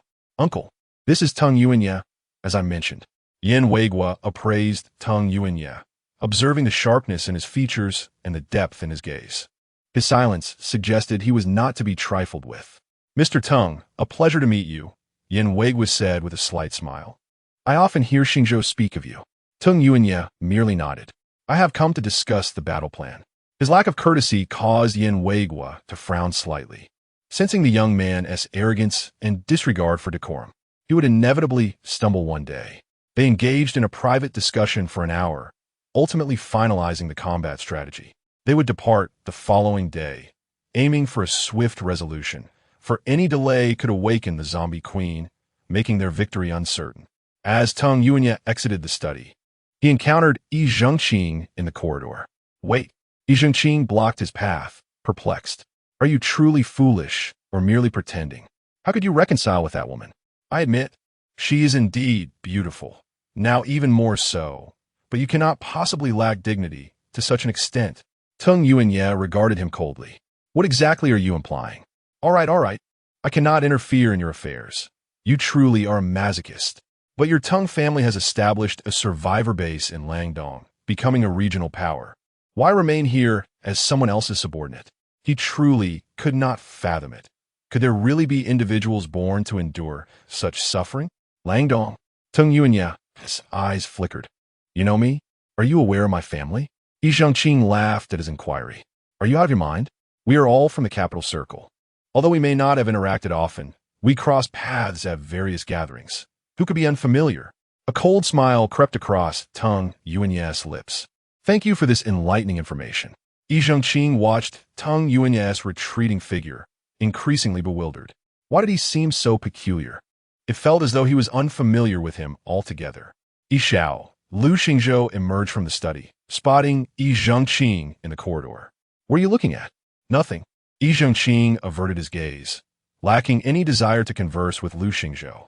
I will return to my room now. Lu Xingzhou frowned slightly at his departing figure. He approached his cousin Yin Huan's door, finding a servant stationed outside. Where's my cousin? What has happened? Lu Xingzhou inquired. The servant stammered, the young lady. She is not feeling well and is resting in her room. Not feeling well? Lu Xingzhou frowned. Why has the TA doctor been called? I recall there are military doctors available. The servant appeared troubled. The young lady does not wish to see a doctor. She insists that resting will suffice. The truth is, it is rather embarrassing. She just had a meal, and she is, well, quite gassy. How can this be? Lu Xingzhou's frown deepened as he reached for the door. I will go in and check on her. The servant gasped in alarm. Young master, please don't. Suddenly, an odd sound emanated from within. Lu Xingzhou paused. What was that sound? The servant rushed to block his way. Young master, the young lady is truly not in a position to see you right now. You know how her temper is. Please do not make this difficult for me. Reluctantly, Lu Xingzhou withdrew his hand. Very well, take care of Huan. Inform me immediately if anything arises. The servant nodded vigorously. Absolutely, absolutely. In the blink of an eye, dusk fell. As Tung Ye entered the female dormitory, he noticed someone inside and immediately halted, knocking on the door. The girl turned around, her round face marred by a frown of distress. I have come to collect my girlfriend's belongings. May I enter? Lin Yu gazed at the tall, handsome man before her, momentarily taken aback, before responding hurriedly, of course, please come in. Tung Yu nodded and approached Jinnuo's bed, beginning to gather her bedding. Lin Yu observed his retreating figure, feeling an intense sense of imbalance wash over her. Ability users were highly respected within the base, holding significant status. Yet here, he was a powerful ability user and a guest of the leader, personally tending to a woman's bedding. What did Jinnuo possess aside from her beautiful appearance? She was utterly delicate, incapable of lifting a finger, and even picking a blade of grass could result in injury. It was inconceivable for her to do laundry or cook for a man. What could he possibly see in her? Was it merely her pretty face? Indeed, men were superficial creatures, fixated solely on appearances. Chapter 62. Taking her along, sir. Lin Yu suddenly called out to Tung Yuanya, who was about to leave. Tung Yuanya paused, clutching the soft blanket, and turned his head slightly to glance at her. Are you aware that your girlfriend has been flirting with the fiancé of a young master while you were away? I even saw them holding hands. If I hear such slander from elsewhere, I will throw you to the zombies. Tung Yuanya shot her a cold glance before walking away without looking back. Lin Yu stood frozen in place, her complexion paling. In the room, Jinnuo had taken out an assortment of fruits from her space, preparing a vibrant fruit salad along with juice and various snacks, relishing the moment. Living in a dormitory with many people made it inconvenient to eat. One had to wait for solitude to retrieve food from the space and hastily consume it, robbing her of the joy of eating. Now, back at her room, she could indulge freely. The door swung open, and Jinnuo saw Tung Yuanya entering, cradling her fluffy blanket. The sight was amusing. A nearly 6-foot-tall man carrying a bundle of pink, soft fabric was incongruous with his imposing demeanor. She couldn't help but laugh as she hurried over to him. Welcome back. You must be exhausted. Let me give you a massage later. She playfully acted like a sycophant. Tung Yuanya set the blanket down and glanced at her. Your hand is injured. Why would you want to massage me? Take care of yourself. I knew you would be concerned for me. Jinnuo replied, casually. Cool, me. Have some food. You must have eaten poorly outside, right? Enjoy something fresh. She beckoned him over. As Tung Yuanya sat down, Jinnuo offered him a strawberry with her fork. Try this. Tung Yuanya looked at the plump, vibrant red strawberry, coated in white yogurt, exuding a sweet fragrance. Taking a bite, the juice burst forth, filling his mouth with sweetness. "What do you think?" Jinnuo inquired. "Quite good," he replied. "Then have another." She fed him another one. "These are the first batch of strawberries freshly harvested from my space. Each one is juicy and sweet. You can't find strawberries this delicious anywhere else," making one crave more. Moreover, the produce from her space could purify impurities in the body, making them beneficial for health. Tung Yuanya remarked, "We will set off tomorrow to encircle the zombie queen's lair." Upon hearing this, Jinnuo quickly interjected, "Let me accompany you. You can't leave me here. I will be bullied to death by Yan Huan." Tung Yuanya frowned slightly. "I will speak to Lu Xingzhou." "Please." "Can Yan Huan even listen to Lu Xingzhou? If you're not here, I'll truly be a helpless little thing without protection. Can you bear that?" Jinnuo raised her hands in a pitiful gesture. "Look at what my hands have become. Don't you feel sorry for me?" After a moment of silence, Tung Yuanya finally relented. "Fine, you can come along. Rest assured, I won't be a burden." Jinnuo hurriedly assured him, "I'll find a place to hide. I will create a small defensive shelter for you using ice. You will be safe inside," Tung Yuanya said. "Is that even possible?" Jinnuo exclaimed in surprise. "Brother, you are truly amazing." Tung Yuanya raised an eyebrow. "Is that so? Of course, it may seem trivial to you, but to others, it's extraordinary. How did you get so skilled?" A smile tugged at the corners of Tung Yuanya's mouth.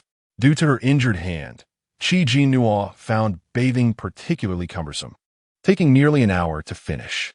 After changing into a silk nightgown, she lay gracefully on the bed. Currently, everything Tung Yuanya consumed and used came from her space, including the water for his bath, ensuring he had no impurities in his body. In contrast, others likely had accumulated considerable impurities by now, and soon, the black rain illness would erupt. They would come to understand the importance of the moon crystal's purifying properties. Excessive impurities would also hinder the speed of ability upgrades. With no impurities and bolstered by the protagonist's halo, Tung Yuanya's upgrades were remarkably smooth. Before long, Tung Yuanya emerged from his bath. After a while, he dried his hair and lay down beside her. Jinnuo caught a whiff of his faint shower gel scent, identical to her own. Unable to resist, she quietly snuggled closer to him. Tung Yuanya glanced at her, closing his eyes. Sleep. Surprisingly compliant? She had expected him to be particularly eager after being away for 2 or 3 days, being a man with significant needs. Jinnuo wriggled her body, nestling in his embrace, wanting him to hold her as she slept. Tung Yuanya frowned, then opened his eyes, giving her a light pat on her backside. "Be still." "Okay," Jinnuo replied, though she internally disagreed. His hand rested on her waist, holding her close. The fragrance of her soft, delicate body was irresistible, and only he truly understood how enticing it was. The subtle scent of her body wafted around him, causing his breath to quicken and his body to heat up. At that moment, she carelessly slid her leg across his, the delicate sensation prompting him to roll over, pinning her beneath him. He growled, "I was going to let you off the hook since your hand is injured, but since you're deliberately teasing me, don't expect to sleep tonight." Jinnuo was taken aback. What had she done? She merely expressed her desire for him to hold her.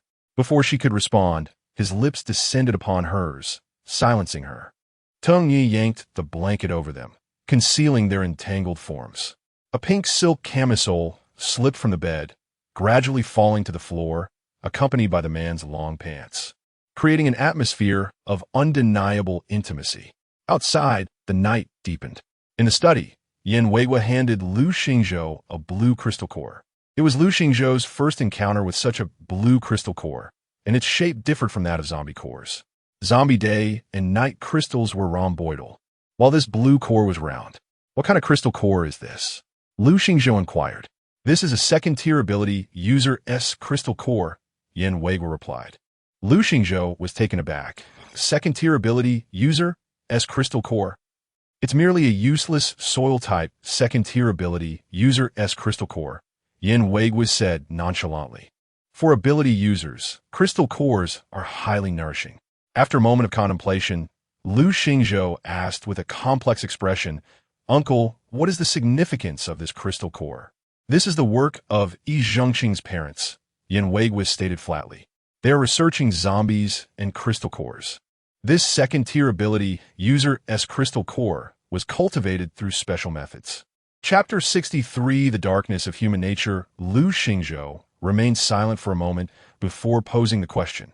What special method? Yin Weiguo gazed intently at him and articulated each word with precision. We can find a group of zombies and feed them human flesh daily.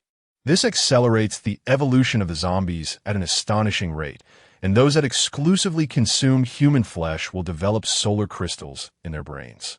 We then harvest these solar crystals to upgrade other ability users.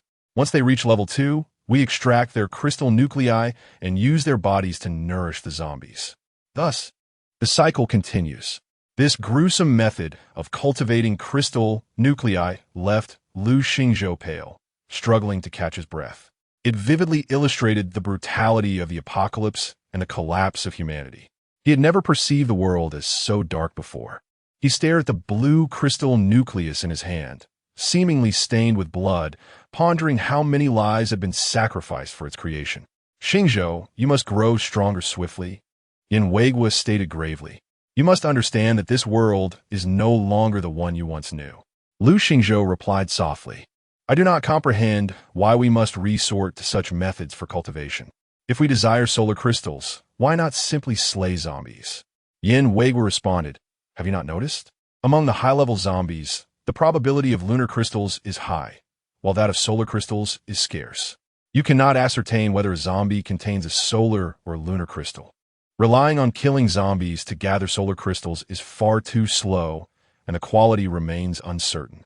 However, the solar crystals cultivated through this method possess exceptional quality and stable probabilities, allowing us to produce a substantial quantity in a short time for novice ability users to upgrade. Those ability users whose powers are less useful, upon reaching level 2, will have their crystal nuclei extracted for the more formidable level 2 ability users, enabling them to ascend to level 3. You must understand, it is exceedingly challenging for level 2 ability users to ascend to level 3. Yet through this method, one of the level 2 fire ability users in my ranks will be able to ascend by tomorrow. Yin Weiguo's tone hinted at excitement. This approach will allow me to cultivate a legion of super ability users. In this apocalypse, I shall remain an indomitable force. Lu Xingzhou was taken aback. Level 3? It is still early in the apocalypse, and even level 2 ability users are rare. How could your subordinate with fire abilities be on the verge of reaching level 3? Yin Weiguo replied with delight. The solar crystals derived from the flesh of level 2 ability users will be of even higher quality. Only 5 are needed to elevate a level 2 ability user to level 3.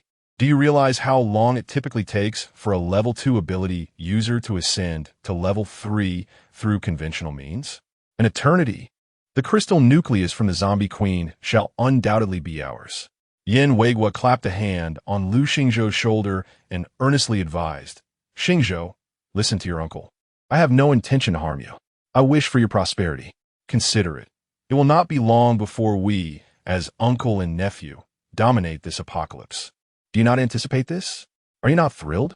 Thus, I must secure the allegiance of Yi Zhengqing. He then retrieved 2 blue crystal nuclei from the drawer. Take these level 2 ability user crystal nuclei back with you. Typically, they are not meant for novice ability users due to their extravagance, but you're my dear nephew, so exceptions can be made. Absorb 1, and by tomorrow, you shall ascend to level 2. Keep the remaining ones. Lu Xingzhou gazed silently at the 3 crystal nuclei in his hand. Upon returning to his room, he placed the crystal nuclei on the table and stared at them for a long while. Ultimately, he picked one up, cradled it in his palm, and closed his eyes. Jinnuo was awakened in the morning by Tung Yuanya. As she groggily opened her eyes, she saw him fully dressed, standing by her bedside. It is time to get up. We are about to depart.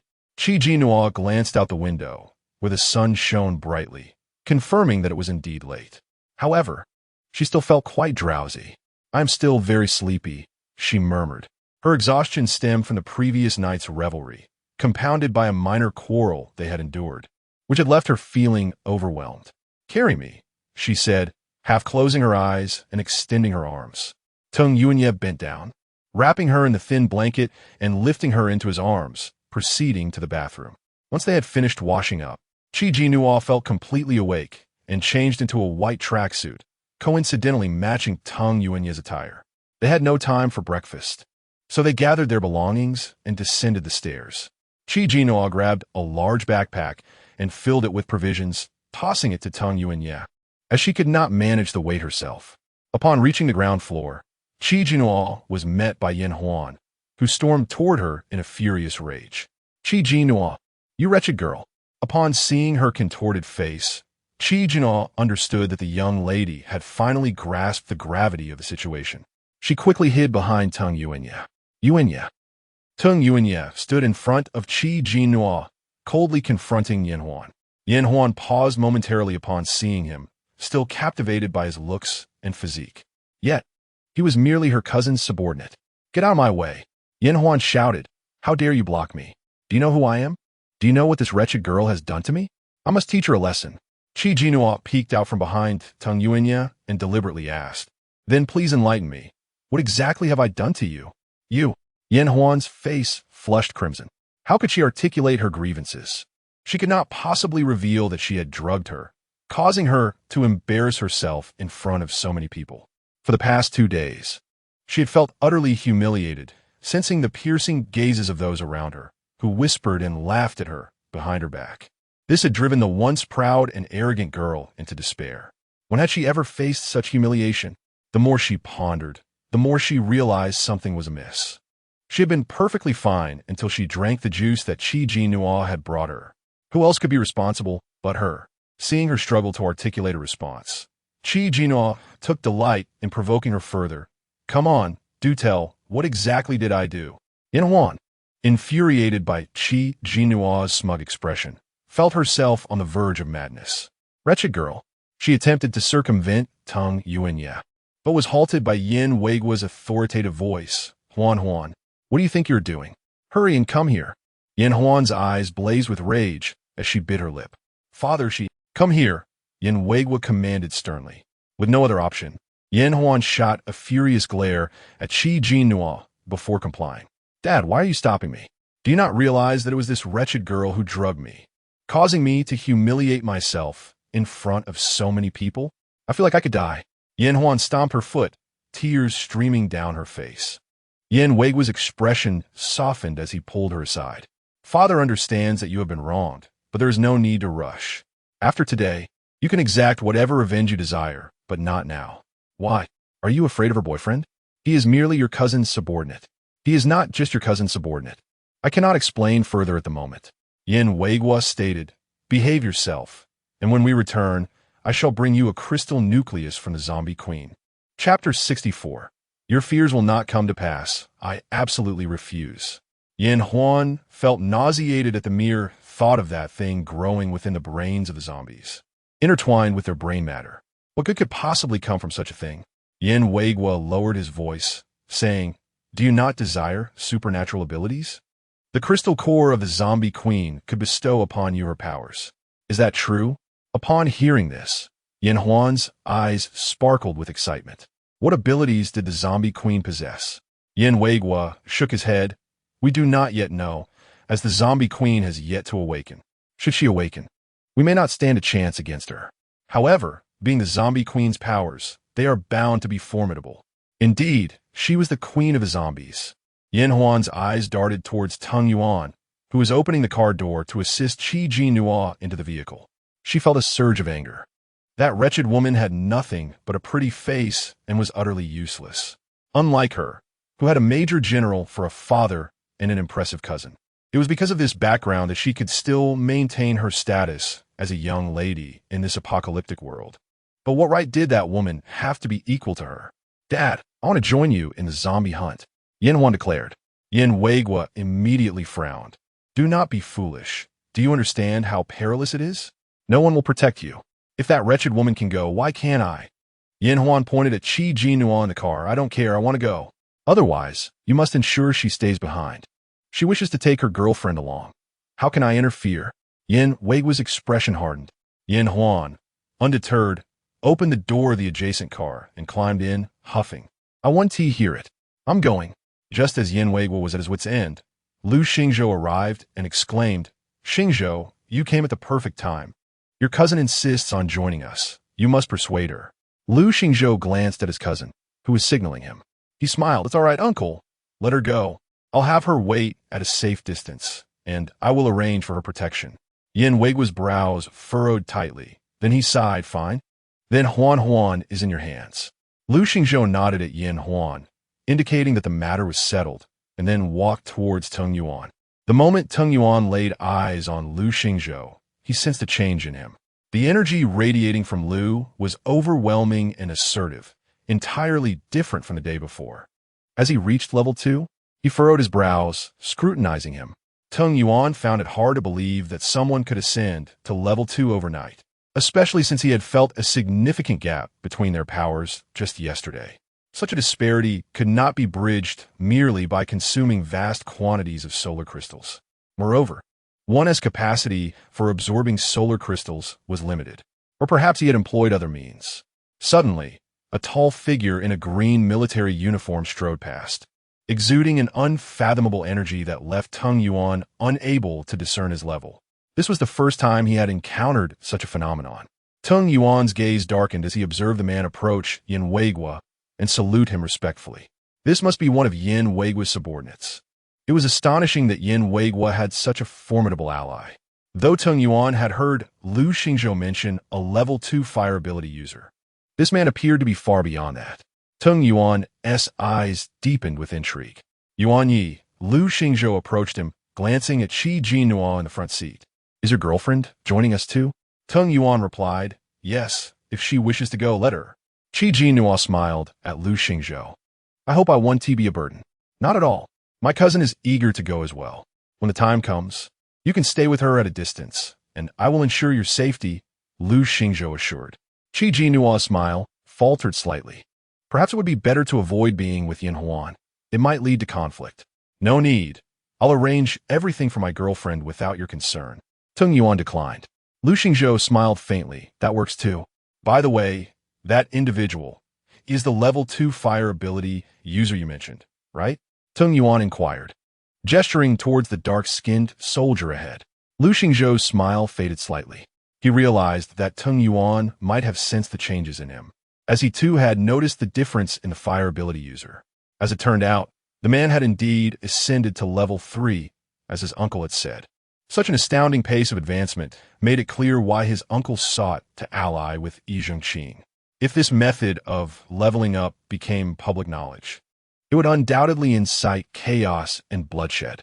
Yes, but I heard my uncle mention that he seems poised for another upgrade. I'm unsure if it has occurred yet. Lu Xingzhou said ambiguously before finding an excuse to leave. Tung Yuan remained expressionless, watching him depart. Lu Xingzhou had also reached level 2. A voice echoed in his mind. Inin, Jinnuo exclaimed. So soon? It is not a conventional upgrade path. You keep saying that it is not a conventional path. Can you enlighten me on what is unconventional about it? Jinnuo expressed genuine curiosity. She had overlooked many crucial details when she read the initial materials. I was uncertain before, but now I am certain that there is the scent of human blood on them. What do you mean? I don't understand. It implies that they are using human flesh as sustenance for their upgrades. Jinnuo felt a chill run down her spine. How is this any different from zombies? The difference lies in the fact that they do not directly consume human flesh. I suspect they extract the crystal cores from ability users to absorb for upgrades. That level 2 fire ability user, now level 3, likely followed the same upgrade path. Is Lu Xingzhou involved in this? Jinnuo was astounded. She had thought Lu Xingzhou to be a principled individual, only to discover he was willing to resort to any means necessary to achieve his goals. Be cautious. You might be caught in a trap, Inin warned. What do you mean? They may attempt to seize the zombie queen's crystal core, potentially using the male protagonist as a scapegoat. Jinnuo instinctively glanced at Tung Yuan. He certainly did not seem like a scapegoat. Anyone who dared to scheme against him would be courting death. Yet, he was only at level 2 and would struggle against so many ability users, especially with a level 3 among them. Why are you looking at me? Tung Yuan asked. Jinnuo leaned in, whispering, Remember when I found that mother zombie's crystal core? Why not absorb it now? Tung Yuan narrowed his eyes. Do you know something? Nothing, Jinnuo instinctively denied, then added somewhat guiltily. What could I know? I just worry for your safety and want you to grow stronger. Do not fret, Tung Yuan reassured her. Your fears will not come to pass. Chapter 65. The offensive Jinnuo was perplexed. Do you know what I'm worried about? Tung Yuan replied slowly. No matter what you are concerned about, it will not come to pass. Such confidence? Jinnuo was somewhat baffled. Did he possess some extraordinary means to ensure victory? Soon, the assembly was complete, and they were ready to embark. The convoy departed in a grand procession, heading towards the lair of the zombie queen. Approximately an hour later, they arrived at their destination, having encountered a few hordes of zombies along the way, which delayed their progress. The convoy halted a kilometer away from the swampy area. Jinnuo observed several soldiers nearby in a flurry, setting up a sunshade for Yan Huan and moving tables and chairs, which she found quite distasteful. Did they think they were on a picnic? Yan Huan, who initially appeared composed, transformed into a furious rooster upon seeing Jinnuo. Jinnuo braced herself, thinking Yan Huan would rush over to confront her, but to her surprise, Yan merely shot her a fierce glare before turning her gaze away. Yan Huan gritted her teeth, suppressing the anger bubbling within. Once she obtained the zombie queen's crystal core and gained her powers, she would make Jinnuo pay dearly for this slight. Anyone who dared to embarrass her would find that she would stop at nothing to ensure they suffered. Lu Xingzhou glanced at Tung Yuan, signaling him to approach. Tung Yuan instructed Jinnuo, stay put here. If you feel too hot, you may wait in the vehicle. All right, Jinnuo nodded in agreement. Tung Yuan walked over to join Lu Xingzhou, Yen Weigua, and the third-tier ability user who were already present. Lu Xingzhou unfurled a rudimentary map they had drawn after their reconnaissance that day. According to our plan, we will first dispatch a small team from the east to draw some zombies' attention, luring them to the location where we have buried explosives, then ignite them.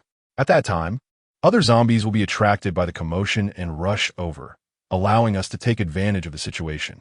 However, a portion of the zombies will remain stationed in the swamp area. The zombie queen's lair is surrounded by swamp, making it difficult for us to penetrate. Tung Yuan added, I will freeze the swamp. You will then attract another group of zombies onto the ice, and I will quickly melt the ice, causing them to plunge into the abyss of the swamp. These two strategies would at least eliminate a significant number of zombies, but it would still be far from sufficient.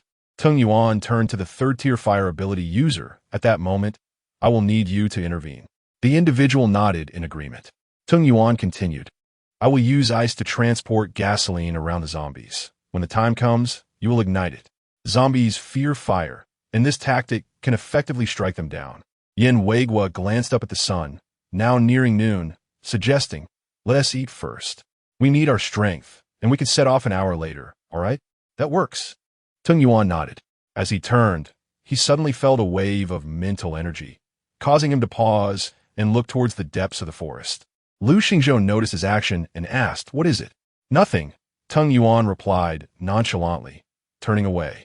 Yet, as he did so, a shadow crossed his expression. The mental energy wave he had sensed was likely from the zombie that had originally brought him here, intent on making him food for the zombie queen.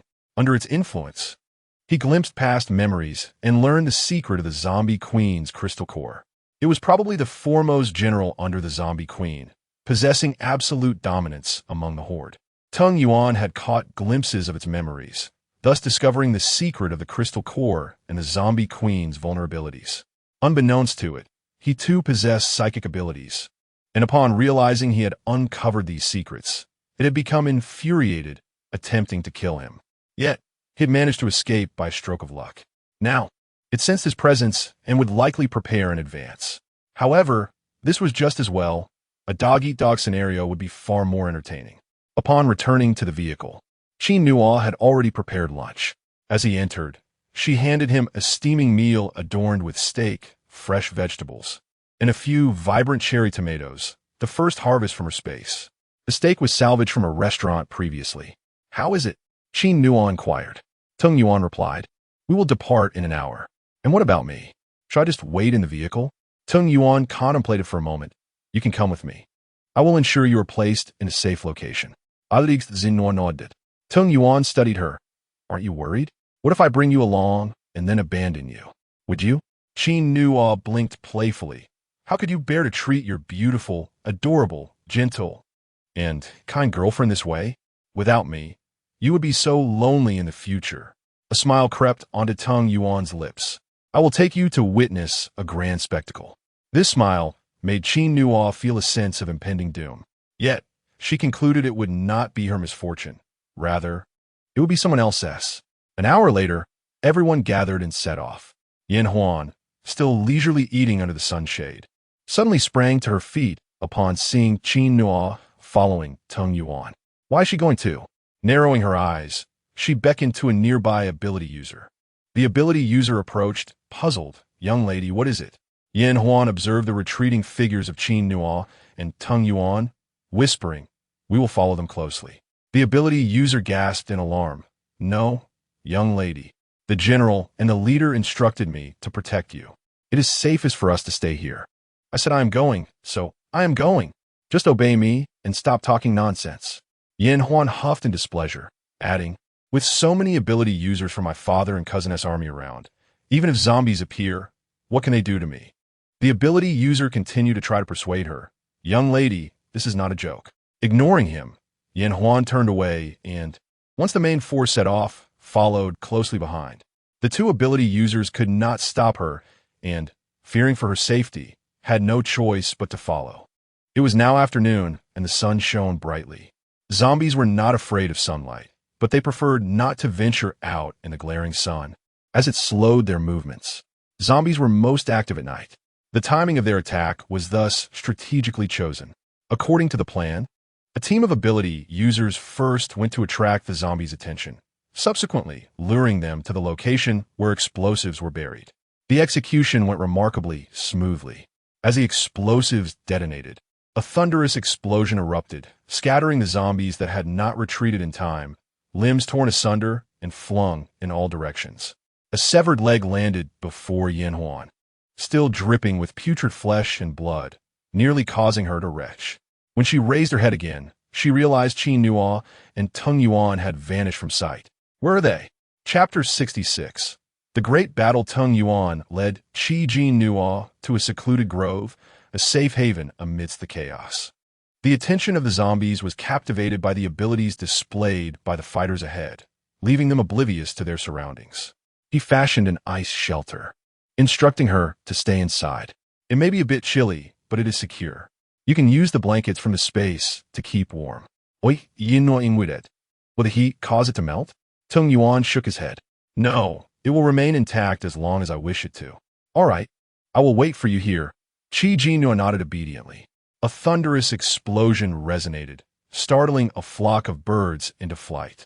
Smoke billowed into the sky, filling the air with the acrid scent of gunpowder. I must go, Tung Yuan said, averting his gaze.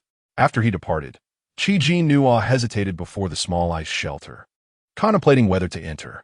It would undoubtedly be cold inside, despite its safety. Do not enter. I can sense if zombies approach, and I will inform you. My concealment can last for an hour now, a silvery voice echoed in her mind. Is that so remarkable? Have you evolved again? Indeed, the voice replied proudly. My progress is rapid. Soon, I shall possess a physical form and be able to emerge from the space. Impressive. It seems the day you can protect me outside the space is not far away. Another colossal explosion shook the forest. Jinnuo looked deeper into the woods, recalling Tung Yuan's obsession with the zombie queen's crystal core. Do you think he knows the purpose of the zombie queen's crystal core? He does. He knows? How could he know? That I cannot discern. I cannot access the male protagonist's memories or invade his mental domain. However, he must be aware, otherwise, why would he strive so fervently for that crystal core? Jinnuo pondered this, realizing it made sense. Tung Yuan was undoubtedly aware, given the importance he placed on it. Tung Yuan returned to the battlefield, where the second and third waves of zombies had been detonated, scattering them into pieces. The outer defenses of the marshland consisted of these low-level zombies, and employing explosives against them was the most efficient strategy, conserving manpower. Once the low-level zombies were dealt with, they would venture deeper into the marsh, where the zombie queen awaited her awakening in the depths. The low-level zombies inhabiting the outer rim of the marsh had no desire to cross into its depths, while the high-level zombies within possessed the means to navigate freely. Their current objective was to lure the high-level zombies towards them, utilizing the marsh to eliminate a portion of them.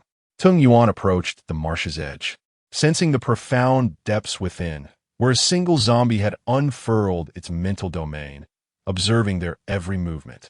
How long would it endure? Tung Yuan was genuinely curious. He summoned a chilling white light in his palm and struck the ground forcefully. The ice began to spread rapidly from beneath his hand, enveloping the entire marsh. Retrieving his hand, he frowned slightly and rose to his feet. It is done. Having initiated such an extensive freezing operation for the first time, he felt somewhat fatigued, his body slightly uncomfortable. Lu Xingzhou turned to the nearby team of ability users and nodded. They promptly set off, treading upon the icy surface as they advanced into the depths of the marsh, feigning an attack. Before long, a horde of high-level zombies bellowed forth, a massive fireball hurtling towards the team. Just as it was about to reach them, a metallic wall swiftly rose, intercepting the fireball's assault. The ability users seized the opportunity to retreat. The metallic barrier vanished, and the zombies surged forward. Simultaneously, spheres of lightning, fire, and water rained down upon them. Tung Yuan stood at the marsh's edge, gazing at the enraged high-level zombies, a sinister smile curling at the corners of his lips. Other ability users engaged in combat with the zombies. A Tier 3 fire ability user hurled a gigantic fireball, obliterating a cluster of zombies. However, the bodies of these high-level zombies were not as fragile as their low-level counterparts. As long as the crystal cores in their brains remained, they could continue to fight, akin to an undead legion. After casting a lightning sphere, Lu Xingzhou turned to Tung Yuan and shouted, "Withdraw the ice surface." "What are you waiting for?" Yet, Tung Yuan remained unmoving, his cold gaze fixed on the high-level zombies charging across the ice. What was he waiting for? Naturally, he was anticipating the spectacle of the clam and the snipe contending, allowing the fishermen to reap the benefits. Yin Weigua immediately sensed Tung Yuan's intentions, his face paling. He bellowed, "He won't withdraw the ice. He intends for us to engage the zombies while he retrieves the zombie queen's crystal core." "What?" Lu Xingzhou gritted his teeth, staring at Tung Yuan. However, an advanced zombie launched an attack at him, forcing him to engage in battle, leaving him no energy to spare. The other ability users also found themselves embroiled in combat with the zombies, leaving no one to attend to Tung Yuan. "Kid, you have quite the appetite at such a young age. Aren't you afraid of bursting?" Yin Weigua glared coldly at Tung Yuan. "You've been plotting this from the very beginning, haven't you?" Tung Yuan replied coolly, "I initially intended to collaborate sincerely, but you broke your promise first. Do not blame me." "You know," Yin Weigua's complexion shifted. "Did that kid eavesdrop outside?" "Impossible. His men were stationed all around. How could he have overheard?" Tung Yuan's lips curled into a mocking smile. "Since you lack benevolence, do not blame me for being unkind." Scoundrel. After living for so long, it was the first time he had been outmaneuvered in such a manner. Yin Weigua furiously drew his sidearm and fired several shots at Tung Yuan. An ice wall rapidly rose before Tung Yuan, its strength so formidable that even bullets could not penetrate. As the ice barrier dissipated, Tung Yuan, with a smirk that danced on the edge of mockery, remarked, "You may enjoy your little game with the zombies. I shall take my leave." However, just as he stepped forward, a fireball hurtled towards him. His expression darkened as he swiftly dodged. The fireball left a deep crater in its wake, still smoldering. He furrowed his brow, fixing his gaze on the dark-skinned man ahead, who held a massive fireball in his hand, coldly declaring, "If you wish to leave, you must first pass through me. Did you think I was unprepared? Too naive, boy. You are but a Tier 2 ability user, an ice type at that, utterly vulnerable to fire, and he is a tier above you. Today, this shall be your grave." The fireball sped toward him with alarming velocity, and Tung Yuan launched an ice sphere in response. However, at the moment of collision, the fireball effortlessly shattered the ice sphere, surging toward Tung Yuan. Chapter 67. The true form of the zombie Queen Tingyuan had no time to evade as a wall of ice rapidly ascended, only to be shattered in an instant by a fiery orb. The explosion from the fireball inflicted injuries upon him, causing him to stagger back several paces. Coupled with the recent exertion of a large-scale freezing maneuver, he found himself somewhat overwhelmed. The disparity between a level 2 and a level 3 ability user was indeed substantial. Tung Yuan furrowed his brow, recognizing the precariousness of the situation. His gaze drifted towards the depths of the swamp. What was the high-level psychic zombie waiting for? The sounds of battle grew increasingly tumultuous. Jinnuo observed the smoky horizon, her brow knitted in concern, uncertain of the current state of the conflict. It boded ill. The protagonist intended to incite the ability army of Yin Weigua into combat with the zombies, while he sought to acquire the zombie queen's core. Yet, he was currently entangled with a level 3 fire ability user. Anxiety gripped Jinnuo. How could she, a level 2, contend against a level 3? Was she destined to perish here? No, the protagonist would not meet his end, though he might be unable to extricate himself for the time being. Jinnuo bit her lip, remaining silent. You could sneak in and pilfer the zombie queen's core. Me? Jinnuo paused, quickly retorting, don't jest. You want me, a person without abilities, to steal the zombie queen's core? It seems you wish for my demise. Am I not here? I can conceal your presence for an hour. Surely you could manage to steal it. To her surprise, Jinnuo felt a flicker of temptation. After a brief hesitation, she thought of her inability to contend with the zombie queen. The queen remained dormant, still in slumber. Even you could handle her. What a splendid opportunity. Missing it would be a pity. Should she seize it? After all, she had been successful in her last endeavor. Jinnuo rubbed her arms, feeling the goosebumps rise. Speak properly, what are you saying? It's utterly nauseating. Urge, go. Go. Jinnuo could no longer tolerate it. Quickly shroud my presence, but if I simply walk over there, they surely won't allow it. While the zombies cannot sense me, those ability users will see me. I know a small path. You can circumvent the swamp and reach the depths where the zombie queen slumbers. All right, contemplating the allure of the zombie queen's core. The temptation was too great. She decided to throw caution to the wind. She retrieved a Tang Dao from her space and, following Yin Yin's guidance, set off in search of the small path leading deeper into the swamp. Yin Huan noticed Jinnuo wielding a long knife and heading in another direction. With a cold snort, she remarked, I knew this wretched girl would not be content. Come, let's follow and see what she intends to do. An ability user attempted to intervene, Mississippi. However, upon receiving a glare from Yin Huan, he immediately fell silent. The so-called small path was a shadowy creekside. A narrow stream meandered into the darkness, rendering visibility nearly non-existent. Jinnuo shivered. This is a bit too terrifying. What are you afraid of? Your presence is concealed. The zombies will not detect you. I know, but I will still be afraid. In comparison to the zombie queen's core, this fear seemed trivial. Hurry. While they are preoccupied with battle, the opportunity is fleeting. Taking a deep breath, Jinnuo steeled herself. She gritted her teeth and ventured forth with her knife.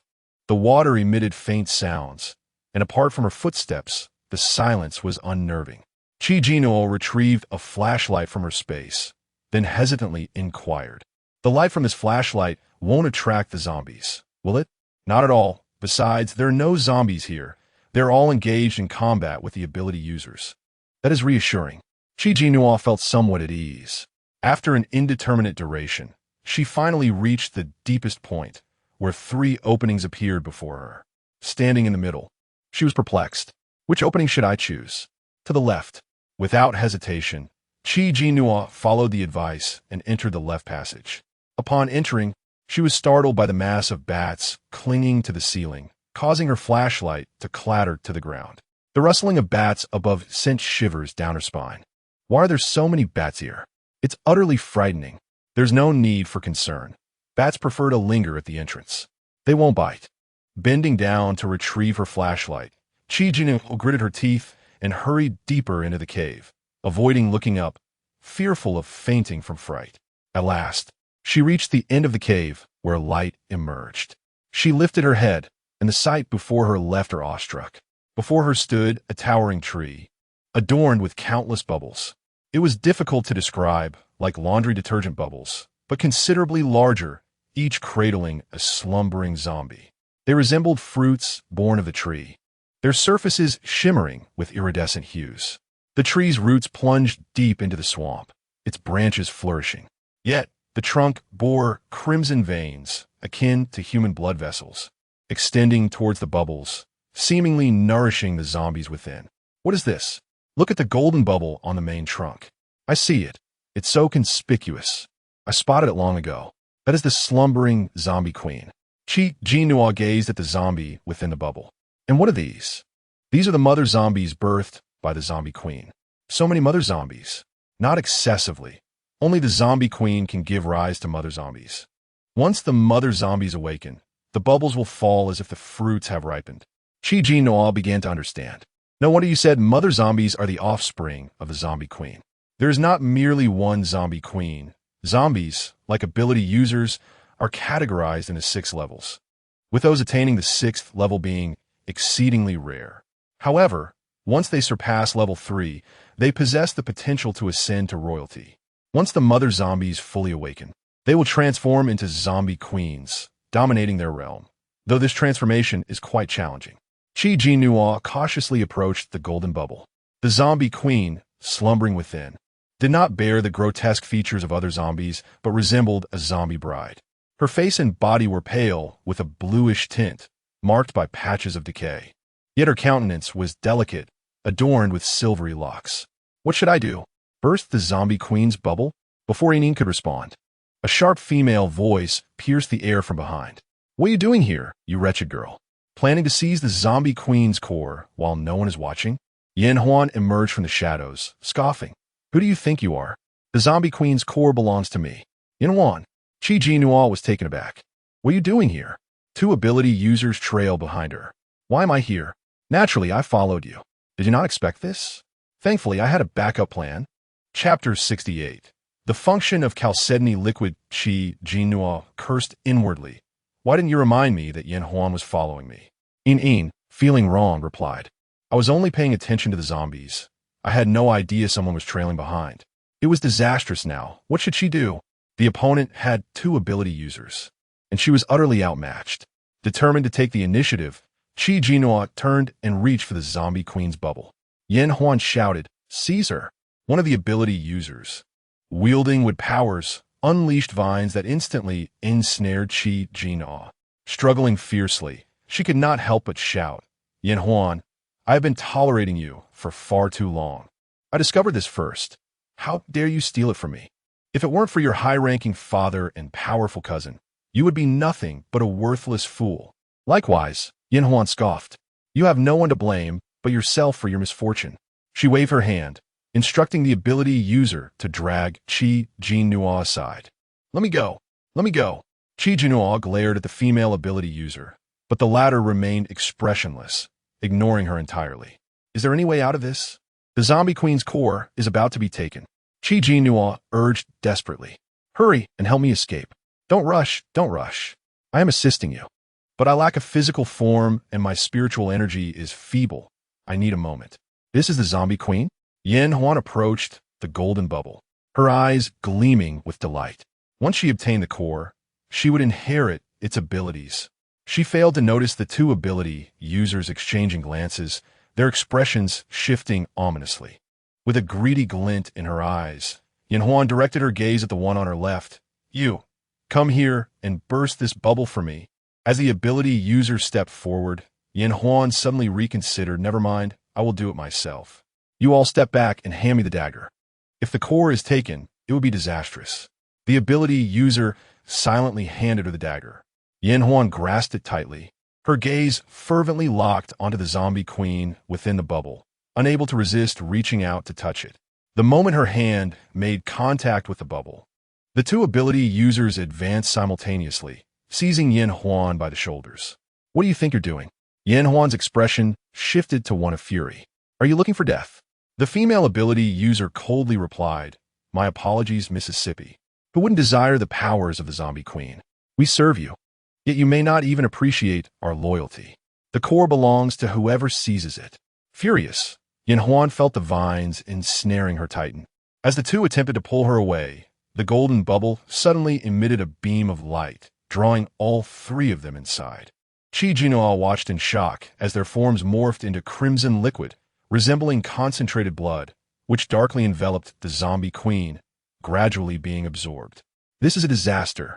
They have become nourishment for the zombie queen. She is about to awaken. What? Then I am doomed. Hurry and release me from this vine. Jinnuo pleaded anxiously. A resounding crash echoed across the sky. Tung Yuan emerged from the swirling smoke, a fireball hurtling toward him. He swiftly manipulated the nearby zombies with his mental powers to shield himself. The fireball obliterated the zombie corpses, forcing Tung Yuan to stagger back, a trickle of blood seeping from the corner of his mouth. The level 3 fire ability user, clutching the fireball, sneered, "It seems you are at your limit." A level 2 ability user cannot contend with a level 3. You know the disparity better than anyone. Wiping the blood from his mouth, Tung Yuan felt utterly drained. This opponent was tenacious. Using 2 abilities simultaneously drained his energy rapidly, and he faintly sensed he might not hold out much longer. What was that mental zombie waiting for? Tung Yuan frowned, glancing toward the depths of the swamp. Suddenly, a fireball surged toward him, knocking him over. He landed on the ground, smoke billowing from his charred clothing. His skin burned. Gritting his teeth, he bore the pain. The fire ability user looked down at him. "Since the beginning, you have frequently gazed toward the swamp. I am curious. What do you see?" Tung Yuan glared coldly, remaining silent. "Choose not to speak. Very well. Then you shall perish here." His expression darkened as he conjured a larger fireball. A lightning ball suddenly hurtled toward him. He swiftly dodged, astonished. "Young Master Lu, what are you doing?" Lu Xingzhou's eyes were hollow, silent as he swiftly launched another lightning ball. The fire ability user, enraged, retaliated with a fireball, resulting in a tremendous clash. The shockwave knocked Lu Xingzhou to the ground, but he quickly rose, continuing to fight. A water ball appeared above the fire ability user's head. Startled, he looked up just as the water ball burst. Coincidentally, the lightning ball struck at the same moment, overwhelming him with its dual force and leaving him writhing on the ground. As several more lightning and water balls rained down, he gritted his teeth, swiftly rising to evade, shattering them with fireballs. "Are you all insane?" he bellowed, only to discover that the ability users initially battling the zombies had turned on one another. Some of the injured ability users were devoured by zombies, swallowed whole. Numerous ability users attacked him simultaneously. Caught off guard, he could only dodge desperately. Tung Yuan leaned against a tree, exhaling in relief. At last, he could make his move. Yet, in his current state, he might not stand a chance against that advanced zombie. How could he avoid it and obtain the zombie queen's core? Tung Yuan furrowed his brows. "Hurry, hurry, hurry!" Jinnuo was nearly beside herself, while Yin, the useless one, dawdled. "Don't rush me. I'm almost there." At last, Jinnuo felt the vines loosen around her, allowing her to break free and dash away. "Don't run. Don't run. You haven't secured the zombie queen's core. Are you foolish? She's about to awaken. How can I still grab it? She hasn't fully awakened yet. Quickly, while she is still in slumber, take a drop of chalcedony liquid and mix it with the spiritual spring water to splash on her." What effect does that have? The chalcedony liquid is the purest of liquids, and the spiritual spring water has purifying properties. It can inflict severe damage on the zombie queen's body, which is rife with impurities. The chalcedony liquid has such a function. Jinnuo was astonished that the chalcedony liquid she had gathered over the past few days would serve a purpose here. She hurriedly retrieved a bucket from her space, filled it halfway with spiritual spring water, added a drop of chalcedony liquid, and splashed it directly onto the zombie queen. Chapter 69. The crystal core in hand, the bubble burst instantaneously, and the spirit spring water cascaded onto the zombie queen, hissing and emitting smoke. Jinnuo seemed to hear a piercing scream. Discarding the bucket, she seized a nearby Tang Dao and swung it toward the zombie queen's head. Yet, the creature's body was as unyielding as steel. Her strike inflicted no harm whatsoever. "There's a sword in the spatial realm. Use that." In the blink of an eye, a sword encrusted with rubies appeared in her grasp. The scabbard was intricately carved with rippling water patterns, reminiscent of the jade pendant she possessed. This sword evoked a sense of déjà vu, as though she had encountered it before, though the memory eluded her. A tremor stirred deep within her soul. Suddenly, the zombie queen opened her eyes. Startled, Jinnuo quickly unsheathed the sword and struck down. In an instant, the head of the zombie queen rolled onto the ground. The zombies controlling the psychics in the battlefield sensed something amiss. They emitted a furious roar and turned to flee deeper into the swamp. Tung Yuan furrowed his brow. The haste in returning to the depths of the swamp hinted at something grave concerning the zombie queen. Jinnuo, with the sword's tip, pried out a large, red diamond crystal core, its color as vivid as fresh blood and its luster unparalleled, far surpassing any gem in existence. She hastily stored the crystal core in her spatial realm and prepared to retreat when an enraged roar pierced the air. A red-eyed zombie charged toward her.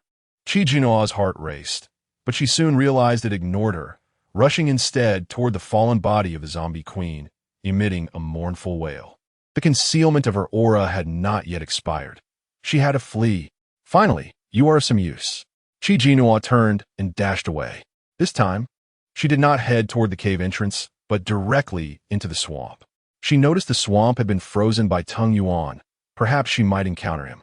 With the crystal core in hand, there was no reason to linger, and she intended to escape together with him.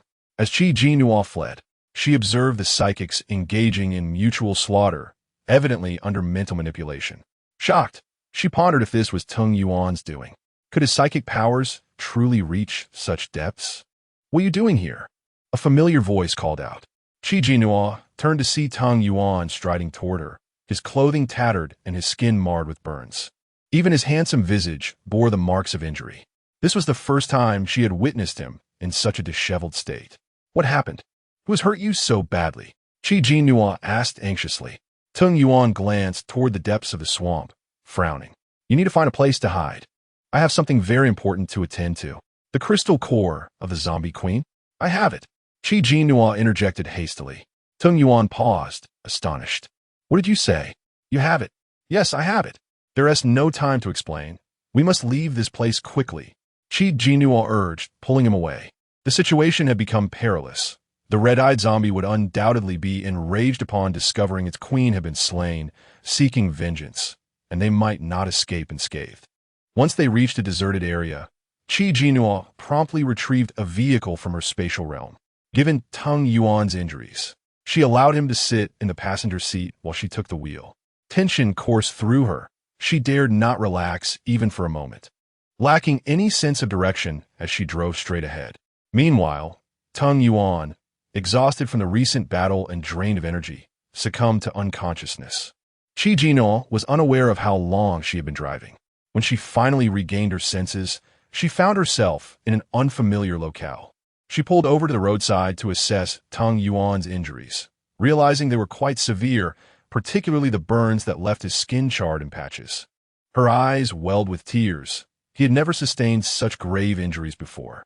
Remembering that the jade liquid had healing properties, she extracted 3 drops from her spatial realm and administered them to him, then produced ointment to treat his wounds. Some injuries were in concealed areas, necessitating her to use scissors to cut away his clothing. After applying the medication, she bandaged his wounds, drenched in sweat from the effort. As the sun began to set, signaling the onset of night when zombies would become more active, she needed to find a safe haven to await Tung Yuan's awakening. Jinnuo continued driving, but the surroundings were desolate, devoid of any residential areas, causing her anxiety to mount. Suddenly, Tung Yuan stirred awake. "You're awake? That's wonderful. I thought you would take a long time to regain consciousness." Seeing him alert lifted Jinnuo's spirits. Tung Yuan glanced at the bandages adorning his body, recognizing her handiwork, and then looked out the window. "Where are we headed?" "I don't know. I didn't check the map and can't discern the direction." Jinnuo replied, on the verge of tears. "I just wanted to escape that place, so I kept driving forward. It's all right. Fleeing that place was the right decision." Tung Yuan recalled the frenzied, psychic zombie, his gaze darkening. Those left behind would be in grave peril, becoming the targets of that zombie's wrath. After driving for some time, they finally spotted a villa area. The sun had set, and the last vestiges of twilight were fading. They selected an uninhabited villa to take shelter. The villa was locked, likely long abandoned, but Tung Yuan fashioned a key from ice and opened the door. Upon entering, Jinnuo felt the tension in her body dissipate completely, collapsing onto the sofa in exhaustion. Tung Yuan glanced at her and slowly said, "Shouldn't you explain the matter of the zombie queen's crystal core?" Jinnuo opened her eyes, sitting upright with a start. "Well, I was bored alone and stumbled upon a secret passage. My curiosity got the better of me, and I decided to have a look." "Curiosity?" Tung Yuan regarded her with a bemused expression. "You're terrified of zombies and lack powers. How did you dare venture in?" "All right, it was actually Yin Huan." Jinnuo feigned exasperation. "She discovered me, and with her accompanying psychics, she forced me to go with her. She retrieved the glimmering crystal core of the zombie queen from her spatial realm. Here it is. It was initially meant for Yin Huan, but she was too reckless. And after touching the bubble, she, along with her two psychic companions, became food for the zombie queen." "Bubbles?" Jinnuo promptly recounted the scene with the tree and the bubbles to Tung Yuan, emphasizing how Yin Huan had pushed her to seek the crystal core, only to meet her demise, leaving the core to her. Tung Yuan remarked, "So, you mean Yin Huan is dead?" Chapter 70. The crystal core is for her. It was utterly devastating. Jinnuo remarked that the moment the three of them were engulfed by the zombie queen's bubble, they were instantly reduced to a pool of blood. That scene remained etched in her memory. It was more exaggerated than juicing. Not even a trace of residue was left, as their bodies transformed into blood in an instant, without a scream escaping their lips. It was truly perilous. Had it not been for Yin Huan binding her with psychic energy, she might have been the one turned to blood. Tung Yuan also gazed down at the zombie queen's crystal core. With Yin Huan gone, would Lu Xingzhou and her father seek revenge? Jinnuo felt a twinge of anxiety. Tung Yuan replied nonchalantly, "Whether they can leave alive is uncertain. Even if they do manage to survive, I'm not afraid of them." He extended the crystal core in his hand towards her. "Give it a try. See if you can absorb this core." Jinnuo was taken aback. "Is this core for me? Who else would it be for?" Tung Yuan raised an eyebrow. "I already possess two abilities. Do you think I need it?" Jinnuo stared at him in astonishment before exclaiming and throwing her arms around him. "How can you be so kind? I thought you wanted to keep the zombie queen's crystal core for yourself, but it turns out you intended it for me from the very beginning."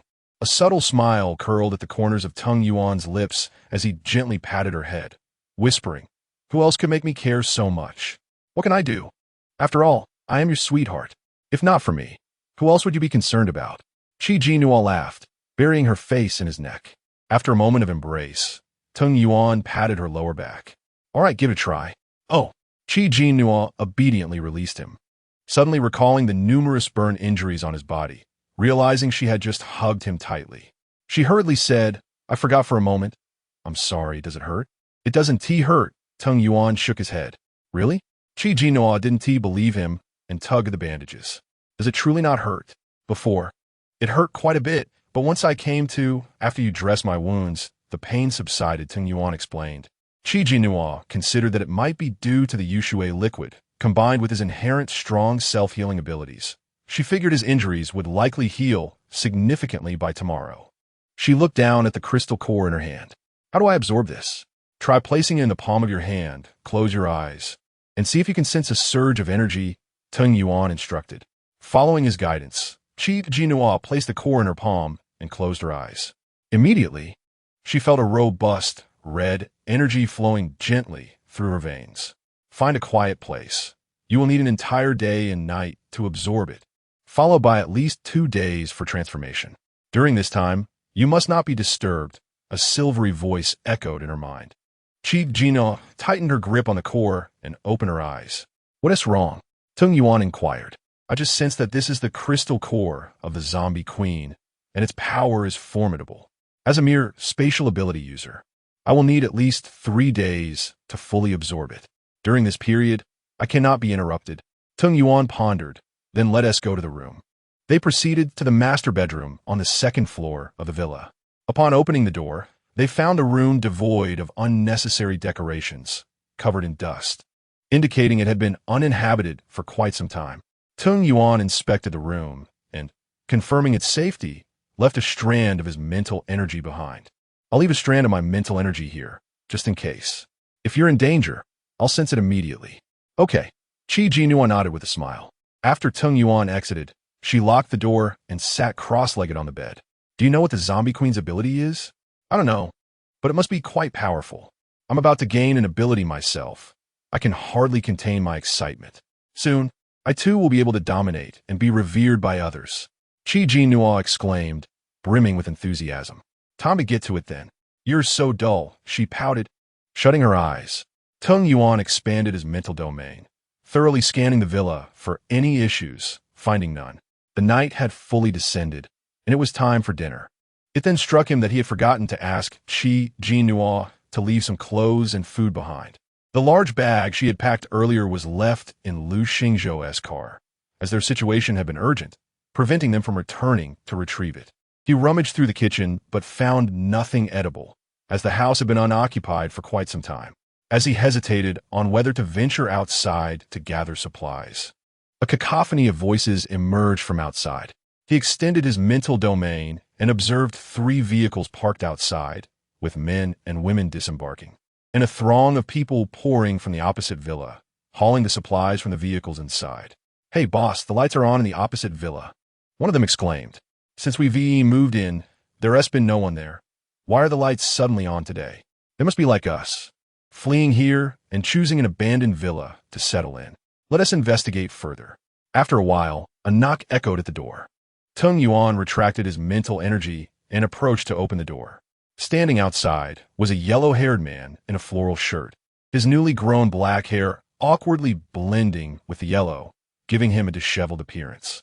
He stood unsteadily, appearing rather shabby, and at a height of barely 7 meters. He was dwarfed by Tung Yuan, who stood nearly 9 meters tall. The yellow-haired man stared blankly at Tung Yuan, instinctively sensing that he was not to be trifled with, and took a few steps back, turning to the man beside him. Boss. The man, despite his business attire, exuded a rogue-like aura that clashed with his outfit. He scrutinized Tung Yuan with a composed demeanor, then smiled. Brother just moved in? Tung Yuan nodded. Is there something you need? The man subtly glanced inside, asking, is it just you? Tung Yuan did not answer, simply reiterating, what do you need? Oh, nothing. Just a casual inquiry. The man smiled. You're busy, don't mind me. If you have time, come over for a visit. We're just across the street. Before he could finish, Tung Yuan had already closed the door. The yellow-haired man hurried back to his companion. Boss, why did you waste time talking to him? We could have barged in just now. Easier said than done. Do you dare? The man retorted brusquely. That guy doesn't look easy to deal with. But he is alone. What is there to fear? The man squinted. Who knows? Let us observe for a couple of days first. They turned back toward their villa. Tung Yuan remained vigilant, monitoring the commotion outside. Upon seeing them return, he once again expanded his mental domain to investigate the situation in the opposite villa. Chapter 71. The clash of 2 factions. Across from him stood approximately 50 individuals, half of whom were endowed with extraordinary abilities. Among them, men outnumbered women. Excluding the gifted, there were 12 women without abilities, with the remainder being men. All were mere novices in their powers, posing no significant threat to him. Tung Yuan had also released his mental domain, choosing not to linger on them any longer. However, for the sake of caution, he opted not to retire to his room that night, instead resting on the sofa. In the dead of night, he was abruptly awakened by a cacophony of lewdness. Since his powers had ascended to level 2, his senses had sharpened considerably, allowing him to hear the sounds from next door with crystal clarity, moans of pleasure mixed with taunts and curses. Furrowing his brow, Tung Yuan promptly muted his hearing. An hour later, he lifted the barrier, only to find the commotion still ongoing. After another 2 hours, silence finally enveloped the air, at which point he could close his eyes. Morning sunlight streamed onto the floor, its glaring reflection forcing Tung Yuan to awaken once more. To his dismay, the raucous sounds from next door resumed, though they swiftly concluded this time. He rummaged through the villa for disposable toiletries, freshened up, and unwrapped his bandages, discovering that his wounds had healed. After a quick shower, he donned some old clothes belonging to the villa's owner. They were slightly short, but he could make do. He sensed the mental threads left in Jinnuo's room, noting that there was no activity. This villa community appeared to be relatively secure, equipped with its own power generation system. While the surrounding areas were plunged into darkness, this place remained illuminated, sealing the doors and windows of Jinnuo's room with ice. He exited the villa. As he stepped outside, he encountered the man in business attire from the previous night, accompanied by the yellow-haired fellow who had knocked on his door, along with a woman clad in leather, clearly another gifted individual. Tung Yuan exchanged glances with them, but said nothing as he walked away. "Wait." The woman suddenly intercepted him. Her interest piqued. "You must be the one who moved in across the way, right? Are you alone? Do you possess abilities? Would you be interested in joining our team?" Tung Yuan replied coolly, "Step aside." Yet, the woman seemed oblivious to his words, smiling as she approached him. "Don't be so aloof. Think about it." Our team, as her hand reached for his shoulder, Tung Yuan stepped back, evading her touch. The woman paused, nonchalantly retracting her hand, and continued to smile. "You seem like a handsome loner. It's quite difficult to survive in this apocalypse without a team. Consider it." Tung Yuan circumvented her and walked away. The woman, likely unused to being so outrightly dismissed, appeared slightly vexed. The yellow-haired man chuckled, realizing that even their ever-charming Yin Jia could be ignored. An unusual spectacle, indeed. "Watch your mouth." The woman shot a threatening glance at him. "Say another word, and I'll feed you to the zombies." The yellow-haired man scoffed, muttering a curse under his breath. The man in business attire interjected, "Enough of this idle chatter. We Haven Tea finished collecting last night as supplies. We need to hurry, or someone else will take them. That high-level zombie from last night should have left by now." With that, they ceased their banter and piled into their vehicle. Tung Yuan drove around the neighborhood, eventually locating a supermarket. Upon entering, however, he found it utterly barren. The supplies had long been scavenged by other survivors. He continued his search in the hopes of finding something better.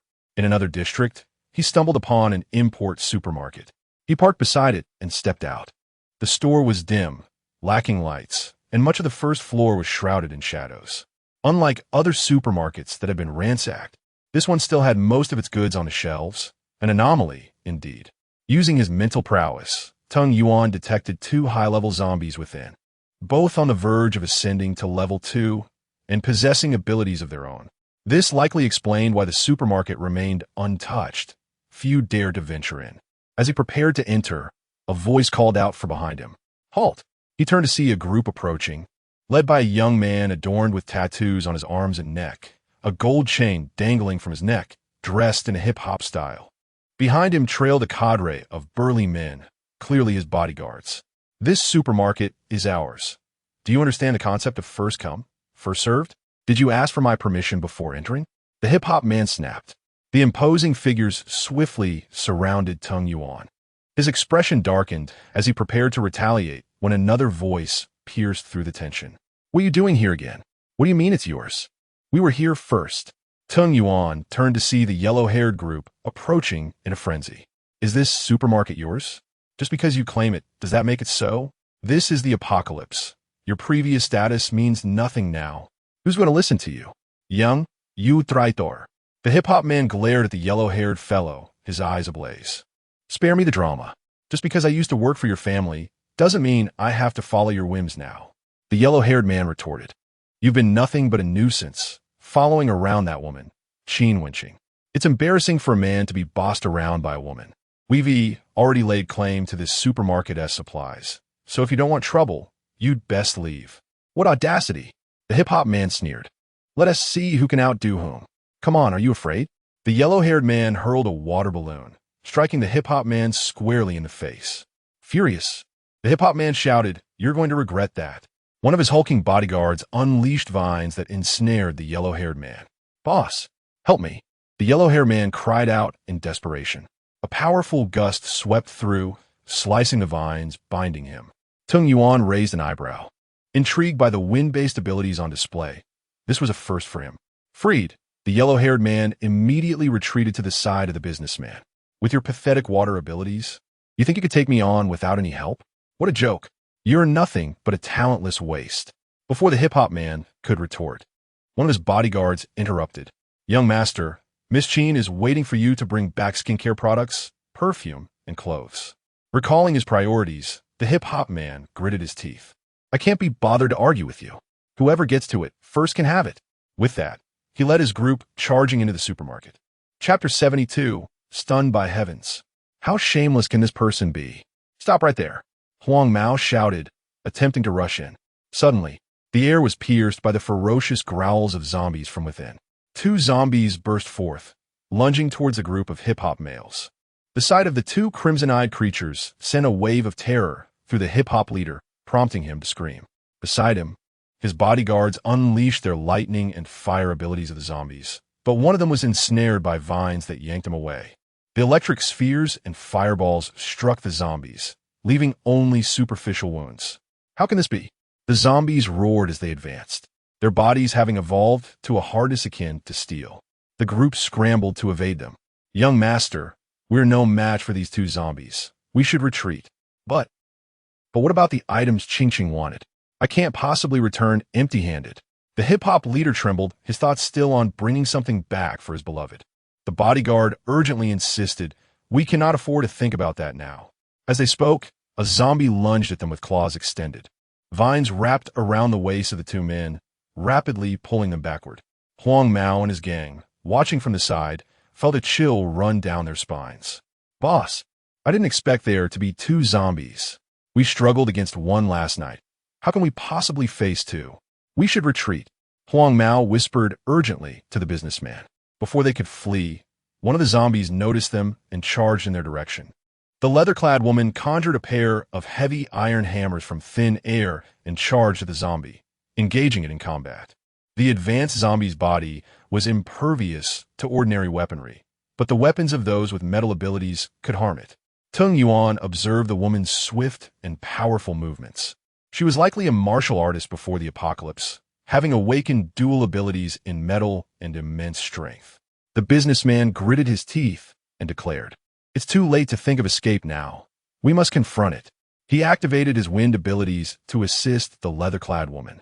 Seeing both groups locked in a fierce struggle against the zombies, Tung Yuan turned and entered the supermarket. The hip-hop leader, noticing this, shouted in frustration, you stop right there. You cannot go in. How could they be battling zombies while he let some unknown person take advantage of the chaos? He was desperate to rush over, but a zombie snarled in his direction, causing him to retreat hastily. Inside the supermarket, Tung Yuan grabbed a large bag and strolled leisurely down the aisles, collecting instant noodles, canned goods, and various condiments. Most fruits and vegetables were rotten, yet he still found some edible items, filling his bag to the brim. When he emerged, dragging the hefty sack, he noticed the two groups were tiring and the zombies were gaining the upper hand. One zombie slashed at Huang Mao's chest, leaving 3 deep gashes that tore through his clothing. Pale and terrified, he screamed, I've been scratched by a zombie. I can't possibly turn into one, can I? The leather-clad woman swung her hammer at the zombie, but it was futile. The creature kicked her away and lunged again. She fell to the ground but quickly fashioned a metal shield to block the zombie's assault before scrambling back to her feet. Damn it, these zombies are truly difficult to deal with. The businessman cursed. Meanwhile, Tung Yuan had opened his car door and shoved the bag of supplies into the back seat. Huang Mao rushed over, grabbing Tung Yuan's arm. You can't leave. You can't turn a blind eye to our plight. Why should we fight the zombies to the death only for you to benefit? Tung Yuan's eyes darkened. Let go. Huang Mao, desperate, exclaimed, if we die together. He clung tightly to Tung Yuan, refusing to release his grip. Just as Tung Yuan was about to shake him off, a zombie suddenly lunged at him. Its maw opened wide, sharp claws poised to strike, exhibiting remarkable agility as it leaped at him. In that critical moment, snowflakes swirled through the air, and the zombie was instantly frozen in mid-leap, transforming into an icy statue. The onlookers stood dumbfounded, unable to comprehend the sudden turn of events as the frozen zombie shattered upon hitting the ground, revealing a translucent moon crystal that rolled out. Tung Yuan swiftly kicked Huang Mao aside, bent down to retrieve the moon crystal, and pocketed it. Both the businessman and the hip-hop leader were utterly astonished. What had just transpired? Was it the man's doing? What had he done? The second zombie, enraged by the demise of its companion, charged at Tung Yuan. A flash of white light illuminated Tung Yuan's eyes, and the second zombie met the same fate as the first, becoming an ice sculpture before crumbling to the ground. Another moon crystal rolled to Tung Yuan's feet, which he promptly picked up. By heavens! The hip-hop leader exclaimed, "What kind of ability is that? Is it ice powers?" Tung Yuan ignored him, turning to open the car door. "Brother." The hip-hop leader rushed over, placing a hand on Tung Yuan's shoulder. "Do you have a team? Would you consider joining mine? My family runs a bodyguard company. Although my father and brother manage it, I can still have a say. If you join us, I'll make you the captain." Tung Yuan replied coldly, "Not interested. Let go. Think about it. If you have family or friends, they can join too. My family is large. We won't let you down." The hip-hop leader persisted. Huang Mao stepped forward, pulling the hip-hop leader away. "Who do you think you are to recruit? We've known each other since last night. If anyone is joining, it should be us, not you. Going with you means being bossed around by that woman wenching. What does it matter to you? Get lost." Tung Yuan, uninterested in their squabble, got into his car and drove away. The hip-hop leader fumed. "Don't go. Give me a definitive answer. Where do you live?" However, the vehicle quickly vanished from sight, leaving only exhaust fumes in its wake. The businessman snapped back to reality and, realizing the zombies had been dealt with, urged quickly, "Let us go in and gather supplies." Huang Mao, hearing this, also regained his focus and rushed inside the supermarket with his bodyguards. Tung Yuan returned to the villa, using his mental energy to ensure no one had intruded. He then brewed a pot of water in the kitchen, prepared instant noodles, and opened a can. After satisfying his hunger, he checked on Jinnuo's room, finding it still silent. He reclined on the sofa, eyes closed in meditation, when he heard a commotion outside. The group from earlier had returned. Soon after, a loud knocking echoed at the door. Initially, Tung Yuan chose to ignore it, but the knocking grew increasingly insistent, accompanied by shouts from outside. Unable to tolerate it any longer, he hurled several ice arrows out the door. The arrows grazed Huang Mao's face and embedded themselves in the wall, leaving him frozen in place with fear. Chapter 73. The Enigmatic Bubble's Boss. Huang Mao trembled as he glanced at the businessman. The businessman furrowed his brow, contemplating for a while before finally saying, "Let us return for now." Upon arriving back at the villa, the businessman found himself deep in thought. What must we do to persuade him to join us? The others remained silent. "Boss, from my perspective, he appears disinterested in joining our ranks." "Indeed," Huang Mao chimed in. "He is so formidable that he alone is equivalent to our entire team. What reason would he have to join us, unless—" The businessman inquired, "Unless what?" Huang Mao shrank back. "Unless you, boss, were to—" "Are you seeking death?" The businessman feigned a strike, causing Huang Mao to hastily evade. With narrowed eyes, the businessman remained obstinate. "I must devise another strategy. We cannot let such a powerful warrior slip through our fingers." For the next 2 days, Tung Yuan did not venture outside. He disregarded those who came seeking him, and, when sufficiently annoyed, he unleashed a few ice arrows, silencing the outside world. In the confines of the room, Jinnuo finally opened her eyes. She sensed a powerful force coiling within her dantian and meridians. It felt as though her dantian was a reservoir of energy, the source of vitality coursing through her body. It was said that a second-tier ability user possessed a core akin to that of a zombie. Had she developed such a core? "What do you think?" A silvery voice echoed in her mind. "I feel an overwhelming energy within me. I feel invincible." Jinnuo could not contain her excitement. "Try it out and discover the nature of your ability." Jinnuo immediately focused her mind, and after a moment, a bubble suddenly formed at her fingertips. "What's this?" "Wondered aloud." "I have no idea," came the reply. "Why a bubble?" Jinnuo was perplexed. Surely the zombie queen's ability could not be so trivial. She attempted again, producing another bubble, and fell into silence. Could it be that the zombie queen's powers were bubble-related due to her origin? As the two bubbles floated in the air, they collided and shattered, unleashing a rain of droplets, followed by a flash of lightning. The rain electrical reaction triggered an explosion that obliterated the bedside table, causing Jinnuo to hastily retreat. Downstairs, Tung Yuan heard the commotion and rushed upstairs, kicking the door open. What happened? Jinnuo turned to him, tears brimming in her eyes, pointing at the shattered remnants of the bedside table. Look. Tung Yuan's expression darkened. He had not anticipated that a spiritual thread left behind would fail to alert him of an intrusion. Before he could finish his thought, Jinnuo excitedly embraced him. It's me. It's my ability, she babbled, overwhelmed with joy. I can't believe I've become this powerful. I'm amazing. From now on, I will protect you. It took Tung Yuan a moment to process her words before he chuckled. You protecting me? I can protect you. Look, she immediately conjured two distinct bubbles, one containing water and the other lightning. As the two bubbles collided, a thunderclap resonated, leaving a crater in the ground. Tung Yuan was astonished. This bubble possesses two forms? Perhaps even more, Jinnuo declared, blowing a kiss, and as her hand left her lips, a pink bubble emerged.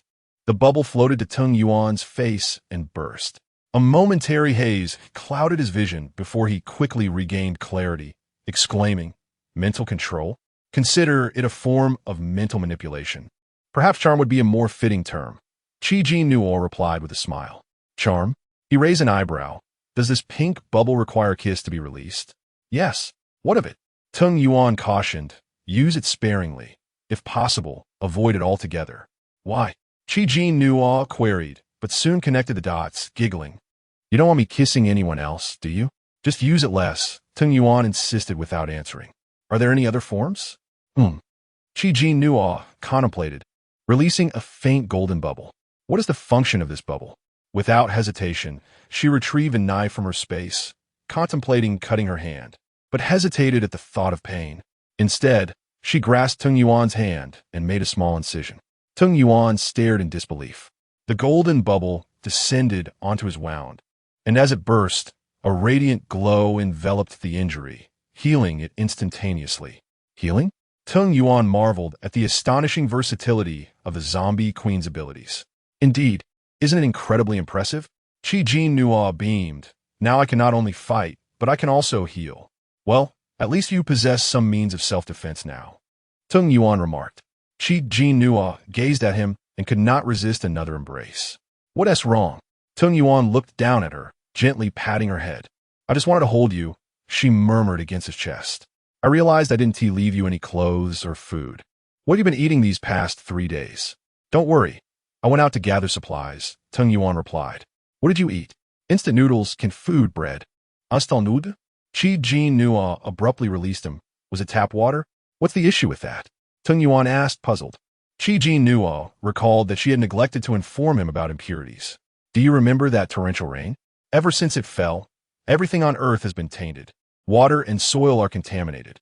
Anything grown from the earth is filled with impurities, which accumulate in the body when ingested. Tung Yuan's eyes darkened. What happens if impurities accumulate in the body? It can lead to black rain syndrome. If the impurities are not purified in time, one may go berserk, lose their sanity, and ultimately succumb, Jinnuo explained earnestly. Tung Yuan fell silent. The purpose of the moon crystals was to cleanse the impurities within the body. I see.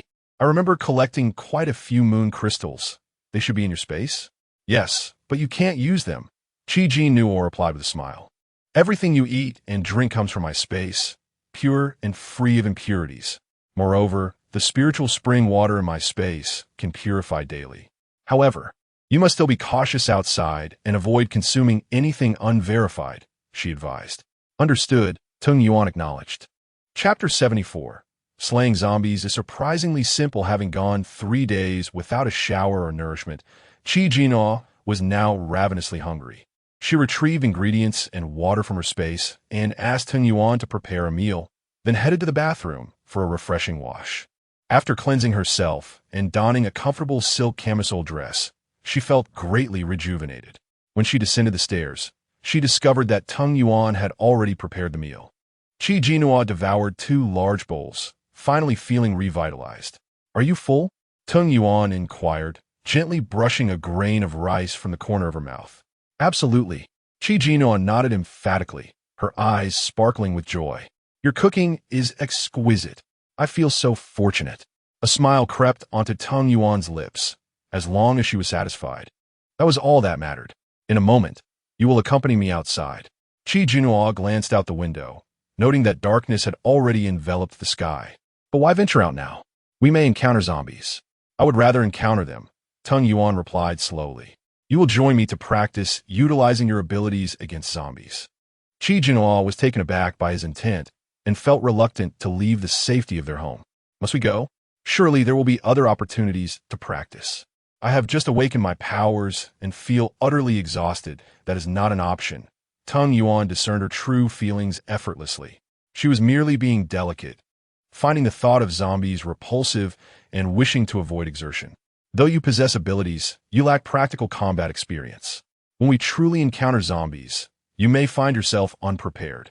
Tung Yuan was particularly strict in this regard. But I never said I wouldn't practice. I merely suggested postponing it.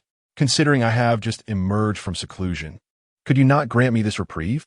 Please, do you not feel any sympathy for me?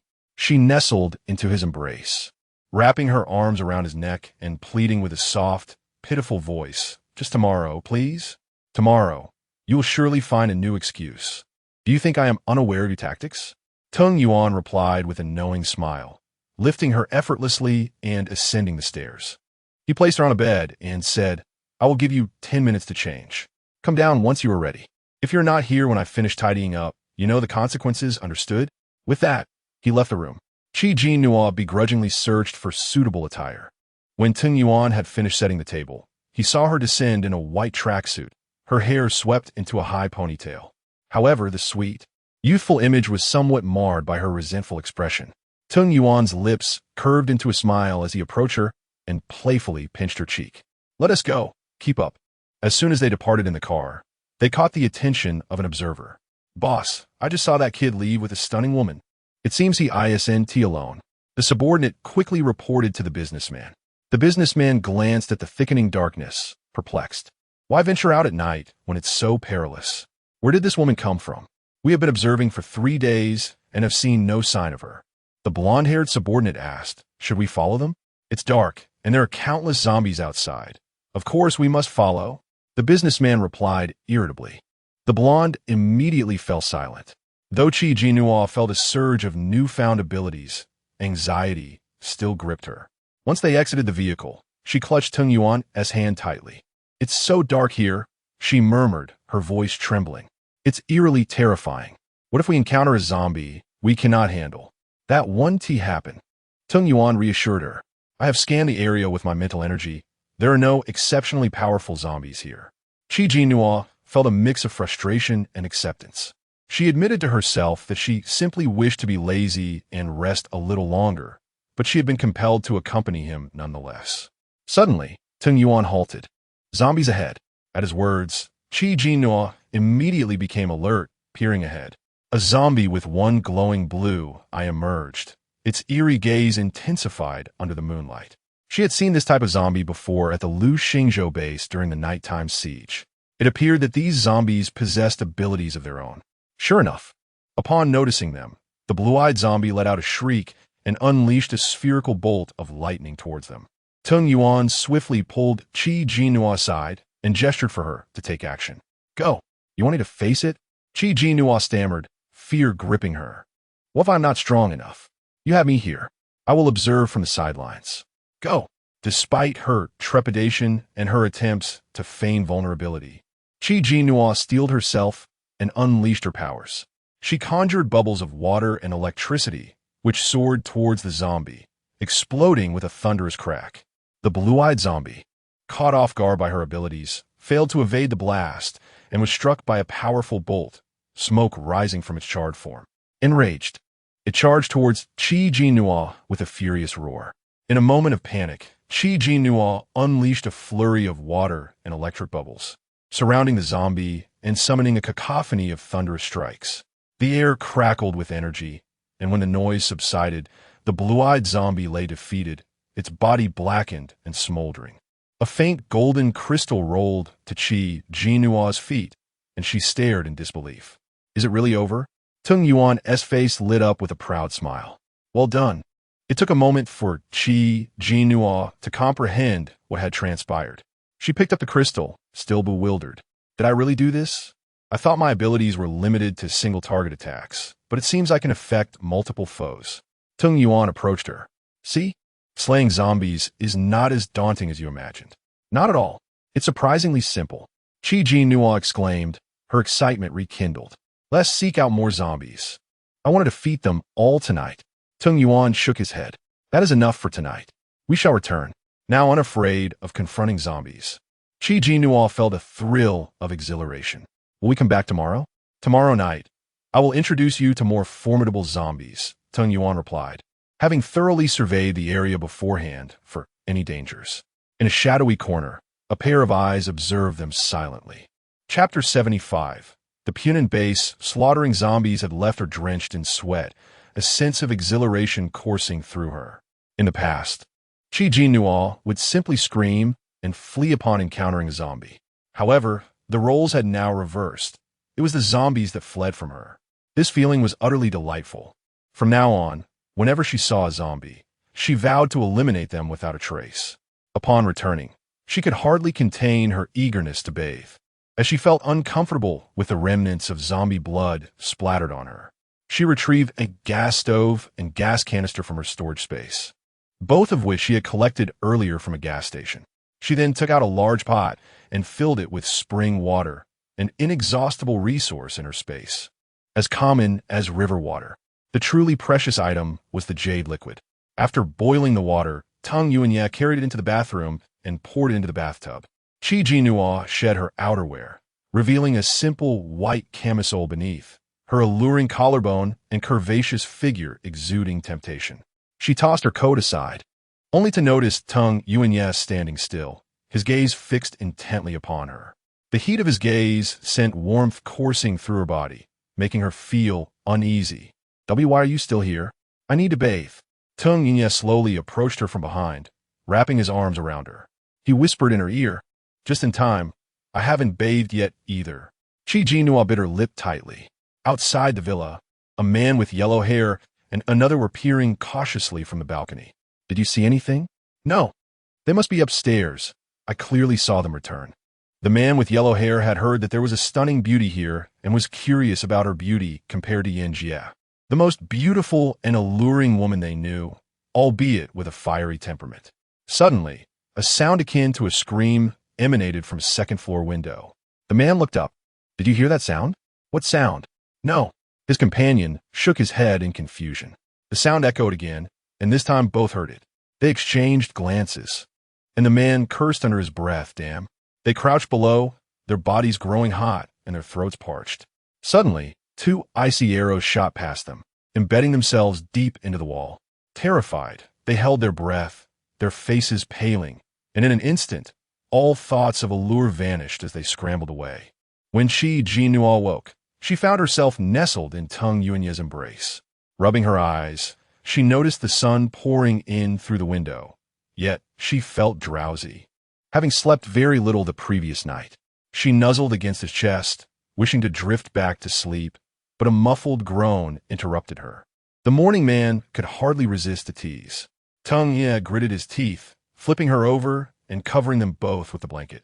A protest emerged from the bedding, but it soon faded away. When Jinnuo awoke again, Tung Yuan was no longer beside her. She lay with her eyes closed for a while, until she heard the door creak open. Peeking with one eye, she saw Tung Yuan entering. Are you awake? He asked. Feigning sleep, she remained silent. Soon, she felt a corner of the bed dip, and her face was pinched. Stop pretending. I know you're awake. Jinnuo swatted his hand away, opening her eyes to glare at him. I'm not well rested yet. You know who to blame, right? A slight smile curled at the corners of Tung Yuan's mouth, but he did not respond to her complaint. If you haven't rested enough, then get up, eat something, and then sleep again. I don't want to eat.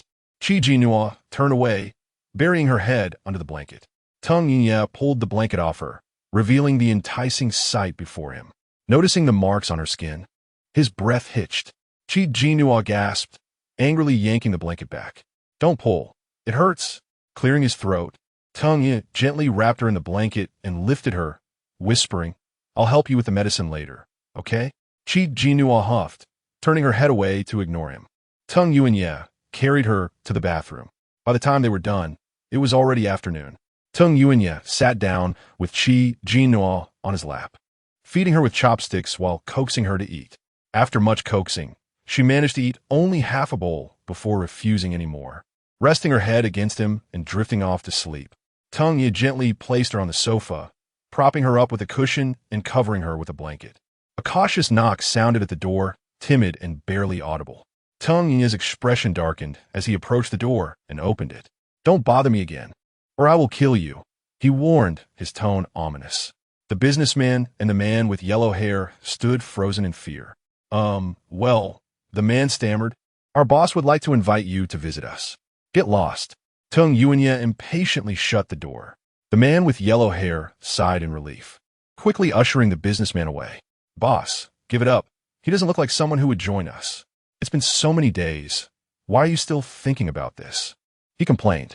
The businessman appeared troubled. "I don't want to risk offending him by bothering him repeatedly, but I heard some unsettling news today." "What news?" the man with yellow hair inquired. "The Punin base is planning to establish a branch here. I heard the location is this villa." The businessman replied in hushed tones. The man with yellow hair gasped. "Is that true?" He had known about the Punin base's intentions to establish a branch, but had not confirmed its exact location. "It's almost certain," the businessman sighed. "This villa area, being a haven for the wealthy, has better security measures that provide some resistance against zombie invasions. If the Punin base truly sets up here, won't we be driven away?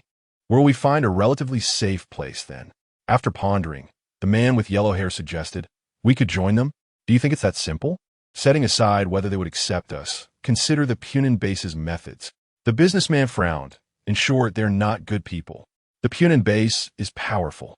If they have their eyes set on this place, even if you bring that big shot along, what good would it do?" The man with yellow hair was perplexed. The businessman concluded, "Forget it. We'll leave it to fate."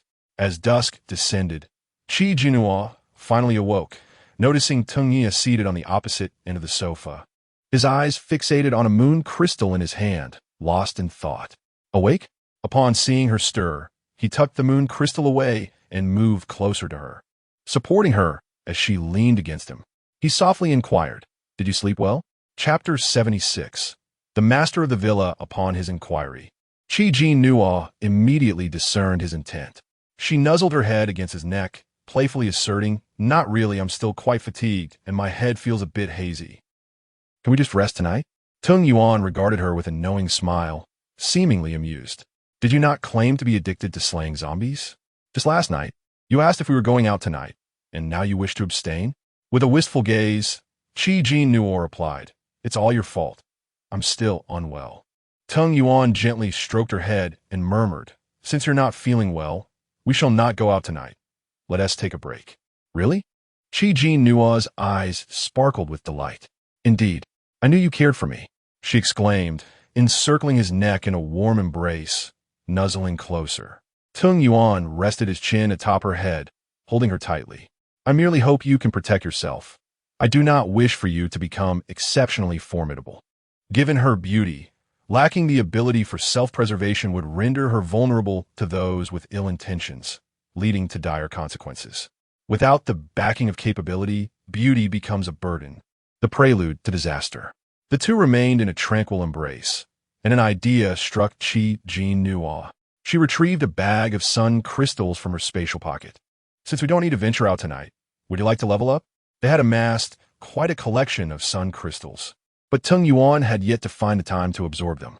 He glanced at the crystals, approvingly noting, "That works. I have felt a vague sense of needing to upgrade these past few days." "Feeling?"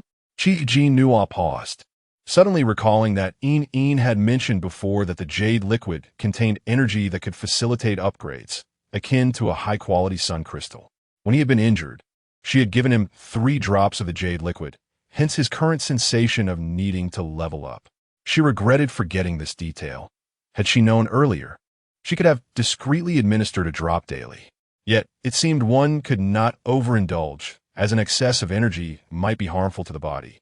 While Tung Yuan absorbed the sun crystals, Jinnuo ventured into her spatial realm. A flicker of light appeared, and she was astonished to find that Een had taken on a physical form. You have manifested? Before her stood a white-furred squirrel with striking red-lined eyes, proudly wagging its bushy tail. Indeed, after you absorbed the zombie queen's core, I gained corporeality, but to avoid arousing the male lead suspicions, I remained hidden. Intrigued, Jinnuo extended her hand. Een cast her a disdainful glance, yet still alighted upon her palm. Truly remarkable, Jinnuo mused, captivated by the beauty of its golden and blue eyes. But tell me, do you possess a gender? We divine beasts lack gender. How do you reproduce then? Why do you pose such a crude question? Een huffed. That is not a matter for me to contemplate. Jinnuo found this amusing. Was the topic of reproduction truly so vulgar? It was, after all, a crucial matter. She released her hold, pondering aloud. If you were to suddenly appear by my side, it would indeed raise suspicions with the male lead. Perhaps you should wait until I devise a suitable excuse to introduce you. Understood, Een replied, flicking its tail. Jinnuo inspected the growth of her fish and shrimp, pleased to see they had thrived. Upon checking the fruits and vegetables, she noted a bountiful harvest. She collected the produce into her storage and replanted a new batch. Should I consider raising some poultry, like chickens or ducks? Een grimaced. Do not raise chickens. I detest them. You detest chickens? Jinnuo found this both peculiar and amusing. What is the reason behind your aversion? Were you harmed by one in the past? Een turned its head away in a haughty manner, as if, I simply dislike them. There is no reason. Jinnuo chuckled, knowing that with Yin's temperament, even if it had suffered at the hands of a chicken, it would never admit it. After advising Een to behave, she exited the spatial realm. Noticing Tung Yuan with eyes closed, still absorbing the sun crystals, she felt a wave of boredom wash over her. She wandered to the window, only to catch sight of a blonde figure on the balcony of the adjacent villa, staring intently at her. Furrowing her brow, she swiftly drew the curtains. On the opposite balcony, the blonde's eyes widened in surprise as he was suddenly tapped on the shoulder, nearly causing his heart to leap from his chest. Turning to see a familiar face, he pressed a hand to his chest, exclaiming, "You scared me. How could you approach without a sound?" I thought. Thought what? The other person inquired. Nothing, the blonde retorted, though internally he was thinking of the powerful figure across the way. The potential for hidden weaponry to be launched at any moment had instilled a sense of dread within him. What were you watching? Admiring beauty, the blonde responded with enthusiasm, throwing an arm around his companion's shoulder. I must say, the boss's woman is truly exceptional. She is remarkably beautiful. Though we are quite far apart, her skin seems to radiate, her face is delicately small, and her figure is serpentine. He gestured animatedly, smacking his lips. If only she weren't the boss's woman. How much better it would be. His companion scoffed. Is she really that stunning? You must be exaggerating. The blonde retorted, what would I gain from lying about this? Do you think I have nothing better to do? Regardless, I refuse to believe there are still beauties around here. Isn't the Punan base planning to establish a branch here? Their second-in-command is notoriously fond of beautiful women. There is someone under him who possesses the ability to become invisible, sneaking around to capture beauties for the second-in-command, he added. Such an extraordinary ability. The blonde felt a pang of envy. Why was I not granted the power of invisibility? Instead, I was bestowed with a mere water-based ability, which is utterly useless. Such is life. What could be done? His companion replied. Let us move on. There is nothing left to see. The two turned and returned indoors. Jinnuo wandered through the villa, noting its considerable size and lavish decor across the two levels. She entered a study, finding the shelves bare of books. However, a picture frame on the desk caught her attention. Turning it over, she beheld a stunning woman clad in a black gown and adorned with a grand hat. The woman bore the marks of experience and age, yet her air of worldly allure was unsettling. Jinnuo scrutinized the woman's face, slowly realizing it looked familiar. Suddenly, fragments of memory surged in her mind, leaving her astounded. This was none other than the original owner's mother. This villa belonged to her.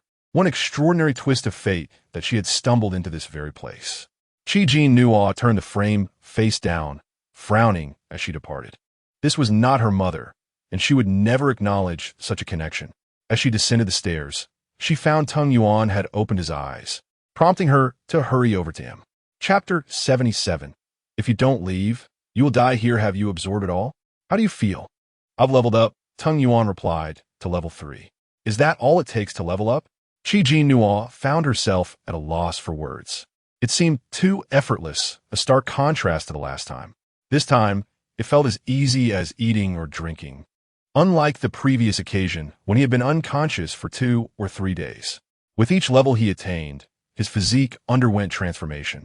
He was now increasingly capable of adapting to the formidable power, making the ascent considerably less arduous. I see. Now that you're at level 3, can you absorb the core of the mother zombie? Jinnuo produced the core from her space. Of course not. I've just reached level 3. Do you want me to explode? I can't absorb that much just yet, Tung Yuan said. Let's discuss it later. All right. Suddenly, a growl emanated from Jinnuo's stomach. Embarrassed, she glanced at him. Are you hungry? Shall I cook something for you? Tung Yuan could tell she was hungry since she had only eaten half a bowl of rice earlier that afternoon, refusing to eat more despite coaxing. I'll go make dinner. What would you like? He asked as he headed toward the kitchen. Anything is fine? Jinnuo followed him eagerly into the kitchen, unreservedly listing her requests. I'd like sweet and sour ribs, braised fish, and scrambled eggs with tomatoes. Sure, he replied. They were all simple home-cooked dishes. After Jinnuo retrieved the ingredients, Tung Yuan began preparing the meal. She watched intently, like a curious child, questioning every step. Although she could cook, her skills were rather rudimentary compared to Tung Yuan's, yet she was eager to learn. Like a little tail, she trailed behind him in the kitchen.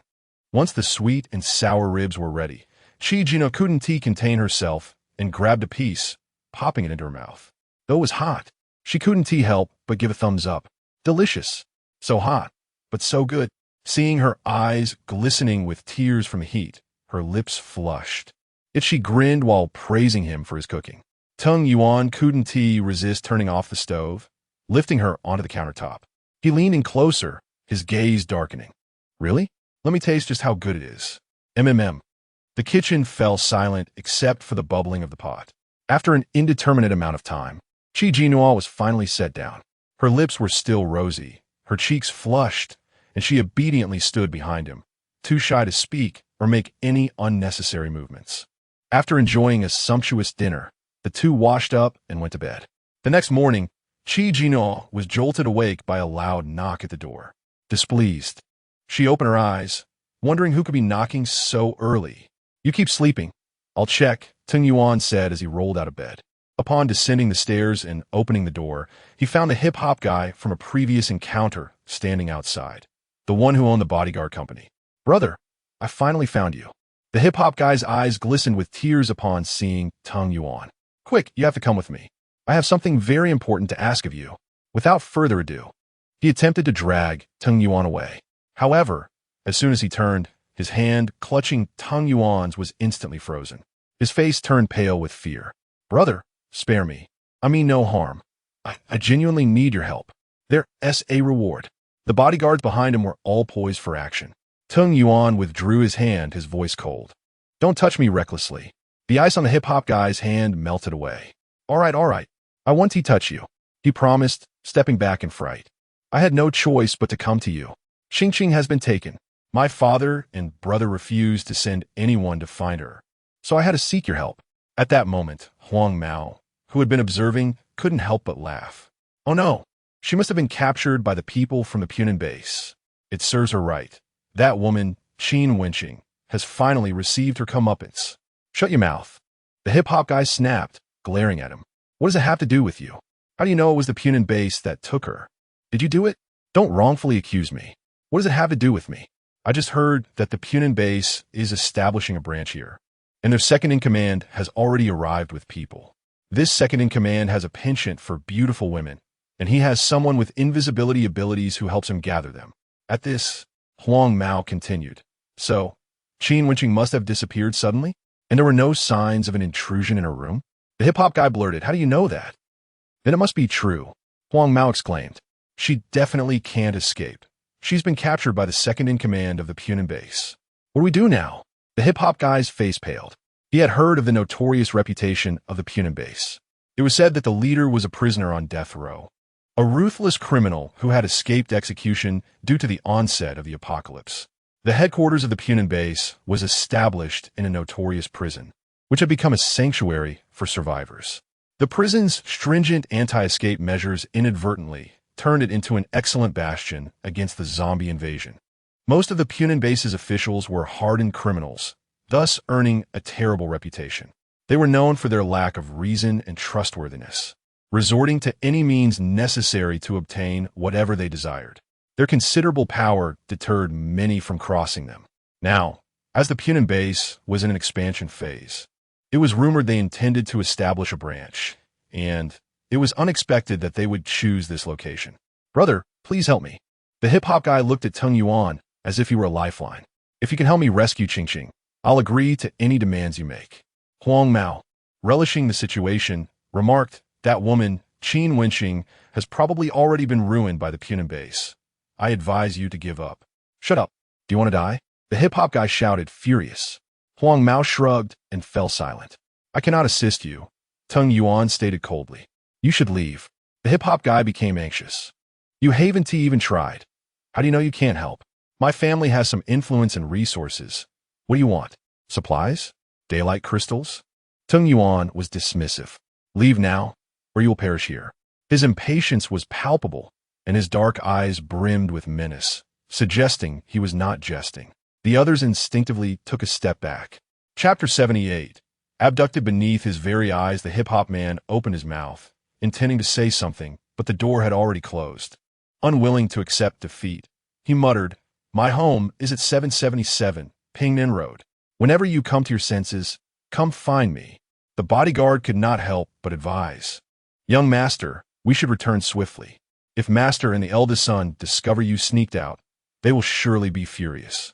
Qingqing, my Qingqing, the hip-hop man lamented, waiting in vain for a response from within before departing in despair.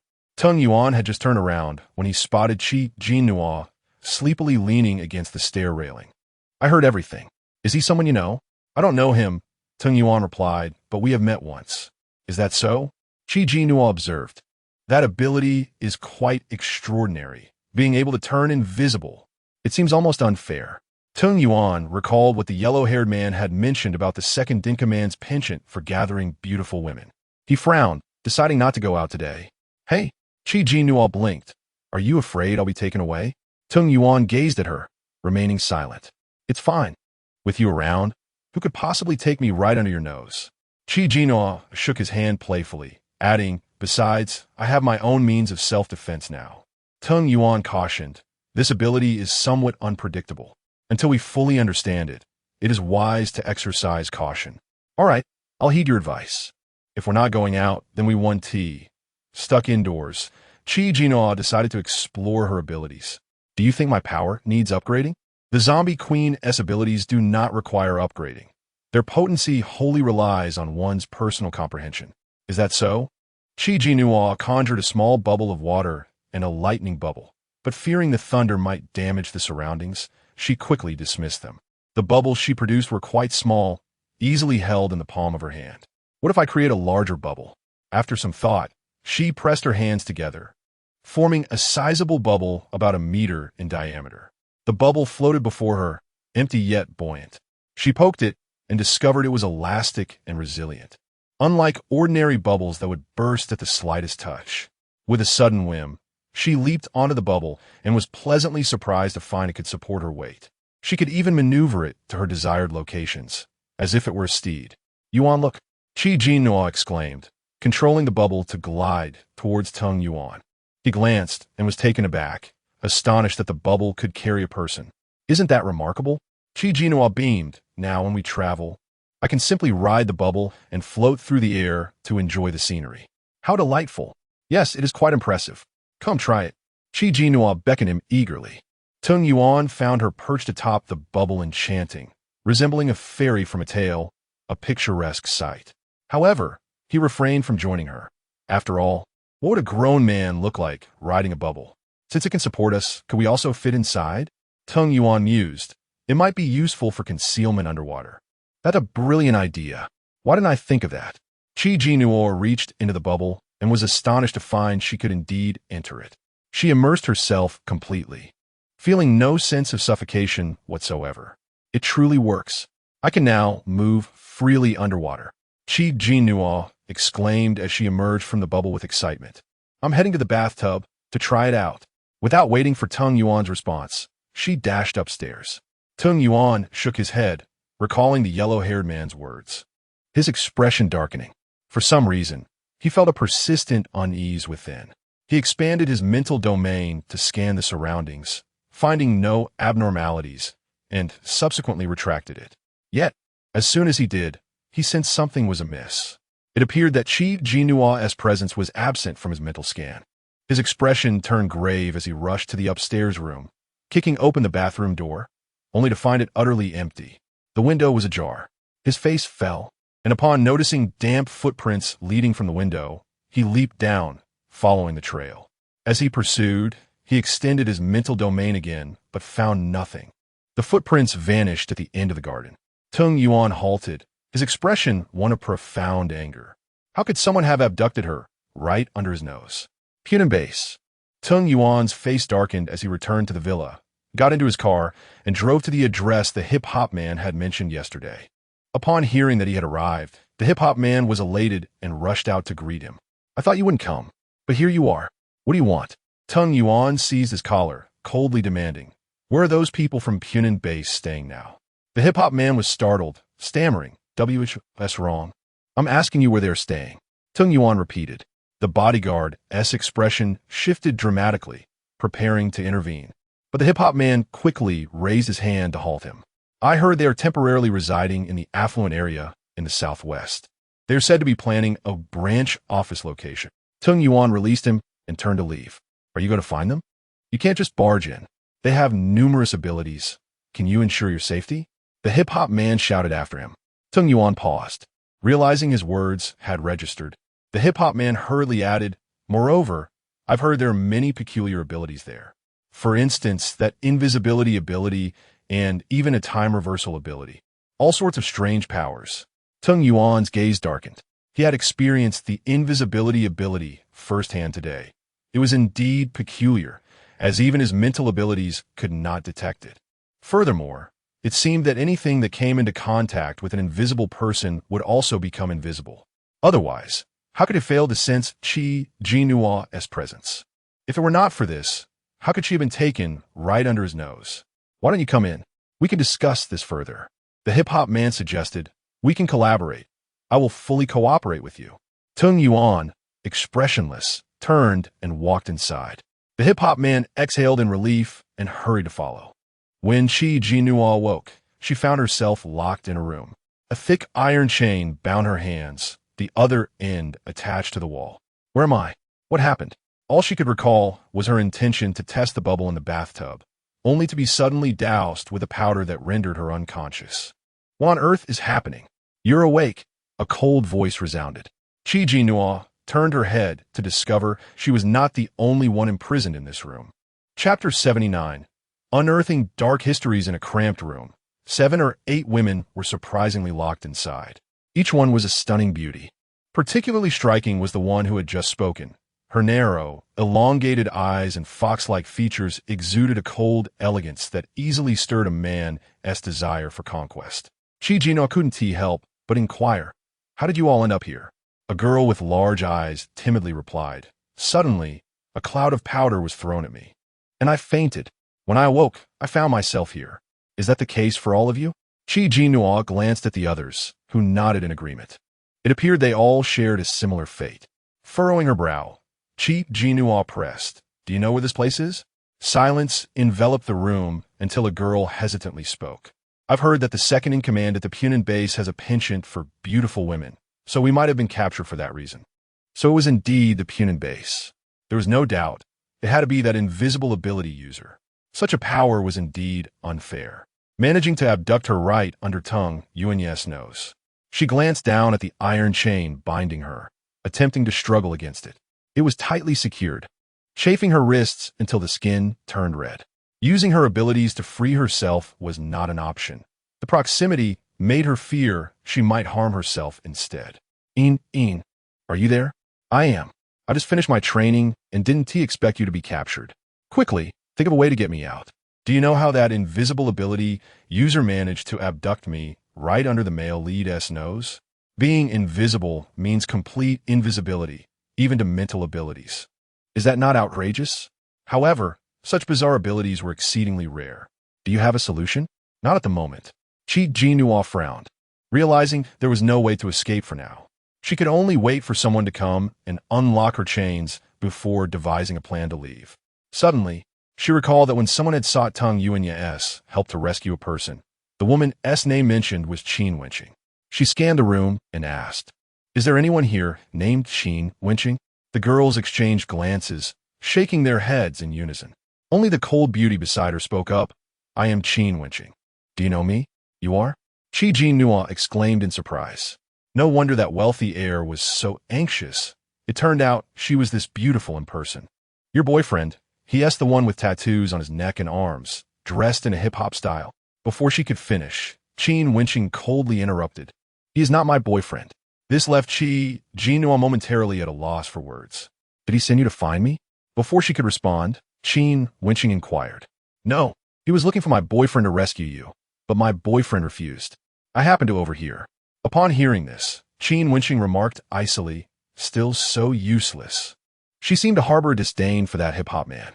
Was it possible that he had forced her to stay by his side? "What is your name?" Qin Wenqing suddenly asked. "You look somewhat familiar. Could it be?" Jinnuo was taken aback. Was this a former acquaintance? She scrutinized her closely, searching her memory, but confirmed she did not know her, though she did resemble the female protagonist, Qin Yoxia, a bit. "I am Jinnuo." Jinnuo. Upon hearing her name, Qin Wenqing's expression changed, and she scoffed. "So, you are Jinnuo?" Jinnuo, sensing the disdain in her tone, cautiously asked, "You know me?" "I've heard your name," Qin Wenqing replied. "It said you are materialistic, favoring the affluent, and notoriously clingy to a wealthy boy in school, despite his clear refusals." Causing quite a stir, the other girls looked at Jinnuo in disbelief. That wasn't me. That was the original owner. She didn't possess such obsessive tendencies. "You're so beautiful, yet you chase after a boy so desperately?" The girl with large eyes expressed her astonishment. "Is it even possible for a boy to refuse you?" "Yes, a beauty like you shouldn't need to pursue boys in such a manner. A mere beckoning would likely draw countless suitors. Alas, however, being so beautiful has turned into a disadvantage now that you've been captured by the Punin base." The girl with large eyes sighed. Just as she finished speaking, the room door suddenly swung open. Four brutish men, with grotesque appearances, entered. Their filthy clothes and the stench of sweat filled the room. Jinnuo held her breath, struggling to endure the odor. The men's eyes roamed over the girls with a brazen, lewd gaze. "This batch is quite impressive. They are all so beautiful. And this one is particularly special." The leading man's gaze lingered on Jinnuo, his eyes sparkling with interest. "You've done well this time. Where did you find such top-tier goods?" The short, thin man chuckled, just stumbled upon them. "It's a bit impressive that her boyfriend is involved. I waited quite a while for a chance to strike." Lucky for her boyfriend, the man's gaze raked over Jinnuo from head to toe with a lecherous glint, making her feel utterly disgusted. "The captain is quite fortunate, though I wonder if he'll share her with the brothers later, just like the previous ones." "Of course. The captain has a taste for novelty. The last one was a big star, but lost interest after just half a month and passed her off to us. Stars nowadays are all faded flowers. It's no fun to play with them anymore," another man scoffed. "Isn't Lady Chi still by the captain's side?" "Lady Chi?" Jinnuo's ears perked up at the mention of the name. Sharing the same surname, the first person who came to her mind was the original owner's mother. Yet that couldn't be. The original owner was only 19, meaning her mother would be 38 at most if she had her at 19. "Enough chatter. Let us get her out of here," the leading man said dismissively. Jinnuo remained composed, planning to act as soon as the chains were loosened. But she overheard the short man continue, "A few big shots have come today. Researchers, apparently. They have a method for quickly upgrading abilities and are in talks with the captain. That's why he's willing to take the newcomers over. Don't mess it up. Must be people sent by the family, right? They specialize in dark dealings, not fearing a potential backlash. Isn't the boss's son here too? Is that true? Why would the boss's son leave the main base to come here? They say he is here to assist the captain in expanding the branch, the man replied with a scoff. The girls trembled in fear as the short man barked. Move faster. Don't dawdle. Chapter 80. The unconscionable breeding base. Jinnuo squeezed through the crowd of girls, her mind replaying their recent conversation. Was it the Yi family associated with Yi Zhongqing? Did their method for rapidly advancing abilities align with that of Yin Weigua and Lu Xingzhou? Suddenly, curiosity flickered within her. She wondered if she could eavesdrop on any useful information. Are you saying that the son of the head of the Punin base has come today as well? Tung Yuan inquired gravely. The boy with a playful demeanor replied, according to what I've overheard from my father and brother, that is indeed the case. They want my father to join them, but he is still contemplating it. Unfortunately, my father has no interest in Qingqing and refuses to send anyone to rescue her. Otherwise, I wouldn't be seeking your help. Tung Yuan turned and walked away. Where are you going? Wait for me. The playful boy hurried after him. Where are you off to? Aren't you going to save anyone? Tung Yuan realized that this boy was utterly useless, lacking any real authority at home. His influence limited to the few bodyguards around him. Nevertheless, the information he provided about the abilities of some individuals at the Punin base was sufficient. Although he might not be able to confront so many ability users simultaneously without injury, it seemed there were none at the base capable of posing a threat to him. I'm going to save people, Tung Yuan stated calmly. I'll go with you. Let me gather some people. The boy turned to count, but when he looked back, Tung Yuan had vanished.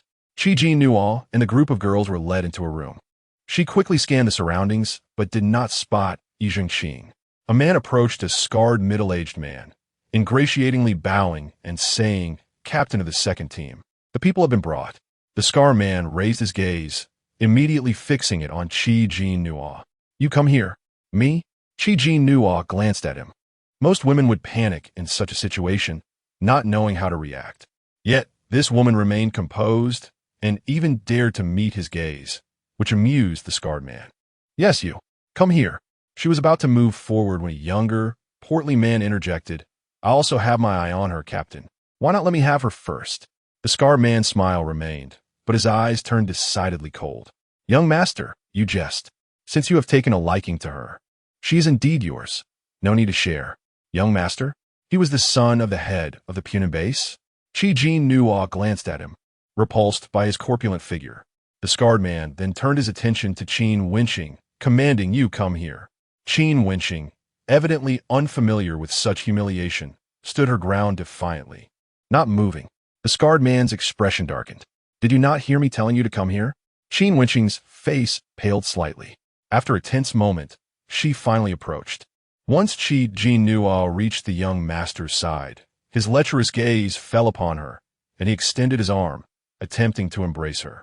Jinnuo deftly evaded him, winking playfully as she scolded. What's the rush? She placed her hand over her lips, blowing him a kiss. The young master beamed with delight, feeling that she was quite accommodating. Suddenly, a pink bubble flew from her lips towards him. Just as he was puzzled, the bubble burst, causing his vision to blur. Turn your head, don't speak, just drink, Jinnuo murmured, unwilling to face his repugnant visage. The young master complied, turning his head and silently sipping his drink. The scarred man held Qin Wenqing's shoulder tightly. Though she resisted, the harder she fought, the tighter he grasped her, a trait common among certain men who thrive on domination. After toying with her for a while, the scarred man turned his attention to the bespectacled man, shifting to business. You mentioned that you have mass-produced solar crystals. Is that true? The bespectacled man adjusted his glasses, replying, Indeed, they are genuine. As long as you meet our price, we can provide as many as you desire, and they are of superior quality. With these solar crystals, you could assemble a formidable team of ability users. Now is the time for factions to vie for territory. This could give you an advantage. The scarred man pondered. What do you want in return? How much for a single solar crystal? The bespectacled man replied. One solar crystal for a truckload of food. That seems fair, doesn't it? A truckload of food is hardly fair, the scarred man scoffed. I can acquire solar crystals easily by slaying zombies. That's not the same. The bespectacled man shook his head. Our solar crystals are of the highest quality, and he lowered his voice conspiratorially. We can also provide ability user crystals. Upon hearing ability user crystals, the scarred man nearly spilled his drink. Ability user crystals? Using these would accelerate upgrades. Just 5-second tier ability user crystals are needed to advance to the 3rd tier, the bespectacled man explained. The scarred man was taken aback. I had no idea ability user crystals could facilitate upgrades. Suddenly, a thought struck him. Recently, a mysterious organization has been recruiting ability users. Is that you? The bespectacled man confirmed. Indeed, it is us. The ability user crystals must come from these individuals, correct? Talking to an intelligent person truly saves effort, the bespectacled man replied. Jinnuo was inwardly astounded. This group of remorseless individuals was hunting ability users to seize their crystals. So this was how rapid advancement was achieved. No wonder Yin had mentioned the scent of blood on Lu Xingzhou. Ability user crystals were surely nourished by human flesh.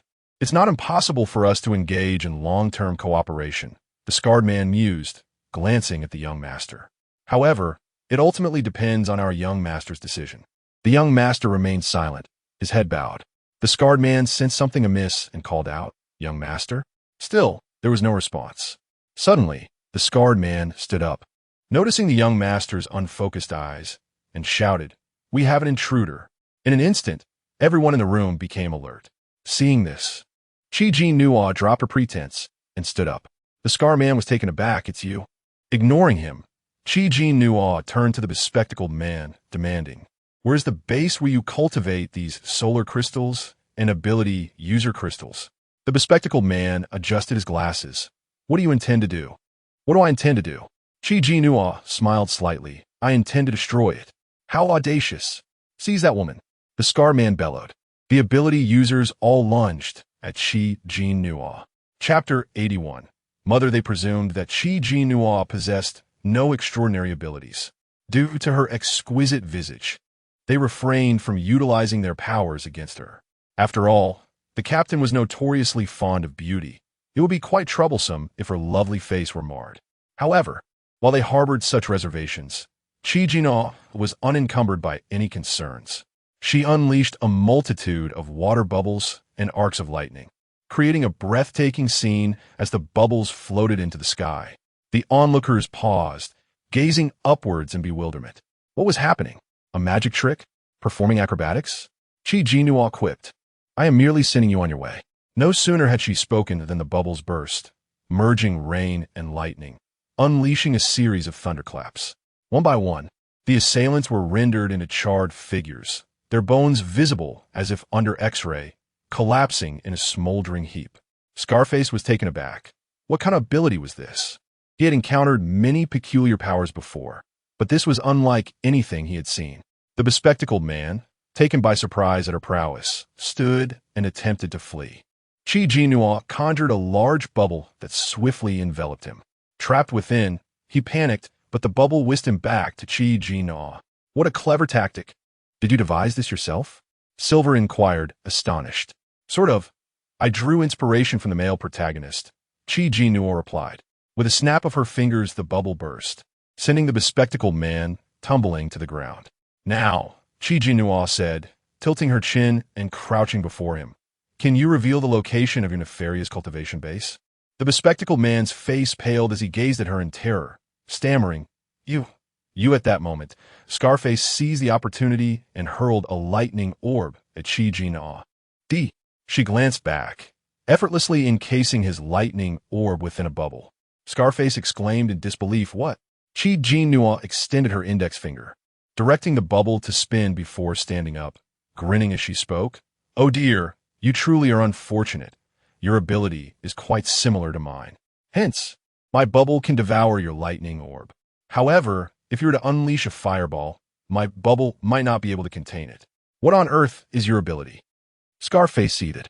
With a feigned innocence, Jinnuo replied, "I'm not entirely sure. Perhaps it's a bubble ability? Here, your lightning orb is returned. She pointed, and the bubble containing the lightning orb soared above Scarface, bursting and sending the orb crashing down, electrifying him with a scream. Suddenly, the door to the room burst open, and a throng of ability users rushed in, encircling Jinnuo. Scarface, gritting his teeth, struggled to rise and signaled to a slender man standing nearby. Jinnuo noticed and remarked, "You want that invisible ability user to deal with me again? Having suffered once, I want to fall for the same trick again." She smiled and blew a kiss, releasing a pink bubble that burst upon the slender man's face, rendering him dazed. "Just stand there and don't move," Jinnuo instructed. "All right," he replied obediently. Scarface, fuming with rage, commanded, "Kill her." All at once. Instantly, all the ability users revealed their powers, attempting to subdue Jinnuo. Yet, a swarm of bubbles descended upon them, followed by a series of thunderclaps that felled them to the ground. Although she had only practiced for a night, Jinnuo wielded her newfound ability with remarkable finesse. Scarface's expression darkened. The infamous and formidable Punin base was being utterly defeated by a single woman. Turning back to the bespectacled man, Jinnuo coldly inquired, "Will you speak now? If not, that is quite all right." She pressed her hand to her lips, preparing to release an enchanting bubble. The bespectacled man hastily replied, "It's in Nanshan behind the scenes. There's a hidden cultivation base there." Nanshan behind the scenes? Jinnuo pondered, unfamiliar with the location, but confident that someone would know of it. "Thank you for your cooperation." As she lowered her hand, the bespectacled man exhaled in relief. Realizing it was time to return, lest Tung Yuan grow anxious, Jinnuo turned to leave but then glanced back at the girls. "Would you like to come with me?" Before the girls could respond, a flash of crimson entered the room. "Brother Tiger, what is happening?" The woman's voice was sultry and enchanting. Turning, Jinnuo was struck by the woman's resemblance to the face in the photograph she had seen in the villa study.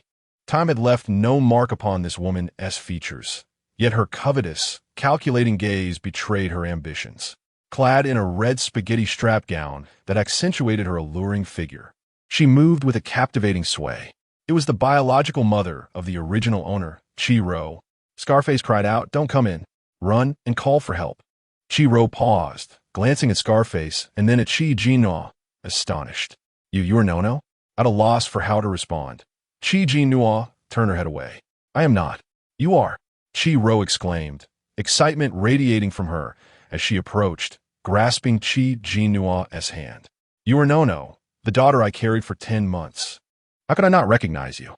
This face is my gift to you, my proudest creation." Scarface was taken aback. "She is your daughter?" "Yes, Brother Tiger. She is the daughter I mentioned before." Jinnuo, Chi-Ro exclaimed, her enthusiasm palpable as she looked back at Jinnuo. "After the apocalypse, I've had people searching for you everywhere. I had lost hope, yet here you are alive. How wonderful." Jinnuo felt a whirlwind of emotions, unsure of what to say. At that moment, someone rushed in, breathless. "Captain, a level 3 ability user has come outside. They're on the verge of destroying our base. We cannot stop them." "What?" Scarface's expression darkened as he bellowed. "How could there be a level 3 ability user? What nonsense are you spouting?" The man, with a mournful expression, replied, "It's true. It's really a level 3. Or perhaps not, but they are far stronger than us. And we cannot withstand." Before he could finish, a massive ice pillar, 2 meters in diameter, crashed through the left wall and out the right, blocking their path. Jinnuo raised an eyebrow. So this was the power of a level 3 ice ability? Suddenly, the ice pillar was riddled with cracks, shattering into fragments. Amidst the white chill, a towering figure emerged from the breach. Chapter 82. The prince must die. The sound of footsteps drew closer, enveloped in swirling white mist, gradually revealing a sharp-featured face, its gloomy eyes exuding an intense sense of oppression. The scarred man stared fixedly at the figure within the cold atmosphere, instinctively swallowing hard. "Captain! Captain!" his subordinate stammered. "It's him." The scarred man gritted his teeth. "Hey, kid." Upon entering, Tung Yuan immediately noticed Jinnuo and walked directly towards her. "Are you injured?" he inquired, scrutinizing her. "No," Jinnuo replied with a smile. "They could not harm me. Rather, I left them in disarray. She gestured towards the group of incapacitated ability users sprawled on the ground. Hearing this, Tung Yuan felt reassured. After all, possessing the powers of the zombie queen afforded her ample means of self-defense. Damn it! A furious curse erupted at that moment. The prince, struggling to rise from the ground, had been inadvertently knocked aside when Tung Yuan's ice pillar crashed through the wall. This collision had rendered Jinnuo's allure ineffective. Who did this? Show yourself, he bellowed, wiping the blood from his forehead in a fit of rage. The room fell silent, no one daring to speak. Tung Yuan regarded him with cold indifference. The prince, noticing Tung Yuan, expressed his displeasure. Who is this? Zhang Hu, is this also one of your guests? And what happened to this perfectly fine room? Who did this? The scar man began, young master. The prince's gaze suddenly shifted to Jinnuo. What did that wretched girl do to me? I only saw a pink bubble approach and then lost consciousness. What ability did you employ? Jinnuo replied, guess. Zhang Hu, what are you waiting for? The prince shouted at the scarred man. This is your territory, yet you can't even handle one woman. Look at your men, what a state they're in, and you still aspire to be the leader of this branch. The scarred man's expression darkened, and he remained silent. Get that wretched girl. The prince pointed at Jinnuo, seething. She dares to toy with me. Once I have her in bed, I will. Tung Yuan's eyes darkened, a flash of white light flickering in his gaze. Before the prince could finish his tirade, he was transformed into an ice sculpture. The onlookers stood in stunned silence. Young master, the scarred man exclaimed, shocked. He turned to Tung Yuan, his eyes filled with fear and dread. What have you done? This is the son of our Nan base's leader. If you harm him. Before he could finish, the ice sculpture exploded, scattering vibrant red snowflakes across the floor. The subordinates recoiled in terror, falling to the ground. The scarred man helplessly watched a living being transform into an ice statue and then into snowflakes. A chilling sensation crept up from his feet, causing his body to tremble involuntarily, a primal fear of the powerful. Who possesses the ability of invisibility? Tung Yuan inquired. Jinnuo pointed to a corner where a frail man stood, dazed. It's him. A cruel smile crept onto Tung Yuan's lips. To evade my mental probe is impressive. This is the first. I will not allow any threats to slip through my fingers. In the blink of an eye, the frail man was encased in ice and exploded into crimson snowflakes. The scarred man's expression darkened as he regarded Tung Yuan. Brother, do you realize you just killed the prince of our Nan base? And what of it? Tung Yuan replied coolly. What? Do you wish to avenge your prince? You seem quite confident in your abilities, the scarred man chuckled. You need not worry about vengeance.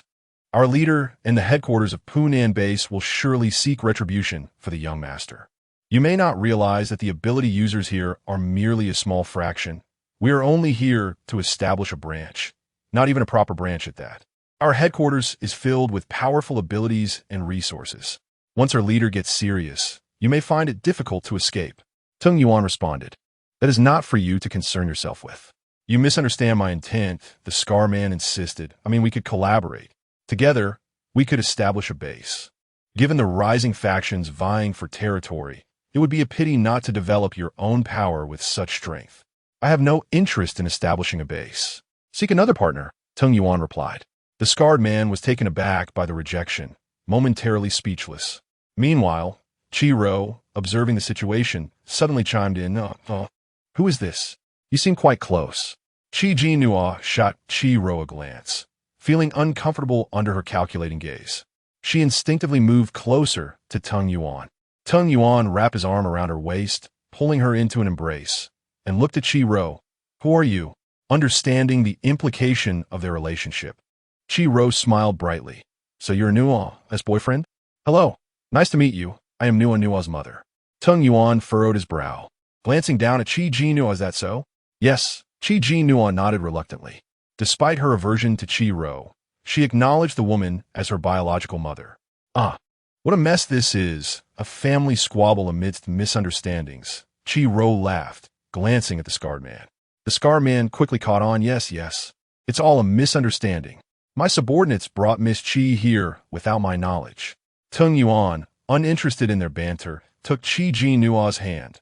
Let us go. Chi-Ro interjected, blocking their path. Wait. Nuo, are you leaving just like that?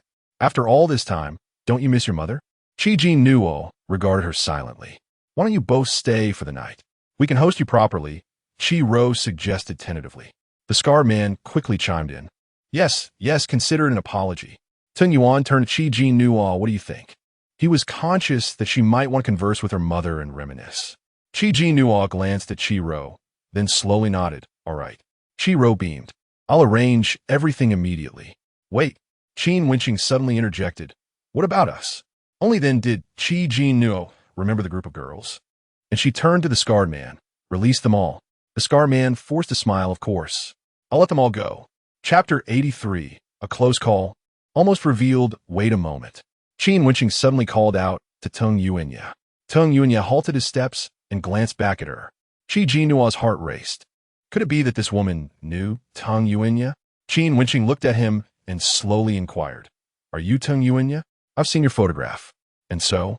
Tung Yuanya replied. Do you remember a girl named Jinnuo? Jinnuo, isn't she the female lead? It seems that Qin Wenqing is indeed connected to the protagonist. Jinnuo tightened her grip on Tung Yunya's hand, not wishing for him to converse further with Qin Wenqing. She pouted, I feel dizzy. Shall we rest soon? Dizzy? Tung Yunya's attention shifted entirely to her as he swiftly scooped her up in his arms. Why didn't you mention it sooner? Jinnuo, feeling a bit wronged, clung to his neck. I just started feeling dizzy. Watching Tung Yuanya carry Jinnuo away, Qin Wenqing's expression darkened. You really don't remember Jinnuo, do you? However, the man did not look back. It was Jinnuo who, from his embrace, lifted her head to glance at Qin Wenqing. The latter's face turned grim. She believed that Jinnuo was doing this on purpose. She was aware of Jinnuo's circumstances, which her sister Jinnuo had confided in her. During high school, her sister had lamented how another girl was always competing with her, harboring resentment after losing. Eventually, her sister developed feelings for a transfer student and poured her heart out, finally mustering the courage to write him a love letter. One day, however, her sister returned in tears, revealing that the transfer student had begun dating the girl she despised. Later, her sister learned that the other girl had no genuine affection for the transfer student. She only pursued him out of spite after witnessing her deliver the love letter. After getting together, she secretly dated other boys. Her sister confronted the girl, who admitted her lack of feelings for the transfer student and confessed that her relationship with him was merely an act of revenge. Her sister believed she would finally be with the transfer student, but he suddenly vanished. It wasn't until college that her sister finally reunited with him, determined to win his heart. Just as they began to make progress, the girl reappeared, having mysteriously disappeared for a year after the transfer student's vanishing act. Rumors circulated about her having an abortion, being kept by a wealthy patron, or even getting married. This girl entered Capital University a year later, becoming her sister's junior. Upon discovering that the transfer student had become a member of a wealthy family, she shamelessly pursued him, despite being repeatedly rejected and turning into a laughingstock at the school. Qin Wenqing had seen photographs of Jinnuo and Tung Yuanya, and upon seeing Jinnuo for the first time, she felt an uncanny familiarity. Yet, what was the situation with Tung Yuanya? Wasn't he said to have repeatedly turned down Jinnuo's attempts at reconciliation? Why did they now appear so intimate? Qin Wenqing furrowed her brow. She had yet to locate her sister and did not know whether she was alive or dead. Had she possessed any powers, she would never have remained by the side of the useless Feng Huahao. Ching. Just as she pondered, a man came running toward her, disregarding his appearance. Qin Wenqing frowned. What was this commotion? Feng Huahao, upon entering, looked puzzled for a moment, but soon wore a beaming smile. Ching, you're safe. That's wonderful. Qin Wenqing replied coldly, with a simple Let us hurry back. We owe it all to that benefactor. Without him, we would. Is the benefactor you mentioned Tung Yuanya? Qin Wenqing suddenly interjected. Feng Huahao paused. I don't know his name. He didn't mention it. But he is tall and handsome, with ice-type abilities. That must be him, Qin Wenqing stated slowly. Indeed, I owe him my life. Please arrange for him to join us for a meal. I wish to express my gratitude personally. Feng Huahao felt a sense of foreboding. Worried that Qin Wenqing would develop feelings for Tung Yuanya, and also fearful of appearing petty. But that benefactor, should there be any complications? Is there a problem? Qin Wenqing's voice turned icy. Fang Huahao hurriedly replied, No problem, no problem. I'll arrange for it immediately. Qin Wenqing acknowledged. Qi Rou led Teng Yuanya and Qi Jinnuo to a room on the 3rd floor. You may stay here temporarily. Feel free to let me know if you need anything. Teng Yuanya carried Qi Jinnuo inside and gently placed her on the bed, allowing her to lean against him. How do you feel? Still dizzy? He softly asked. Dizzy. Qi Jinnuo nodded pitifully. A kiss would make it all better. Nonsense. Qi Rou observed the man cradling her daughter, patiently comforting her, and showed no sign of impatience. Though she chided him for his nonsense, she still leaned down to place a gentle kiss on her daughter's forehead, satisfied. It seemed her daughter had inherited her knack for soothing men. She quietly exited, not wishing to disrupt them. Once Qi Rou had left, Teng Yuanya cast a humorous glance at the girl in his arms. Now that everyone's gone, are you still pretending? How do you know I'm pretending? What if I'm genuinely dizzy? Qi Jinnuo pouted, displeased as she wriggled out of his embrace. Teng Yuanya pulled her back into his arms and whispered, What more can I do to show you I care? Am I not here, indulging in your antics? What antics? Qi Jinnuo huffed. What if I truly feel unwell? Just what if? Teng Yuanya replied with a smirk. Shouldn't you explain to me what that woman was about? What woman? The one who called out to me. Do you know her? I don't know her. Qi Jinnuo quickly responded. She probably mistook you for someone else. Why bring her up suddenly? Are you interested in her? Be reasonable. She just mentioned my name. You remembered that clearly and still claim you're not interested in her. Qi Jinnuo retorted. Men are always fickle, falling for one after another. Go on, find her. She pushed him away in a fit of anger. Teng Yuanya could only pull her back into his embrace and continue to comfort her. In the other room, the scarred man observed Qi Rou emerging and inquired, Are they in the room? Qi Rou nodded. They've settled in for the time being. Thank goodness for you. Rou, the scarred man, sighed in relief, gripping her hand gently. If something were to happen to the young master here, the boss would certainly hold me accountable. If he escapes, I wouldn't have a way to explain myself, and the boss would surely unleash his wrath upon me. Unbeknownst to him, a thread as fine as a hair was pulsating on his shoulder. Chapter 84. Anger arises again. Qi Rou was taken aback. Did you not say that you wish to establish a base with him? My subordinates have already suffered heavy losses. How can we possibly create a base now? Scarman scoffed. That is merely an excuse to keep him around. Besides, establishing a base is no simple feat. The Punin base is already well established, teeming with superhumans. Even if he is exceptionally powerful, can he withstand the onslaught of so many? Collaborating with him to create a base at this juncture is tantamount to courting death. The only way is to keep him placated until the boss sends someone. Then I can provide an account to the boss. Scarred man sighed with relief. I have already sent someone to report to the boss. Rou, you must ensure their stability until I become the division leader.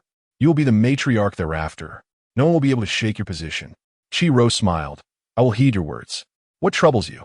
Qi Jinnuo noticed that Teng Yuan was also distracted and asked irritably, Are you still thinking about that woman from earlier? Teng Yuan snapped back to attention. Denying. No. Qi Jinnuo was well aware that he could not possibly have feelings for Qin Wenqing. Yet, she insisted on being troublesome, seeking to divert his attention away from the earlier matter. Really not? I don't believe you. You must. Before she could finish, she was suddenly pinned down by someone. Her mouth was silenced, leaving her unable to utter another word, and she could only indulge in that fleeting moment of intimacy. After a long while, her eyes were dazed. Her cheeks flushed as she was released. Her lips resembled luscious red cherries. This is where we draw the line. If we continue, I shall become irate, he murmured, caressing her cheek. Oh, she acquiesced, leaning against him in silence. That evening, Scarred Man hosted a lavish banquet to entertain them. With half of the superhumans eliminated by their hands, only a scant few remained under Scarred Man's command. They sat below, looking sparse and scattered. Qi Rou sat beside Scarred Man, exuding an air of privilege as she raised her glass to them. Come, I toast to you all. Just as Qi Jinnuo lifted her glass, a silvery voice echoed in her mind. Do not drink. This wine is tainted. Startled, Qi Jinnuo glanced at Teng Yuan, then at the wine in his hand, implying that the drink was suspicious. Tung Yuanyi nodded in understanding, refraining from lifting his glass. Qiro observed him. Sir, how shall I address you? Tung Yuanyi, he replied. Tung? Qiro's expression shifted subtly before she smiled. That surname is quite rare. I recall the leader of Langdong Base bears the surname Tung. I wonder if you are related? I do not know him. Tung Yuanyi replied indifferently. Qiro chuckled, realizing it was a misunderstanding. Why do you not partake in the wine? Do you not like it? Jinnuo interjected. He does not enjoy drinking. He is allergic to alcohol. Is that so? Qiro laughed. Then let me drink on your behalf. Cheers. Jinnuo took a sip, but did not swallow, discreetly spitting it out when no one was watching. She then raised her gaze to Qiro, her brow slightly furrowed. What is this woman up to? Surely she knows the wine is laced with something? What is her true intention? As the banquet progressed, Scarred Man's subordinates became intoxicated and brazenly brought women to the table. Amidst the laughter and flirtation, they performed indecent acts, devoid of dignity and suffering humiliation. Jinnuo felt a wave of discomfort wash over her. Although she knew that such scenes would only escalate in the future, she still found it intolerable. I need some fresh air, Jinnuo stated, standing abruptly. Where are you off to? Qiro called after her. Jinnuo replied, I feel a bit dizzy. I need to step outside for a breath of fresh air. I'll accompany you. Qiro smiled, standing up. You are unfamiliar with this place. I would want you to get lost. Allow me to show you around. Before Jinnuo could respond, Qiro had already taken her arm, providing no opportunity for refusal. Tung Yuanyi discreetly released a strand of mental energy, attaching it to Jinnuo's hair as they exited. The affluent district was vast, with Scarred Man occupying the prime location, surrounded by a beautifully lit environment. There were guards stationed all around, ensuring safety. Upon reuniting with your mother, you seem less than thrilled, Qiro remarked suddenly. I assure you, that is not the case, Jinnuo replied. In truth, the original owner of her body did not have a commendable relationship with her mother. Qiro, at her core, was a selfish woman. She initially aimed to ascend through her daughter. After failing, she unhesitatingly left her daughter in their hometown, focusing solely on frivolous affairs with men. She had dreams of marrying into wealth, longing for a life of luxury. Later, this ambition influenced the original owner when she was brought back during her middle school years. Eventually, Qiro treated her daughter with more kindness upon seeing her beauty, but such affection was laced with ulterior motives, merely recognizing her as a valuable asset. The original owner had even dropped out of school for a year because Qiro wanted her to marry a wealthy old man. She relentlessly brainwashed the original owner, praising the old man's wealth and suggesting that he would die soon, leaving his fortune to her. The original owner was swayed by these words, but upon witnessing the old man's frail appearance and lecherous gaze, she fled in fear. Only later did she realize that if the old man were truly so desirable, why did Qiro not marry him herself? However, the original owner did not sever ties with Qiro, believing she might still find her useful in the future. What the gentleman by your side, Mr. Tung? Who is he? Qiro inquired. Jinnuo cast her a glance and replied, I'm not quite sure. He hasn't shared much with me. Qiro disapproved. You ought to clarify. Men are often cunning. You must take it upon yourself to uncover his background to avoid being toyed with. He would not do that, Jinnuo stated. How could he not? A dependable man is as rare as a pig climbing a tree. What do I teach you? Never allow yourself to become emotionally invested. As long as a man holds no utilitarian value, he should be discarded. You're not truly falling for him, are you? Why would I not? He is handsome, capable, and treats me well. Is it not natural for me to develop feelings for him? Foolish, Qiro exclaimed, unable to bear it. You are naive and utterly foolish. You are wagering everything on him. What if you lose? What fate awaits you? Jinnuo remained silent, disinterested in Qiro's lectures. She was well aware of her own boundaries. What precisely do you wish to convey? She asked, turning to leave. Qiro grasped her arm, whispering, why the rush? I want to advise you to persuade your boyfriend to establish a base with Brother Hu. This would be advantageous for you, as you would become the matriarch of the base. Think about it. Jinnuo, lost in thought, nodded absent-mindedly. Yes, I will speak to him when I return. Without waiting for Chi-Ro to respond, she turned and dashed away. Chapter 85. The bond between mother and daughter severed. Wait a moment. Chi-Ro grasped her arm once more, a frown etched across her face. I haven't finished speaking yet. Why are you in such a hurry to leave? I am your mother. Is it too much to expect a little patience from you? Jinnuo paused, a flicker of realization dawning upon her. Perhaps her mother was merely waiting for the effects of the drink to take hold. Thus, she had followed her outside, incessantly prattling on about trivial matters. Curiosity gnawed at her. What was her mother truly after? I'm feeling a bit dizzy, Jinnuo admitted. I think I need a rest. Dizzy? Chi-Ro's eyes gleamed with a glint of cunning. It must be the alcohol. You rarely drink. Just take a seat over there. She tugged Jinnuo toward a wooden bench in the garden. After a moment's contemplation, Jinnuo closed her eyes and succumbed to unconsciousness. Chi-Ro caught her, a disdainful huff escaping her lips as she summoned two individuals to carry Jinnuo to a concealed room. Lying on the bed, Jinnuo heard the creak of the door as it swung open. She fainted? Came the voice of the scar man. Indeed, Chi-Ro replied. This is the safest course of action. From my observations, that boy cares deeply for my daughter. If I can control her, I can control him. The scar man exulted. Darling, you are truly my blessing. Thankfully, you are here. Otherwise, I wouldn't know how to explain things to the boss. Enough. You promised that when you become the branch leader, I would be the lady of the house. Don't forget. Of course not. I wouldn't dare deceive you.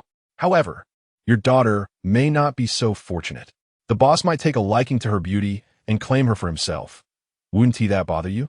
Why should I care? Chi-Ro scoffed. She is my flesh and blood. I gave her life. Without me, could she possess this beauty? Could she have lived to this day? I am merely reclaiming what is rightfully mine. Is that so wrong? I bore her, and she owes me this debt of gratitude. So that is how you see it. Jinnuo thought as she opened her eyes, her gaze icy as she regarded Chi-Ro. Both Chi-Ro and the scarred man recoiled in shock. You didn't faint? Jinnuo glared at Chi-Ro. You drugged my drink, disregarding my life for your ambitions. Truly, you are a wonderful mother. Chi-Ro's expression hardened. Have I spoken falsely? I gave you life. That is an immeasurable favor in your eyes, one you can never repay. Moreover, what good comes from associating with that boy? He is reckless and has already killed the son of the Poon and base's leader. He will inevitably face ruin. By aligning with the leader of Poonan, you could live a life of privilege. I'm doing this for your own good. What a noble justification for your actions. Regrettably, I do not require it. Jinnuo declared as she descended from the bed. The moment you chose your own future over my life. Our mother-daughter bond was severed. Until now, Jinnuo had been uncertain about how to navigate her relationship with Chi-Ro, but clarity had finally emerged. Raised in a blissful family, adored by her parents and brother, encountering a mother like Chi-Ro was indeed eye-opening. Are you threatening me? Chi-Ro seethed. If our bond is broken, do you think I care? The scarred man gritted his teeth, whispering a warning. You should hold your tongue. Your daughter possesses extraordinary abilities. She has abilities? Chi-Ro regarded Jinnuo with skepticism. That cannot be true. She appears too frail for such gifts. In response, Jinnuo summoned bubbles of water and lightning. The scarred man paled at the sight, retreating several paces, haunted by a psychological terror. Calm down. Let us discuss this rationally. He stammered, perspiration beading on his forehead. This was all your mother's idea. It has nothing to do with me. Chi-Ro raised her gaze, scrutinizing the bubbles. Were these? Jinnuo fixed her mother with a steely stare. I wish to ask you one last time. Have you ever loved your daughter, Jinnuo, even for a fleeting moment? Chi-Ro's cold gaze remained unwavering. No. Had you been a son, perhaps I could have ascended to a life of luxury. You should be grateful that I did not smother you at birth. Very well. I understand. Jinnuo's resolve hardened. With a swift movement, the bubbles burst and thunder roared. The scarred man watched in horror as a striking beauty before him transformed into a mere stick figure, smoldering and collapsing to the ground. His face drained of color, lips trembling. He found himself rendered speechless. Jinnuo turned her attention to the scarred man. And you, he shouted in desperation, don't do anything rash. You've already killed our boss's son. If you kill me, what chance do you have for survival? His sentence trailed off, abruptly cut short by a flash of white light, freezing him in place. Jinnuo blinked, glancing toward the entrance. Tung Yuan stepped inside, his presence commanding. When did you arrive? Jinnuo inquired, surprised. Just as you lost consciousness, Tung Yuan replied. However, witnessing your confrontation with your mother, I believed it prudent to allow you to handle this matter alone. Tung Yuan regarded her with a glimmer of pride. You performed admirably, he remarked. Since she has not regarded you as her daughter, you need not treat her as your mother. Let us depart. Tung Yuan extended his hand. Jinnuo grasped it firmly, and together they exited. As they stepped out of the room, the scarred man's icy form shattered behind them. Crimson snowflakes drifted through the air, reminiscent of torn souls, cascading down to envelop the ashen corpse below. Outside, a group of armed extraordinary beings surrounded Jinnuo and Tung Yuan. Tung Yuan remained impassive, taking a step forward, and they instinctively retreated. They had witnessed his formidable prowess and felt a sense of dread. Yet, with their leader deceased at his hands, they were at a loss. Tung Yuan's eyes appeared devoid of emotion as he unceremoniously led Jinnuo away. After a moment of silence, one of them finally unleashed their abilities. Unfortunately, their attempt merely resulted in a gesture, leaving them frozen in an instant. Panic spread among the others, who turned to flee, but as they spun around, they too became ice sculptures. Tung Yuan, expressionless, guided Jinnuo past the frozen figures.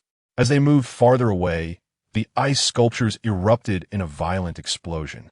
Crimson snowflakes rained down, blanketing the ground in a thick layer, appearing from a distance like the vibrant petals of a mandala flower, embodying the tranquility of death as it swept through. Chapter 86. Sudden abnormality. As Jinnuo and Tung Yuan traversed the garden, a throng of women suddenly emerged, kneeling before them in unison. Startled, Jinnuo instinctively took a step back. What are you doing? Please take us away. We can do anything. The women, clad in scant attire and disheveled hair, bore the marks of desperation. Their gaunt figures and sallow complexions betrayed the toll of their plight. Jinnuo observed their once fair skin now dulled and ashen, a clear indication that the impurities within them had accumulated significantly. The outbreak of the black rain disease was imminent. Lacking supernatural abilities, they were unable to attain the purification offered by moon crystals, leaving them with no escape from their grim fate. Though she felt a pang of sympathy for them, Jinnuo found herself powerless to assist. "I'm sorry. We cannot take you with us," she said, shaking her head. "Please, we would do anything." They wept earnestly, their gazes shifting anxiously towards Tung Yuan. One audacious woman even grasped Tung Yuan's pant leg. "Sir, if you would just take me in, I would do anything for you, whether it be cleaning or providing warmth." Just as Jinnuo was about to push the woman away, Tung Yuan took a step back himself. "Sir, we truly cannot help you." Jinnuo's expression hardened. "The people who imprisoned you are no longer here. You can escape on your own, wherever you wish. But where can we go?" One woman could no longer contain her tears. "The streets are swarming with zombies. If we venture out, it is certain death. You try to arm yourselves and fight the zombies. There remains a glimmer of hope. If you do nothing, you will only await your demise." Among the group, a woman with a defiant expression appeared to ponder her words. "I'm sorry," Jinnuo said, unable to bear the sight any longer, pulling Tung Yuan away. They were indeed pitiable, yet in this apocalyptic world, countless others suffered as well. "Where are we headed now?" Jinnuo inquired upon exiting the villa. Tung Yuan replied, "It is dark, not ideal for travel. Let us return to our previous location and rest for the night before continuing." "All right," Jinnuo nodded. Tung Yuan parked the car nearby, and they drove back to their former residence. Along the way, they encountered a few zombies, but they were of low rank, easily dispatched by Tung Yuan. Not long after their departure, a figure stumbled out of the villa, watching them leave before turning in another direction. As Jinnuo and Tung Yuan exited the vehicle, they noticed a businessman and his companions at the entrance of the opposite villa, peering in their direction. Upon spotting their return, the businessman hurried over. "You really brought them back? Impressive," the blond man exclaimed in disbelief. Although it was just the second team from the Punan base, that team is formidable, brimming with supernatural beings. How did you manage to bring your woman out unscathed? By the way, did you rescue Qin Wenqing? Tung Yunya shot them a glance, irritated by their incessant chatter. Were they so familiar that he must engage? He chose to ignore them and enter the house. Curious, Jinnuo glanced back at them before shutting the door. The businessman shot a glare at the blonde man. Look at you, so noisy. They don't even want to acknowledge you. Boss, didn't you have something important to discuss with him? The blonde man asked. The businessman smacked his forehead, having completely forgotten. You go knock on the door. The blonde man hesitated. Why don't you go? I can't go. The fear from the icy arrow that had barely missed him lingered in his mind, leaving him too terrified to approach. Useless. Coward. The businessman scolded. But he too lacked the courage to knock, ultimately leaving with the blonde man in defeat. Night had deepened. After a quick shower, Jinnuo hurried into bed. Shortly after, Tung Yunya emerged, bare from the waist up, standing nearby to dry his hair with a towel. Jinnuo covered her face with the blanket, peeking out with only her eyes visible. His physique, broad shoulders tapering to a narrow waist, the definition of his muscles, and the faint veins on his arms were undeniably mesmerizing. Suddenly, Tung Yunya turned to her, catching her in the act of spying. She stammered, I was just thinking about whether to bring you a hairdryer. A smile tugged at the corners of Tung Yunya's mouth as he tossed the towel aside and approached her. The closer he came, the faster Jinnuo's heart raced, her gaze fixated on his upper body, unable to look away. She felt an overwhelming heat enveloping her, her face burning. Surely it was crimson. He sat at the edge of the bed and yanked the blanket away, revealing Jinnuo's flushed face. Why are you blushing? Nothing, she replied, awkwardly averting her gaze. Is that so? Then why do you dare not look at me? Tung Yunya remarked, his tone teasing. Jinnuo's eyes wandered over his abs. You should hurry and put on some clothes. Be careful not to catch a chill. He had deliberately dressed this way to entice her, hadn't he? Tung Yunya's gaze deepened as he suddenly seized her hand, pulling her closer. Do you like it? He asked in a low voice. The sensation of his 8-pack abs was exquisite. He had tensed them deliberately. Jinnuo blurted out, I like it. Tung Yunya's eyes gleamed with the predatory intensity of a beast stalking its prey, slowly drawing her nearer, his voice laced with allure. Like it? Then it is all yours. In that moment, Jinnuo's mind exploded with excitement, unable to resist the urge to leap into his embrace. When she awoke the next day, her body ached, and she felt a wave of regret wash over her. She had been far too susceptible to temptation. Self-reflection was in order. Such indulgence could be harmful. Rising to wash up and change her clothes, she gathered her belongings. If all went as anticipated, they would set out today, leaving this place behind. As she descended the stairs, she found Tung Yunya had already prepared breakfast. You're awake, let us eat. Still somewhat dazed, Jinnuo sat down, took a sip of milk, and bit into a freshly made sandwich, savoring its delightful flavor. Unable to resist, she took another large bite. Suddenly, Tung Yunya reached out, tilting her chin. Don't move. Puzzled, she gazed at him as he leaned in, his striking features magnified, an overwhelming presence enveloping her. Jinnuo felt a warm sensation on her face, as if something had brushed against it. He then pulled back, saying, You got some sauce on your face. Her heart raced, her mind momentarily blank. Since last night, he had transformed into a figure of gentleness, exuding charm like a peacock displaying its feathers, suddenly adept at seduction. What had happened? What had transpired? She strained to recall. Then it struck her, last night in the garden. Chiro had asked if she had truly fallen for Tung Yunya, to which she had responded with an emphatic no. Could it be that he had overheard? Was this peculiar behavior a result of that moment? Chapter 87. The assassination order. Jinnuo could not help but chuckle. How adorable. What are you laughing at? Tung Yunya glanced at her. Unable to resist, Jinnuo leaped into his embrace, pecked him on the cheek, and nuzzled against his neck. Oh, nothing. Just that I like you. Tung Yunya's lips involuntarily curled into a smile as he held her close, retrieving the half-eaten sandwich. Would you like to have a bit more? Jinnuo took a bite, her cheeks puffed up, then playfully offered the sandwich to him, grinning, You eat. Tung Yunya took a bite as well. The two of them shared the sandwich, taking turns until it was finished. As they tidied up and prepared to leave, A frantic knocking echoed at the door. "Boss, are you there? Something's happened. Open the door." It was the voice of the hip-hop guy. Jinnuo walked over and opened the door. The hip-hop guy stared at her in surprise, having never seen her before. "Who are you? Is the boss here?" "The one called Tung Yuanya. Has he left?" Peering inside, he saw Tung Yuanya approaching and quickly exclaimed, "Boss, something's gone wrong. The Punan base has issued an assassination order against you." He hurriedly presented the assassination notice to Tung Yuanya. "An assassination order?" Jinnuo leaned in with curiosity. "A bounty. The individual named Tung Yuanya has brutally murdered the son of the Punan base leader and the entire second team, including their captain.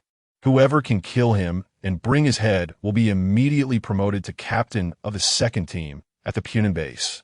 Informants will receive a high-quality crystal as a reward." It even included a photograph of Tung Yuanya. "When was this taken?" The hip-hop guy exclaimed, "This is serious. The Punan base has issued such a bold assassination order. I saw this from my dad. This notice has surely spread far and wide. The Punan base holds significant power. Are you considering joining us? Although our influence isn't substantial, we at least have some manpower. It's better than going solo." The Punan base's assassination order. The blonde guy leaned in and snatched the notice away. The hip-hop guy retorted, "Do you have any manners?" "Boss, look."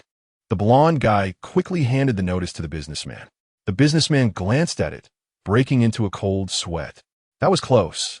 I was going to suggest he become our leader, but now he's being hunted by the Punan base. Thank goodness. Does he even want to be your leader? Get lost." The hip-hop guy snatched the notice back and turned to Tung Yuanya.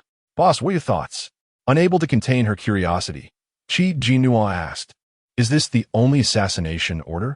Is it only targeting him?" "Yes," the hip-hop guy replied, puzzled.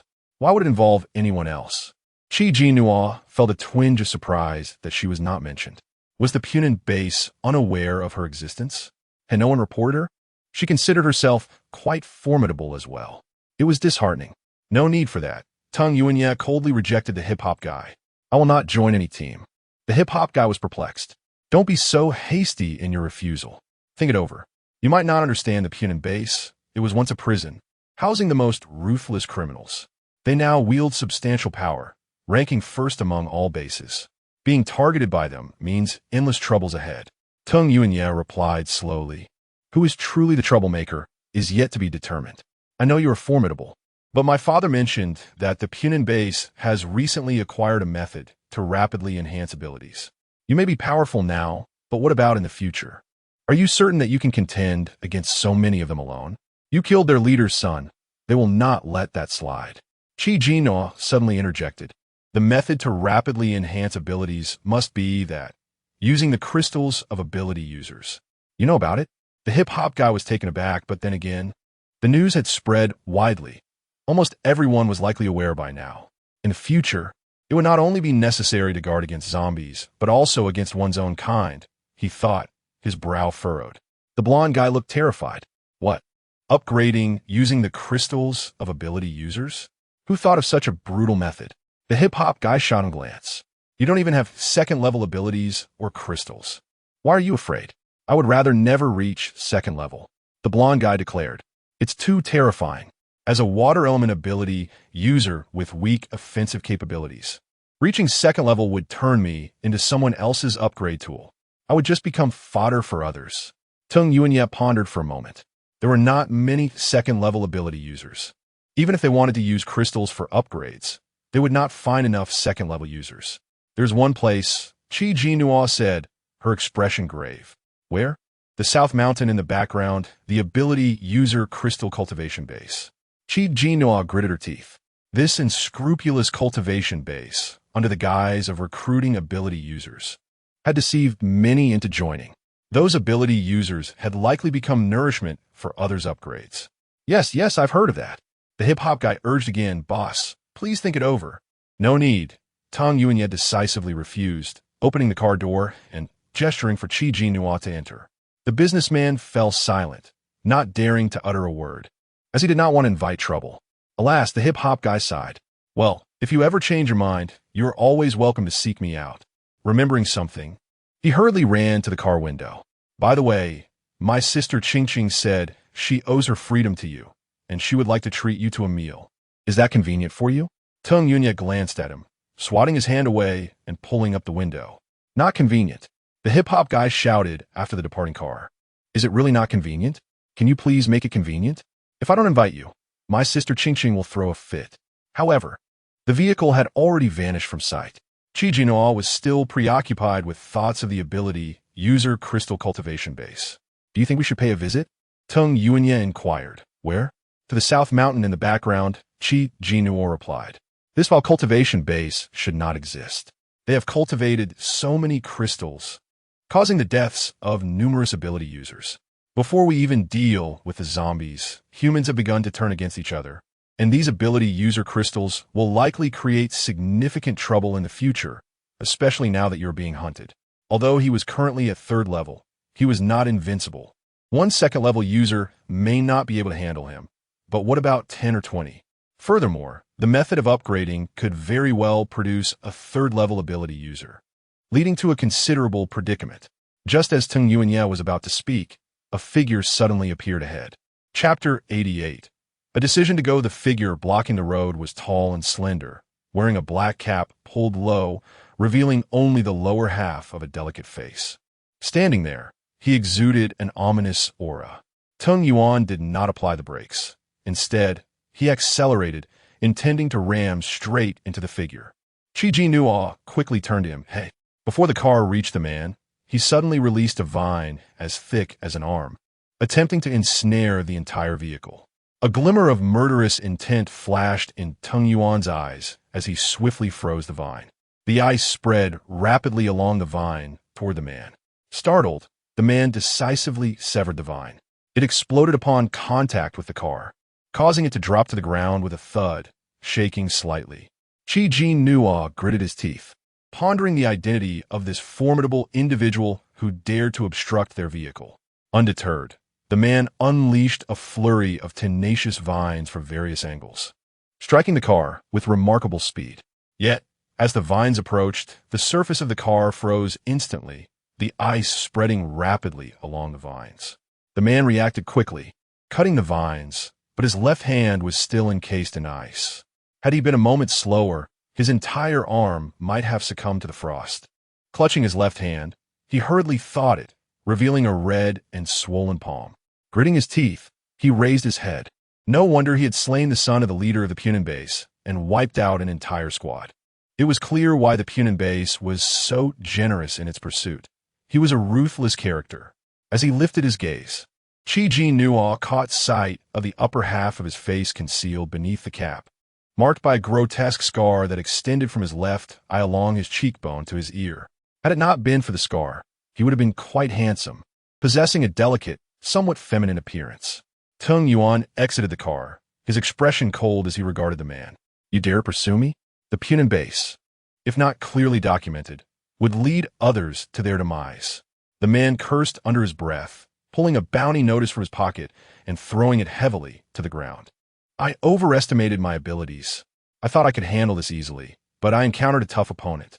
Just pretend I was never here. He turned to leave, but found his feet frozen in place, unable to move.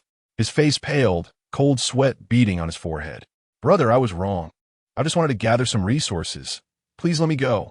Jinnuo stepped out of the car, picking up the bounty notice. How did you acquire this notice? The Punin base printed many and scattered them everywhere. Although the spread isn't as rapid as before, many have likely received it, at least in this area. He forced a sheepish smile.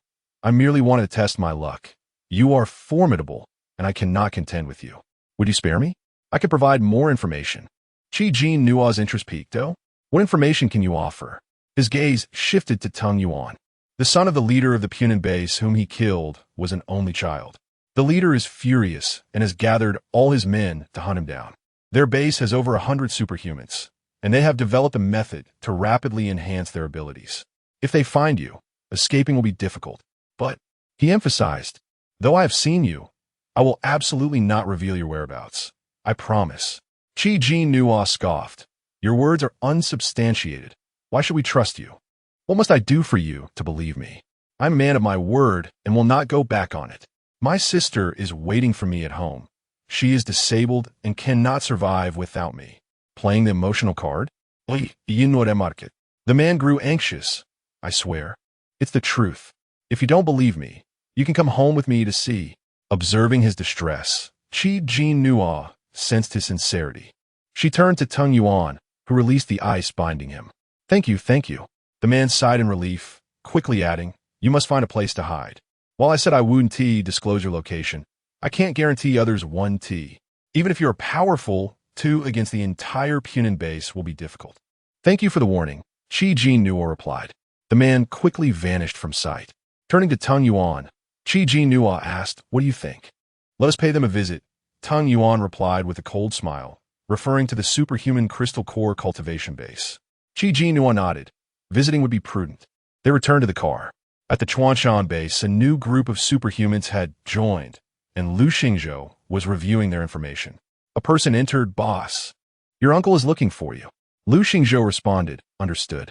Frowning slightly, he set the documents aside and exited the room. Since the last great battle, they had suffered heavy losses. Nearly all their superhumans had perished. Lu Xingzhou had barely managed to escape with his uncle alongside a third-level superhuman. A zombie with psychic abilities had gone berserk, controlling all superhumans on site, forcing them to turn on each other. They could not awaken their comrades and had no choice but to abandon them. Later, his cousin had not returned home, and despite searching, there was no trace. Eventually, a superhuman who had escaped reported seeing her leaving with Jinnuo in another direction. It seemed grim. His uncle could not come to terms with her death and kept sending people to search, only to be met with repeated disappointment. In recent days, his uncle had fallen into despair, leaving Lu Xingzhou to manage the base's affairs. They needed to recruit new members and establish their own power to survive in this apocalyptic world, lest they be swept away by the tides of others. Lu Xingzhou pushed open the study door. Uncle, you called for me? Yin Weigua stood at the window, his back turned, looking significantly older with numerous strands of white hair. Look at that on the table, he said in a low voice. Lu Xingzhou picked it up, recognizing it as a bounty notice issued by the Punin base. Tung Yuan? He exclaimed in surprise. Yes, alive? Yin Weigua turned around, scoffing. Not only is he alive, but his girlfriend is too. His girlfriend had a conflict with Huan Huan. I suspect Huan Huan was killed by her. Lu Xingzhou frowned. That shouldn't be the case. Miss Qi doesn't seem like that kind of person. How could she not? Your cousin is gone. Which side are you on? Yin Weigua was infuriated, struggling to catch his breath. After a moment, he continued, the family, upon realizing your cousin was gone, immediately distanced themselves from us, and we are no longer prioritized for superhuman crystal cores. Chapter 89. Another assassination order. Is it merely because my subordinates have all perished that you believe my power is waning? Fickle as the wind. Yin Weigua snorted coldly. I may not be able to deal with the Yi family for now, but I shall not spare the perpetrator who harmed your cousin. Lu Xingzhou furrowed his brow. What do you intend to do? Our influence has yet to be cultivated. It might prove quite challenging. Why not issue an assassination order? The Punin base can send one out, and so can we. I am eager to see who can claim their heads. Half an hour later, Lu Xingzhou composed the assassination order and entrusted it to his subordinates, instructing them to disseminate it throughout various corners and organizations. Meanwhile, in the southern region of Nanshan, Jinnuo and Tung Yuanya continued their journey southward. The road was eerily quiet, devoid of any encounters, not even a single zombie. As lunchtime approached, they arrived at a gas station. Should we refuel? Jinnuo inquired. Let us do it, Tung Yuanya replied, stepping out of the vehicle. He inspected the fuel tanks, confirming there was still gasoline, before heading into the gas station's small supermarket. Upon entering, he was suddenly confronted by a zombie. It was merely a low-level creature, which he swiftly dispatched with a flick of his hand. Inside the supermarket were barrels of pre-packaged oil. He gestured for Jinnuo to come over and stored them in his spatial compartment. The shelves were stripped bare of food, and these barrels had likely been left behind as they were too cumbersome to carry away. Tung Yuanya then procured several empty bottles and filled them with oil outside, allowing Jinnuo to store them as well before he filled their vehicle's tank. Just as he completed this task, a convoy of vehicles approached. Approximately a dozen vehicles, with a rugged SUV leading the way, came to a halt. The doors swung open, and a towering figure emerged. Boss, There's a gas station and a small supermarket here. We can refuel and perhaps find some supplies, a stout tattooed man said, his face plastered with servility. The man referred to as boss was indeed a hefty figure, clad in a tank top that revealed his muscular arms, exuding an inexplicable odor. "Let us go take a look," he said, gesturing towards his companions as he lit a cigarette, only to notice Tang Yuanya and Jinnuo. They were concealed behind a fuel tank, making them difficult to spot at first glance. Well, someone else here?" The tank-top man sauntered over, cigarette dangling from his lips.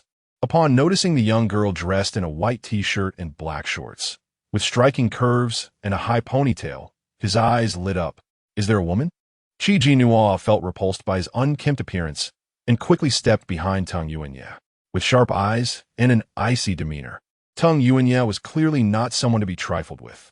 The tank-top man paused, then grinned. "Hey, little brother, where are you from?" Tang Yuanya shot him a glance, but did not respond, protective of Jinnuo as he began to leave. Just then, the tattooed man rushed over. "Boss, all the fuel tanks are empty. There's no oil." "No oil?" The tank-top man's expression soured instantly as he turned to Tang Yuanya. "You didn't take all the oil, did you? That's rather inconsiderate. You should have left some for others." Tang Yuanya halted, calmly replying, "Do you not understand the principle of first come, first served? If I choose not to share, do you intend to steal?" The tank-top man's countenance darkened as he faced Tang Yuanya for a moment. This young man's gaze was unsettling, akin to that of a corpse. Feeling a shiver run down his spine, the tank-top man hastily retorted, "I was merely asking casually. If there's none, then so be it. Forget it." Seeing that he had some sense, Tang Yuanya chose to ignore him. This gas station appeared quite secure and spacious. It would be a splendid choice to have lunch here before continuing their journey. He turned to Jinnuo and suggested, "Shall we eat here before we depart?" "That sounds good," Jinnuo replied, feeling a bit hungry. After a moment's hesitation, she added quietly, "I would like something warm, if possible." "Of course," Tang Yuanya reassured her. With him around, who would dare to cause trouble? Jinnuo smiled, pretending to take out a folding table from the vehicle, when in fact, it was retrieved from his spatial compartment. She then produced 2 folding chairs, a portable stove, a gas canister, and a pot. Unexpectedly, as they prepared their meal, the convoy's occupants also decided to stop and eat. Men and women alike disembarked, and a group of weary-looking women, perhaps 7 or 8, unloaded tables, chairs, pots, and ingredients, setting up a fire right there. Their skin was ashen, hair disheveled, and some clothing tattered, failing to conceal the marks of hardship upon them. They appeared utterly exhausted and numb, laboring tirelessly to prepare meals for the men. Meanwhile, the robust young men stood idly by, smoking and chatting, occasionally casting glances at Jinnuo, yet not a single one offered assistance to the women. Jinnuo felt a wave of disgust wash over her. At that moment, a woman descended from the back seat of the first SUV, dressed in a flowing white dress. Her long hair cascading down, she possessed delicate features. Although her face was not haggard, traces of refinement lingered, yet her skin too bore the same dull hue indicative of accumulated impurities. They remained oblivious to the reasons behind their pallor, attributing it to the hardships of their escape, the elements, and lack of rest. "Bingo," the woman cooed, swaying her hips as she approached the tank-top man. He, with a cigarette in his mouth, flashed a roguish grin and opened his arms. "Oh, my darling, are you awake?" She nestled against him, playfully rebuking. "Why didn't you call for me when you got out?" "I didn't want to disturb your sweet slumber. Did you rest well?" "Let me see." He flirted openly, lifting her chin and kissing her in public. Jinnuo felt a wave of nausea at the sight. The tank-top man, with an odor of smoke and grime. How could she bring herself to kiss him? At that moment, the woman noticed Jinnuo and pushed the tank-top man away. Catching her breath as she glared at her, "Who is that?" The tank-top man squinted. "I don't know. Just some random encounter." As the water began to boil, Jinnuo instinctively reached to lift the lid, only to burn herself. "Ouch! Did you burn yourself?" Tang Yuanya immediately set aside the vegetables and rushed over, taking her hand in his. Noticing the tender tips of her fingers reddened from the burn, he tenderly placed her fingers in his mouth, soothing her pain. "Hey you."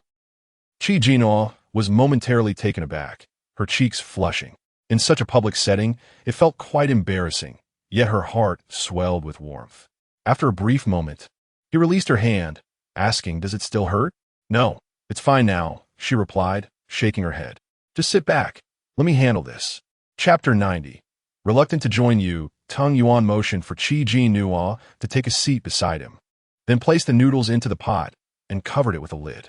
The woman observed Jinnuo's fair skin and her ethereal appearance, realizing she was well cherished. Since the apocalypse began, such women had become a rarity. Moreover, the man treated her with such tenderness, merely having been scalded. He allowed her to sit aside while he prepared the meal. A wave of profound imbalance surged within her. "Brother Ben, may I go over there?" she inquired, glancing at the man in the vest. He exhaled a puff of smoke, squinting slightly as he replied, "Go ahead." The woman approached Jinnuo. "Are you both university students? A couple?" She glanced at Jinnuo and then at Tung Yuan. Jinnuo responded, "Yes, is there something you need? Just the two of you?" The woman stood, looking down at Jinnuo with a hint of condescension. Jinnuo disliked being spoken to in such a manner, her eyes darkening slightly. "Yes, just the two of us." The woman cast a glance at their table, astonished to see not only fatty beef but also canned meat and fruit. In this post-apocalyptic world, fatty beef was an exceedingly scarce commodity, as was fruit. Canned goods were manageable, but fruit was nearly impossible to preserve, rendering it a luxury. Yet, their table boasted several varieties of fruit, including vibrant strawberries, plump and enticing, looking utterly delectable. She couldn't recall the last time she had savored something so delightful, though she was the woman of the leader. The most she could obtain was a single can, one filled with meat that had been excessively powdered, which she wouldn't have looked at twice before the apocalypse. But now it was a precious item. As for fruit, she hadn't tasted it since the onset of the apocalypse. "You have quite the feast," the woman remarked, eyeing the strawberries repeatedly before turning her gaze back to Jinnuo. "I propose you consider joining our group." Jinnuo found it amusing. "Join you? Indeed." The woman lifted her chin. "Just the two of you? How could you possibly fend off zombies? We have many people here, including over a dozen with special abilities. If you join us, we can protect you." She paused. "Of course, you need to surrender all your supplies." "I'm afraid we are not interested in joining you." "Are you certain? Think carefully. Once you leave this village, there will be no shop like it." The woman scoffed. "That is unnecessary," Jinnuo replied. "You may leave now." At that moment, Tung Yuan finished cooking the noodles, and the enticing aroma of meat wafted through the air. The woman swallowed hard, unable to resist glancing into the pot. Tung Yuan divided the noodles into two portions and handed one to Jinnuo. As she reached for it, he deftly withdrew it, saying, "Your hand is injured. Allow me to do it." "Oh." Jinnuo retracted her hand. The woman glanced at the ample fatty beef and fresh green vegetables in Jinnuo's bowl, noticing that the meat seemed to outweigh the noodles. She gritted her teeth in frustration and turned to Tung Yuan. "Handsome, I just asked your girlfriend if she would like to join our team, and she refused. What do you think? Didn't she refuse?" Tung Yuan shot her a cold look. "What are you still doing here?" The woman's face flushed with anger as she stormed away. The tantalizing aroma of the noodles drifted towards the men across the way, who hadn't tasted fresh meat in ages. They all looked up, salivating. "What are they cooking that smells so good?" "I can smell the meat." When the woman returned, the man in the vest asked, "What did you say to them?" "I asked if they wanted to join us, but they actually refused. They truly don't know what's good for them." She fumed. "Once they encounter zombies, they will come to their senses. Indeed, they are quite oblivious." The man in the vest scoffed, then inquired, "What are they cooking that smells so delightful? Did you see what they were making?" They were puzzled. Their supplies seemed impressive, and the fact they were cooking noodles with fatty beef and fresh vegetables and fruit was astonishing. "What? They're eating so well?" The man in the vest frowned, glancing over. "How can they possess such good resources with just the two of them?" "Brother Ben, they're only two people.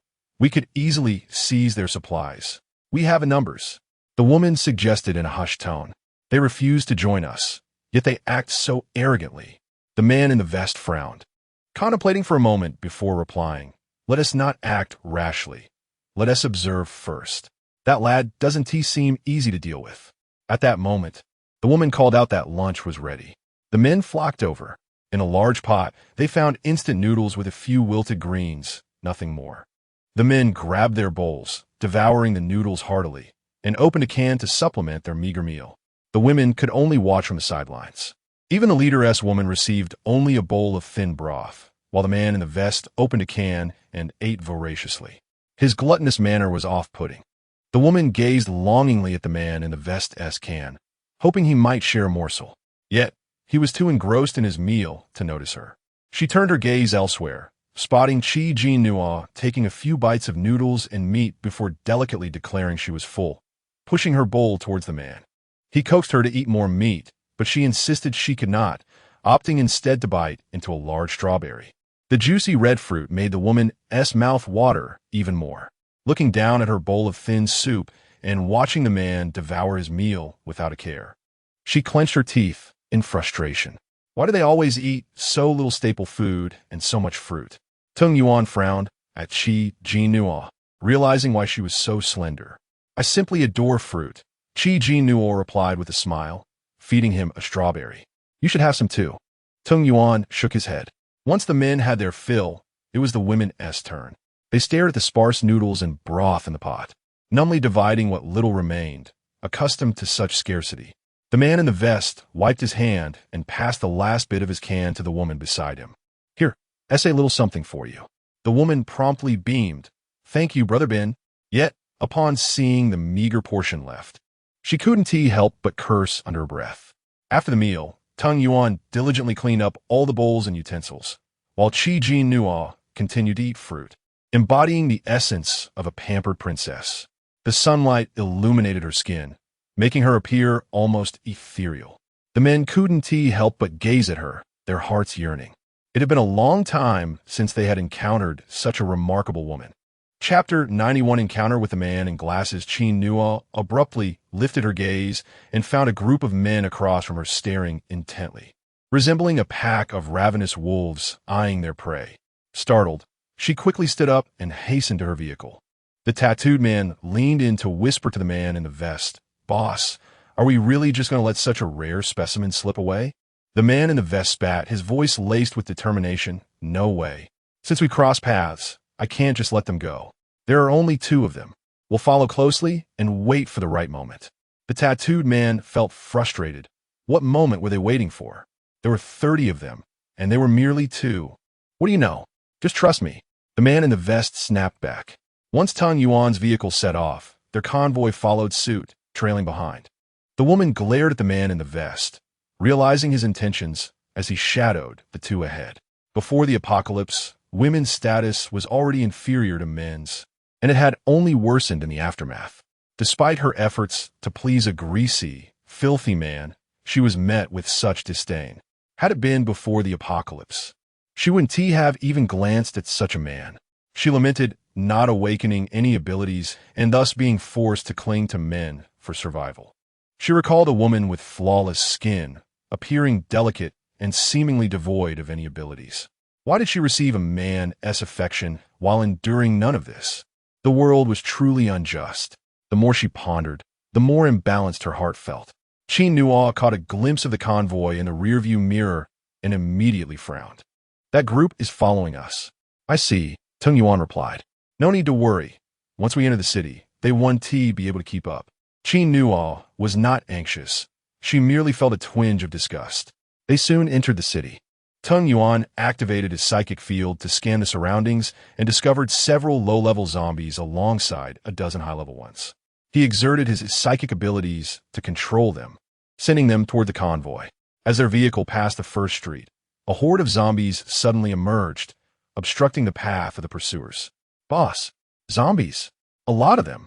The tattooed man's voice trembled in fear. Damn it, where did all these zombies come from? Quick, get them to disembark and deal with the zombies. The man in the vest growled through clenched teeth. The ability users promptly exited their vehicles, engaging in combat with the zombies. Tung Yuan's vehicle smoothly traversed the street, spotting a large supermarket nearby. Do we need to replenish our supplies? He inquired. Although their supplies could last them a lifetime, one could never have too many. Let's take a look, Jinnuo replied. Tung Yuan pulled over, and they both exited the vehicle, stepping into the supermarket.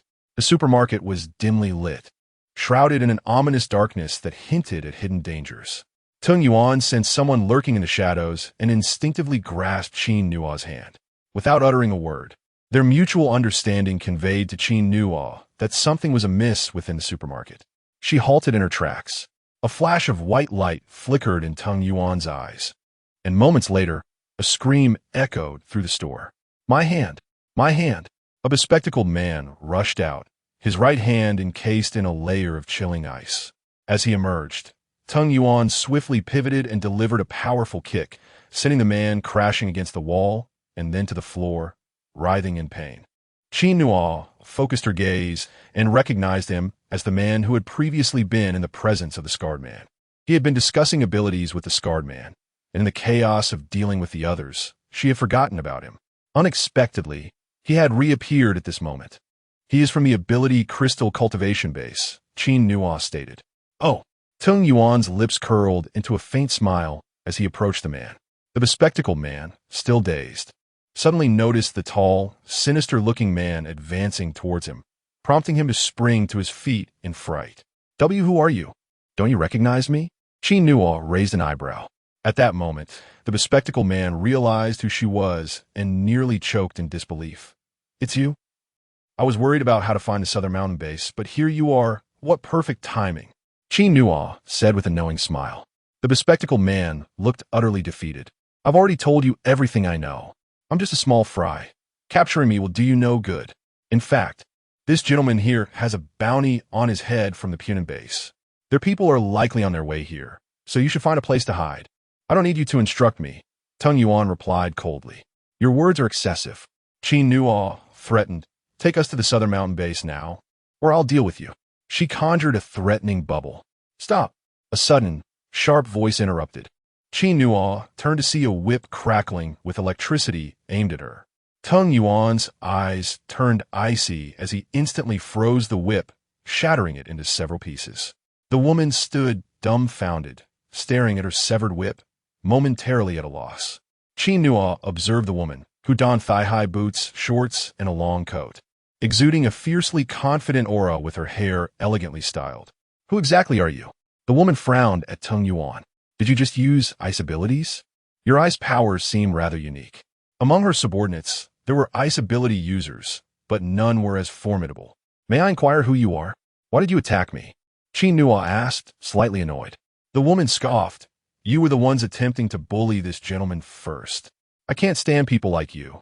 Those who, after awakening their abilities in this new world, take advantage of ordinary people. Times have changed, but one must not lose their sense of morality, otherwise. What differentiates you from the zombies? You seem to be mistaken, Jinnuo replied in a low voice. You don't even know who he is or what transpired. How can you assume we are the aggressors? At that moment, a voice called from a distance. Boss! A group of men and women rushed over, panting. How'd you run off so quickly? We lost sight of you in the blink of an eye. They noticed Jinnuo and Tung Yuan. Confusion etched on their faces. Who are they? That man looks familiar. Isn't he the one being hunted by the Punin base? What? The woman gasped. One of her subordinates quickly pulled out a wanted poster, stating, We just received this today. I hadn't had the chance to show it to you yet. Chapter 92. The resolute woman. The woman received the assassination order and cast a glance at Tung Yuan. Her audacity was indeed remarkable. She dared to kill the son of the leader of the Punin base without fear of retribution. Tung Yuan asked, What? Do you aspire to become the captain of the second team? The woman smiled, tearing the assassination order into shreds. Regrettably, I have no interest in such affairs. Those within the Punin base are not virtuous individuals. However, you too have slain the crown prince of Punin base, which hardly makes you a paragon of goodness. I have never been fond of entangling myself in troublesome matters. Her subordinates hesitated, sensing her attitude. She then turned to the bespectacled man behind them. Nevertheless, you must not abuse your abilities to bully ordinary individuals devoid of powers. Such behavior has always been intolerable to me. Jinnuo was taken aback. It was rare to encounter such a principled person in this apocalyptic world. Although this woman dressed flamboyantly, Her conduct was commendable, exuding an aura of righteousness. Jinnuo's initial irritation at her sudden ambush dissipated instantly. She stepped aside slightly and pointed to the man cowering in the corner. "Do you know who he is?" "Who is he?" The woman realized that this man's identity might be significant. "Do tell. Have you heard of the ability user crystal nucleus cultivation base?" Jinnuo inquired. The woman frowned. "Ability user crystal nucleus cultivation base? What kind of place is that? Can crystal nuclei even be cultivated?" Jinnuo replied calmly. A second-tier ability user generates a crystal nucleus within their body. You must be aware of this, correct? This cultivation base masquerades as a recruitment center for ability users, employing specialized methods to elevate them to the second tier, only to extract their nuclei for the enhancement of other ability users. The woman's expression darkened. Such inhumane methods were appalling. Who could possibly conceive such a cruel upgrade technique? It is indeed this ability user crystal nucleus cultivation base. Jinnuo pointed at the bespectacled man. He is affiliated with this base. The bespectacled man trembled, defending himself. "I'm merely a lowly errand runner, passing messages for them. I didn't partake in any of these actions. You are clearly one of their companions, and yet you dare to argue?" Jinnuo felt a surge of indignation. When he had discussed the crystal nucleus with the Scarface man, he had been full of ambition and bravado, a stark contrast to his current pitiful demeanor. "What do you intend to do then?" the woman inquired, regaining her composure. "Need you even ask? Naturally, we must eradicate this ability user cultivation base." Jinnuo stated without hesitation. Such a base should not exist. After a moment's contemplation, the woman concurred, "My thoughts align with yours. This base indeed ought to be dismantled. How about this? Come to me. I possess some influence and command a group of nearly 100 individuals, many of whom are ability users. Since you are being pursued, it will be prudent to seek refuge here for the time being. I have a vested interest in this ability user crystal nucleus cultivation base. We can strategize together." One of her subordinates interjected, "Boss, you are being rash. How can we possibly contend with the Punin base?" He glanced at Jinnuo and Tung Yuan, lowering his voice. "They have killed the son of the Punin base's leader and the members of the second team. Punin base's reputation is shattered. They will not let this go lightly. Do not provoke them." The woman furrowed her brow, casting an annoyed glance at her subordinate. If everyone were to cower in fear, it would only empower the aggressors, making survival for humanity increasingly difficult. Now is the time to stand firm and unite against such threats. The subordinate grew anxious. "But you must consider the safety of our base's personnel. We cannot act so impulsively." The woman paused, contemplating. Many within their base were ordinary individuals, relatives and friends of ability users. Jinnuo perceived her concerns. "There is no need for that. While your intentions are noble, we do not wish to burden you." The woman hesitated, "But what about you?" "For the time being, they cannot harm us," Jinnuo replied. It was not mere confidence. Tung Yuan was already a third-tier ability user. Second-tier ability users were scarce, let alone third-tier ones. Unless they employed special methods for advancement, who could match his rapid progress? Although Tung Yuan might struggle against a throng of second-tier users, she was also present. Moreover, they were not planning to confront them head-on. "Very well," the woman said. "Tell me the location of this ability user crystal nucleus cultivation base. Once I manage my affairs, I shall join you." Jinnuo was astonished. "Are you serious?" The woman's demeanor turned serious. "I am indeed serious. This ability user crystal nucleus cultivation base has harmed the interests of all humanity. How could I allow such a facility to persist? I believe many share my sentiments. I will find a way to rally them and then meet up with you." At this moment, Jinnuo truly admired her. With just a few words, she had resolved to offer her unwavering support. Given the vast influence surrounding this ability user crystal nucleus cultivation base, it was evident that the forces backing were formidable. It would be arduous for just her and Tung Yuan to confront them. "Thank you," she said earnestly. She turned to the bespectacled man. "Get up and sketch a rough map indicating the base's location."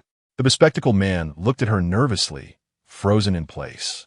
Tung Yuan raised his hand, ready to unleash a freezing attack. startling him into action. I'm not unwilling, he stammered. Do you have any idea how powerful the forces behind this base are? Their arrogance stems from substantial backing.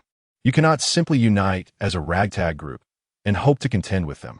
I am warning you for your own good. Abandon this pursuit, or you may lose your lives. Jinnuo smirked, then enlighten us. Just how formidable are the forces behind this base? I cannot say. The bespectacled man looked tormented. Please, do not put me in this position. I only know fragments. As a mere errand boy, what can I possibly know? But this base is far from simple. Do not challenge it. You are no match. Are you trying to intimidate me? The woman summoned a sphere of electricity in her palm, coldly threatening. Will you draw the map or not? Refusal will result in your demise here. The bespectacled man's face drained of color. You refuse to heed my warnings. Fine. I won't waste any more breath on you. He pulled out paper and a pen from his pocket and hastily sketched a rough map. This place is called the South Mountain of the Backstage. You won't find it on any map, as it is exceedingly secretive. Chapter 93. Pursued by the Punan base, Jinnuo glanced at the map with disdain. What is this ridiculous drawing? The bespectacled man replied. It may not be aesthetically pleasing, but it is practical. If you follow this map, you will certainly find your way. You're not deceiving us, are you? Jinnuo regarded him with suspicion. The man forced a smile. How could I? To be honest, I am merely trying to earn a living. I have no emotional ties to this base. In other words, I wouldn't feel burdened by betrayal. Jinnuo handed the map to the woman. Take a look. By the way, how should I address you? My name is Miao Qi. And you? The woman responded as she accepted the map. I am Jinnuo, and this is Tung Yuanya. Jinnuo introduced. Are you a couple? Miao Qi inquired, observing their youthful appearances. University students? Jinnuo nodded, yes. All right, Miao Qi said, putting away the map. You two go ahead. I will catch up shortly. Rest assured, I will keep my word and bring people to meet you. If I cannot make it, it would only mean one thing. I have encountered misfortune. Though they had just met, Jinnuo sensed an extraordinary power emanating from this woman. She felt confident that Miao Qi would not go back on her word. Thank you, Jinnuo smiled. She decided not to take anything from the supermarket, leaving the provisions for Miao Qi and her companions. She and Tung Yuanya set off with the bespectacled man. How long will it take to reach the southern mountain from here? Jinnuo asked. The bespectacled man replied, approximately 5 to 6 days. Is it really that far? Jinnuo was astonished that it would take so long. The man explained it used to be quicker, but now, due to the apocalypse, many roads have been destroyed, necessitating longer detours. He then added, have you really considered this? The forces behind the cultivation base are far more formidable than those at Punan base. You stand no chance against them. Could you refrain from rambling? Jinnuo threatened, raising her fist.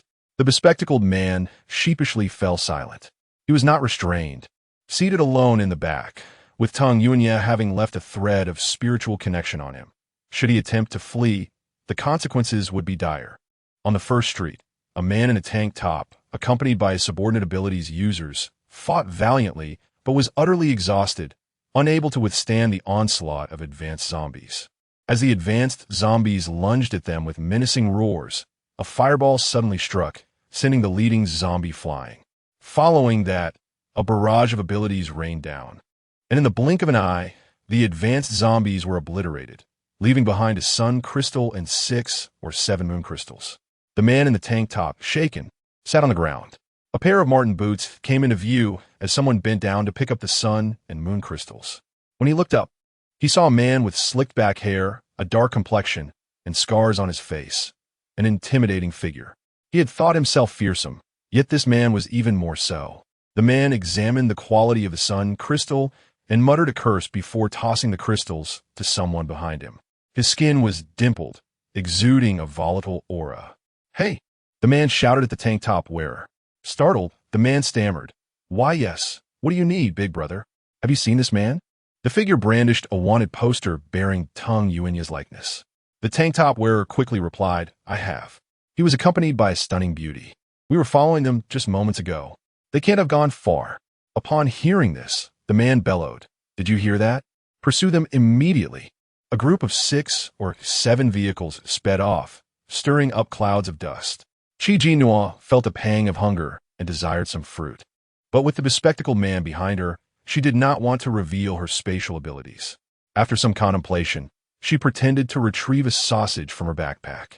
The sausage was genuine, containing 99% meat, and as soon as the packaging was torn open, the aroma filled the vehicle.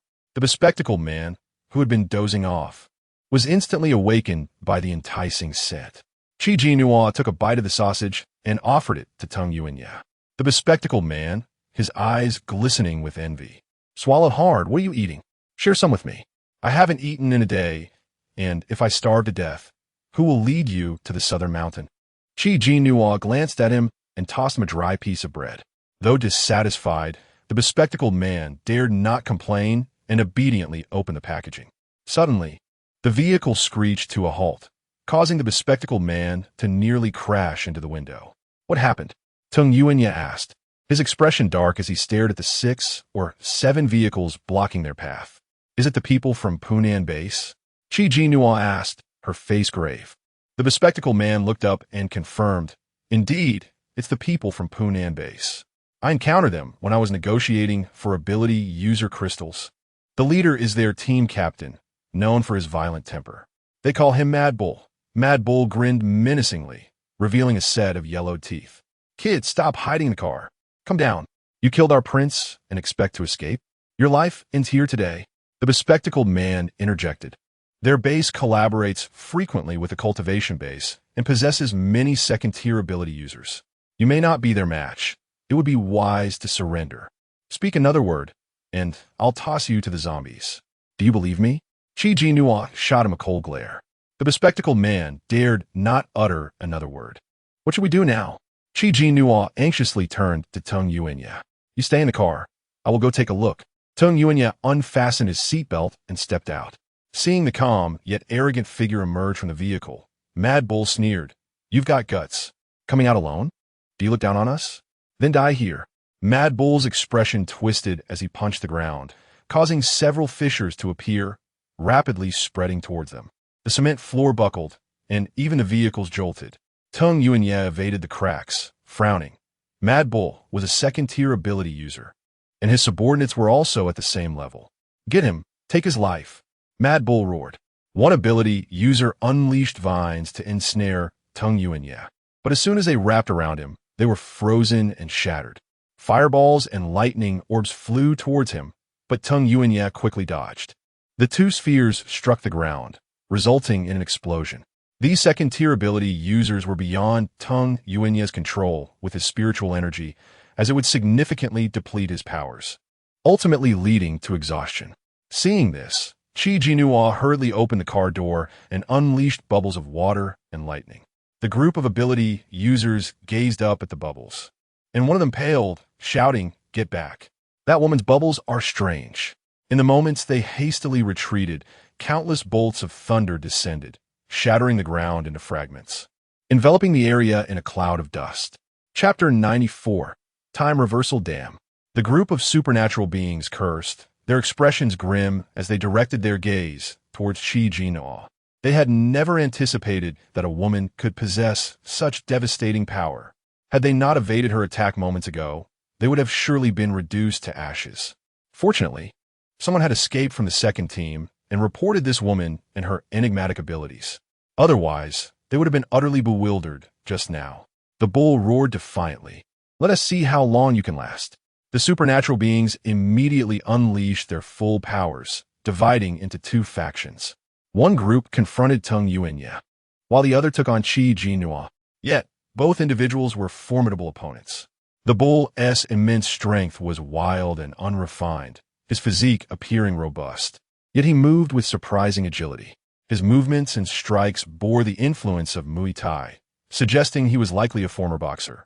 Coincidentally, Tung Yuanya had also trained in boxing and held a higher rank than the bull. He quickly discerned the bull's vulnerabilities, dodged his attacks, and struck back with precision.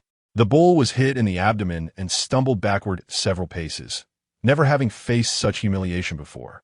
In a fit of rage, he slammed his fist into the ground, causing the earth to crack and splinter. Seizing a chunk of the broken concrete, he hurled it at Tung Yuanya. However, Tung Yuanye froze the projectile in midair, and just as another lightning sphere approached from behind, it was ensnared by a bubble before it could reach him. Here you go. Jinnuo waved her hand, sending the bubble containing the lightning sphere back towards the supernatural beings. Terrified, they scattered in fear. What on earth was this ability? How could that bubble devour my lightning sphere? I have never witnessed such a power. With a mysterious smile, Jinnuo remarked that it was indeed something they had never encountered before. She unleashed countless bubbles and lightning bubbles. The abilities of the zombie queen were unique, leaving no room for duplication. How could they possibly have seen such powers before? As swarms of bubbles drifted towards them, the supernatural beings hastily dodged. What should have been a pursuit turned into a humiliating retreat. The bull bellowed in frustration. What are you doing? A bunch of useless fools. Can't even handle one woman. Captain, it's not that we can't handle her, but her abilities are far too bizarre. Tung Yuanye and Jinnuo, working in tandem, appeared nearly invincible. They were simply unmatched. The bull gradually recognized this fact, his face darkening. Suddenly, one of the supernatural beings suggested, what if we could separate them and deal with them individually? The bull cast a grim look at Jinnuo, beckoning one of the supernatural beings with a crooked finger. Come here. A supernatural being rushed forward. Tung Yuanye attempted to freeze him, but the bull reacted swiftly, evading the attack, resulting in Tung Yuanye's failure. Frowning, Tung Yuanye realized it was the first time someone had dodged his freezing ability. The bull was evidently on the verge of leveling up. Jinnuo had previously mentioned that the more impurities one had in their body, the grayer their skin became. This grayness was entirely different from being tanned. It signified a decrease in skin brightness, easily noticeable. The bull's impurities seemed to be nearing their limit. Frustrated with Tung Yuanye's persistence, the bull snarled, "Today will be your grave." He launched a ferocious assault, and the other supernatural beings joined in, overwhelming Tung Yuanye.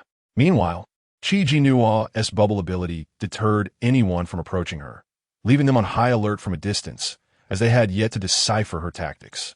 Are you afraid? Jinnuo released a multitude of bubbles, scoffing, if you're scared, you'd best recognize your situation and leave quickly, or else don't blame me for being rude. How audacious for a woman to behave so arrogantly. The supernatural beings gritted their teeth in frustration, yet they were powerless against her. Suddenly, a slender supernatural being stepped forward. Addressing Jinnuo, I was once a member of the second team. You may not have noticed me. Jinnuo regarded him coldly, indeed having no recollection of him. That day, after you killed the captain of the second team and exited the room, you were surrounded by numerous supernatural beings, and I was among them. The man flexed his wrist, speaking languidly. You eliminated all the members of the second team, yet I survived. Do you know why? Jinnuo furrowed her brow, sensing he was merely posturing and wasting time. If you're going to fight, then fight. If not, then leave. Suddenly, a peculiar light glimmered at the tips of his fingers, and a sinister smile spread across his face. By the way, my ability is time reversal. Time reversal? Jinnuo was taken aback. Such an ability truly existed. That day, I was originally frozen, but I survived thanks to this power. He fixed a cold gaze upon Jinnuo, raising his hand. Now, let you experience my ability. In an instant, Jinnuo was engulfed by a blinding white light. When she regained her senses, she found herself in an unfamiliar place. Towering skyscrapers surrounded her, dilapidated and steeped in an eerie silence of death. She looked around, spotting not a single soul. No vehicles, no Tung Yuanye, no bull, nor the other supernatural beings. Where on earth am I? What has happened? You have been taken by that guy's time reversal ability. He can revert time to any point he desires, then transfer you to another location at that moment. What? Jinnuo gasped in shock. How could such an overpowered ability exist? He had mentioned his narrow escape.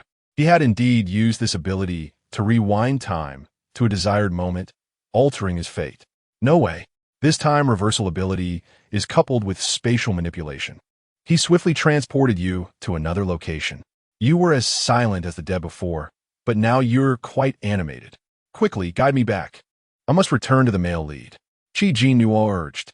I was previously cultivating in the space, but now that I have completed my training, can I return? Out, out, out. Hurry!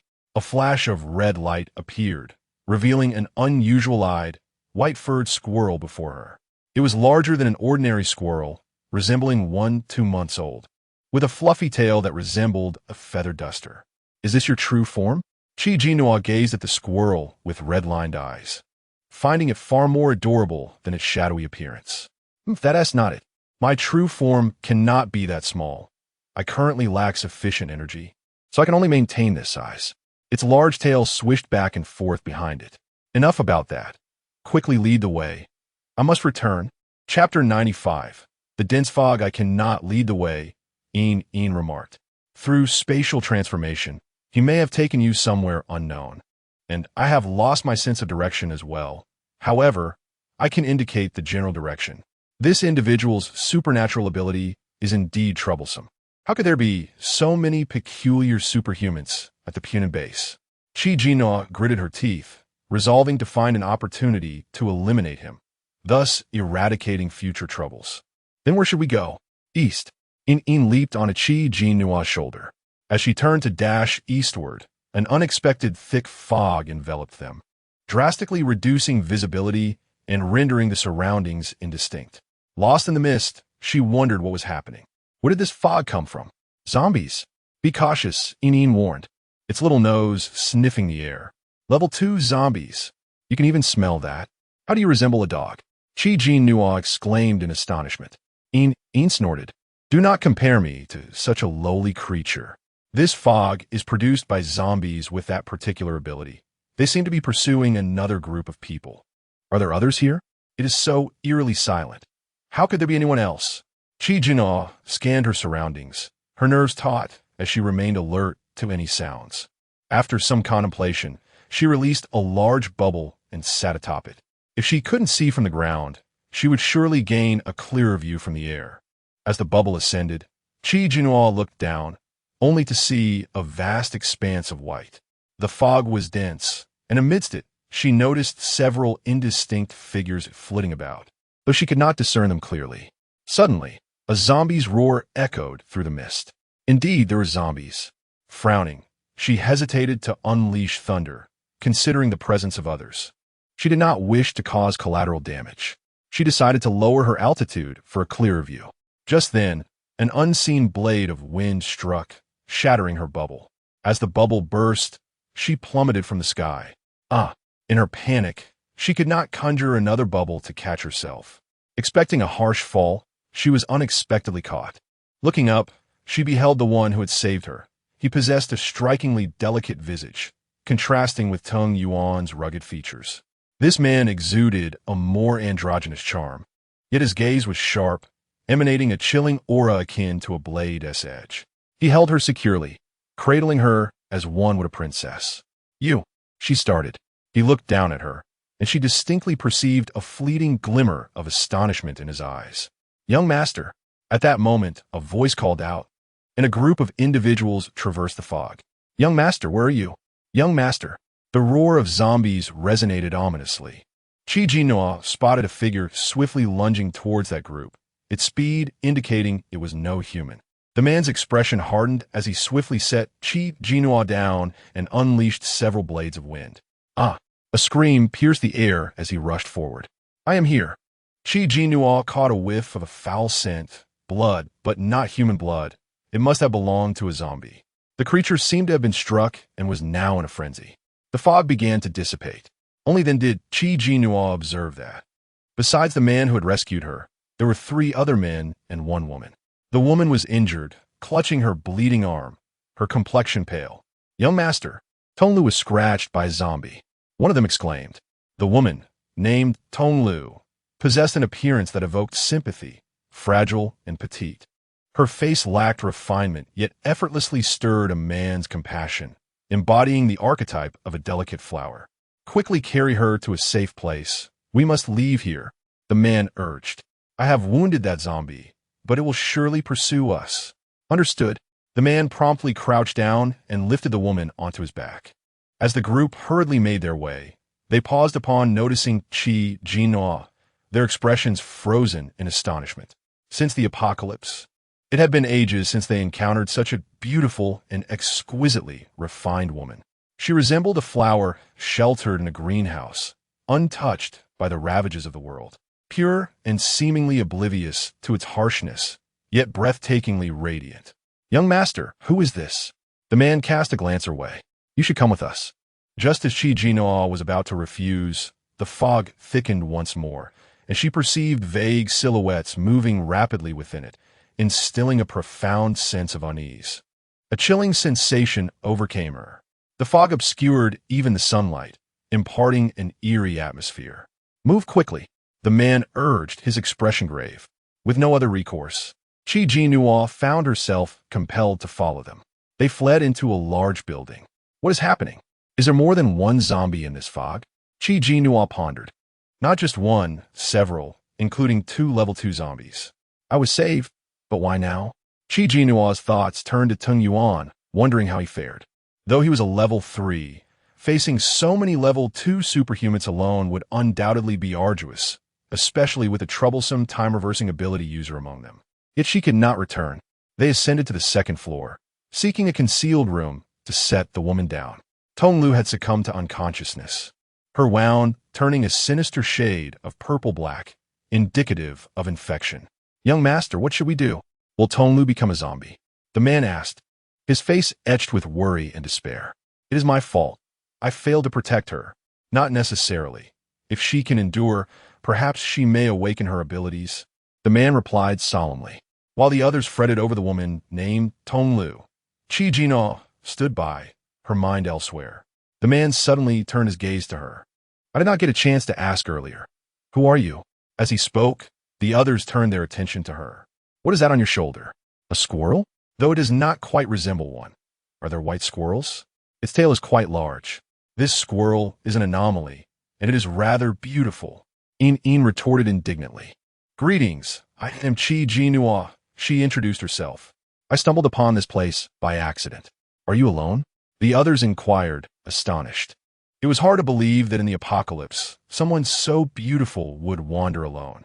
"I became separated from my companions," Jinnuo replied helplessly. "I intended to return, but I unexpectedly encountered this fog." "What is it?" the man explained. "We were pursuing a level 2 zombie and followed it here, only to discover it had accomplices, the one responsible for the fog. In the fog, visibility is limited, making it difficult to accurately confront the zombies." "Now I understand." Jinnuo nodded, glancing out the window, noting the density of the fog. It seemed they would not be leaving anytime soon. Moreover, it was only a matter of time before the zombies found their way here. "Do not worry. With us here, those zombies cannot harm you," the man reassured her. Chapter 96. For the time being, let's return with them. Jinnuo wore a distracted smile as she responded. "Is that so? Thank you. By the way, I still do not know your names." A man dressed in black spoke up, introducing himself. "This is our young master, Jiaja, and I am Chun Zhao." He then pointed to a bald man and another in a white shirt. "They are Su Feiyang and Zhao Ming, and she is by Ting Lei." "Hello." Jinnuo greeted them. At that moment, a commotion arose outside. Jiaja's expression turned grave as he drew the long sword he had been carrying at his back, saying in a low voice, "Stay here. I will go check." "Young master, don't." Chun Zhao urgently pulled him back. "It's too dangerous outside. You cannot handle 2 second-level zombies alone. It would be better to wait for the others to regroup with us." "It's too late. By the time the others arrive, the zombies might have already broken in." Jiaja retorted coldly. "I can handle it." He cautiously approached the door, his gaze sharp and focused. The 2 second-level zombies were right outside. "Is that so?" Just in time, Jinnuo's lips curled into a smile, ready for action. As long as they dared to enter, she would turn them into mere matchsticks. The sounds of the zombies' groans grew nearer, seemingly at the doorstep. Just as Jinnuo anticipated their imminent entry, a sudden noise erupted from below. The 2 zombies were instantly drawn away, turning to leave. "Are they leaving just like that?" Jinnuo was baffled, but before she could reach the door, Jiaja sternly blocked her path. "What do you think you are doing? It is too dangerous. You should stay in the room." He opened the door and stepped out, quickly shutting it behind him. "Miss Chi, it is perilous outside. Those 2 zombies are not ordinary. They're second-level zombies, extremely formidable. You should not venture out. Chun Zhao explained. Do you know what a second-level zombie is? Chun Zhao began to elaborate, but Jinnuo interrupted. I know what a second-level zombie is. Oh, that's good to hear, Chun Zhao replied, unable to resist glancing at her. Which esteemed figure's delicate flower has ventured out? Jinnuo approached the window, where the thick fog still lingered. Sounds of a struggle echoed from below. It was likely their people had arrived. Gradually, the fog began to dissipate. Jinnuo sensed that the battle had concluded, and the two second-level zombies should have been dealt with. Sure enough, the door swung open, and Jiajia re-entered, followed by several others. The zombies have been taken care of. We should return quickly. Tingley has been injured by a zombie and needs immediate treatment. What? A tall man behind Jiajia's expression changed instantly as he rushed to by Tingley's side. How did you get hurt? He examined the wound, noting the dark bruising, and reproached Chun Zhao. Why didn't you protect her properly? Chun Zhao's face was filled with guilt. It was my fault. The fog was too thick and I didn't see. Enough. A woman with a cold demeanor interjected. What is the point of arguing? She is already injured. Does bickering change that? We should hurry back and treat her wounds. The man gritted his teeth and lifted by Tingley in his arms. At that moment, the woman noticed Jinnuo. And who might this be? Just a chance encounter. Her name is Jinnuo, Chun Zhao replied. Oh. The woman scrutinized Jinnuo from head to toe, a hint of disdain flickering in her eyes. In this apocalypse, it is rare to see such a pristine and delicate woman. It seems the man behind you has protected you well. Indeed, Jinnuo shrugged, fully aware of the sarcasm in her tone, but it was also true. Tung Yuan had indeed protected her well. Shameful yet proud, just another by Tingley. The woman scoffed, her disdain for such delicate flowers evident. Do you have something against Miss Bai? Jinnuo raised an eyebrow. Isn't she your companion? The woman's expression shifted. You. Chun Zhao interjected, visibly displeased. Chun Tong. That's enough. Chun Tong retorted angrily. You all seem completely enchanted by that by Tingley, oblivious to reason. I wonder how long it will be before you fall victim to her. With that, she turned and stormed off. Jinnuo was taken aback, not expecting that frail-looking woman to possess such tenacity. Miss Chi, if you have yet to find your companions, perhaps you should return with us for the time being. Jiajia suggested calmly. This area is fraught with danger, teeming with second-level zombies. You cannot handle it alone. No need. I can. Jinnuo began, but a panicked voice suddenly interrupted. Not good. A horde of zombies is heading our way. We must leave immediately. Let us go. Jiajia glanced at her before taking her hand firmly. Wait you. In the chaos, no one heard Jinnuo's protests. The zombies were approaching rapidly, and they had to hurry. The sky was darkening as night fell, amplifying the danger. You need not worry about the male lead. He is unlikely to perish. You will not find him immediately, so it is wiser to follow them for now and ascertain your situation. A voice echoed in her mind. Jinnuo contemplated this and found it logical. She followed them into the vehicle, which drove onward for an undetermined duration until they finally arrived at a base. The base was well guarded, brightly lit, and appeared to be a sanctuary. Upon disembarking, she was immediately approached by someone. Young master, you have finally returned. Thank heavens. The boss was terribly worried. We encountered 2 second-level zombies and were delayed. Jiajia replied coolly. The man then noticed Jinnuo, his eyes widening in admiration. And who is this? She got separated from her companions. It was too dangerous outside, so I brought her back, Jiajia explained. He pondered for a moment before stating, let us arrange her room next to mine. The man hesitated, wanting to speak, but Jiajia had already turned to Jinnuo. Miss Chi, please follow me. Oh, thank you. I appreciate it. Jinnuo nodded, following him. As Jiajia led her inside, many eyes turned towards them, rife with curiosity about Jinnuo's identity. Who is she? Goodness, she is stunning. Is she the young master's partner? Impossible. I heard she was brought back by the young master after getting separated from her companions. If he brought her back, doesn't that imply she is the young master's partner? Bai Tingley is intent on becoming the base's young mistress. Will she allow this? When Bai Tingley awakens, this woman might be in for trouble. That Bai Tingley is nothing but a schemer. Chapter 97. Sunflower Base He Jiaja led Qi Jinnuo to a room at the end of the second-floor corridor and opened the door. Miss Qi, you will be staying in this room for the time being, if that is agreeable. He gazed at her. Qi Jinnuo glanced around. The room was neither too large nor too small. It was impeccably clean and tidy. She understood that being offered such accommodation was indeed a privilege, but she could not fathom why he was being so considerate towards her. Of course, thank you, He Jiaja replied. I have some matters to attend to, so I shall take my leave. If you require assistance, you may seek out the gentleman I mentioned earlier. His name is Chunbo, the steward of this place. All right, thank you for your help. Qi Jinnuo nodded. He Jiaja took a few steps but turned back to see her still lingering at the door, seemingly lost in thought. Her profile was beautifully illuminated against the light, each feature a testament to divine craftsmanship.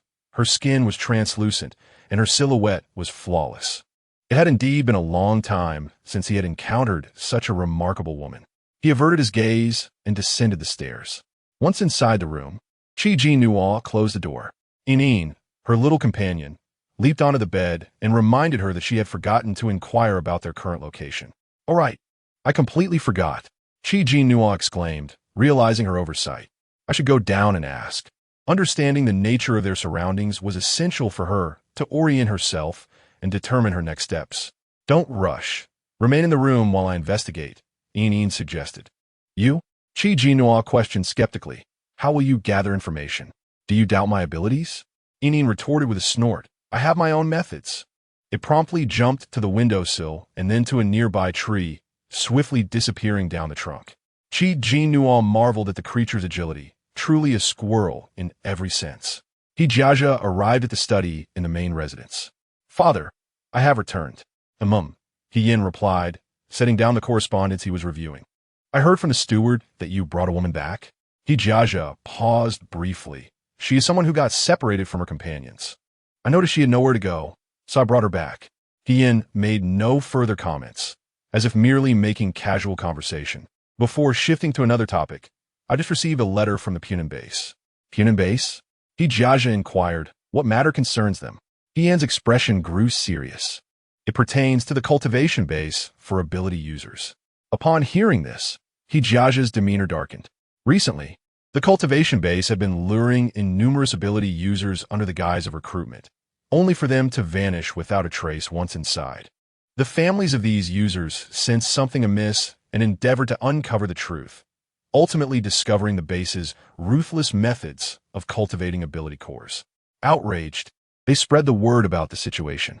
Now, these furious families had banded together, forming a significant force aimed at confronting the cultivation base. He Jiaja remarked coolly, given their methods for cultivating cores, they should have anticipated this day would come. He Yin glanced at him in surprise. Are you expressing disapproval of the cultivation base's practices? Not at all, He Jiaja replied. I myself ascended to level 2 using an ability core, so for me, the base is beneficial. However, their arrogance is indeed off-putting. He frowned, noting their reckless disregard, emboldened by their backing. Though the families of the ability users wielded considerable power, they remained a disorganized mob. The cultivation base hoped for a united front with Punin base to eliminate this group. He paused before adding, and also with Chuanshan base. Chuanshan base. He Jiaja asked, is that a newly established base? It belongs to Yin Weigua, He Yin replied casually. His daughter has been betrothed since childhood to Yi Jingqing, the only son of the Yi family, who has close ties with the cultivation base.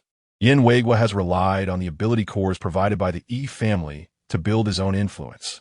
Unfortunately, it is said that during a recent conflict, he not only lost numerous ability users, but also his own daughter. Oh, He Jiaja expressed surprise. What kind of battle was so devastating? Unclear. He refuses to disclose that information. He Yin shook his head. However, they have recently regrouped, recruiting new members and establishing Chuanshan base. Yin Weigua and Punin base share a common enemy. Who might that be? A man named Tung Yuanya, He Yin explained. He killed the son of Punin base's leader, who is currently pursuing him. It is said that the death of Yin Weigua's daughter is also connected to him. The base hopes we can unite to deal with the families of the ability users, while Punin base seeks our cooperation to eliminate this Tung Yuanya. What is your stance? He pondered for a moment. If we wish to continue collaborating with the cultivation base, we must adhere to their conditions. Each faction is vying for territory, and we are in dire need of the ability cores they provide. As for Tung Yuanya, he is but a solitary ability user. Without a team, he poses little threat. Since you have made your decision, I shall follow your lead, He Jiaja stated. Hien continued, in a few days, the leaders of Punan Base and Chuanshan Base will come to discuss specific strategies. Outside the window, a shadow flitted by. Who? He Jiaja's eyes darkened as he hurried to the window, only to discover it was a white-furred squirrel with heterochromatic eyes. He recognized it as the pet of the girl he had just met. Who is it? Hien inquired, his expression darkening. He Jiaja turned back. It's merely a squirrel. Jinnuo did not wait long in her room before Yin returned, clutching a map in its mouth. You finally made it back. Jinnuo rushed over, taking the map from its jaws and unfurling it. Where are we? We're right here. It pointed with its tiny paw. Jinnuo looked closely and gasped. They were in Jinghai City. She had crossed into another city, which seemed quite far indeed. This area is a crucial route to the Nanshan region. You can wait here for the male lead to arrive. After saying this, Yin relayed all it had overheard in the study. Jinnuo's expression turned serious. So, this is the alliance of the three families preparing to deal with Tung Yuanya? Yin nodded. That seems to be the case. By the way, what base is this? It sounds like Sunflower Base. Sunflower Base? Jinnuo mused, realizing it was one of the four major bases mentioned in the novel. After a moment of thought, she pondered aloud. Should I stay here or seek out the male lead? The male lead will not remain idle. He will certainly be searching for you. What if you miss each other? Moreover, with the leaders of Punan and Chuanshan bases coming, you might glean insight into their plans. Chapter 98. Something feels off, but how can you be certain that the male lead will come this way? What if he heads elsewhere? Jinnuo retorted. Yin replied, I cannot say for sure, but we could eavesdrop on their plans first and then seek out the male lead. That would serve us better. That makes sense. But Lu Xingzhou and Yin Wei will recognize me. How am I to eavesdrop? You certainly need not take the risk yourself. I am here, after all, Yin said. I shall stealthily infiltrate. They will hardly notice me. And even if they do, they will not pay me any heed. After all, I am merely a squirrel. Jinnuo pondered for a moment and found this plan plausible. In about 2 days, individuals from the Punan base and the Chuanshan base would arrive. If what they claimed were true, the families of those with abilities were gathering to counter the breeding base, which would be advantageous for them. Yet, she found herself increasingly curious about the audacious entity behind this breeding base. A knock echoed through the room, prompting Jinnuo to approach the door. Standing outside was He Jiaja, accompanied by a girl of dull complexion, small and slender. The girl held a tray laden with food. It's evening, and I thought of you not having eaten, so I brought you some food, He Jiaja remarked, glancing at the girl. The girl hurriedly presented the tray. Upon inspection, Jinnuo noted that the meal appeared quite decent. Meat and vegetables, not the customary large pot fare, but rather a dish prepared with care. This is Su Min. You can reach out to her if you need anything, He Jiaja stated. Su Min quickly added, Miss Chi, just call me Xiao Min hello, Xiao Min, Jinnuo smiled. There is no need to trouble yourselves with bringing me meals. I could go down to eat myself. He Jiaja nodded. Then you shall join me for meals in the future.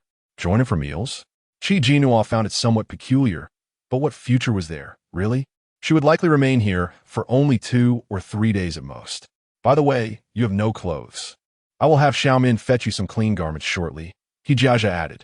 Jinnuo quickly responded. That would be too much trouble for you. Thank you. She had arrived empty-handed, without a thing to her name, and if she suddenly had clean clothes, it would certainly raise suspicions. After closing the door, Jinnuo placed the tray on the table. What a strange fellow He Jiaja is, she remarked. Yin gracefully descended from the crystal chandelier onto her shoulder, then leapt to the table, sniffing the food on the tray. If you're not going to eat, may I? Squirrels eat meat? Jinnuo was taken aback. Yin, indignant, bounced about, its bushy tail swaying. I've already told you I'm not a squirrel. I am just like you humans. I eat everything. Jinnuo shrugged. If you wish to eat, then go ahead. Without further ado, Yin indulged heartily. Before long, Su Min returned with several clean garments, and Jinnuo expressed her gratitude. As Su Min re-entered the dormitory, several individuals gathered around her. "How is it?" Su Min replied. "Miss Chi is quite pleasant, very amiable, without a hint of arrogance. Could she truly be the future lady of the base?" After a moment's reflection, Su Min continued, "I observe that the young master seems rather unfamiliar with her, not resembling a couple at all. What era are we in? Who still talks about relationships? When a man takes a liking to a woman, he doesn't hesitate. Who dares to resist?" Others scoffed. At that moment, a series of passionate cries erupted from the adjacent room. Having heard such sounds nightly, and having experienced quite a bit themselves, they immediately understood the situation. An uncomfortable silence enveloped them. Suddenly, a knock echoed, startling everyone. Su Min approached the door, revealing a tall man leaning against the frame, a cigarette dangling from his lips, exuding an air of roguishness. Without glancing at Su Min, he whistled, his gaze fixated upon a woman clad in red within the room. The woman in red turned pale momentarily, but soon regained her composure, smiling as she approached him, nestling into his embrace, as he wrapped his arms around her and departed. Shortly thereafter, the walls reverberated with a chorus of vulgarities and moans. The others listened in silence, the atmosphere heavy with tension.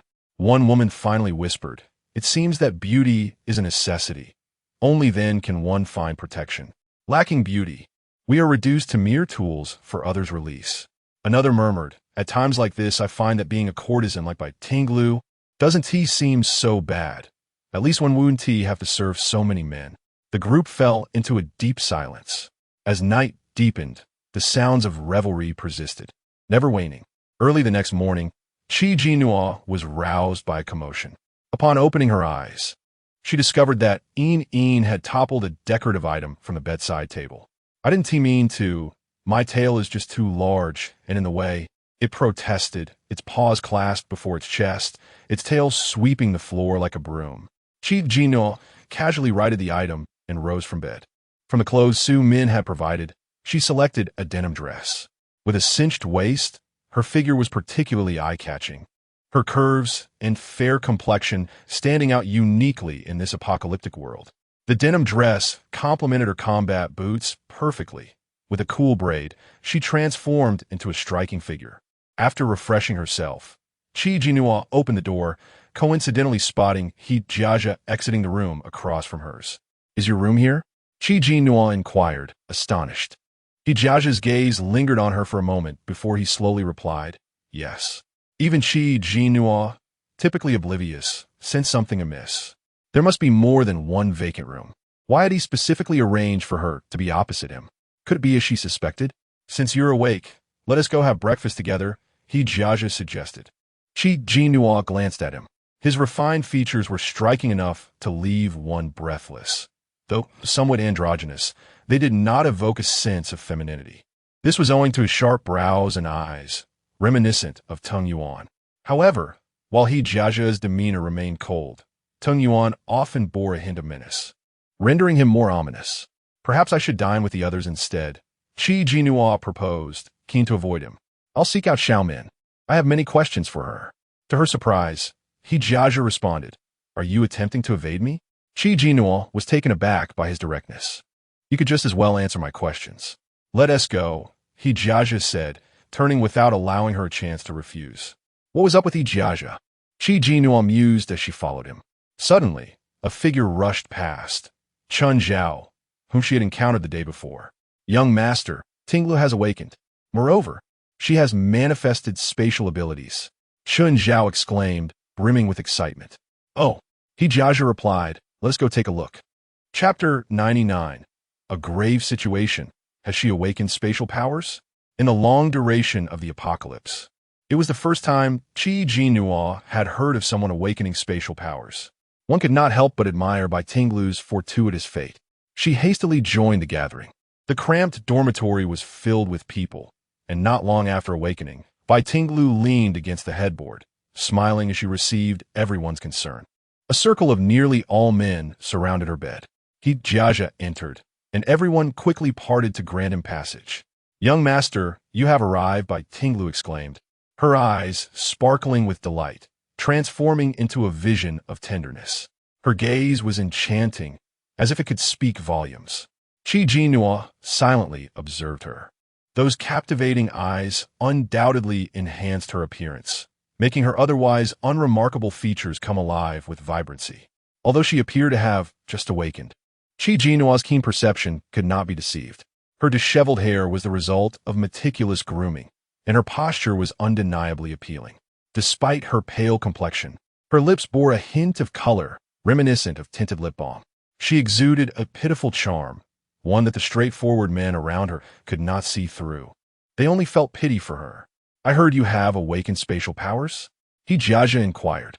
Bai Tingla nodded with a soft smile. "Yes, it truly is an unexpected delight. The space is approximately 100 square meters. It is not excessively large, but it can store supplies, and the time within it remains stagnant, possessing a self-preserving function." Her voice was gentle and soothing, projecting an aura devoid of aggression. Jinnuo raised an eyebrow. Indeed, she possessed a certain charm that captivated the men around her. It was no wonder that the cool woman from yesterday harbored disdain for Bai Tinglu. However, Jinnuo felt no animosity towards her. In this apocalyptic world, she was merely utilizing her own means of self-preservation. As long as her interests were not compromised, she had no objections. "Excellent." Jiajia's expression softened as he patted her shoulder. "Your spatial powers are crucial to our base. Please take good care of yourself. I shall arrange for you to be moved to a single room." Bai Tinglu immediately beamed. "Thank you, young master. It is my honor to alleviate the base's burdens." She wished to say more, but her peripheral vision caught sight of Jinnuo standing nearby, and her expression subtly shifted. "Young master, who is this?" Having fainted due to her injuries the previous day, she had not seen Jinnuo. "Hello." Jinnuo greeted warmly. "I am Jinnuo. We encountered each other yesterday, but you were unconscious." Chun Zhaodao added. Miss Qi was separated from her companions, and the young master brought her back as she had nowhere else to go. "Is that so?" Bai Tinglu laughed lightly, her eyes darkening slightly. "What are your plans, Miss Qi? Aren't you going to search for your companions?" "I do not know where they are," Jinnuo replied. "There is no rush. We shall wait and see." "All right, you should rest well," Jiajia instructed to Su Min. "Take good care of her and arrange her room change." "Yes, young master," Su Min replied promptly. Jiajia approached Jinnuo. "Let us go." Together, they departed. The others in the room gradually dispersed, and Bai Tinglu's expression darkened. "I ask you, what is the relationship between that woman and the young master?" A sense of foreboding washed over her. The moment she laid eyes on Jinnuo, she felt an intense sense of rivalry and danger. Aware that she was not particularly beautiful, she had painstakingly crafted her image as a delicate flower, creating an atmosphere of fragility, innocence, and purity. Men were often drawn to such portrayals, especially those with a strong sense of masculinity, as they harbored dreams of heroism, fantasizing about a woman waiting to be rescued. She fulfilled their fantasies, ensuring they felt comfortable and bolstered their pride. Thus, the men gravitated towards her. She had successfully outmaneuvered many women more beautiful than herself, relishing in her victories. However, upon encountering Jinnuo, whose brilliant beauty struck like a ray of sunlight, she felt utterly exposed. It was as if a wildflower masquerading as a rose had been unveiled before a peony, instantly relegating her back to her former self, self-doubting and diminutive. She clenched her jaw, gripping the bed sheet tightly. Su Min, observing Bai Tinglu's demeanor, felt a twinge of fear. I do not know. You do not know." Bai Tinglu shot her a fierce glare, her previously delicate demeanor starkly transformed. "You truly do not know?" Terrified, Su Min fell silent. Bai Tinglu understood her cowardice and took advantage of it, often wielding her authority mercilessly. "Where does that woman reside?" "She lives across from the young master's room." Bang! Bai Tinglu knocked over a cup beside her. Jinnuo followed Jiajia to the dining hall. As one of the four major bases, Sunflower Base was notably expansive, and the dining hall resembled a school cafeteria. The inhabitants paid for their meals with contribution points, though Jinnuo had yet to grasp how these points were earned. Upon their entrance, they attracted the attention of those around them. Jinnuo was unfazed. She was not particularly interested in the food. as her spatial abilities provided her with far superior delicacies. Nevertheless, she felt compelled to maintain appearances. Peering through the window, she noted that the food was quite decent, far superior to what was available in Luxingzhou.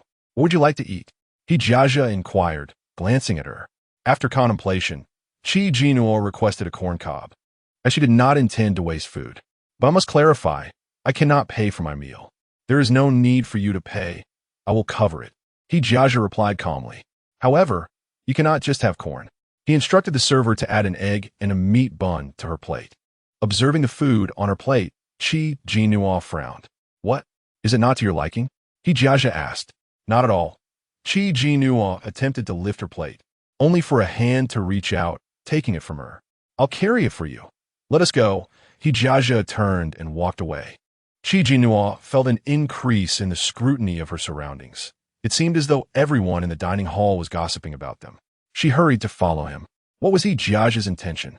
It felt as though his actions conveyed a message that this woman was under his protection. A sense of impending doom washed over her. She caught up to him and said, "There are too many people here. I am not accustomed to it. I would prefer to eat in my room." She reached for the plate, but he Jiajia held on tightly. "Let us dine here. They harbor no ill intentions, merely curiosity. With me around, who would dare to disrespect you?"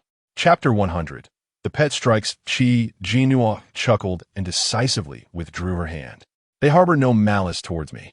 Yet I am expected to be like a monkey in a zoo, allowing them to gawk. I refuse to partake further." She turned on her heel and walked away. He Jiajia, thinking he could easily manipulate her, may find his title of base's young master effective with others, but not with her. He Jiajia gazed at Qi Jinnuo's retreating figure, a faint smile playing at the corners of his mouth. Intriguing. Stepping outside, Qi Jinnuo was greeted by the bright sun. She raised a hand to shield her eyes and observed women tending to a vegetable garden nearby. They exchanged glances. "Miss Qi," came the breathless voice of Su Min from behind. Qi Jinnuo turned to see her running towards her. "Miss Qi, she stuttered. "It seems that Bai Tinglu has taken a liking to your room and requested you to relocate." Qi Jinnuo understood, nodding, "That's fine." "Aren't you angry?" Su Min asked, surprised. "Angry? Why would I be? Wait a moment, I'll go pack my things now." Qi Jinnuo entered her room. She grasped Bai Tinglu's mindset. Having suddenly acquired spatial abilities and gaining the base's attention, she sought to flaunt her newfound power and suppress Qi Jinnuo in the process. However, the space she possessed paled in comparison to Qi Jinnuo's. Hers was confined, merely a storage space with no additional value. In any case, she had no desire to live opposite He Jiajia, making the shift quite convenient. As Qi Jinnuo ascended to the second floor, a piercing scream erupted from her room. She hurried over to find Bai Tinglu spinning in circles, shaking as if infested with lice. Inin, her pet, leapt on her shoulder, baring its teeth and huffing. "Tinglu." Su Min rushed inside. Bai Tinglu turned, revealing 3 distinct scratches on her face. Qi Jinnuo shot a glance at Inin. "Was this your doing?" She barged in and threw your clothes on the floor. "I merely intended to teach her a lesson." My face, my face." Bai Tinglu reached hesitantly towards her cheek, screaming. This cry drew the attention of others. Chun Zhao arrived first, exclaiming, "Tinglu, what happened to your face?" Bai Tinglu instantly adopted a pitiful demeanor, tears brimming in her eyes, showcasing the glaring scratches. I, she stammered, casting a glance at Qi Jinnuo. Chun Zhao immediately directed a glare at Qi Jinnuo. "Did you mar Tinglu's face?" The others turned their gaze towards her. Before Qi Jinnuo could speak, Su Min hurriedly interjected, "No, Miss Qi came up with me." Her explanation was cut short by a warning glare from Bai Tinglu. "Miss Qi, why would you do this?" Chun Zhao's expression darkened. "Our base took you in kindly. Yet you harmed one of our own." "Who harmed one of our own?" A steady voice interrupted, prompting everyone to turn and see He Jiajia approaching. Parting the crowd, Chun Zhao immediately accused. "Young master, look at Tinglu's face. This woman has scratched her. We took her in out of goodwill, and she repays us by injuring one of our own. It's outrageous." He Jiajia regarded Bai Tinglu, whose eyes were red and scratches prominent, yet still she bravely defended Qi Jinnuo. "Young master, you cannot blame Miss Qi. It was not intentional." He Jiajia turned to Qi Jinnuo. "Do you have anything to say?" It wasn't me, she replied, extending her hand. How could I have made such fine scratches? The crowd glanced at her nails. Their immediate reaction was to admire her hands, delicate, fair, with distinctly defined finger bones, and her nails were smooth and lustrous. What privilege must one possess to maintain such exquisitely tender fingers? That makes sense, someone noted. The scratches indeed did not resemble human-made ones. Bai Tinglu's expression shifted from pale to flushed as she quickly recovered. I already stated that Miss Qi did not scratch me. She glanced at Qi Jinnuo, then at Yin on her shoulder. Although it was not her doing, it was her pet's. At this moment, everyone finally noticed the peculiar white-furred squirrel with heterochromatic eyes perched on Qi Jinnuo's shoulder, their astonishment palpable. Is it possible for a squirrel to have heterochromia? Is there such a color among squirrels? This one is quite large, differing from ordinary squirrels. Chun Zhao, witnessing his beloved's pitiful state, was the first to speak. Miss Qi, your pet has injured someone. Shouldn't you take responsibility? Pets should not be brought into such environments. Who knows what viruses they might carry? Please, everyone, Bai Tinglu said through tears. Miss Qi must keep her pet close in this apocalyptic world. It must be important to her. As for my face, it will heal in a few days. Dissatisfaction brewed among the others. Who would tolerate a pet's misbehavior? It's merely a small creature. It should be dealt with. Yin, enraged, bared its teeth and jumped about. You wretched creature, dare to harm me. This woman has clearly acted with ill intent. Enough, calm down. Qi Jinnuo soothed, gently patting Yin's head. Her gaze deepened as she turned to Bai Tinglu, before addressing my pet's actions. I would like to ask, miss, by why you threw my clothes on the ground? The crowd's eyes fell to the floor, noticing the discarded garments, marked with footprints. It wasn't me. Bai Tinglu tearfully appealed to Jiajia. Young master, I truly did not. Chun Zhao, filled with sympathy, insisted, Tinglu is not like that. She is so kind. How could she throw Miss Qi's clothes on the ground? Surely it was. Surely what? Qi Jinnuo interjected. Surely I threw them down myself to frame Miss Bai? Chun Zhao fell silent, unsure of how to respond. Jiajia turned to Bai Tinglu before anything else. Why were you in Miss Qi's room? Bai Tinglu hesitated, growing flustered. I was because Xiao Min. She shot a glare at Su Min. This is Miss Qi's room. Why didn't you inform me? The young master instructed you to arrange a single room for me. Why did you bring me here? Su Min, taken aback, instinctively denied. No, young master, I didn't. Xiao Min, was this intentional? Bai Tinglu's eyes turned red. I considered you a sister. Why would you betray me? You are quite peculiar. Qi Jinnuo stated plainly. It was Xiao Min who sought me out, informing me that you desire my room, prompting my return to gather my belongings to relinquish it. Yet you threw my clothes on the ground and now accuse Xiao Min, Miss Bai. I never anticipated you to be such a person.